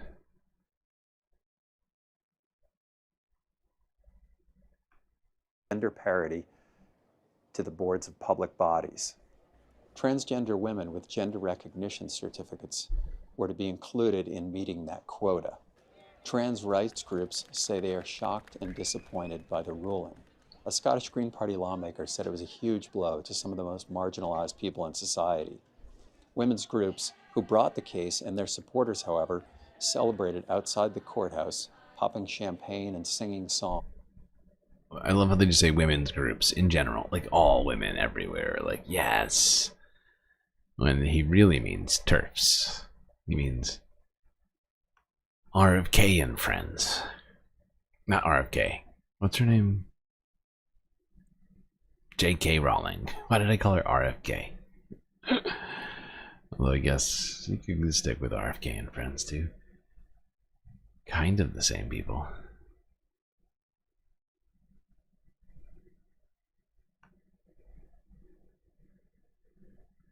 Been going too long tonight, everyone. Too long. Alright, let's go to a different situation that's been going on in the UK over the last few days. People are noticing a certain stench around the UK, and it's not that Supreme Court ruling.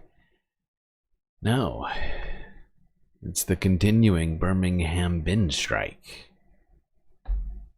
Where's my sound? That's right. The Birmingham Trash Union is still on strike, and it's causing the trash to pile up. JK, what? Oh shit, I didn't even see it.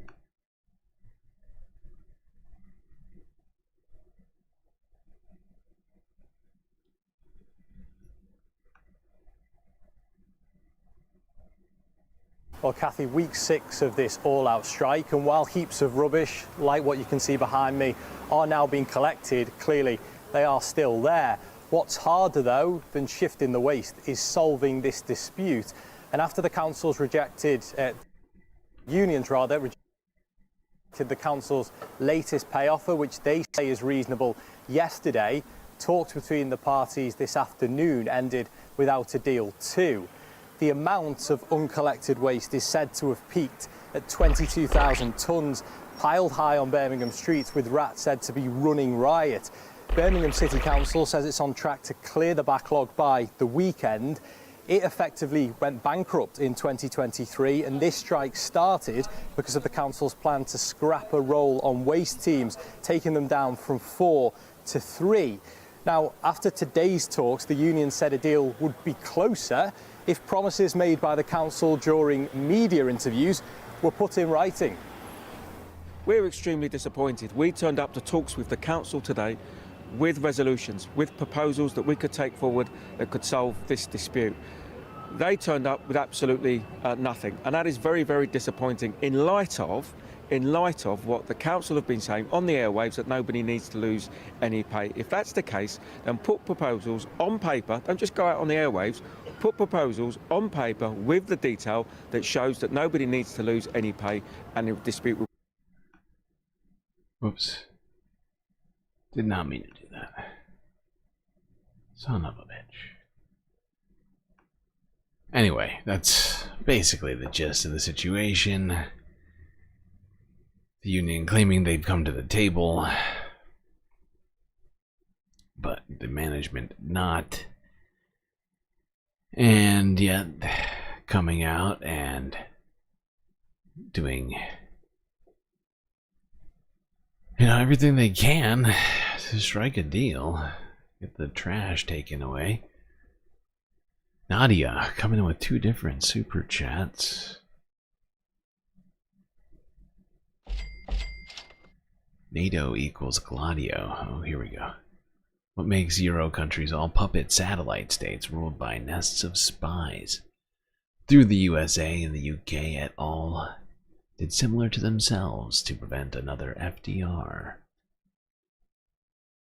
Underappreciated even by Ganser.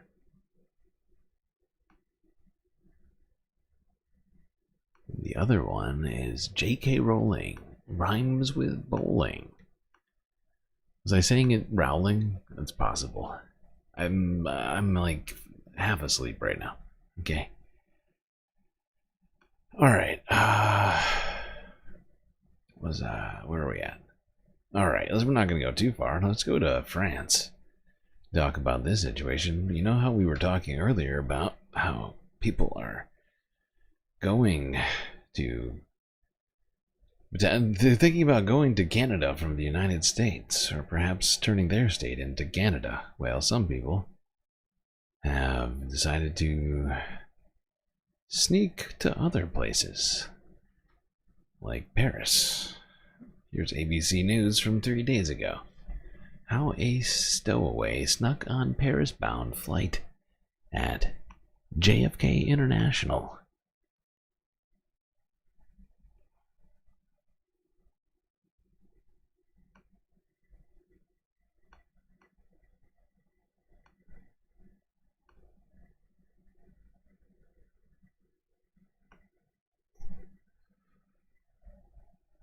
And now to an ABC News exclusive. Newly released security footage shows the moment an alleged stowaway sneaked onto a transatlantic flight to Paris last year.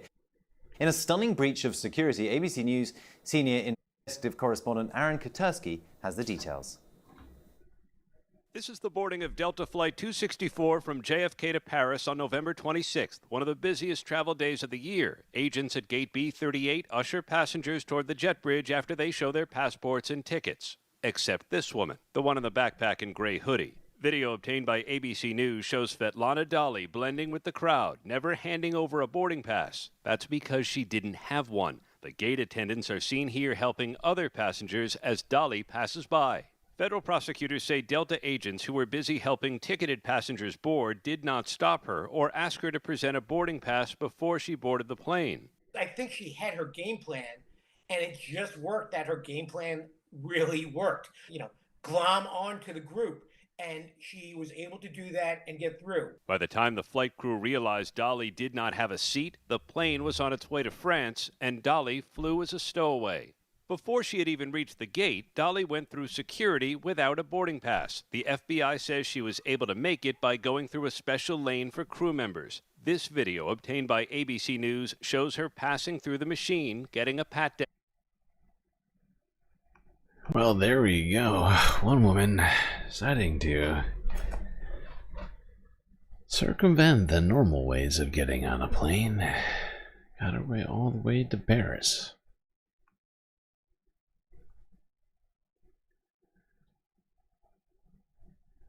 Alright, we got more French news. Some journalists in France decided to stage a protest / rally in solidarity with journalists who have been killed in Gaza in this just horrifying almost 17 months now.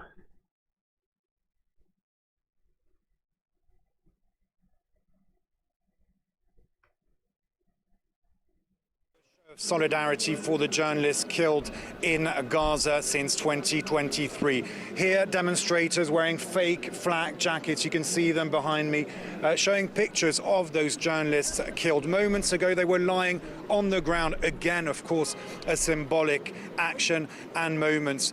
Some of the journalists here in the past were able to go into Gaza to report on various Israeli operations. They can no longer do so. The Israeli army preventing any journalists from going into the territory. France 24 had a handful of journalists who were able to go in, escorted by the Israeli army, taken to carefully selected locations for 20 minutes or so, and unable to talk to Palestinian civilians there. So clearly a situation of media blackout, impossible to report freely from inside Gaza on the war that's currently going on.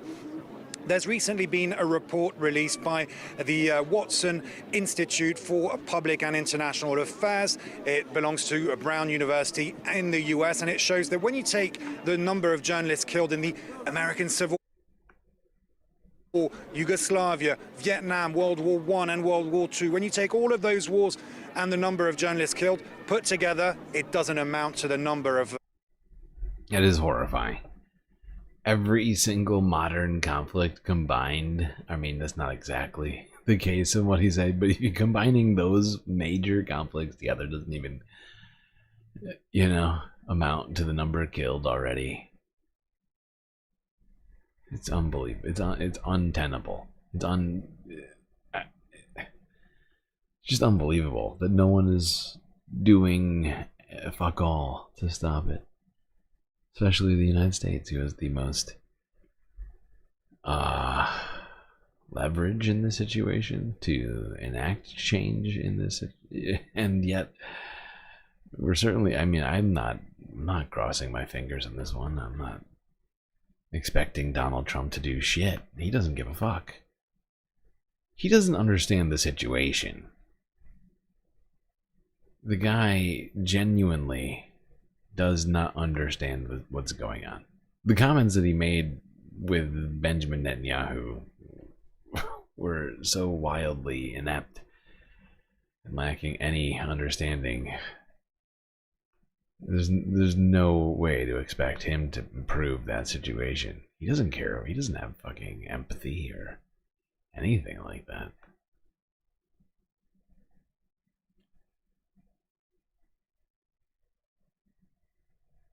Now, this is something I have almost no understanding, and I've watched multiple videos on this. I don't know what's going on. I mean, I know the basic of what's going on, but I have no idea why this is happening. But a particular French prison has been hit with a wave of attacks over this week. This is Reuters from 3 days ago. The reason for this, I still don't understand. Whether there's a particular person they're trying to break out of jail, or if this is just some sort of commentary on the system, it's not clear.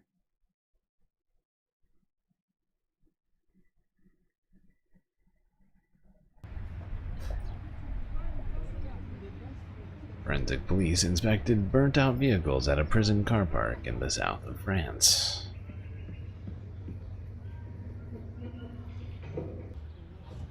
The anti-terrorism office said the attack is another in a spat of incidents linked to prison facilities and staff. See what I mean? Not a lot of clarity here.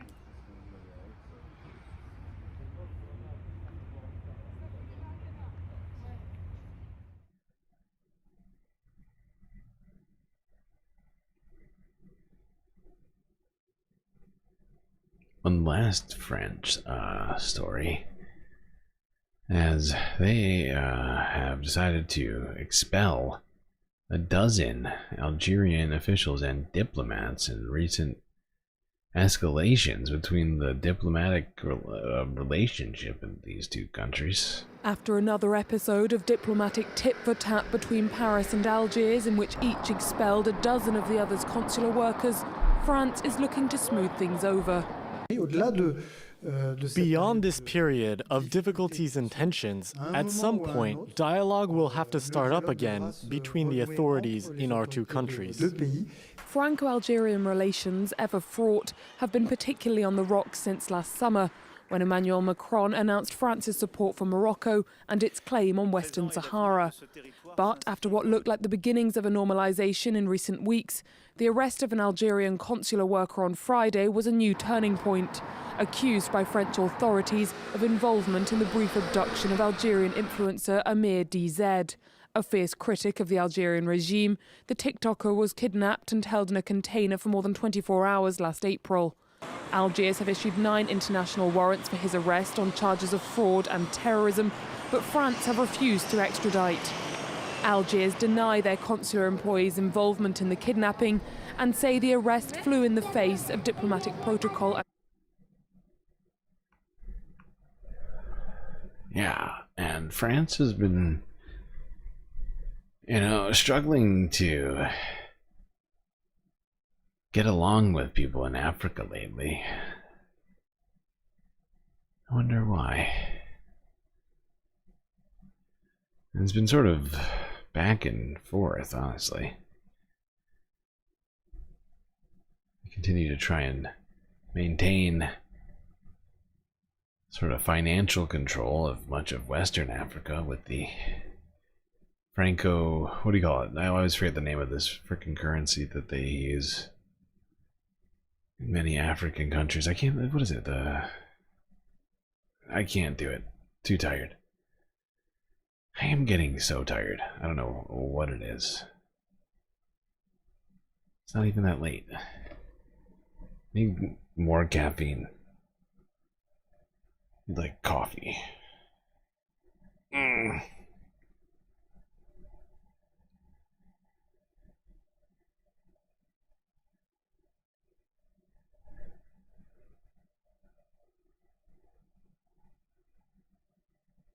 Alright, let's go here. Yeah. It is, I almost called it Halloween weekend. It is Easter weekend, and of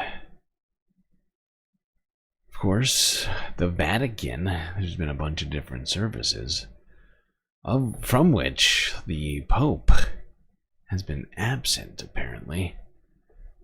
Here's CBS New York. 2 days ago, Pope absent from Holy Thursday services. Very serious. Holy Thursday Mass just wrapped up at the Vatican, and the Pope was not there. He spent much of Holy Week on the sidelines after spending more than a month in the hospital. Elijah Westbrook joins us now from outside St. Patrick's Cathedral with the latest. What are we hearing, Elijah? Well, Mary and Cindy, good morning. Well, as you mentioned, usually we would see the Pope attend today's services, but he was a no-show. But we can confirm that he was able to designate a number of cardinals to take his place today and throughout Easter weekend. Now, check out this new video as services got underway overnight. And there are reports in Italian media that he hoped to visit Rome's central prison later in the day, something he's done throughout his papacy. The Vatican would not confirm or deny those reports and stressed any such outing would be private and depend on the Pope's condition. Now, just yesterday, we saw the Pope thanking the medical staff who treated him during his 38-day stay at the hospital. He thanked the 70-plus doctors, nurses, and administrators. Why are you telling me to eat so much? I've eaten at this point. I ate food. That's not the problem. I've just been up all day. I woke up early-ish. Very certainly early for me, usually around the time that I wake up. And then started trying to get the stream functioning during the morning. So I've been like going at this for like 12 hours at least. Not longer. When did I do the test stream today? I think it was earlier. I think it was like at 9 in the morning. Yeah, the Pope was absent from Holy Thursday services. But you know who wasn't absent for Good Friday Mass in the Vatican City? Anybody? He's a recent convert to Catholicism. And Donald Trump has spent a lot of quality time with his wife. Donald Trump spent a lot of quality time with my wife. That's right, J.D. Vance. You guessed it, Chad. He went to Rome with the fams. Here's Forbes breaking news from Friday.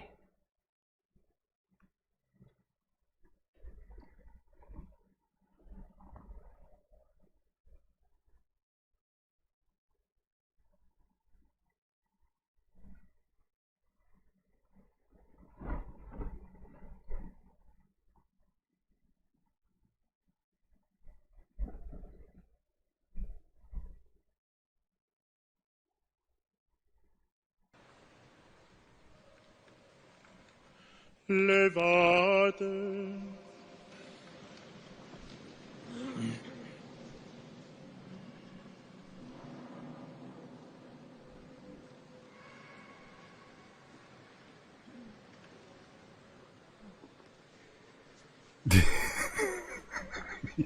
Why does JD Vance look out of place everywhere that he goes? I swear to God. This guy never looks comfortable, ever.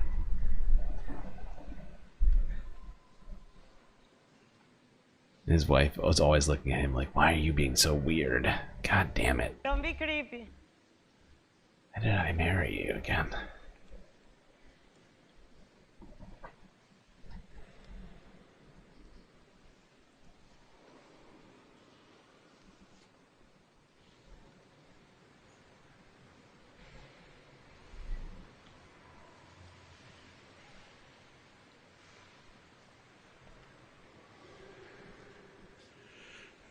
He's the only one that bowed.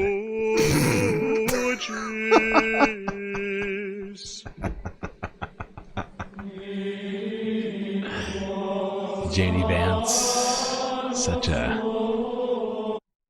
great representative for our country. I love that.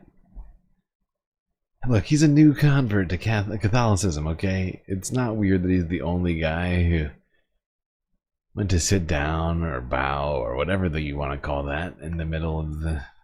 It's not weird. Don't be creepy.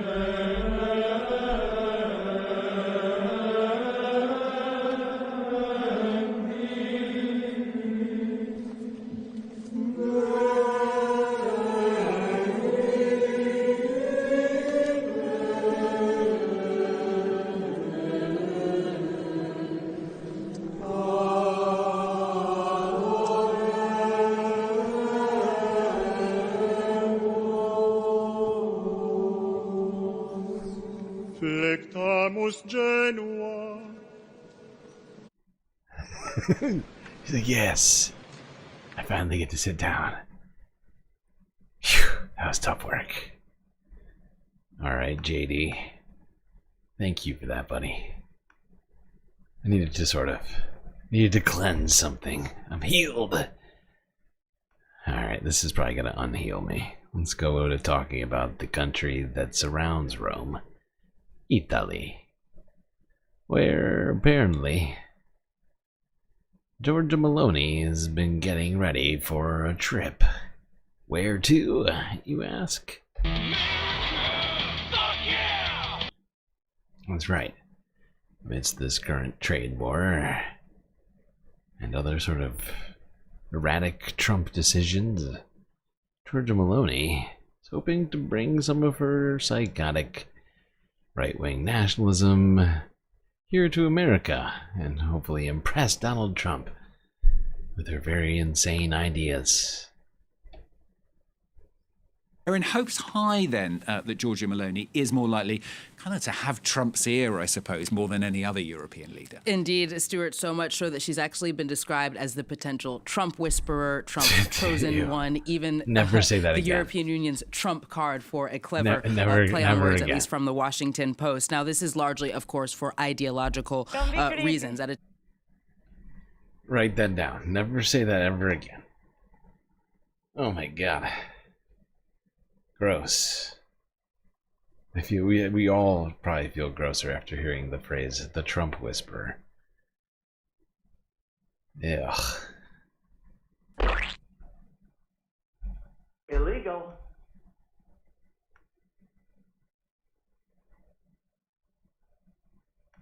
When the Trump administration has been kind of... God damn it.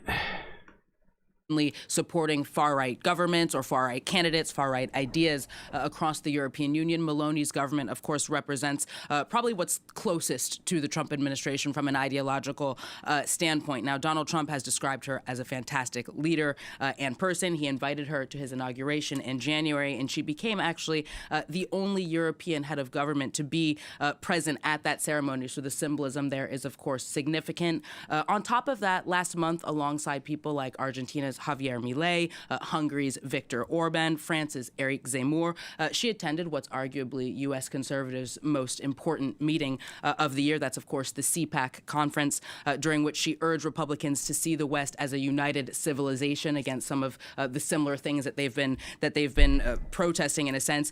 And she also defended Vice President J.D. Vance's speech in Europe, where he lambasted European governments for caving essentially to far left parties. Now, from a policy perspective, Stuart, the ideological compatibility lies in numerous areas. Yeah, no kidding.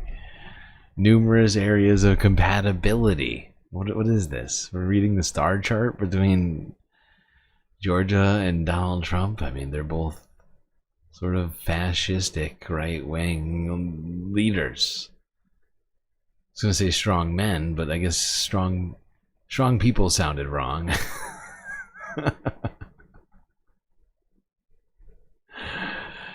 Oh my God.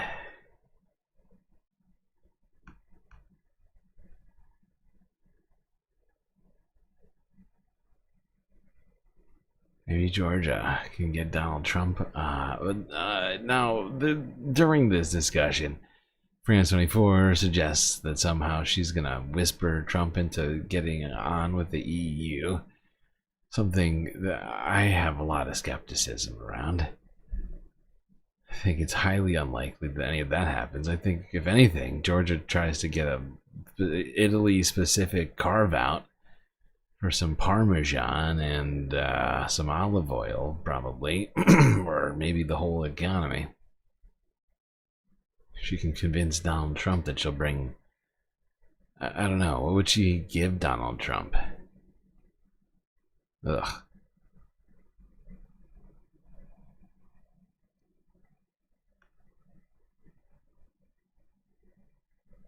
But they do have lots of stuff to kind of bro down on, if you will. You know, I don't know if you know about Italy's immigration policy of late, but they've been actually kind of the Trump of the Mediterranean. Let's go here to AP Archive from a couple of days ago.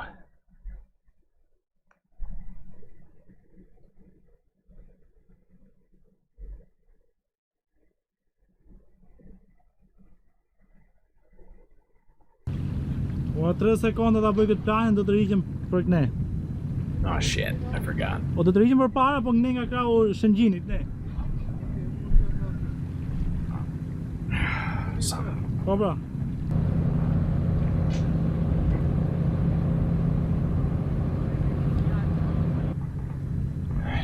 I'm not ready. I'm not ready for this.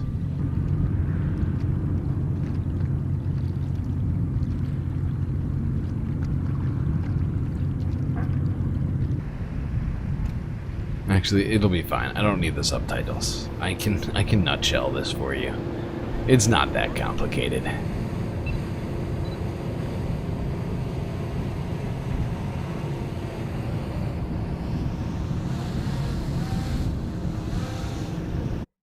So what you're witnessing is migrants getting off of boats in the Mediterranean, coming from Italy and going to Albania. You might be asking yourself, what are they on holiday? No, they are not. Italy's been doing the same thing Donald Trump's been doing, but El Salvador's super far away. So they've been going to Albania with their migrants. Georgia has been just sort of shipping them all over there, saying, get out of here. We don't want you. So in many ways, she's sort of the Trump One of the Trumps of the Mediterranean. The Lady Trump of the Mediterranean. Ooh, that sounds good. We're gonna go with that. Okay. But you know what's weird? Besides from the horrifying vibes created by Georgia, you know, she does it. She's doing this. She's doing this policy in the middle of the EU being at the lowest border crossings in general in 5 years. According to TRT, here is TRT World from 3 days ago on that. So she's like just like Trump. Statistics are going down, but the deportations are going up.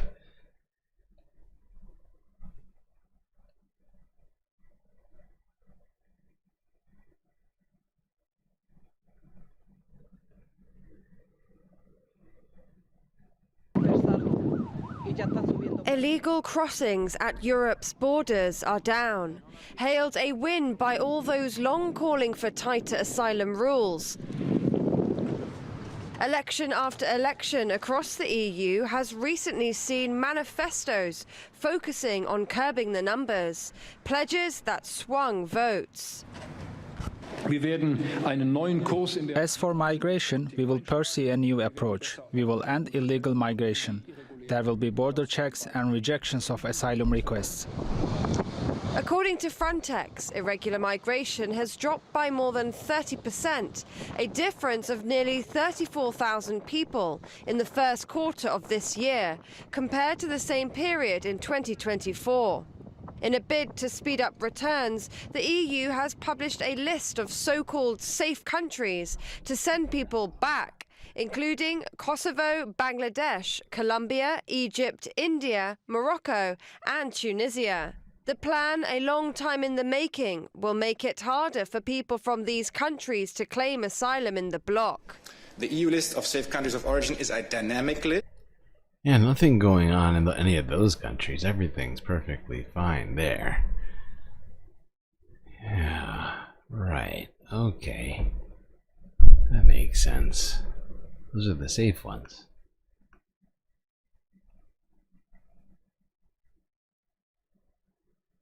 Yeah, those numbers are down at the lowest level since 2021. So I wonder what Donald Trump and Georgia Maloney will bond most on. Suppose we'll have to wait and see. Now let's go here. Talk about what happened at the ECB. President Christine Lagarde spoke after the ECB made its interest rate decision. Here's part of that press conference from 2 days ago.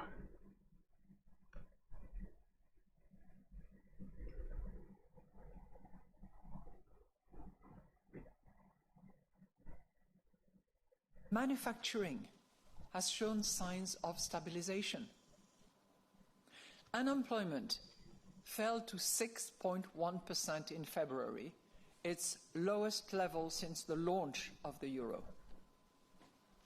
A strong labor market, higher real incomes, and the impact of our monetary policy should underpin spending.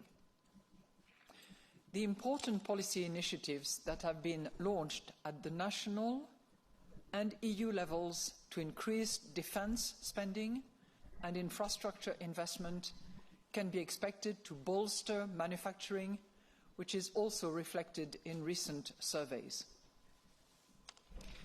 In the present geopolitical environment, it is even more urgent for fiscal and structural policies to make the euro area economy more productive, competitive, and resilient. There we go. That's enough of that. ECB decided to lower its interest rates by 1/4 of a point. And Christine talked about it for practically an hour, saying almost nothing. Aside from the fact that Donald Trump is causing them a lot of concerns, but are trying to remain as optimistic yet forward-looking as possible.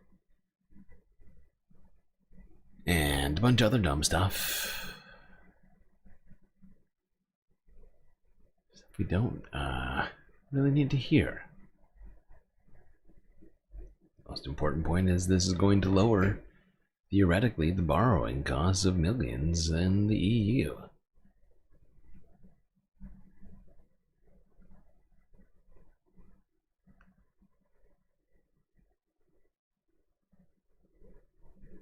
Alright, let's go here. Let's recap all this ECB stuff quicker. Reuters, you can talk faster than Christine Lagarde, right? Come on. Come on!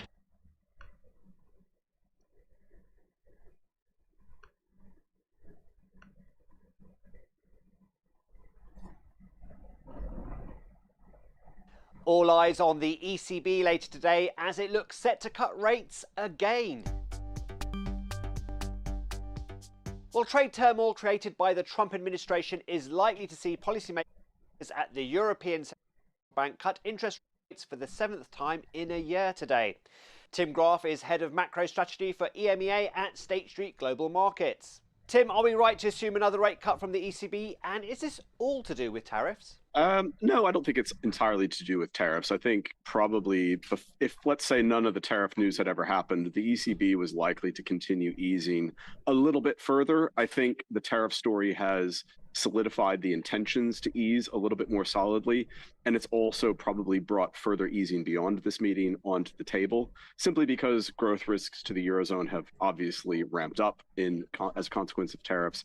But growth risks were already relatively high anyway before all of this news. So they were looking to get rates, I think, to or just below neutral anyway. This just locks it in. So you said that you thought we would still get a rate cut even without the tariff noise, but not as aggressive. So how aggressive do you think the ECB will be for the rest of the year? I think for the rest of the year, we should probably look for at least 2 more cuts after this meeting. And that's where I really think markets have started to price in that easing due to the trade war consequences. I think prior to that, you could have looked at the situation and thought, well, fiscal policies. All right. Well, bankers expect further rate cuts in the EU. Clearly, the EU is trying to stimulate economic growth through interest rate manipulation. Whether or not that will work, questionable. Theoretically, it could work.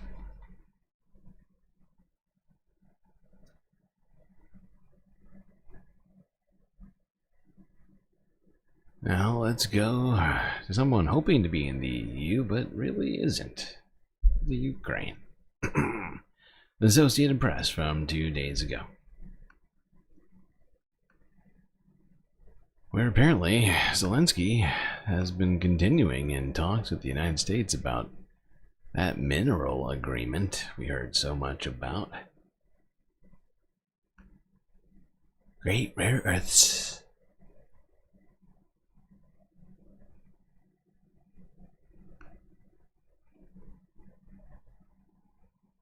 Elon has been telling me they have a lot of great rare earths, and I'm very excited. They owe us Earth. Good results have been achieved by the Ukrainian government team working with the American side on an economic partnership agreement. First Vice Prime Minister Zvidenko reported on this today. Basic legal matters are almost finalized, and if anything, if everything continues to move as quickly and constructively, the agreement will bring economic results to both of our countries, Ukraine and America. It's been 36 days since America offered a complete and unconditional ceasefire in the sky, at sea, and on the ground. Ukraine immediately accepted this offer more than a month ago.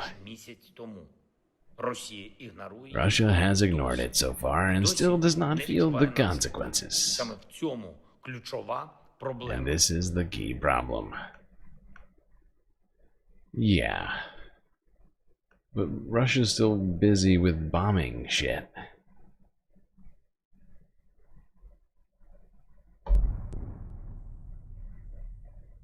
Apparently, for the first time in multiple months, almost 3 months to the day, Donald Trump taking office and having claimed that he would bring peace and an end to this day one. Finally, Donald Trump has apparently directed Steve Witkoff to talk to the Europeans. Shocking, I know. We said this would be maybe convenient to have done at the same time as the rest of the talks that were all done in this sort of compartmentalized way. This doesn't feel efficient to me. I'm not an expert on efficiency, although we do talk about it a lot in the light of this current administration. We keep getting told that efficiency in government's important. Instead of having one meeting with the Europeans and the Russians and the Ukrainians, we've had 3 separate meetings, or at least 3. I mean, we've had multiple meetings with each of these 3 separate groups. It seems to be not the best strategy. But hey, at least we're doing all of the pieces now. Only took 3 months.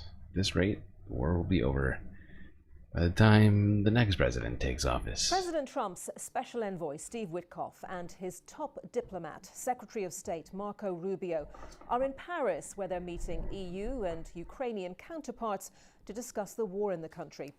It's the highest level of transatlantic engagement since February about ending the war.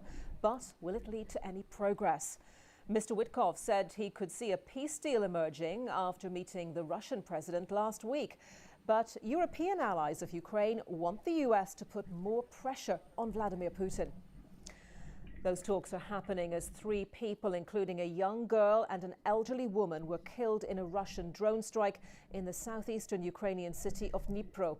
The regional governor says around 30 people were injured and 16 are being treated in hospital after the strikes hit homes as well as student accommodation.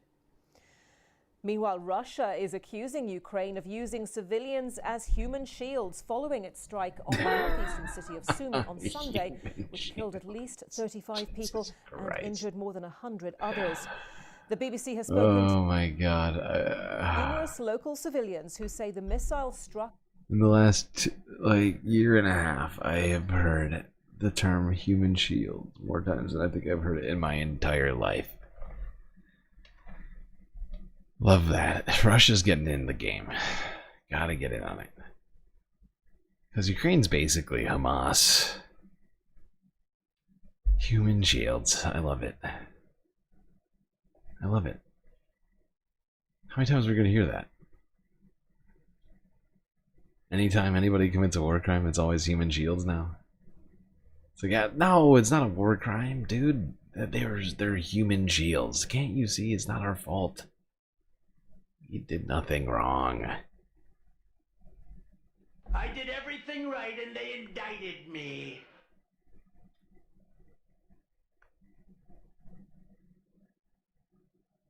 A busy central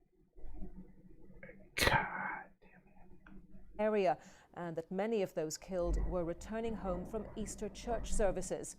Russia's foreign ministry spokesperson went on to accuse Kyiv of staging the attack. Over the last days, the so-called collective West I get it. I get it now. raised the public outrage on the 13th of April by the Russian army, a high-precision strike with demolition Red rockets flag human shield. on the restaurant Magellan, where a meeting of Ukrainian command with participation of the Western instructors took place. False flag, that's what I meant. False flag. Wow. All these They're hitting all the Western sweet media talking points. hyped on this poorly staged propagandistic fake on the alleged God damn you, Western media. Faking the fake human shield attack. Illegal.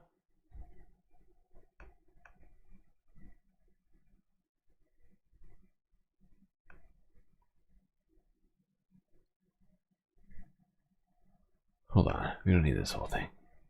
Let's talk about the Steve Witkoff. He is coming. Where is it? Somewhere in here. Do multiple stories in this thing, don't they? I forgot. I hate you.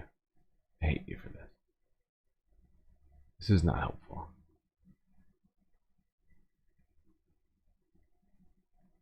I think it's over here.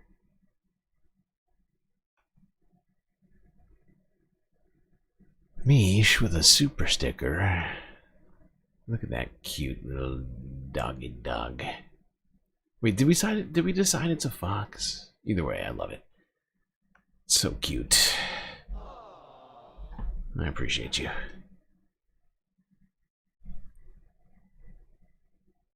Alright, here. I think this is where they start talking about it.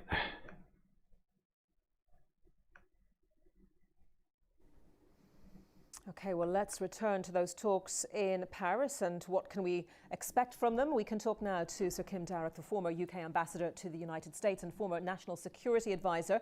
Thank you very much for joining us. So your thoughts on what's happening in Paris today, the US, the UK, France, obviously, Germany, Ukraine, all involved.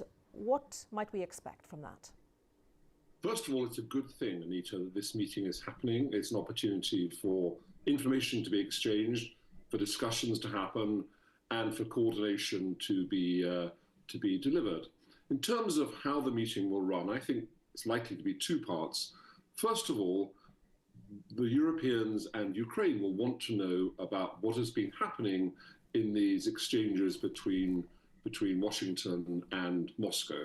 Witkoff, the lead US envoy, has had a meeting with Putin recently. What happened there? What other exchanges and contacts are going on? Where exactly are the Russians now?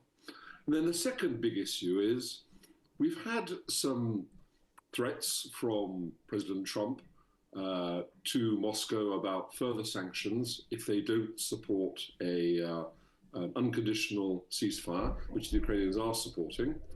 Russians still haven't got there.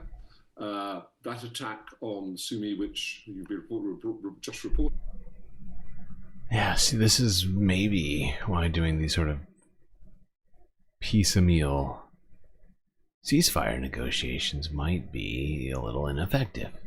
Because if you don't have everybody at the table when you're having the talks and you have to fly a fucking plane somewhere else every single time you want to have a discussion, rather than just walking across the table and saying, hey, what do you think about this?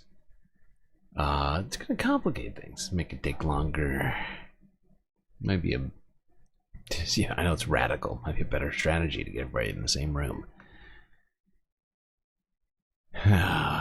Okay. I'm sure Steve will be very successful. Oh, God.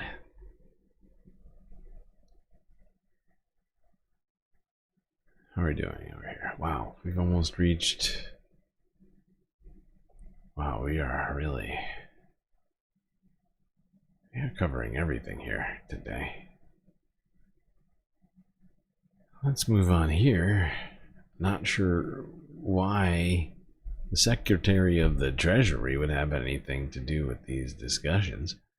But let's see what Scott Bessent had to say about this apparent US-Ukraine mineral deal that's supposed to happen, even though it's not clear that there's that much available, easily available to mine in Ukraine for as it relates to rare earths. They got stuff, you know, they got the aluminum for sure, and some other stuff, but rare earths.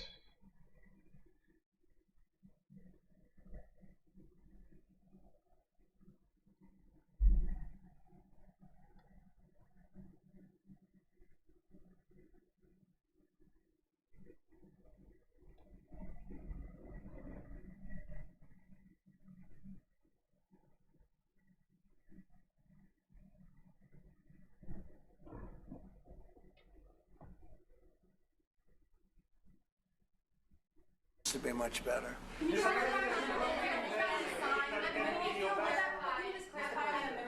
that be signed here at the White House with Ukraine on Thursday? Will President Zelensky be coming here for that? I don't know exactly. I'm going to leave that to Scott. What do you think? Where would it be signed and when?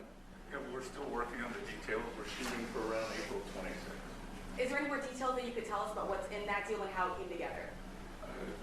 It's substantially what we agreed on previously, but the president was. Is anyone else as confused as me as to why Scott Bessent is the one telling us about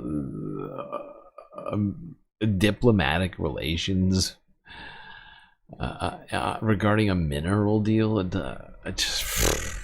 Wow, I just don't understand. It seems really weird. I'm not sure what that has to do with the Treasury. That we're gonna funnel that money to the Treasury to pay the billionaire tax cuts? Is that how it's related? I don't know. It's all very confusing.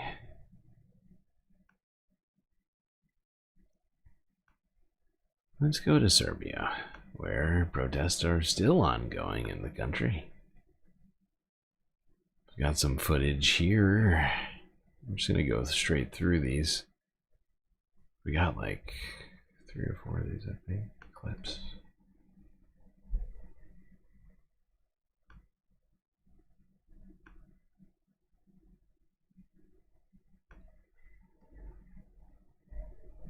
I'm not sure we need all 4.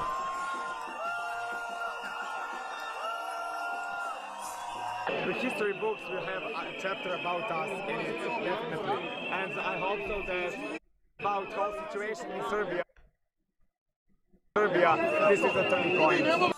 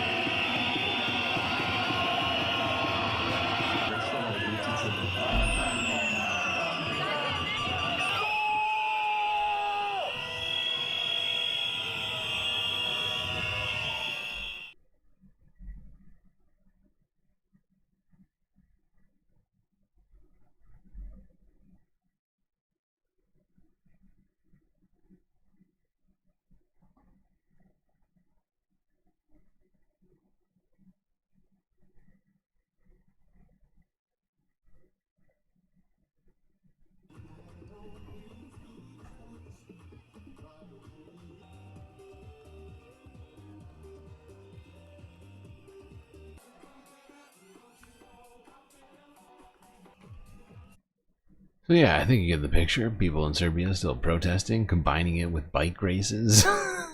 I mean, it's kind of amazing, just you know, how determined they seem to be on all of this. But we've been keeping track of these protests happening in Serbia for quite a while now.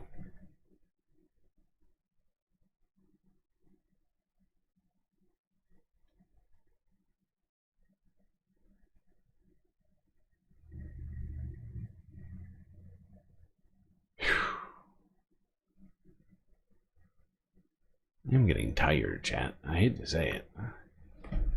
I'm struggling with doing all the things.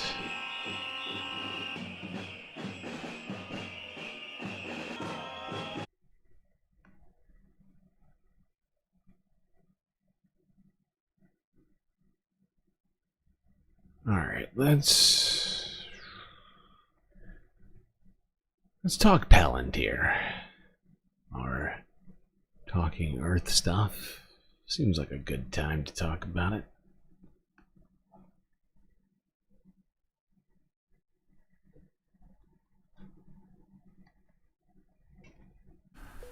It's one thing to criticize your former employer. It's taboo to do that. But to criticize an employer that also owns extremely lethal technologies and surveillance technologies that are highly invasive and used in war zones is something else entirely. Illegal. It's 2025. We're all kind of used to government surveillance.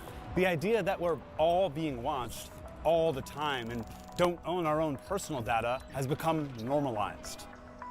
We're also used to the military spending vast amounts of our money on just a few giant defense contractors.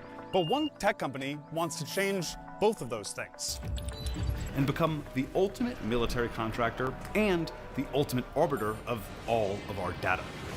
Palantir is here to disrupt and make the institutions we partner with the very best in the world, and when it's necessary, to scare enemies and on occasion kill them. Check out Palantir shares surging 22% after the company cited a boom in demand for its AI software from the U.S. government. We're doing it. We're doing it. And I'm sure you're enjoying this as much as I am. Palantir, I don't a think I tech company am. based here in Denver, claims they can revolutionize government systems with their data analysis software, newly powered by artificial intelligence. They've been hired by the Department of Defense, the FBI, local police departments, and even the IRS and Wendy's to take in the information those organizations collect even more information, and use that data to draw conclusions. It can be used to completely reconfigure organizations' ontology, its reality, what systems matter, what information matters, what processes matter, how they are structured, what biases are introduced at each of those stages. We talked to a former Palantir employee, dug into decades of research, and listened to hours of Alex Karp's own words to unwrap the layers of Palantir's carefully cultivated sales pitch, how they capitalize on fear, uncertainty, and unrest. I don't think in win-lose, I think in domination. This is a company built for bad times. Bad times mean strong finances internally. Bad times are very good for Palantir because we Bad times are good for Palantir. That are built for danger. That shit is fucked up. Rewind. That is the worst catchphrase I've ever heard. Bad times are good for Palantir. You know, you go fuck yourself, buddy. You go back to reading the goddamn Silmarillion, okay? Settle down.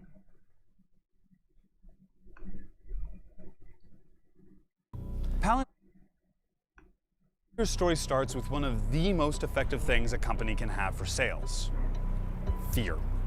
After the September 11th attacks, the United States government began expanding surveillance both at home and abroad. This was, Not gonna do it. of course, Wouldn't be a prudent at boom this for the juncture. defense industry at large.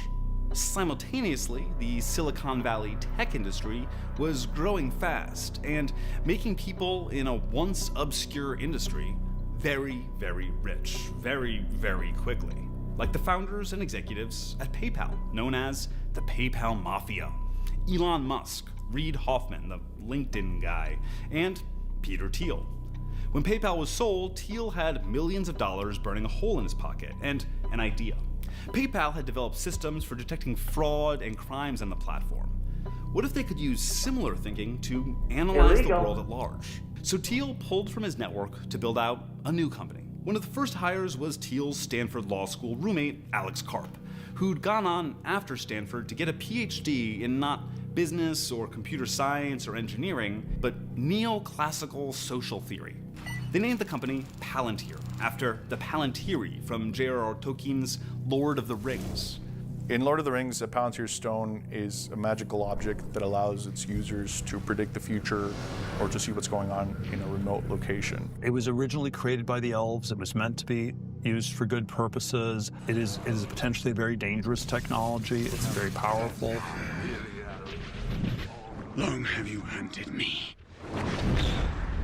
So that's Middle Earth, but what does Palantir do in a regular Earth? And what we do is we use what legal scholars call predicate-based research. So we would look at you, and then we would go out and say, oh, there's lots of different things in your life that may be indicative of someone involved in bad behavior. Put simpler, they make software that makes it easier for their customers to collect and analyze data, and then act on that analysis, with and without AI. By 2013, 10 years after their founding, Palantir's client list included the FBI, the CIA, the NSA, the Marines, the Air Force, Special Operations Command, and more. Did your company help to track and kill Osama bin Laden? You know, we can never. I'll tell you, the closest thing to an answer is when you look at the Like, when you open the paper and look in the news about these kind of things, there's a 2/3 chance, depending on the country involved, that somehow my company was involved. The dude just gotta chill out. I swear to God. Fucking creepy shit.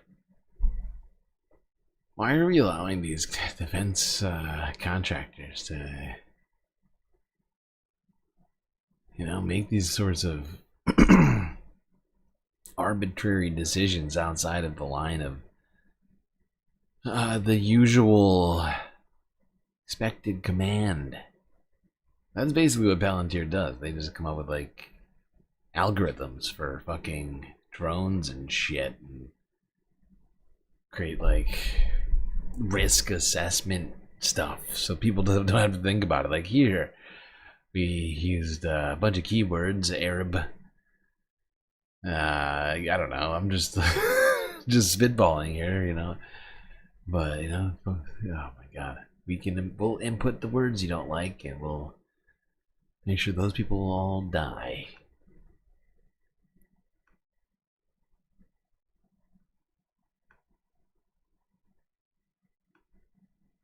The mission that is pushed to employees is that we're solving the world's hardest problems and supporting Western institutions. That is the main driver of sort of this militaristic culture that is developed inside of Palantir. If you do not feel comfortable supporting the legitimate efforts of America and its allies in the context of war, don't join Palantir. This entire message of, like, we are the most lethal, we are the most able to surveil. I love how one of the work requirements is love for country. It's basically a national, it's a nationalist, capitalist enterprise. You can't work here if you don't love America.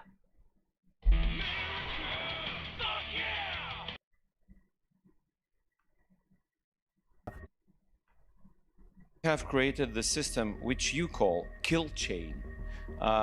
Privately. Publicly, the lawyers have some innocuous, So something how like does- tech for the amelioration of unwanted blah blah blah. Some term we're supposed to use. Okay, let's. Yeah, for me, it's the kill chain. Kill chain sounds good. Kill chain isn't an original term created by Palantir. It's the more general military verbiage for the series of decisions leading from identifying a target to taking their life. Palantir's contract added their software and artificial intelligence to the kill chain. It's quicker and better and safer and more violent. It's tech that Juan helped market. It reduces the distance you have to the problem, but when you're able to take a step back and really see all the narratives and how they were shaped and the actual application of these technologies, your whole world starts falling apart, which is something that, you know, definitely happened to me. Juan didn't leave Palantir entirely for ethical reasons. He just got another job.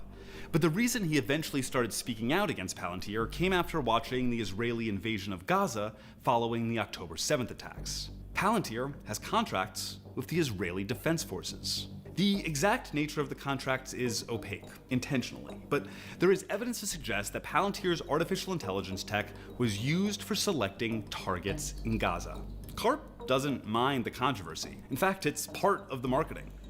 Palantir will even pick up the projects that other companies rejected for political reasons.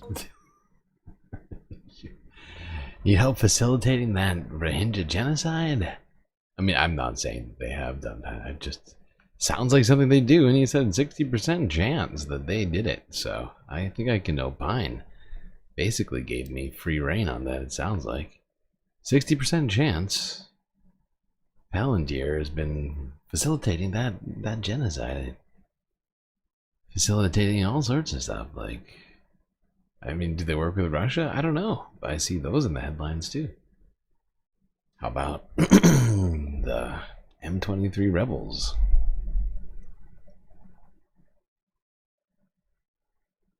Oh right, it's only pro-America. It's gotta be America first.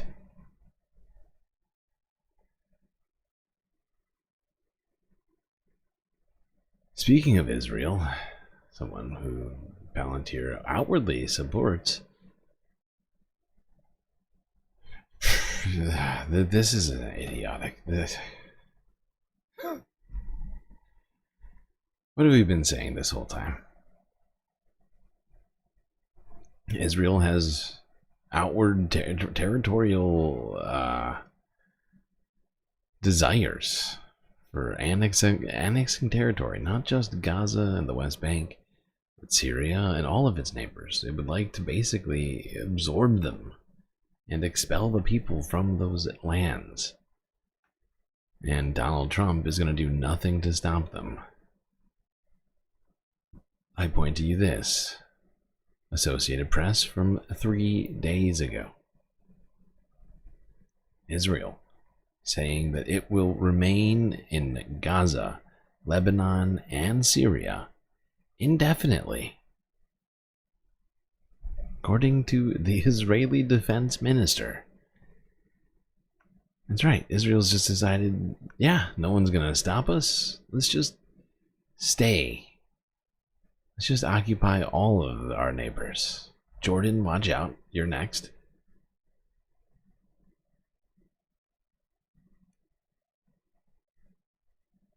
They're already technically occupying part of Egypt in the Philadelphia corridor.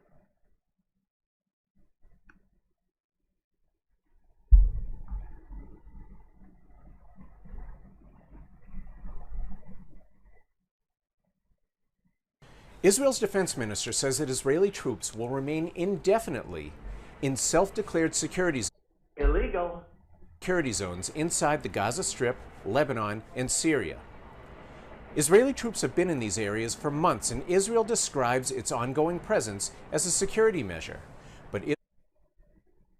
But Israel's Arab neighbors and much of the international community consider this to be a military occupation. Yeah, the office of Israel's defense minister tells the AP that the continued presence inside Syria and Lebanon will depend on ongoing security developments, but they say Israel is bent on remaining inside Gaza for the long term. This could complicate ongoing efforts by international mediators to strike a ceasefire. Hamas has said there will be no end to the war and no release of remaining hostages from Gaza without a full...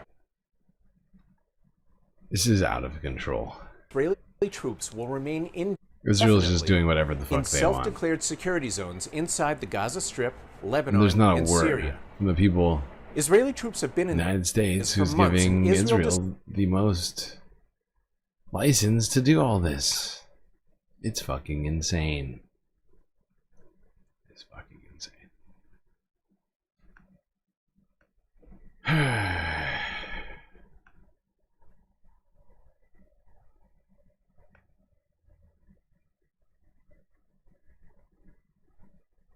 All right, let's go to this.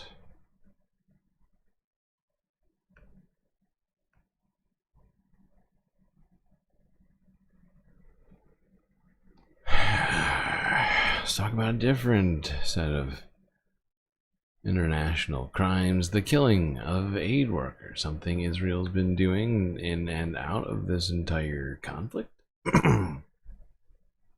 And now autopsies have been done on the most recent set of aid workers killed by Israel. Here's France 24 English from 2 days ago.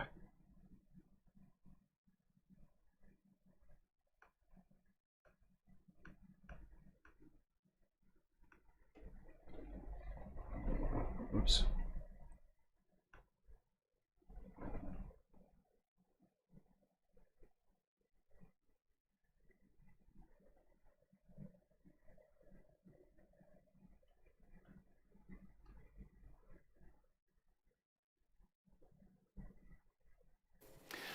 Now, Israel's military had been due to hold a briefing shortly on the Gaza medics killed by Israeli forces back in March. That as reports emerged that autopsies on the bodies have confirmed that they were shot in the head and chest. At the last minute, though, with the IDF saying the briefing postponed due to scheduling issues. It's the third time, in fact, that they've put it off. Now, the incident remains highly controversial. Israel has admitted its troops opened fire on 2 convoys of ambulances in Rafah last month and dug a mass grave to cover the bodies of those killed until the corpses were found by a UN team 6 days later.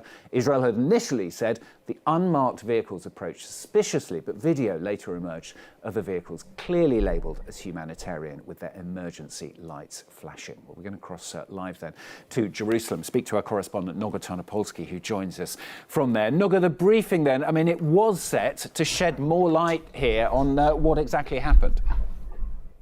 That's right, Stuart. Good morning. We're still expecting to be debriefed by the Israeli army at some point. And in fact, the person who is set to brief the media is a very, very senior general. It's not a normal debrief this time.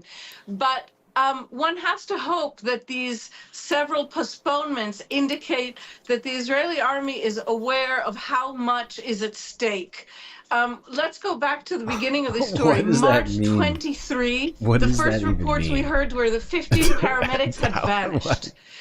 Very mysterious report. And since then, as you described, an unfolding story of the death. What does that even mean? I don't understand. What's at stake? What's at stake for Israel? No, I really don't understand. They've already been accused of war crimes and genocide by the International Criminal Court. Benjamin Netanyahu's wanted at The Hague. What's at stake? The reputation of Israel? You're living in some sort of alternate reality right now. Anybody who's paying attention knows that this is just one instance of a litany of evidence. France 24 is often living in some sort of alternate reality with Israel. Their coverage of Israel does really disappoint, always. Which is why we gotta go there. Like CBS. Always trying to tell it like they want us to hear it.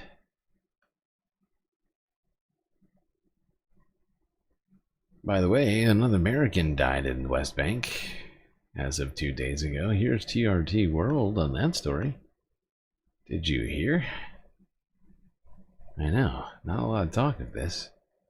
But the IDF killed a U.S. Teenager in the West Bank.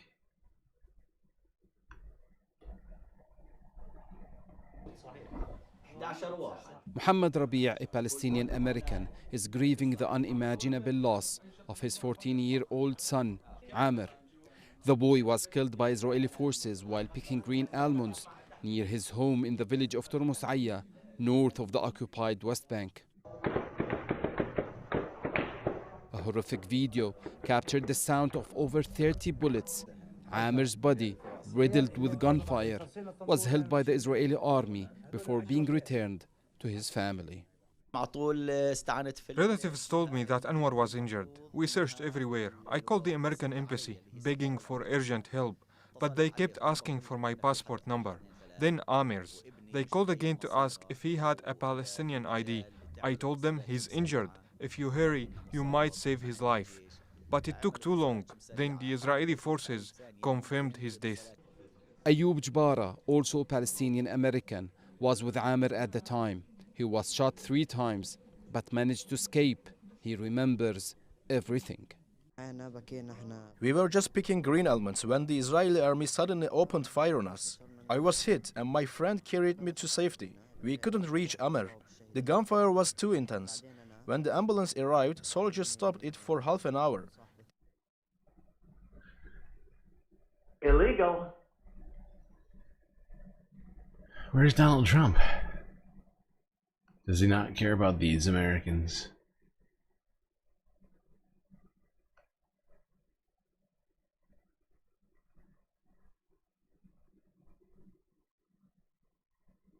No, I don't think he does. We're not going to hear anything from him or Marco Rubio or Pete Hegseth, any of the top defense officials probably won't be hearing anything at all. Or about the humanitarian crisis in Palestine.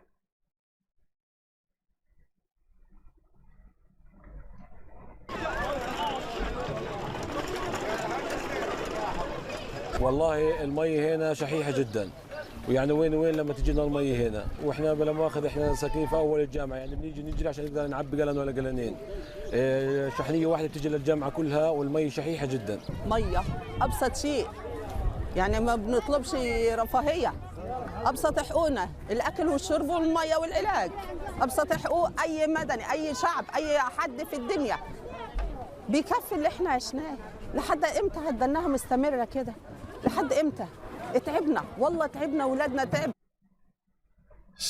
I don't have it in me to read this out for you, I'm sorry.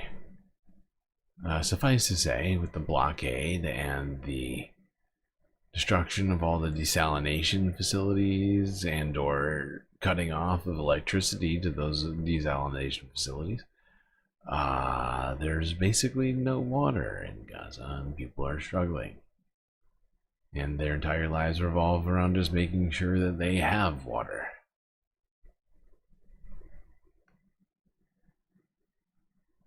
Let's go back to the United States.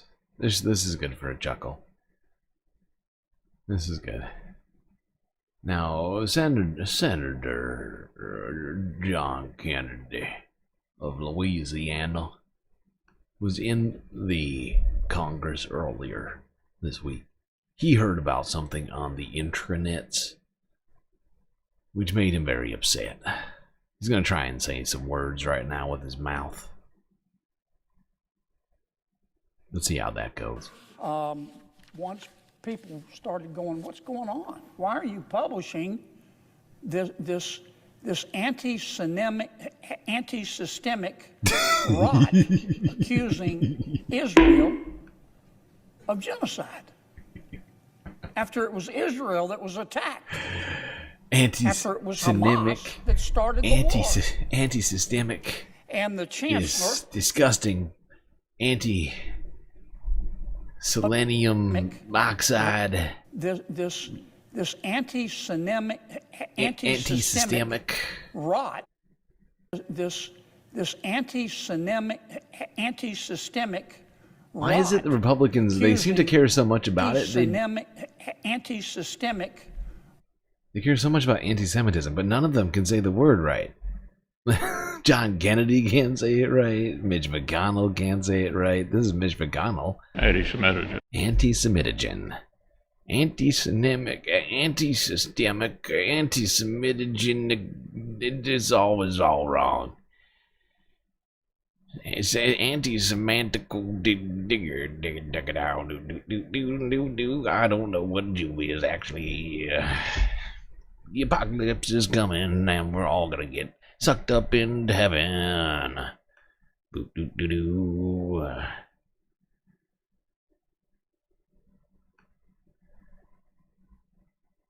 Watch out for the anti-Semitism, people. It's coming for us. It's a scourge. The anti-systemic, anti-disestablishmentarianism.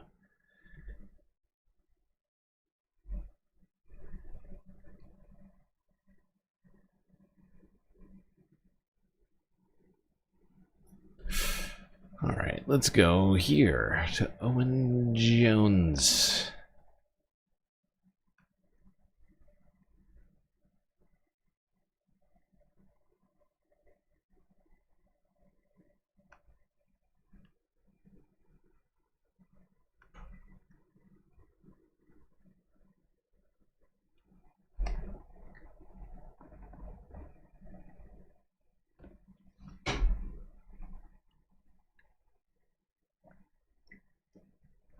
Some of you may understandably feel like you are losing your minds. What exactly is Israel supposed to do, you are asking, before politicians and media outlets accept that a despicable, heinous crime of historic proportions is being committed in full view of the world and take action accordingly? What atrocity exactly? What genocidal statement? What confession of criminal intent and action crosses that line? The situation in Gaza right now, facing the remaining Palestinian survivors, is worse than ever, and most media outlets are going silent. We will not do so. Let me just go through some of the latest. The Israeli Defense Minister Israel Katz has just publicly confessed to deliberately starving the Palestinian population. Let me just read his tweet out. He says, as I mentioned in my announcement, Israel's policy is clear and no humanitarian aid is about to enter Gaza, and preventing humanitarian aid to Gaza is one of the main pressure tools that prevents Hamas from using this measure against the population, in addition to the other steps that Israel is taking, and it is a shame that there are those who try to mislead. In the current reality, no one is prepared to bring any humanitarian aid into Gaza, and no one is preparing to bring in any such aid. I emphasize that in relation to the future, the mechanism for using civil society must be built as a tool that will not allow Hamas access to the issue in the future. There is no room for interpretation here. The Israeli Defense Minister has made clear that no humanitarian aid is allowed to enter Gaza. At the same time, Israel has destroyed agriculture and food production in Gaza. Last year, at the end of last year, the UN found that 70% of farmland had been decimated, 90% of cattle killed, while a report by Forensic Architecture, a team of experts, found that 83% of plant life had been destroyed in Gaza. Now, the International Criminal Court last year issued arrest warrants against Israeli Prime Minister Benjamin Netanyahu and Katz's predecessor, Yoav Gallant, for war crimes and crimes against humanity, centering on the question of starvation. Deliberately starving a civilian population clearly violates multiple international laws, such as Article 33 of the Geneva Convention prohibiting collective punishment, and is inherently a genocidal act. Article 2 of the Genocide Convention of 1948, paragraph C, which states, deliberately inflicting on the group conditions of life calculated to bring about its physical destruction in whole or in part. Katz has simply once again admitted to war crimes, crimes against humanity, and genocidal acts. There is no other interpretation, no other way of reframing what's been said, no leeway possible. There has been a total blockade in Gaza since the 1st of March, and the bakeries of Gaza shut 2 weeks ago. And Philip Lazzarini, the Commissioner General of UNRWA, the UN Agency for Palestinian Refugees, says that stocks which entered Gaza during the ceasefire have been depleted. We can see the desperation of hungry children in Gaza.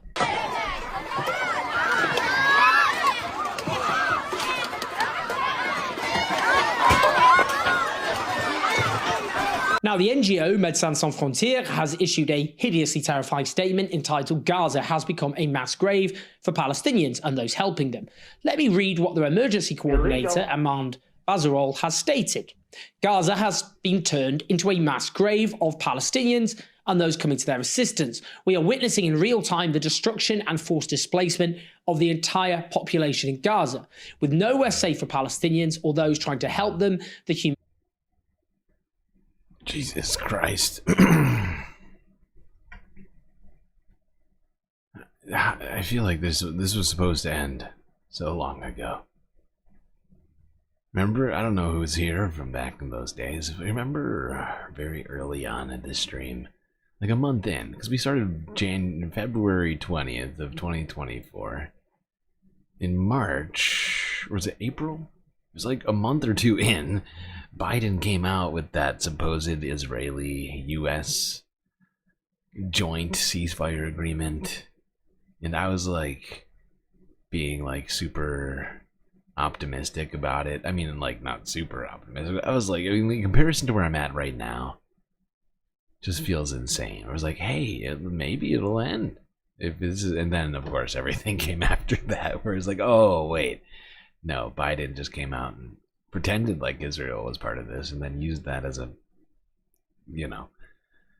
wound up getting used as like this fake example of how Hamas was unreasonable, even though they accepted the agreement, and Israel was actually the ones who completely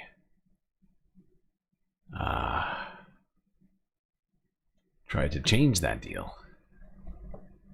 We were sold a bill of goods, and it's been over a month. It's been a month and a year since that deal, if I'm not mistaken, was announced, somewhere around there.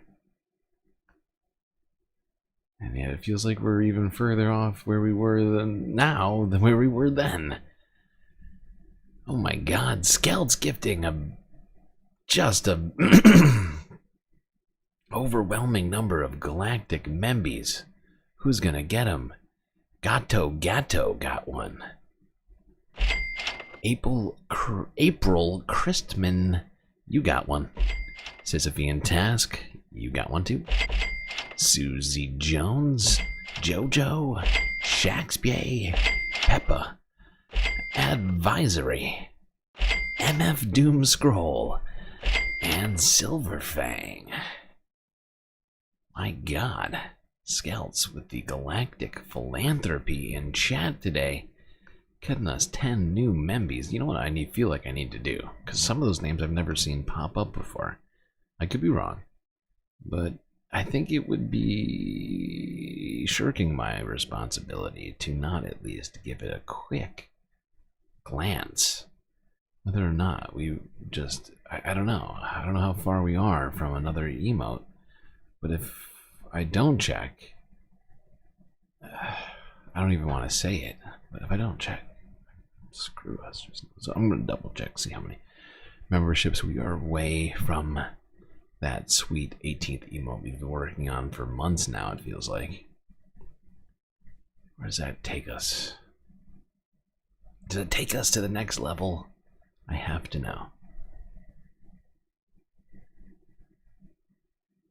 Where are we on this? 3 members needed. We are so close. 3 galactic memberships. So if you're in the chat and you haven't become a member, do consider. It's only $3. Get access to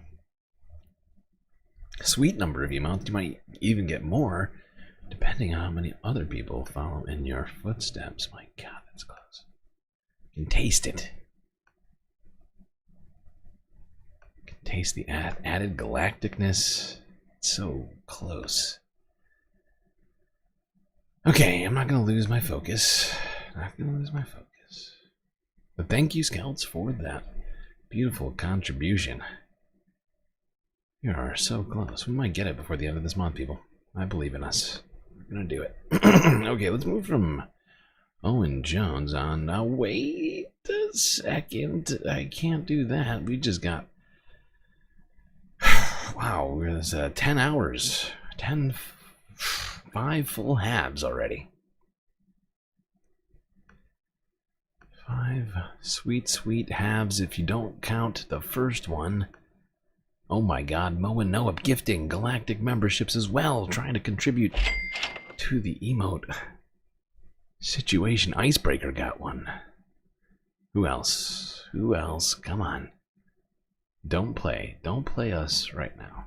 Don't even play. Do not play. Do not play, YouTube. We deserve 4 more. This is bullshit. Do it. Do it now. YouTube.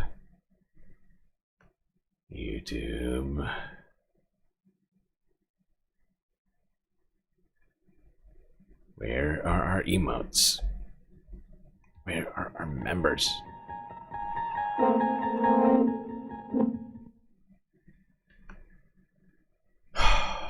It's gonna happen. It's gonna happen. Everybody just relax. Pray to Gary. Tell YouTube. Get in here, YouTube. Give us our goddamn members. It's incredibly rude.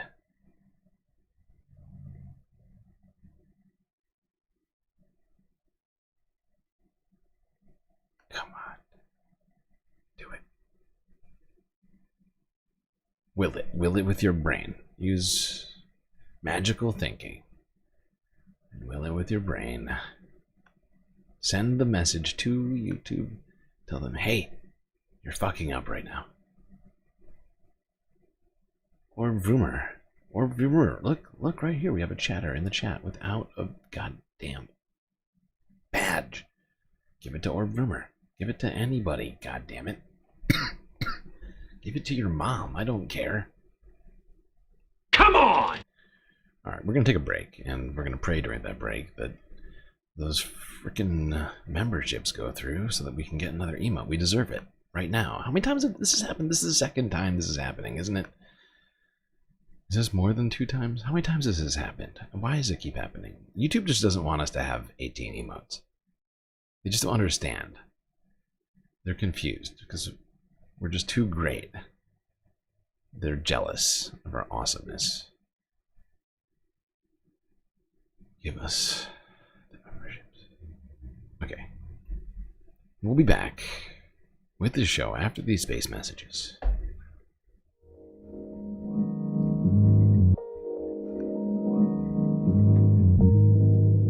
Well, I do hope everybody has been enjoying the stream so far. If you haven't already, hit the like button, and don't forget to subscribe. Maybe hit that bell icon too, so you don't miss any episodes of the Spacecast. While you're at it, do consider contributing to the Galactic News Network, as we are completely funded by individuals such as yourself. YouTube, Twitch, Cash App, and PayPal. But of course, the best way to get the most space benefits for your dollars is to go onto Patreon and become a Galactic Patron. Only $3 a month give you access to some very sweet bennies, like an avatar on the stream, shoutouts, secret Discord channel, and much more. Anyway, chat, you pick while I try and figure out why we don't deserve to have nice things around here. Maybe yell at YouTube as to why they can't do their jobs. I'm actually gonna screenshot this right now. Let me screenshot this.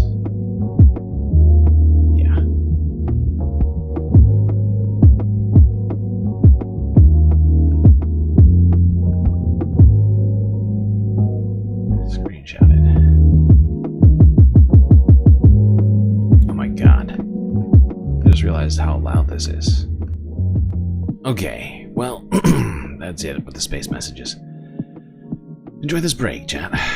Grab yourselves a drink, maybe a snack, and I will be right back.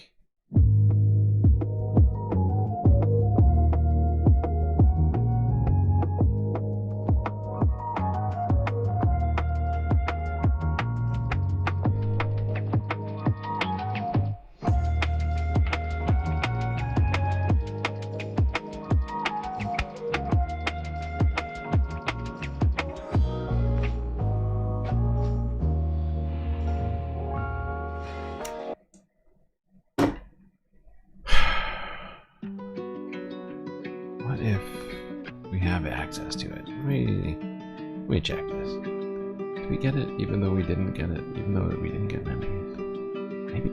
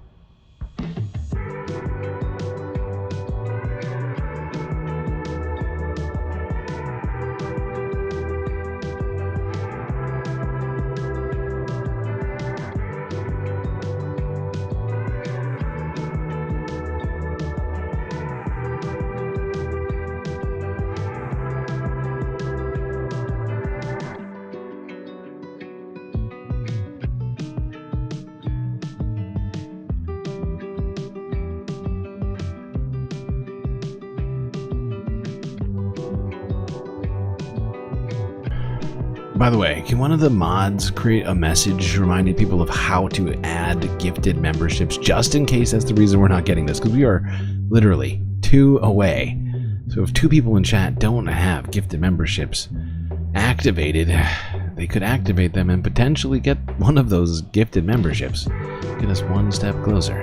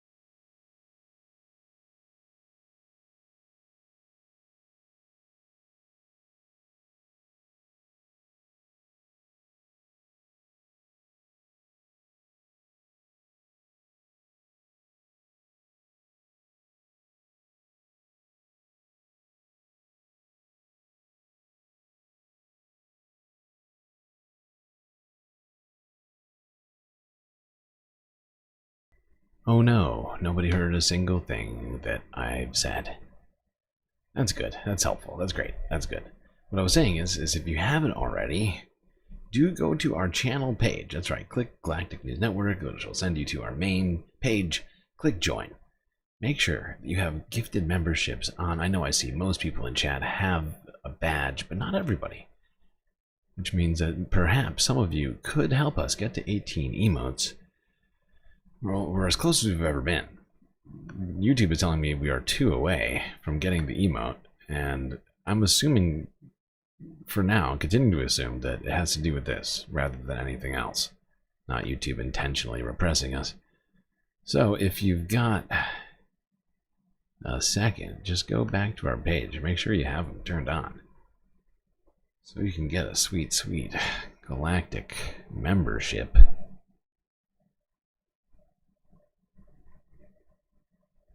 For free, because there's like 4 of them waiting right now. Just waiting there for you. Hoping that someone such as yourself might take that on. I just want that goddamn last emote. It's not even the last one. We can technically, I don't know the limit. Never looked it up. I assume there is a limit. I might be wrong about that. I should look it up. What is the limit? What's the max emotes that you can get? I'm feeling repressed. This is the second time this has happened, although the last time that this happened, it stopped at like, I can't remember what number it stopped at. But it was a higher number than 2. I know that much. We are so freaking close, I can taste it.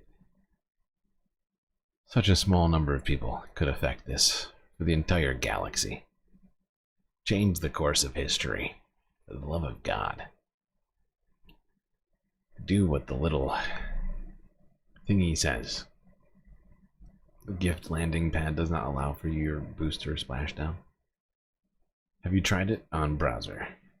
I hear that might be part of it from some people, although it's not clear to me if that's true. Alright, let's go. Let's keep talking about Palestine and another horrifying situation.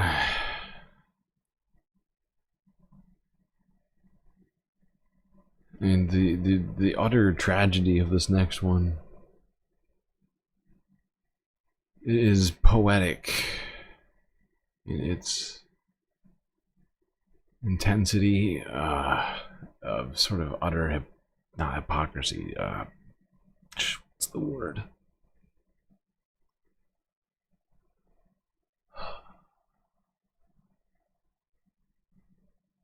I can't think of the word right now.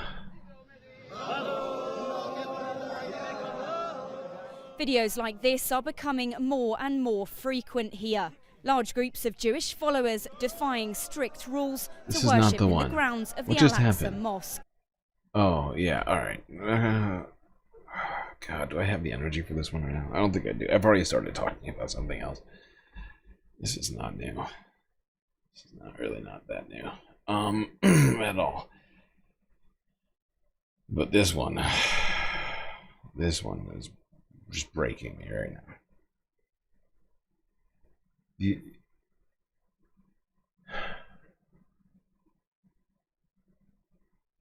I wasn't so tired, I could think of this word.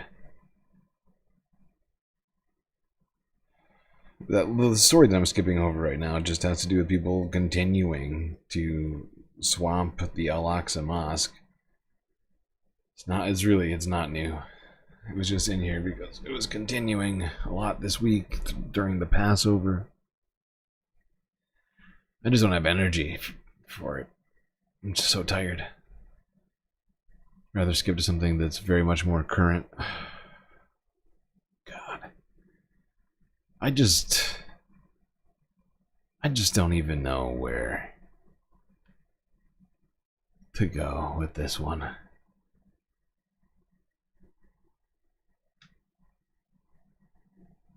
This is just a tragedy, almost impossible to describe.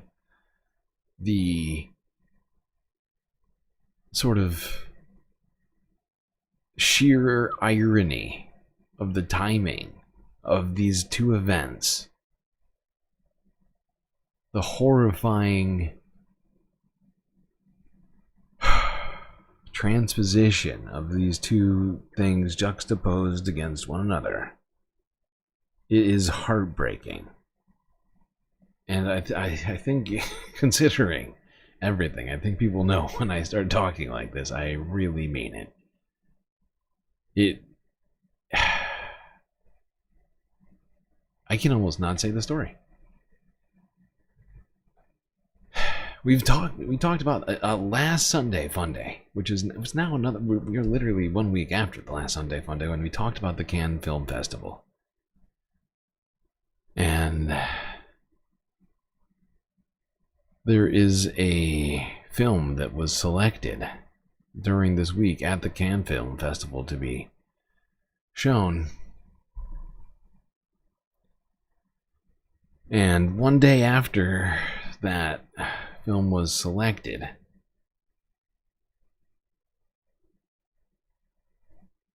the woman who the film portrayed, a Gazan photojournalist, Fatima Hassanah, was killed.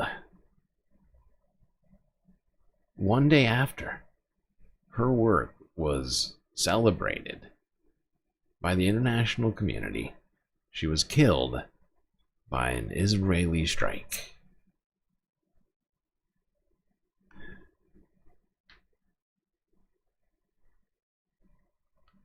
I am running out of ways to accept the inaction of the people whose the responsibility of these things falls on most, which happens to have been, at least in part, my own elected leaders. And it is disgusting to me, beyond disgusting, that none of them have done enough. Or at least the people, you know, how do you say it? Not enough people have done enough. And that sort of inaction is just unforgivable. This is the first live stream genocide of ever. More access to this information has been available than ever before in any other circumstance, and yet they continue to just look away.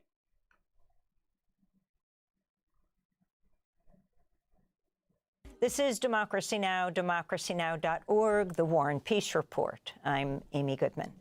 Fatima Hassanah was a 25-year-old photographer and artist from Gaza who documented the devastating impacts on Israel's war on Gaza. She's also the subject of a new documentary called Put Your Soul on Your Hand and Walk. On Wednesday morning, Fatima was killed, along with at least 9 members of her family, in an Israeli airstrike on her home in northern Gaza. Fatima was killed a day after the documentary was accepted at the Cannes Film Festival. This is part of the trailer of the film. Where are you now? I'm Gaza. This is my neighborhood. No one live here or here or there or there. There's no one. When the war started on October 7th, I was traveling around the world, presenting my last film that talks about a war I've personally experienced as a teenager in Iran. I decided to go to Cairo in order to cross through Rafah, but I couldn't because all the roads to Gaza were blocked. Instead, I started filming Palestinian refugees who were just arriving from Gaza. Through one of them, I came to know Fatima. I'm a photographer. Yes, I saw your photos. Meeting her was like a mirror held in front of me that made me realize how much both our lives are conditioned by walls and wars. Part of the trailer of the new documentary, Put Your Soul on Your Hand and Walk. We're joined now by the film's director, Sepida Farsi, award-winning Iranian filmmaker. Oh my God. Who's spoken to us from Paris. Oh my god. Oh, that brings me much solace in this horrifying moment. Can we take a break? Let's take a quick break from this. This is amazing. I need to do it now. I need to do this now. Wait, this is the wrong. Wait, why are we here? I need to fix the TVs in there. God damn it. Holy shit. Thank you for showing me. Look at that. 2 of them went through. Precious Gems of Asia and Good for Boepi. Nice. Jet, thank you for adding me with that one. That's amazing. Alright, well, I'm going to give you some of this.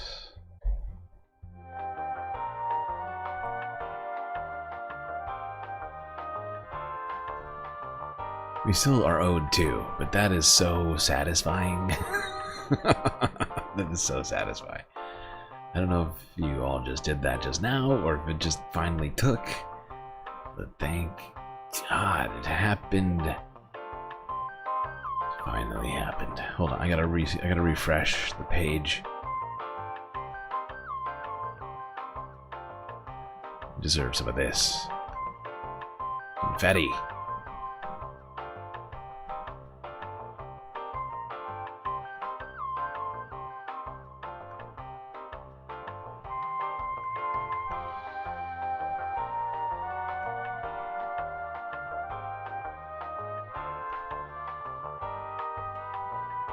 The reason we're pausing right now is because I have to add this emote before we lose it. Yes!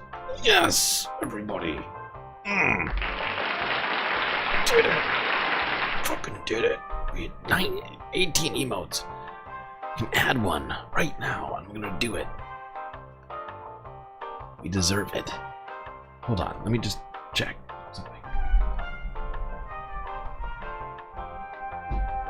By the way, if you're not in the Discord, you should be. This is what I'm about to check on votes to see which of my emotes we should add to this galactic set of emotes. Oh my god. We've been waiting for this day for so long.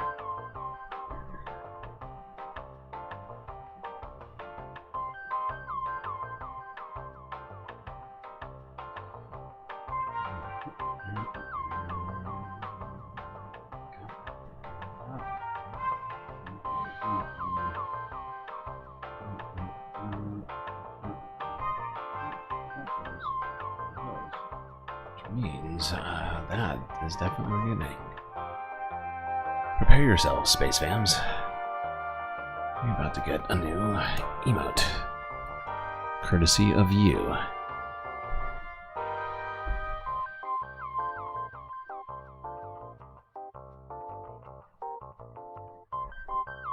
Okay, let's see. Should be in here, I think. Here. Let's see.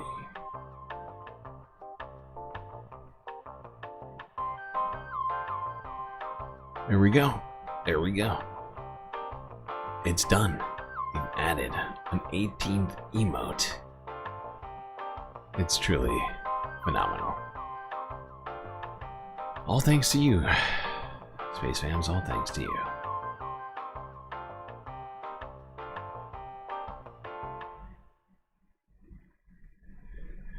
It's truly amazing.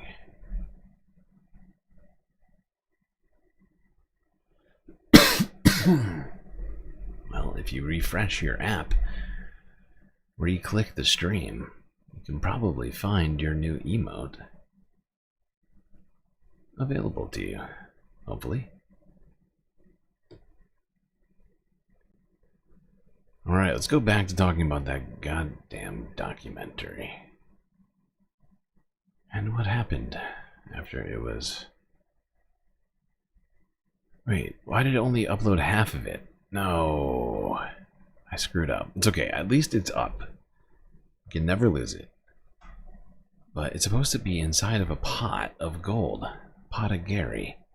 I just see Cloud and Gary. It's supposed to be Gary with a rainbow in a pot of gold.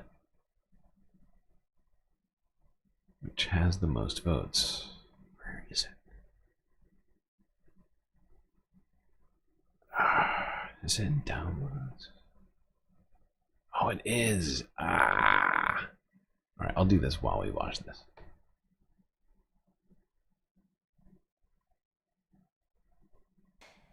Sepida, welcome to Democracy Now! Our deepest condolences on the death of Fatma Hassona, who you were introducing the world to even further in this new documentary. Can you tell us who she was, what she did, and how she died? Hi, Amy. I'm so devastated. It's really hard to. I can't believe she's gone. I don't know how to talk. I met her a year ago, as you heard in the trailer. Sorry, and take your time. I know how unbelievably, horrifyingly difficult this is.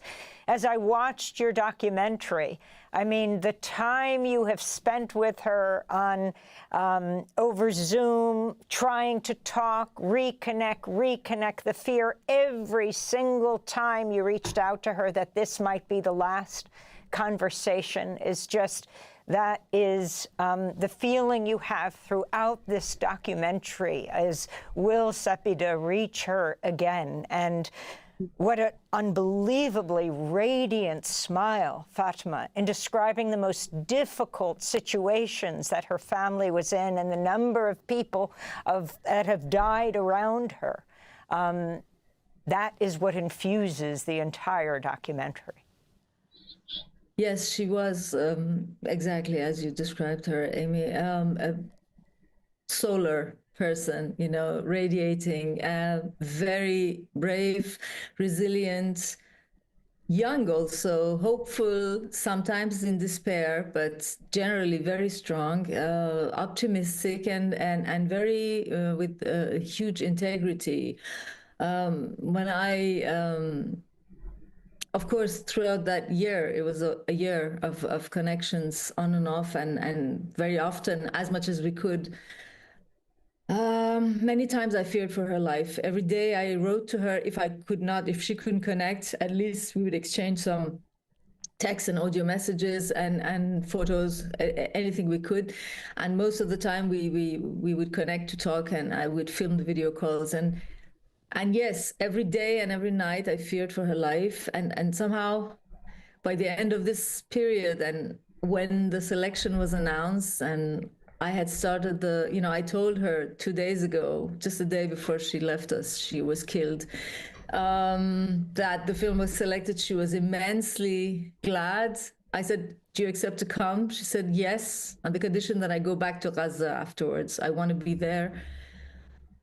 The Israeli occupation wants us to leave. I do not want to leave. I will keep my land and my house like the other Palestinians. But we were trying to get her out, at least for the film's presentation. And a day after, I just learned the news. I can't believe it. I can't tell you how devastated I am. This is fucking... And we lost a great person. Khan put out a statement. Is it pronounced ACID, the ACID team? Yes. That said about Fatma Hassona after she was killed, her smile was as magical as her tenacity, bearing witness, photographing Gaza, distributing food despite the bombs, mourning, and hunger. We heard her story, rejoiced at each of her appearances to see her alive. We feared for her, they said. So if you can tell us how she came to pick up her camera, and one of the just so poignant through this documentary is we meet one by one, even your surprise, in meeting her family members who happen to be in the space she's in wherever she manages to connect to you. We meet her brother, we meet her dad. We look at them looking at you, who is uncovered, a woman, speaking to her in Paris or wherever you are. But she... This is such a harrowing story. Seems like everybody's loving the new Gary emote. Gary is omniscient, you know. Gary is our galactic god. All accepting, all knowing, all loving. He's in a pot, on an island, sipping juice, solving mysteries, hanging out in space. So many great Gary emotes. That's nice to see people rocking that emote in the chat. Another great addition, in my opinion, to the Galactic Gary collection.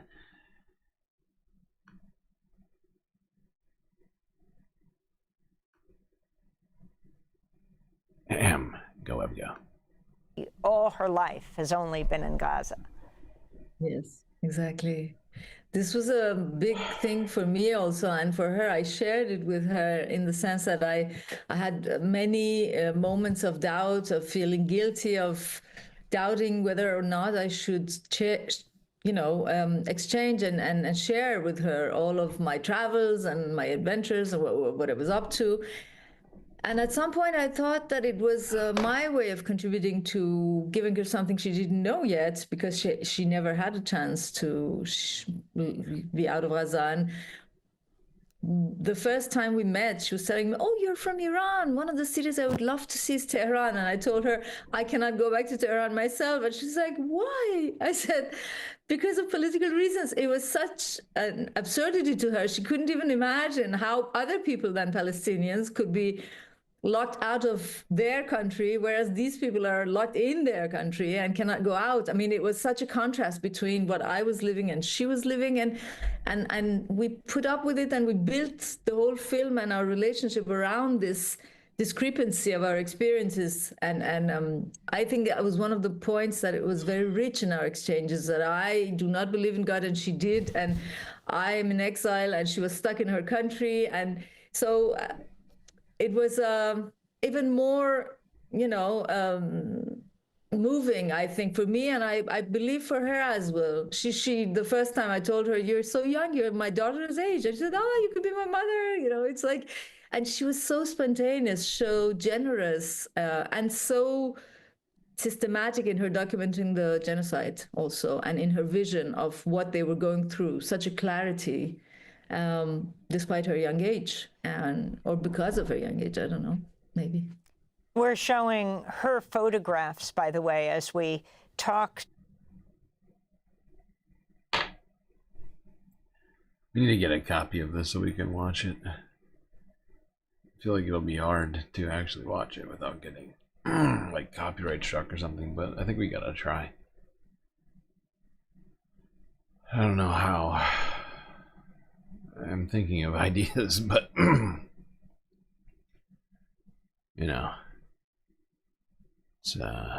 it seems like something we should do in the midst of this horrifying tragedy inside of another tragedy.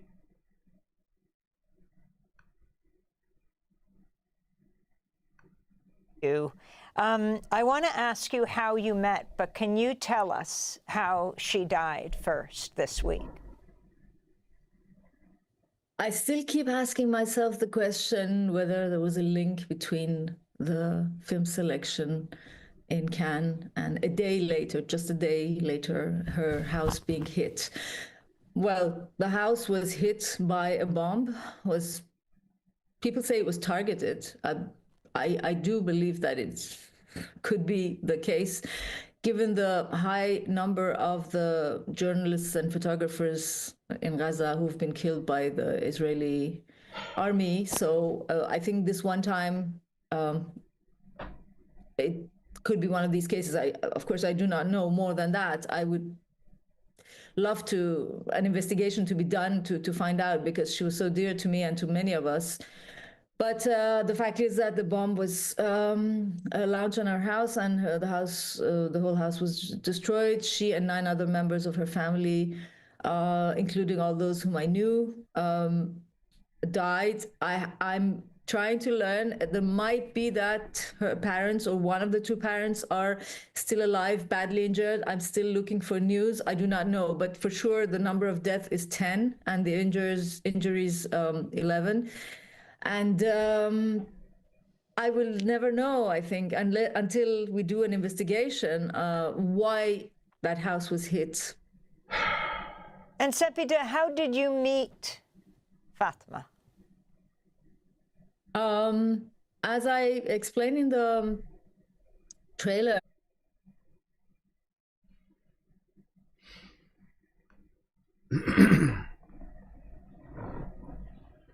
Okay, I'm going to pause it there and move along, partly just due to the fact that we've still got a bunch of stuff we have to get through, and I'm fading kind of quick. Technically, we've been going for at least 12 hours now of basically uninterrupted streaming, if you count the first hour and a half, which, you know, it wasn't great content. Not gonna lie. At least we've solved the lag problem we were having. Let's go on and talk about something Israel is certainly involved in, and we just listened to a story from a few days ago. According to the Israeli defense minister, they will certainly be involved in for the foreseeable future, that being Syria, a place where there's already enough going on. They don't need to be getting further occupied by other countries while they're trying to establish some sort of a, you know, semblance of a government. But the United States is apparently going to be pulling its troops out, which I find fascinating, considering everything. I just wonder what that is even what the point of that is because when with everything else Israel's doing, right? The United States pulling out is essentially saying, here, Israel, we're not even going to be around. Feel free. I mean, we'll be around. We're like right next door. But it just feels like it's giving, once again, the green light to Israel to do whatever they want.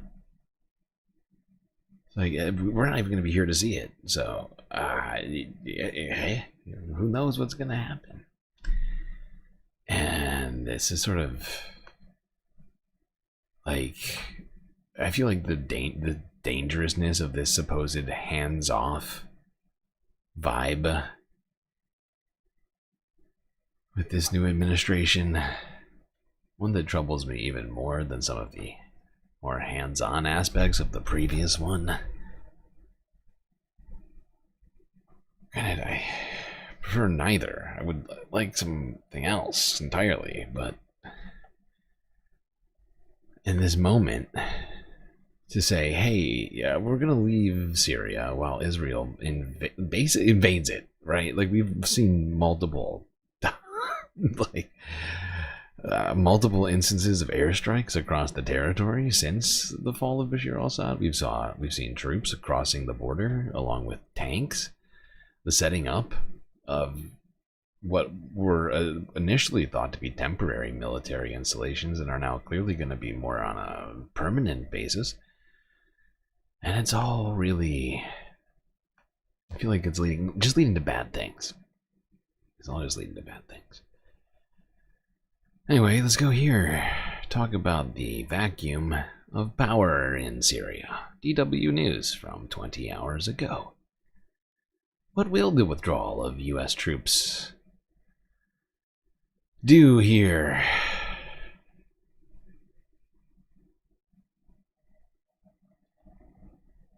The U.S. is withdrawing hundreds of troops and shutting down some of its bases in northeast Syria. The withdrawal will leave around 1,000 troops, roughly half the number there now, to work with Kurdish allies in preventing a resurgence of the so-called Islamic State militant group. U.S. President Donald Trump attempted during his first term to withdraw all U.S. forces from Syria, but met with opposition from the Pentagon, which saw it as abandoning allies. And I'm joined now by Caroline Rose, director at the New Lines Institute think tank, where she works on defense, crime, and security in the Middle East. Caroline, thank you for joining us. The U.S. just confirmed that it will withdraw troops from Syria. What signal does that send to Syria, to the Kurds, and to the whole region? Start another civil war. Certainly. I think that this is a decision that has been anticipated for some time, particularly after Trump's successful re-election. Ultimately, and if we remember back to his first administration, Trump tried to withdraw troops from northeast Syria and to also authorize a partial withdrawal of Operation Inherent Resolve forces in Iraq throughout the spring and the summer of 2020. So this is something that is very much... Now, the fucked up thing is there's been a U.S. president in Syria for like 9 or 10 years, I want to say. It's been a while. And there are plenty of opportunities to take troops out of Syria, technically. When there was a stable government, well, whatever you want to call previously, what existed previously. Not that I don't have just a myriad of problems with the way Bashar al-Assad ran that country and all the humanitarian atrocities that he inflicted upon the people.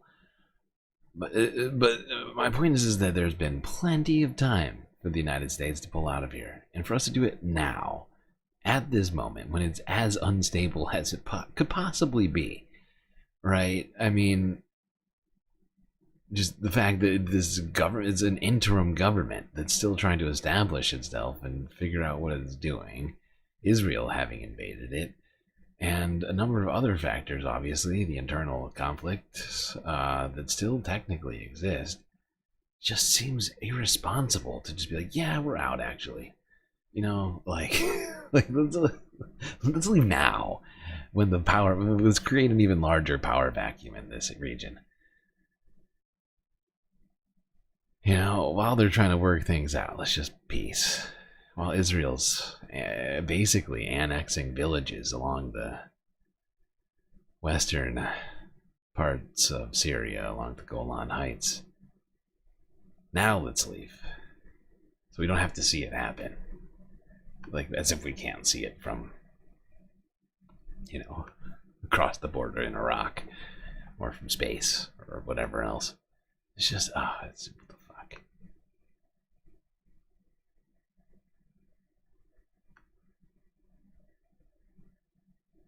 Is that what's going to create peace in Syria?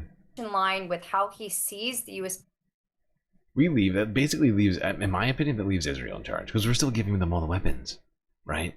So there may be multiple internal conflicts that may or may not happen, and Israel's going to be there watching it from right across the border and or inside of it, and you know, biding their time for opportunities to take even more, right? I mean, it's kind of been their thing.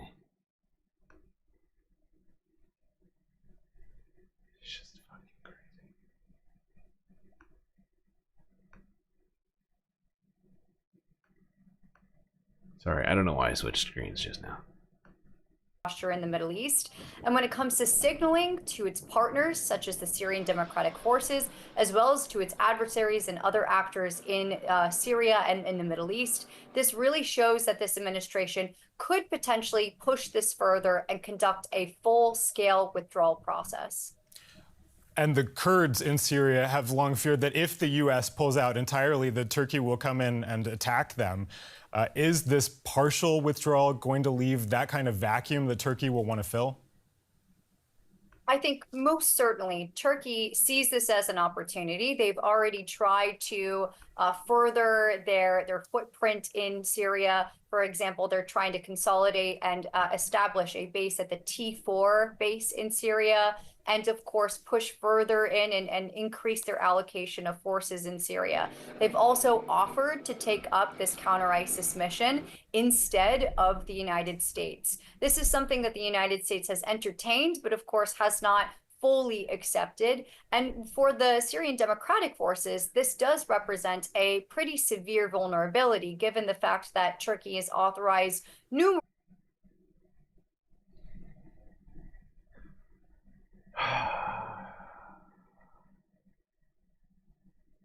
What's up with the moo wars going on in chat? I feel like every time I see the word moo, So Life hides it. What is it? What is the deal with the moo? I feel like this is an inside joke that I've somehow missed.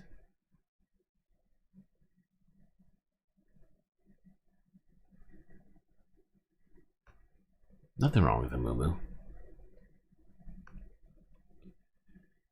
Alright, let's talk about another situation in which the United States decided to intervene.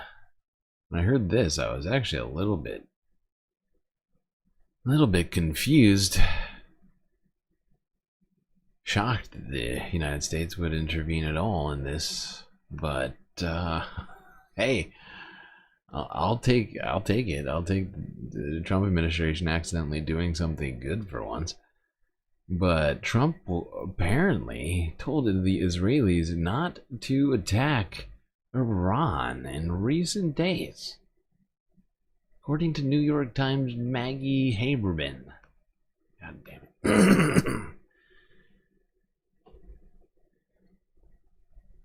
CNN jump scare incoming.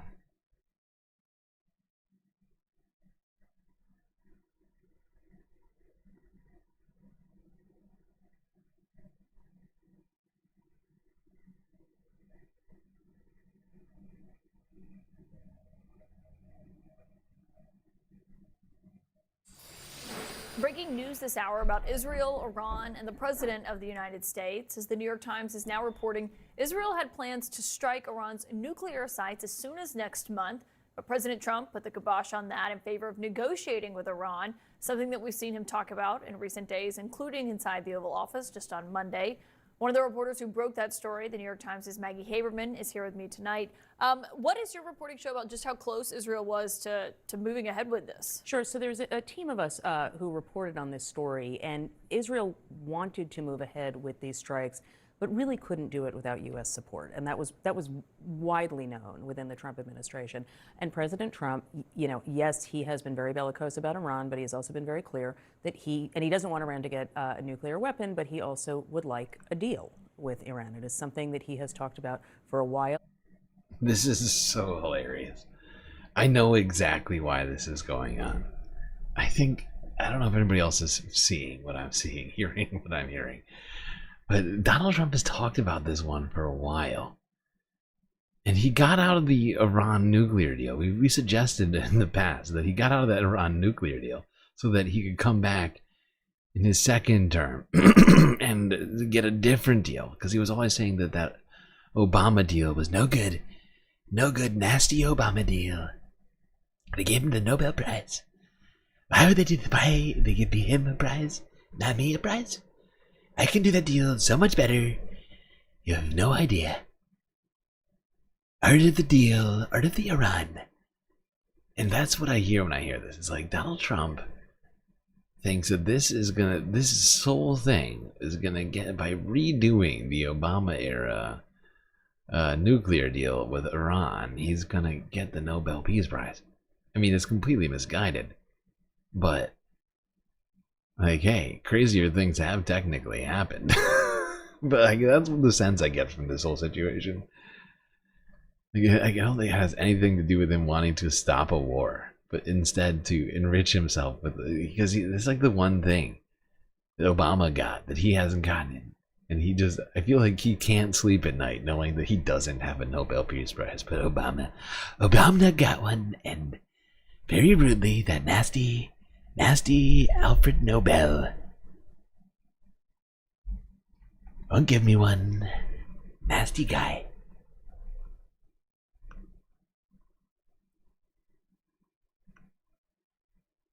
He, waved Israel off of this essentially in terms of the U.S. supporting these strikes because he wants to try a diplomatic route. And the feeling among some of his advisors is, if we do this, there's nothing lost if we try these talks. If they don't work, the option of a military strike is always there. These strikes on Houthi targets were sort of seen as a midway point for some in the administration. It has underscored, and it's a debate with nuance, but that there is some divide within the administration on how to handle Iran generally. Yeah, and the president seems very wary from your reporting and also what he's said publicly about this of taking a step like that and not being able to pull it back. And you report about warning. Yeah, I think this is all about ego for him. It's got nothing to do with even geopolitics or anything like that.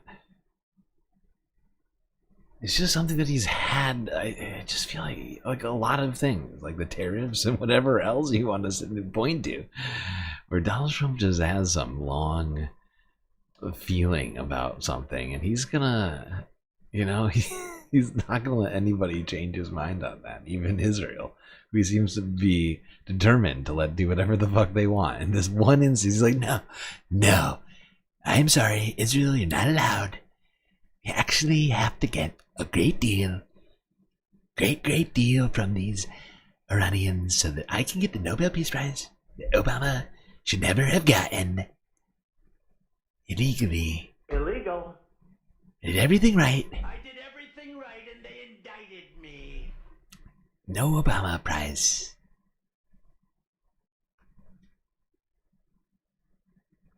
Speaking of those nuclear negotiations, let's go here. Talk about that. PBS NewsHour from 3 days ago. Ahead of second round of nuclear negotiations, U.S. and Iran harden positions.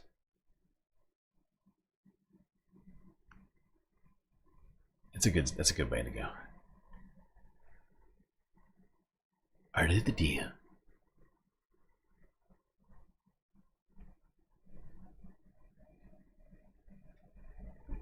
Today, Iran and the U.S. confirmed that a second round of talks over Iran's nuclear program would take place this weekend in Rome. But at the same time, both the U.S. and Iran have hardened their negotiating positions after describing the first round as constructive. Nick Schifrin's been following this today and joins me now. So, Nick, let's start with the U.S. side here. What's the U.S. position going into this second round of talks? As you said, Amna, the mood music after the first round in Oman seemed in sync. These were mostly indirect talks moderated by Oman's foreign minister between top presidential special envoy Steve Witkoff and Iranian foreign minister Abbas Araghchi. Both sides described them as positive, as constructive, and on Monday night, Witkoff went on Sean Hannity's show and seemed to support a key Iranian demand that Iran would be allowed to keep its nuclear enrichment program, even if that program would be capped.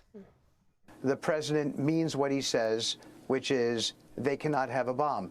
The conversation with the Iranians will be much about two critical points. One, enrichment. As you mentioned, they do not need to enrich past 3.67%. Recall, Ahmed, that is the number from the 2015 Iranian nuclear deal, also known as JCPOA. It capped Iranian enrichment at 3.67%. The worst deal in history. Related to the core of Iran's reactor. It also capped Iran's nuclear enrichment stockpile, and it guaranteed more access to Iranian facilities in exchange for sanctions relief on Iran. Today, 7 years after the U.S. withdrew, Iran enriches up to 60%. That is a small step away from weapons grade and has a total enrichment stockpile that is 25 times what it was 10 years ago. But President Trump and his allies have long criticized the The worst deal ever. Very bad, nasty Obama deal. Even though my getting out of the deal has gotten them a lot more weapons grade, nearly weapons grade uranium. Gonna get it back in basically the same agreement, but it'll be greater because it'll be called the Trump deal.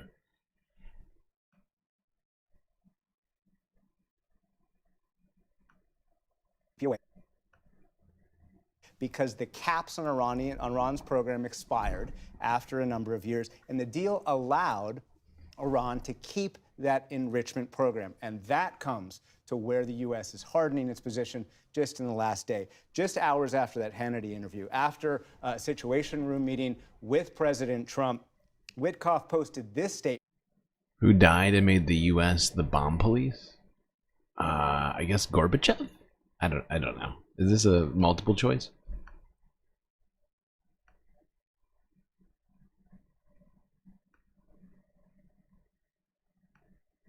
On X. He said, quote, Iran must stop and eliminate its nuclear enrichment and weaponization program. Let's keep that up for a second. Eliminate its enrichment program. That is a direct reversal of what he said on Monday night, because he's saying there Iran should not be allowed to enrich at all. An official familiar with these negotiations tells me that, quote, President Trump likes to keep people off balance, and that the U.S. policy right now is that what it is? It's 5D chess. So at least in public, and just getting them off of their center makes them a lot easier to take down. Centerline theory. I don't know if you're familiar. Very, very scientific. It's science.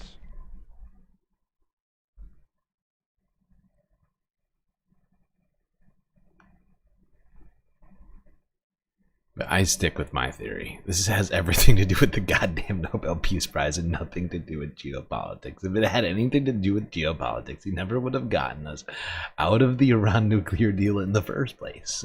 Like, if he cared about Iran actually having nukes one way or the other, he would have left it where it was. Instead, he was just very angry that Obama got the Peace Prize for that, and he went his whole administration without getting it. He's like, that's it. We're getting out of it. Nobody gave me the Peace Prize for leaving it alone. Sometimes you gotta shake things up.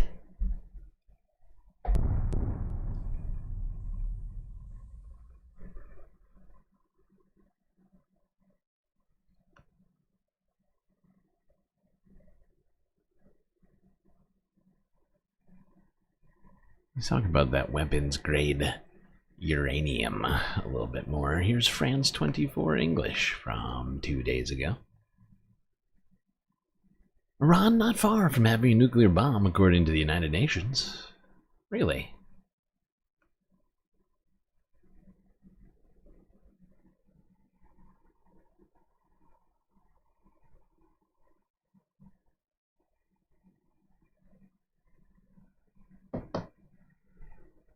Iran is not far from possessing a nuclear bomb. Now, that's the warning from the UN's nuclear watchdog chief, Rafael Grossi, as he's travelled to Tehran for talks to be held today. Grossi's saying it's like a puzzle. They have the pieces, and one day they could eventually put them together. The UN watchdog tasked with overseeing Iran's nuclear program and its compliance with the 2015 nuclear deal, which, though collapsed, of course, 3 years later when the United States withdrew from it during President Donald Trump's first term. Western countries, including the US, have long accused Iran of seeking to acquire nuclear weapons, an allegation Tehran has consistently denied, insisting its program is for peaceful civilian purposes. We're going to cross live then to our correspondent, Sayed Azimi, who joins us now from Tehran. Sayed, Grossi then warning once again, really, of just how close Iran could be to developing a nuclear bomb. Well, yes, Stuart, that was the message that we received from Rafael Grossi, loud and clear. Last night when he arrived in Tehran, he met Iranian Foreign Minister Abbas Araghchi in a meeting that he described as timely and important. Rafael Grossi is in Tehran for 2 days. So due to the busy schedule that the Iranian foreign minister had, because the Iranian foreign minister is right now en route to Moscow to meet Russia's Vladimir Putin.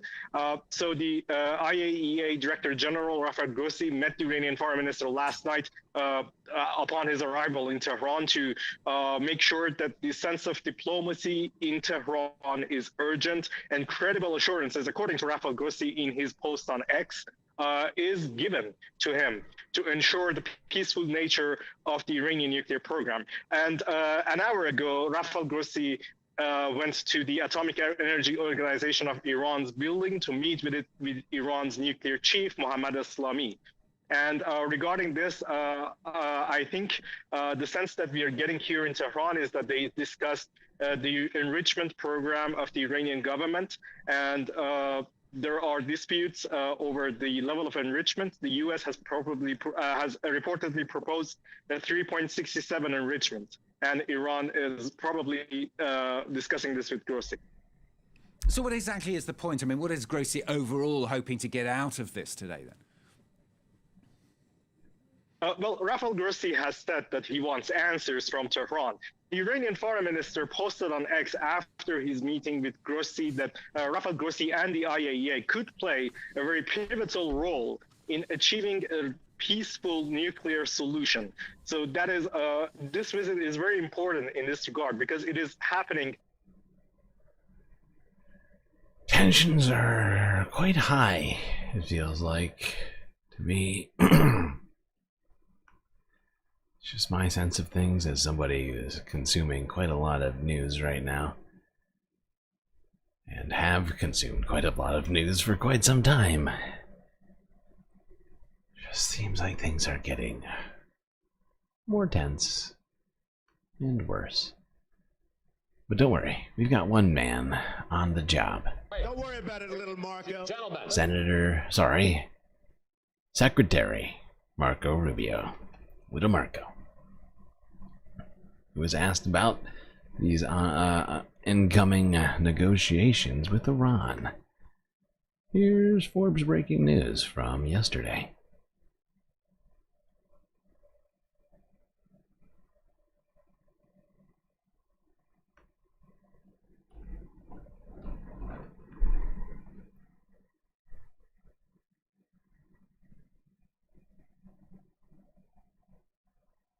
Just on Iran really quick, was there any discussion yesterday with your European counterparts on any of the Iran negotiations?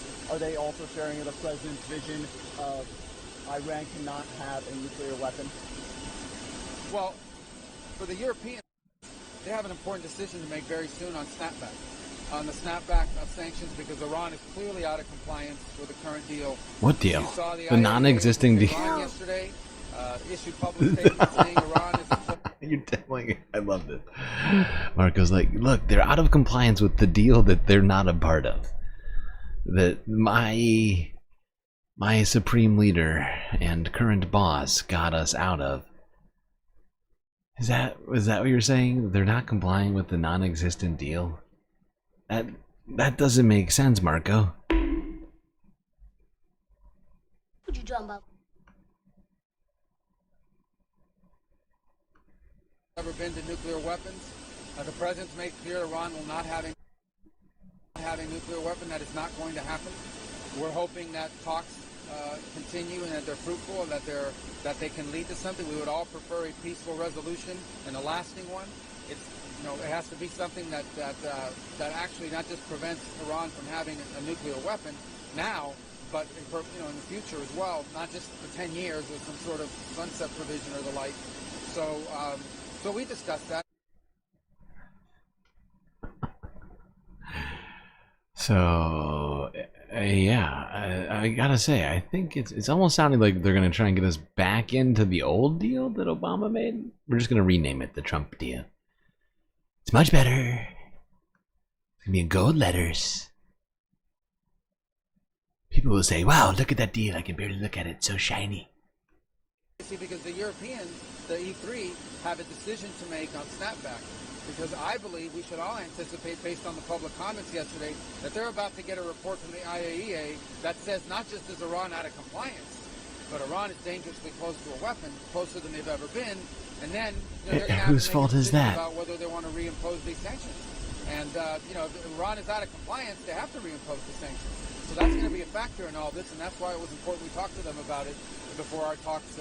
I love how Marco's over here trying to enforce compliance on a deal that no longer exists. At least not as it relates to Iran. Iran, why are you not following the rules that don't apply to you? Because, wow, oh God. Wow, we're just going around the world proving to everyone how competent America is. So competent. America, fuck yeah. Let's go south, down to Yemen, where the United States has been picking up those strikes in Yemen.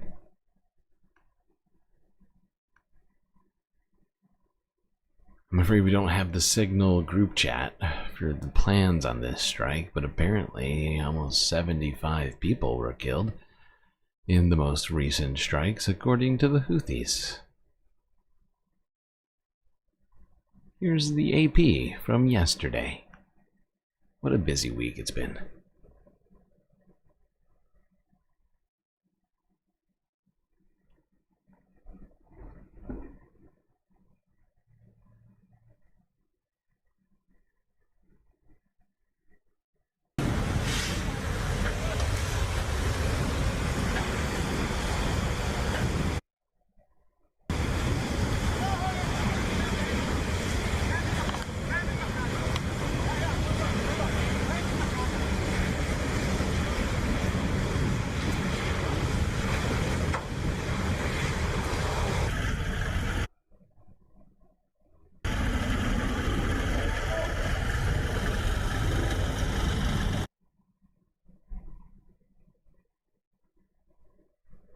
Alright, that was the on-the-ground footage. After the strike, you can see a number of trucks reduced to rubble, fire sort of emanating from the general area.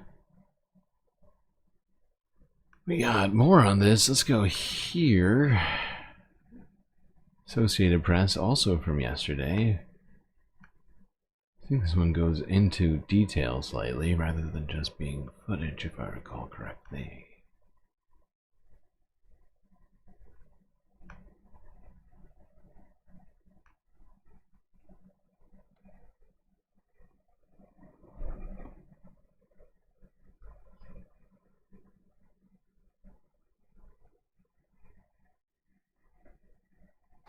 A U.S. airstrike has targeted a oil port in Yemen held by its Houthi rebels. This is the most serious and deadliest attack publicly known in this month-long campaign waged by the Trump administration against the group.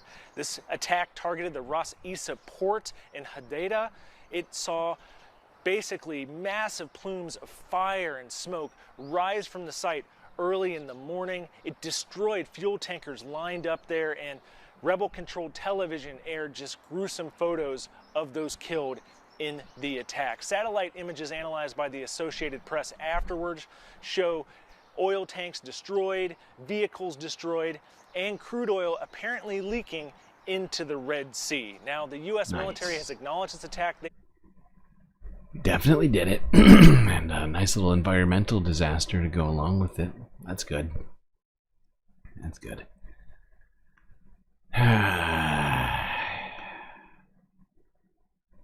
I don't think it's yet known the exact percentage of actual Houthi militants and civilian casualties from these strikes.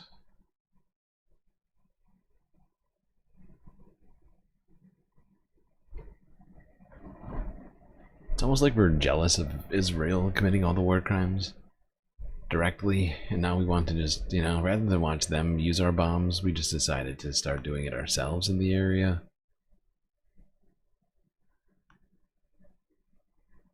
I'm sure this won't set anything off, us stepping up attacks on Yemen in this way. No, sir. No way for that to happen. Okay, hold on. I gotta do something real quick.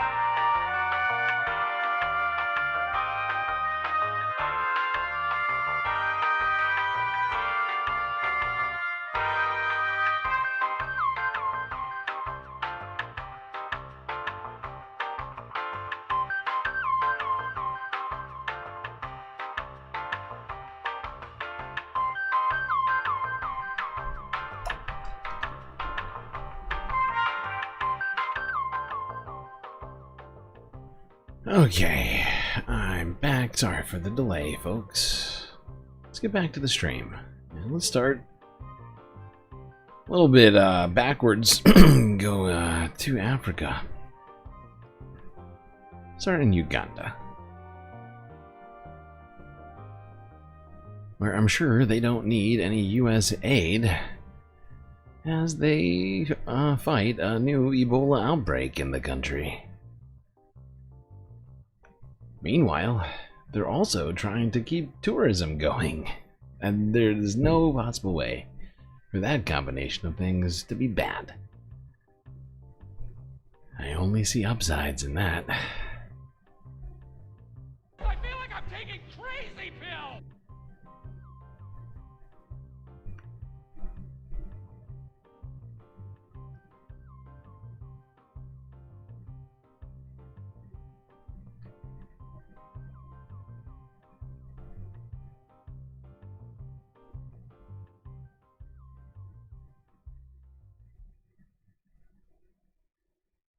Uganda is battling an Ebola outbreak. You hear Ebola, you only think that death is coming for you. The virus, the government is also trying to protect their billion-dollar tourism industry. We cannot afford to see the economy get broken like it did during the time of COVID-19. The government is accused by critics of controlling information about the virus, but they say they're avoiding spreading panic and stigma, which could badly damage Uganda's economy. This is Kibale National Park, dubbed the primate capital of the world. Lush rainforest stretches for hundreds of miles. The tourism industry built around places like this brings in more than $1 billion annually. The fear around an Ebola outbreak could threaten all that. But on the edge of the park near the town of Fort Portal lies that very threat. When you hear the word Ebola, you've ever heard about this deadly disease. You only think that death is coming to visit you. Kamigisa's niece, Ngonzi, went into hospital to give birth in January. 2 weeks later, she was dead. Her newborn, Akram, died not long after, and then her 4-year-old son, Ibra. Kamigisa had been caring for the children, and when she fell ill, she thought the worst. We were so shocked and scared. As a family, we were gripped by fear. We had to accept this fate. The family was writhing in the throes of this deadly Ebola virus. They accepted to be isolated in the quarantine.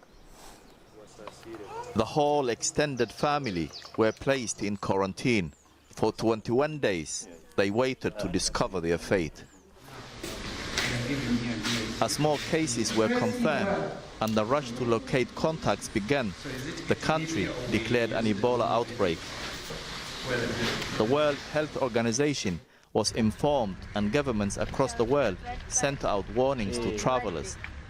A nightmare for those running Uganda's tourist industry. They took to social media to voice their anger, and the government took notice.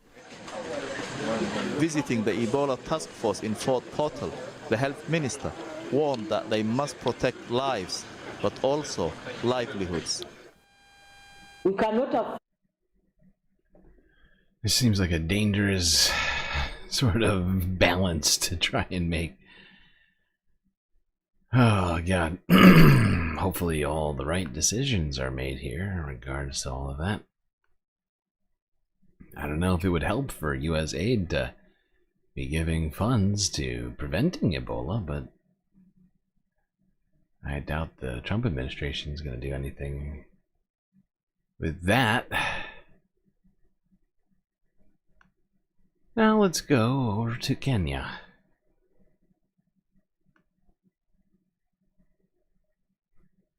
Where something of a standoff is going on as it relates to tea farms in the countryside in Kenya.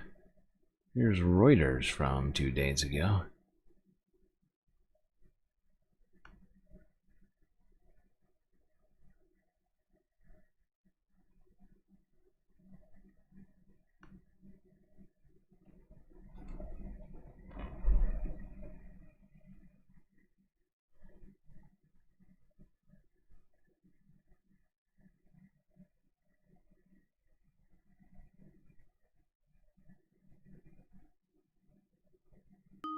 In the lush tea fields of the Sitwe estate in Nandi Hills, Kenya, a quiet standoff with deep colonial-era roots is underway.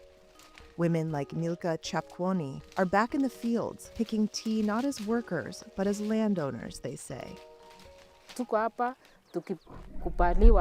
We are here by authority of the court. We pick the tea in plain sight during the day, and not at night, so that it doesn't seem as though we are stealing. We are the true owners of More the than farm. 100 residents are occupying 350 acres of land they say was gifted to them in 1986 by Eastern Produce Kenya, or EPK. The firm, majority owned by London-listed Camellia plc, says the gift was for 202 acres. But the local Kimasa's Farmers Collective claims that all 550 acres belong to them. The standoff follows several violent incidents at estates in Kenya, the world's fourth leading tea producer.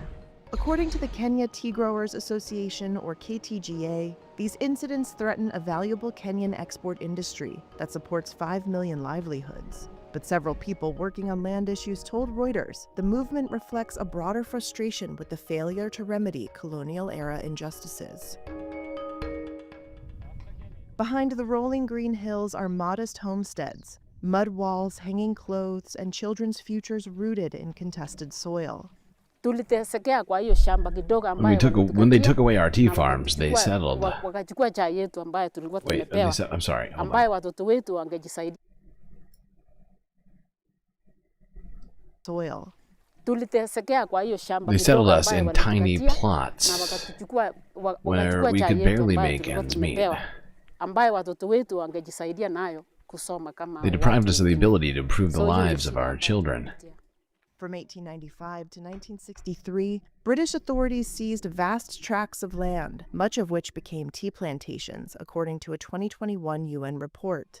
Kimasa's chairman Daniel Biwott said his grandfather lived on the land before it was seized around 1905.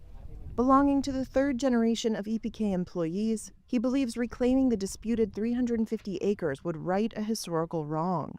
Awareness of historical injustices has grown since 2010, when Kenya established the National Land Commission, or NLC, to address the issue. Yeah, who can imagine righting historical wrongs within your own country against colonialists? Sounds radical.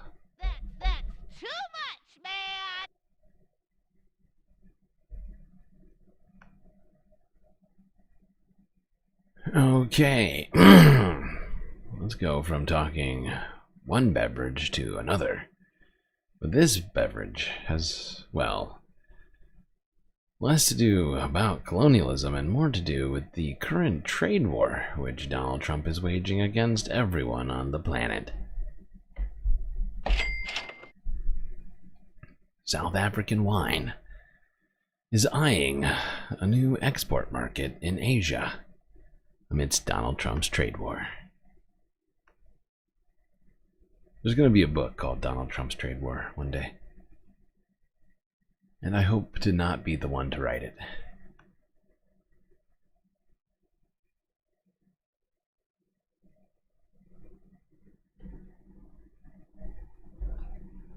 It's become one of the country's top exports in recent years, including to the US, and could be hit hard by Donald Trump's new tariffs. As South Africa's wine industry continues to assess the impact of increased levies imposed by Washington, producers have begun to look for opportunities elsewhere and are now eyeing the Chinese market. I think the African countries almost have to think of what I would call the coalition of the wounded, looking into various countries and saying who has been badly affected by the US and how can they open up the room for engagement on that. In response to Trump's trade war, China recently imposed a whopping 154% tariff on American wines, threatening to wipe out a trade partnership worth nearly $50 million. South African wine producers are now hoping to fill that void, especially as their own exports to the US are set to drop significantly in the coming years. And they may have the ideal products that's already suited to the taste of Chinese customers. The varieties that are grown in South Africa are more or less identical to the varieties that are available from California. And therefore we are able to supply exactly the same styles, cultivars, and the kind of wines that we know have appeal in the Chinese market. South Africa and China. Now watch out, Napa Valley. South Africa is coming for you. Immediately, if not sooner. And with China tariffing U.S. products over 100%, it's much more likely Chinese consumers are gonna go other places for wine. And it seems like South Africa might be filling that hole. Alright, I'm gonna take one more break here, because I think the last, let me see, 3, we got like almost 20 stories left. I think that's a perfect number to do in one half. So we're gonna take a break here after what is essentially 13 freaking hours of stream. Are you not entertained? The valuetainment meter. Are you not entertained? It's got to be pretty high for a non-Sunday Funday stream, just by sheer volume. Sheer volume of valuetainment. But I think now would be a prudent time for us to take a quick break for some more galactic messages and perhaps a moment for you to regain your strength before the final 7th, 8th, whatever half it is. It's a lot of no, 6 or 7. How am I doing math right now? I guess technically 7th or 8th. 7th. No, 7th. Whatever it is. I'm done doing math. Anyway, I hope you've all been enjoying the show so far. If you haven't already, hit the like button and don't forget to subscribe. While you're at it, don't forget to hit that bell icon too so that you get the latest galactic notifications, ensuring that you make it to every single one of these spacecasts. And I would also like to convey to you the importance of contributing to the Galactic News Network as a group. It only takes a couple bucks per subscriber and or member and or subscriber or follower on Twitch or YouTube. That's right, only $2 a month would solve our galactic needs. The more people that we get around here, the easier it is for everyone else to help contribute in a way that is meaningful. If you see what I'm saying. Cumulatively, our powers combined can keep this spacecast alive. Of course, we have the YouTube and the Twitch, the Cash App and the PayPal, but the best way to get the most space benefits for your Earth dollars is to go on to the Patreon and become a galactic patron. That's right, it's only $3 over there, and you can get access to a whole wonderland of space benefits unseen by the rest of the Milky Way galaxy. So make your decision, chat. How do you want to show your support for the show? Easiest way, of course, is to make sure that you've liked and subscribed. Anyway, chat, enjoy this short space break. Grab yourselves a drink, maybe a snack. And I will be right back.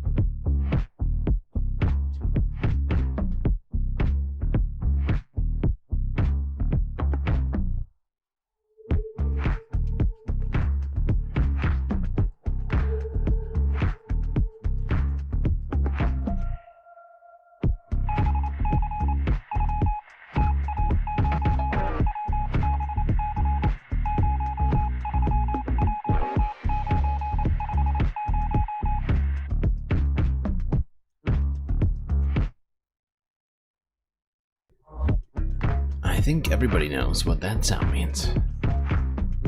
It means it's time for us to get back to the stream. The 7th and or 8th half, however you want to call it, of the stream. Because we've been going for 13 hours now. Which does seem crazy. I think I've been on my computer literally all day. And I haven't been sleeping.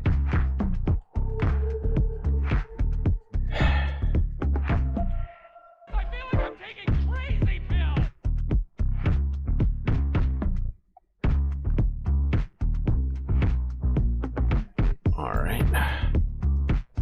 Now transitioning back to the Russia-Ukraine situation, I figured we'd go back kind of through the Middle East and talk about this recent development with regards to Russia. It seems like Vladimir Putin might have the art of the deal a bit more than Donald Trump himself. Or perhaps more motivation. I don't know what it is. So maybe, is it possible that Vladimir Putin cares more about Russians than Donald Trump cares about America and Americans? I don't know, but apparently, unlike Donald Trump, who has allowed Americans to be killed under his watch and say nothing, a hostage release video from an American, which we talked about. I should have left in for the stream today. I just realized we didn't talk about that at all. But Vladimir Putin has managed to secure a hostage deal to get back a Russian-Israeli hostage. Or maybe I'm just not understanding what happened here. But art of the deal, no good. Or maybe he was released during the first round of the most recent round. I don't know. Actually, I should look this up. Maybe I'm talking out of my ass, actually. Now that I think about it. Maybe I'm not understanding what happened here.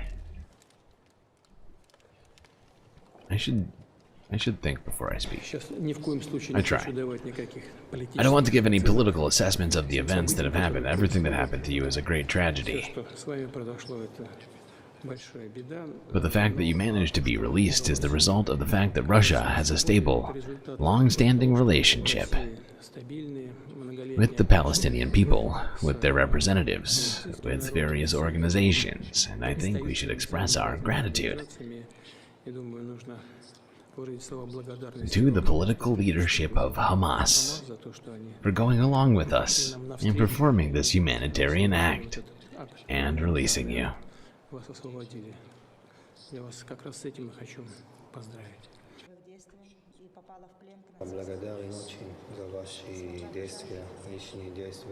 very grateful for your actions getting us released.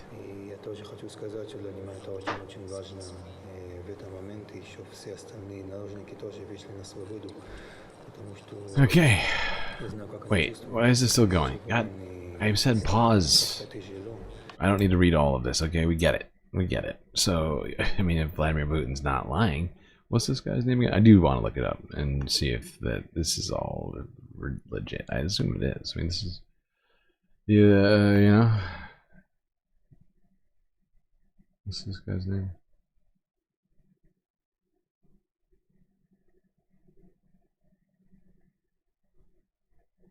We know Vladimir Putin's name. What's this guy's fucking name? But I just find it fascinating that somehow, because the fact is, we talked to Hamas for the first time in I don't know how long, and they didn't manage to get it. They didn't manage to get the deal. What's Steve Witkoff's problem? Why couldn't he?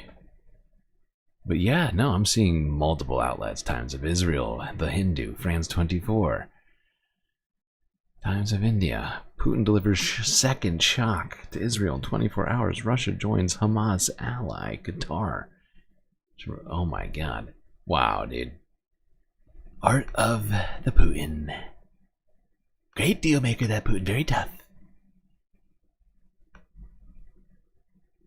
Soul Life, becoming a galactic individual. Not waiting to get that gifted sub. Wait, why? You didn't have one? And now you do? I'm so confused. What's happening? I'm so confused. Either way, thank you. Thank you, Soul Life, for re-upping that membership. Why aren't you receiving gifted memberships? Do you have a super legacy account that wasn't attached to a... what's it called?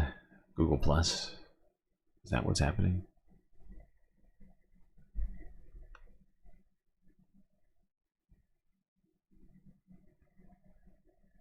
Alright, alright. Wait, why is this? Whatever, it's in the region. It's not far away. We're missing an emotional support character. Are we? It's my bad. That didn't even roll. But we don't have that character, so I'm just leaving it. How many do we have right now? 90? Got 90 support characters? Or 90 likes right now? I can't see. Oh, actually, it does say 90 likes in front. It's in front of my face. It says 91 likes. Paid for 100. You gotta stop saying that. You didn't pay for 100 years on Cash App, so I made a generous donation. Doesn't count. Doesn't count. It also doesn't add up to 100 years.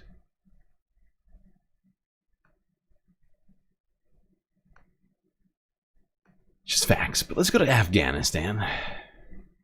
Talk about what's going on in relation to Afghanis who are losing their temporary protected status thanks to the Trump administration, who doesn't respect what they did, which was to help this country. Now, you might not agree with the goals and objectives of the United States, and I would probably be with you on most of those. But to then go back on our word. Afghans living in the United States could soon be at risk of deportation after the Department of Homeland Security recently announced it will not renew temporary protections for them. Temporary protected status is granted to people whose home countries are experiencing war, natural disasters, or other dangerous events. They're shielded from deportation and allowed to work legally for 18 months. People fleeing Afghanistan and were first deemed eligible for this designation under President Biden in 2022, a year after the U.S. military withdrew from the country. Biden then extended those protections in 2023, citing the ongoing danger following the Taliban's takeover. Well, as of September of 2024, more than 9,600 Afghans were in the U.S. covered by temporary protected status. According to a spokesperson for the Department of Homeland Security, Secretary Kristi Noem determined the conditions in Afghanistan no longer meet the requirements for TPS designation, temporary protected status. Maggie Feldman-Pilch joins us now. She's the CEO of... Thanks, Secretary Puppy Killer, R.I.P. Cricket.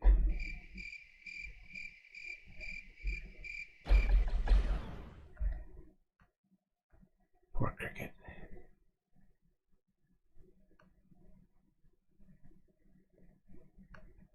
If you didn't hear that already, there you go. Donald Trump is removing temporary protected status of people from Afghanistan who helped us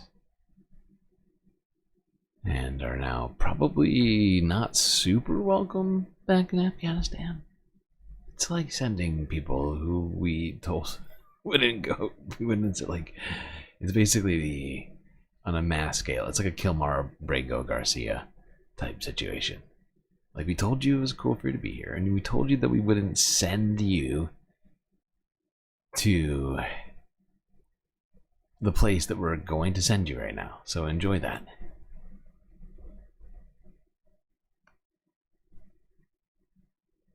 You know, Soul Life, other people have contributed on Cash App and PayPal, and they don't come in here saying, oh, I have this many years of benefits, blah, blah, blah. It's crazy, okay? Gotta settle down, all right? And, you know, maybe one day we'll have a Galactic Union Mods Union and talk about paying the mods.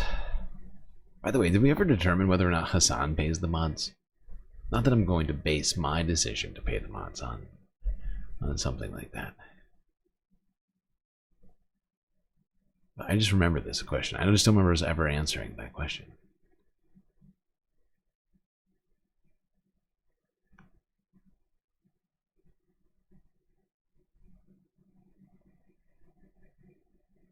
Okay, what am I doing? Yes. Moving back to talking about Russia and Ukraine, Donald Trump made this wild and unexpected statement earlier this week. Actually, it wasn't even earlier this week. This was on Saturday, if I recall correctly. This was like pretty early in the morning. Donald Trump came out and said this shit. It was wild and sort of it just shows you just how serious Donald Trump is about the art of the deal.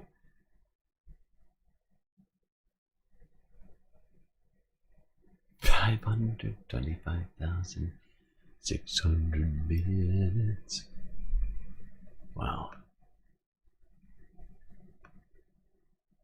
Times a billion.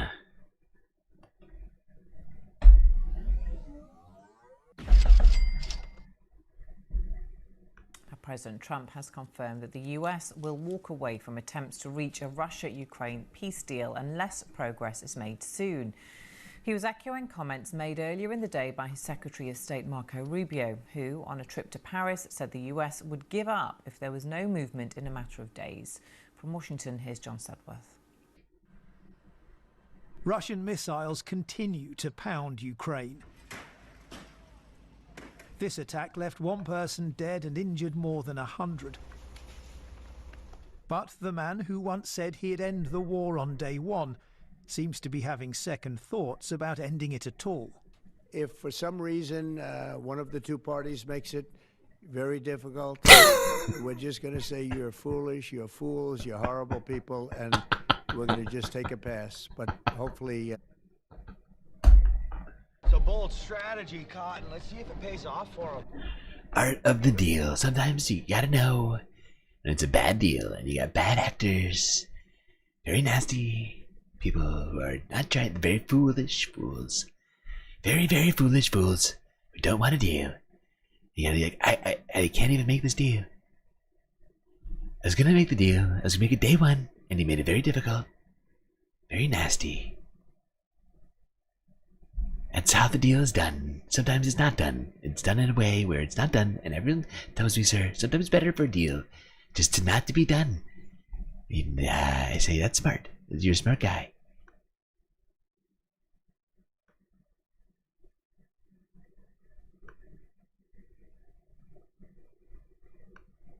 We won't have to do that. The threat to walk away has come as a surprise. We won't have to, it's fine. Talks between US, Ukrainian and European officials who met in Paris this week were said to be going well. The first sign that something was wrong, though, came from one of those in attendance, America's top diplomat. But we're not going to continue with this endeavor for weeks and months on end. So we need to determine very quickly now, and I'm talking about a matter of days, whether or not this is doable over the next few weeks. If it is, we're in. If it's not, then we have other. We might be in, we're out, we're in, we're out. I don't know. I mean, it seems like he's doing a Donald Trump, like his best Donald Trump impression right now.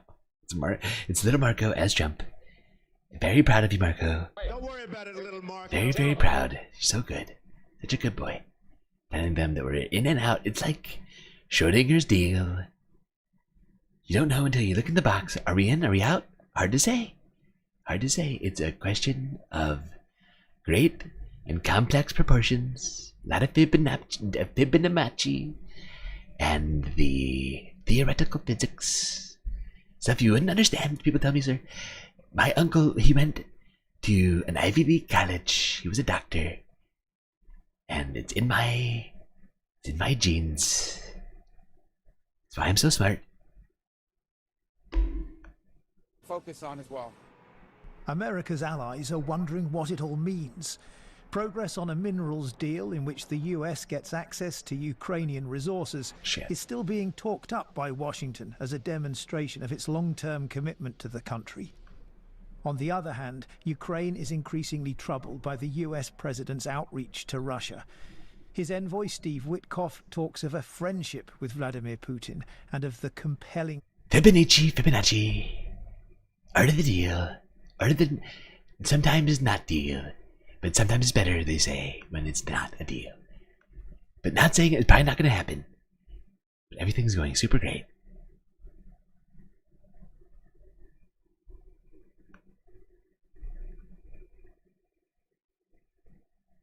So yeah, I don't know what to say, right? I don't know if you can see my face, but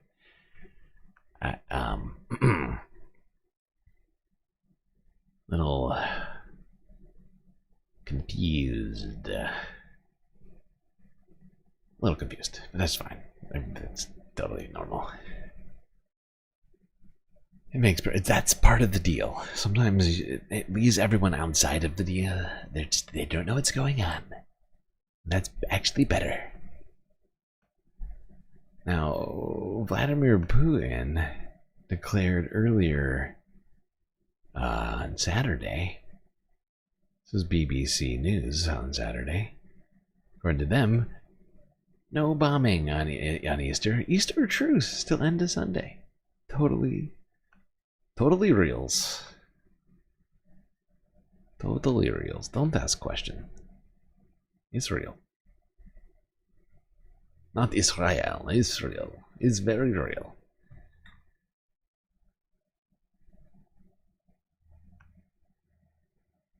There's no way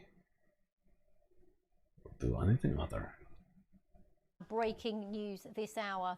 President Putin's announced an Easter truce in Ukraine. A statement from the Kremlin said all Russian forces would cease hostilities from 3 p.m. GMT today, that's 4 p.m. BST, and that the pause would last until the end of Sunday. Now, at the moment, we don't have a response from Ukraine. Well, joining me in the studio is our World Affairs correspondent, Joe Inwood. So, Joe, of course, all of this is coming to us at the moment. Only in the last hour or so, we saw Vladimir Putin deliver that statement on Russian TV. First of all, let's break it all down. Just tell us exactly what. Yes, tell us everything. We need to know. As you can see from the. We all need to know. Wait, what's that? Oh no. As of 7 hours ago, Russia's Putin declared unilateral ceasefire in Ukraine. Then 2 hours later, reporting by CNN, Putin declares brief Easter's truce, but Ukraine says Russian attacks continue. Ah, dang it. So close. So close.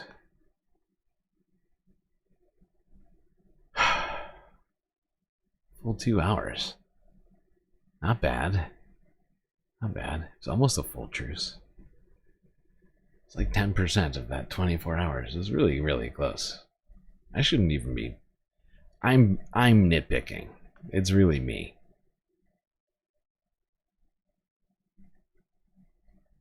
It's really actually just me. I'm the one. I'm weird. I'm the weird one. Okay. By the way, it wasn't the only outlet that reported it. But, yeah, that's... No, I think we're just... I'm trying to give credit where credit's due. It's 2 hours. Well, almost 10% of that expected truce time. It's pretty good. Some would say better than Israel. By about 10%.